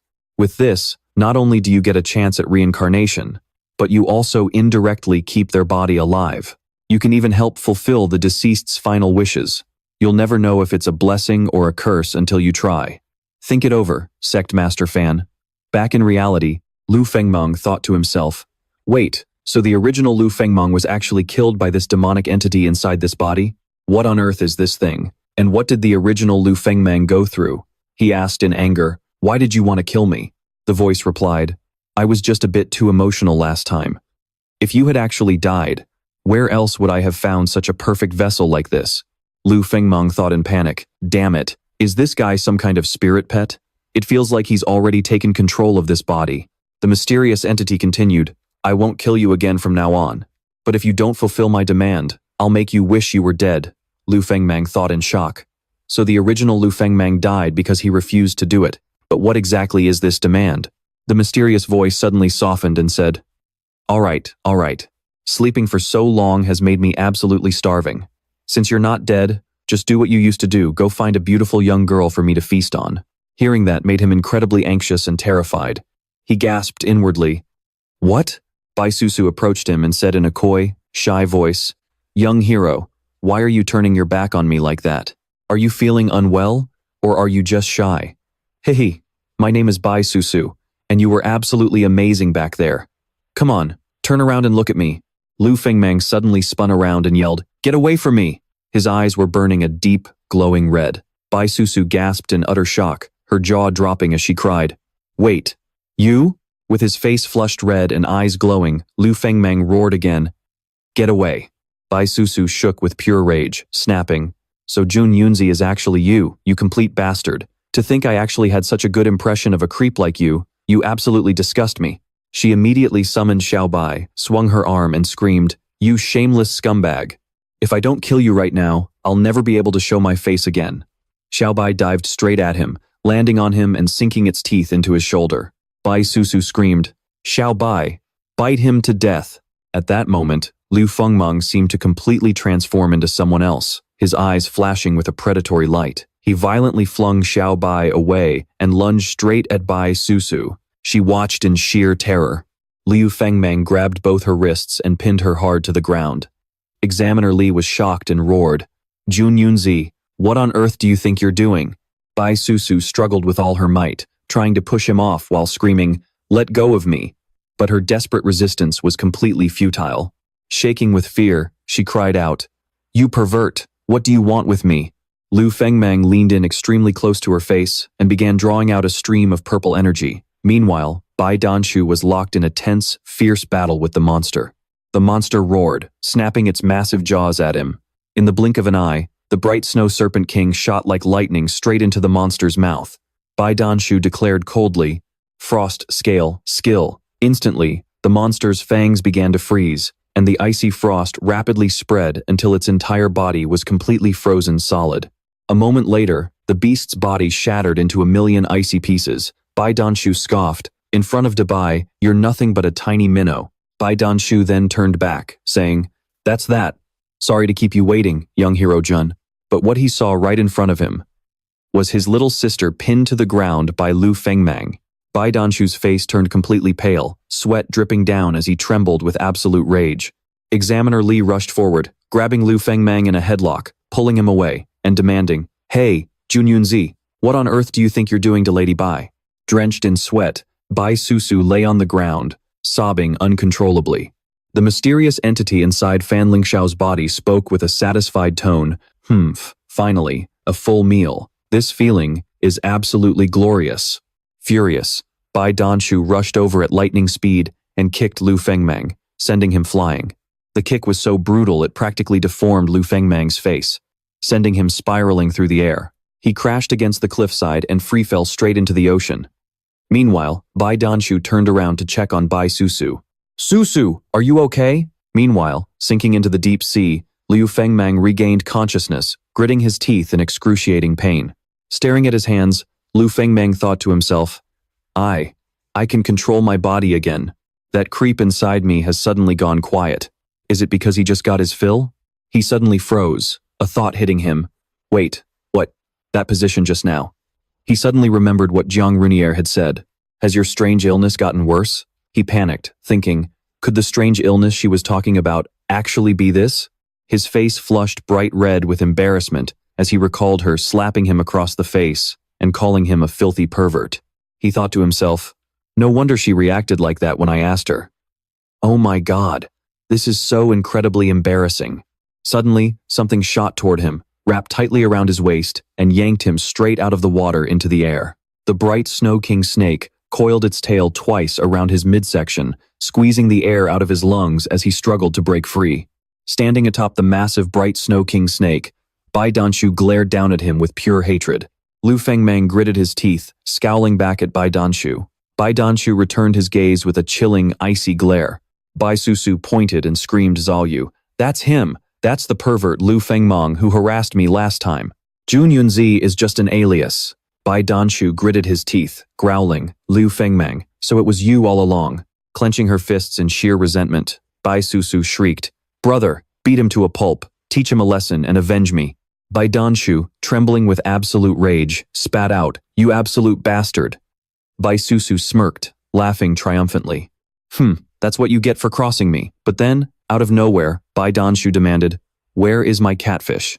Bai Susu was dumbfounded, her jaw dropping as she yelled, "You idiot brother!" Liu Fengmang's face turned red as he thought to himself, "I can never let him know I have the catfish. If he finds out, not only will he steal it from me, but the secret to cultivating it might be exposed as well." Thinking fast, he let out a forced laugh, scratched his head, and replied, with an awkward grin, "Oh, you mean that useless piece of trash? Keeping it was just a waste of space, so I ended up grilling and eating it." Hearing this, the catfish was absolutely shell-shocked, breaking out into a cold sweat. Bai Danshu roared, "You dirty thief! You dare harass my sister, steal my catfish, and completely disrespect the Bai family?" The Bright Snow King snake squeezed even tighter around Liu Fengmang's waist, making him scream out in agonizing pain. Seeing this, Examiner Li panicked and quickly cupped his hands, pleading, "Please, Lord Bai, stop. No matter what, Junyunzi is still the winner of this competition. If there is a grudge between you two, please wait until we get him back onto the ship to settle it. I beg of you." At that moment, the ship was drifting on the open sea. "On board, Yan," he said excitedly. "My lord, they're bringing Junyunzi back." Lord Liu replied happily. "Excellent. Announce the results of this D-rank competition immediately." Yan he nodded, and immediately did as she was told. Standing before the gathered teams, she read the announcement aloud. The D-rank Sect Alliance trial has officially concluded. The 4 teams qualified for advancement are as follows. Liu Wengxing cheered as the announcement broadcasted from his wristband, Lingxiao Pavilion, 171 points. Heaven-Defying Blessed Land, Super Invincible, Divine Temple, 32 points. Lin Ku Sacred Beast, Sect, 25 points. Bai Mujai, 23 points. First place goes to Lingxiao Pavilion, granting them direct advancement to C rank. Hearing this, Cheng Shi squealed with joy. She grabbed Gu Ling's hands and cheered. "Yes, we actually did it." Gu Ling let out a sigh of relief. "We really owe it all to junior brother Liu." Su Muchuan jumped up and down in excitement, shouting, "Wahahaha, this great young master has actually advanced. I'm gonna be famous." Then he turned to the crowd and yelled, "Anyone who wants to join our sect, line up right now, 5 silver taels per person." The scene shifts to the registration area of Zone 8.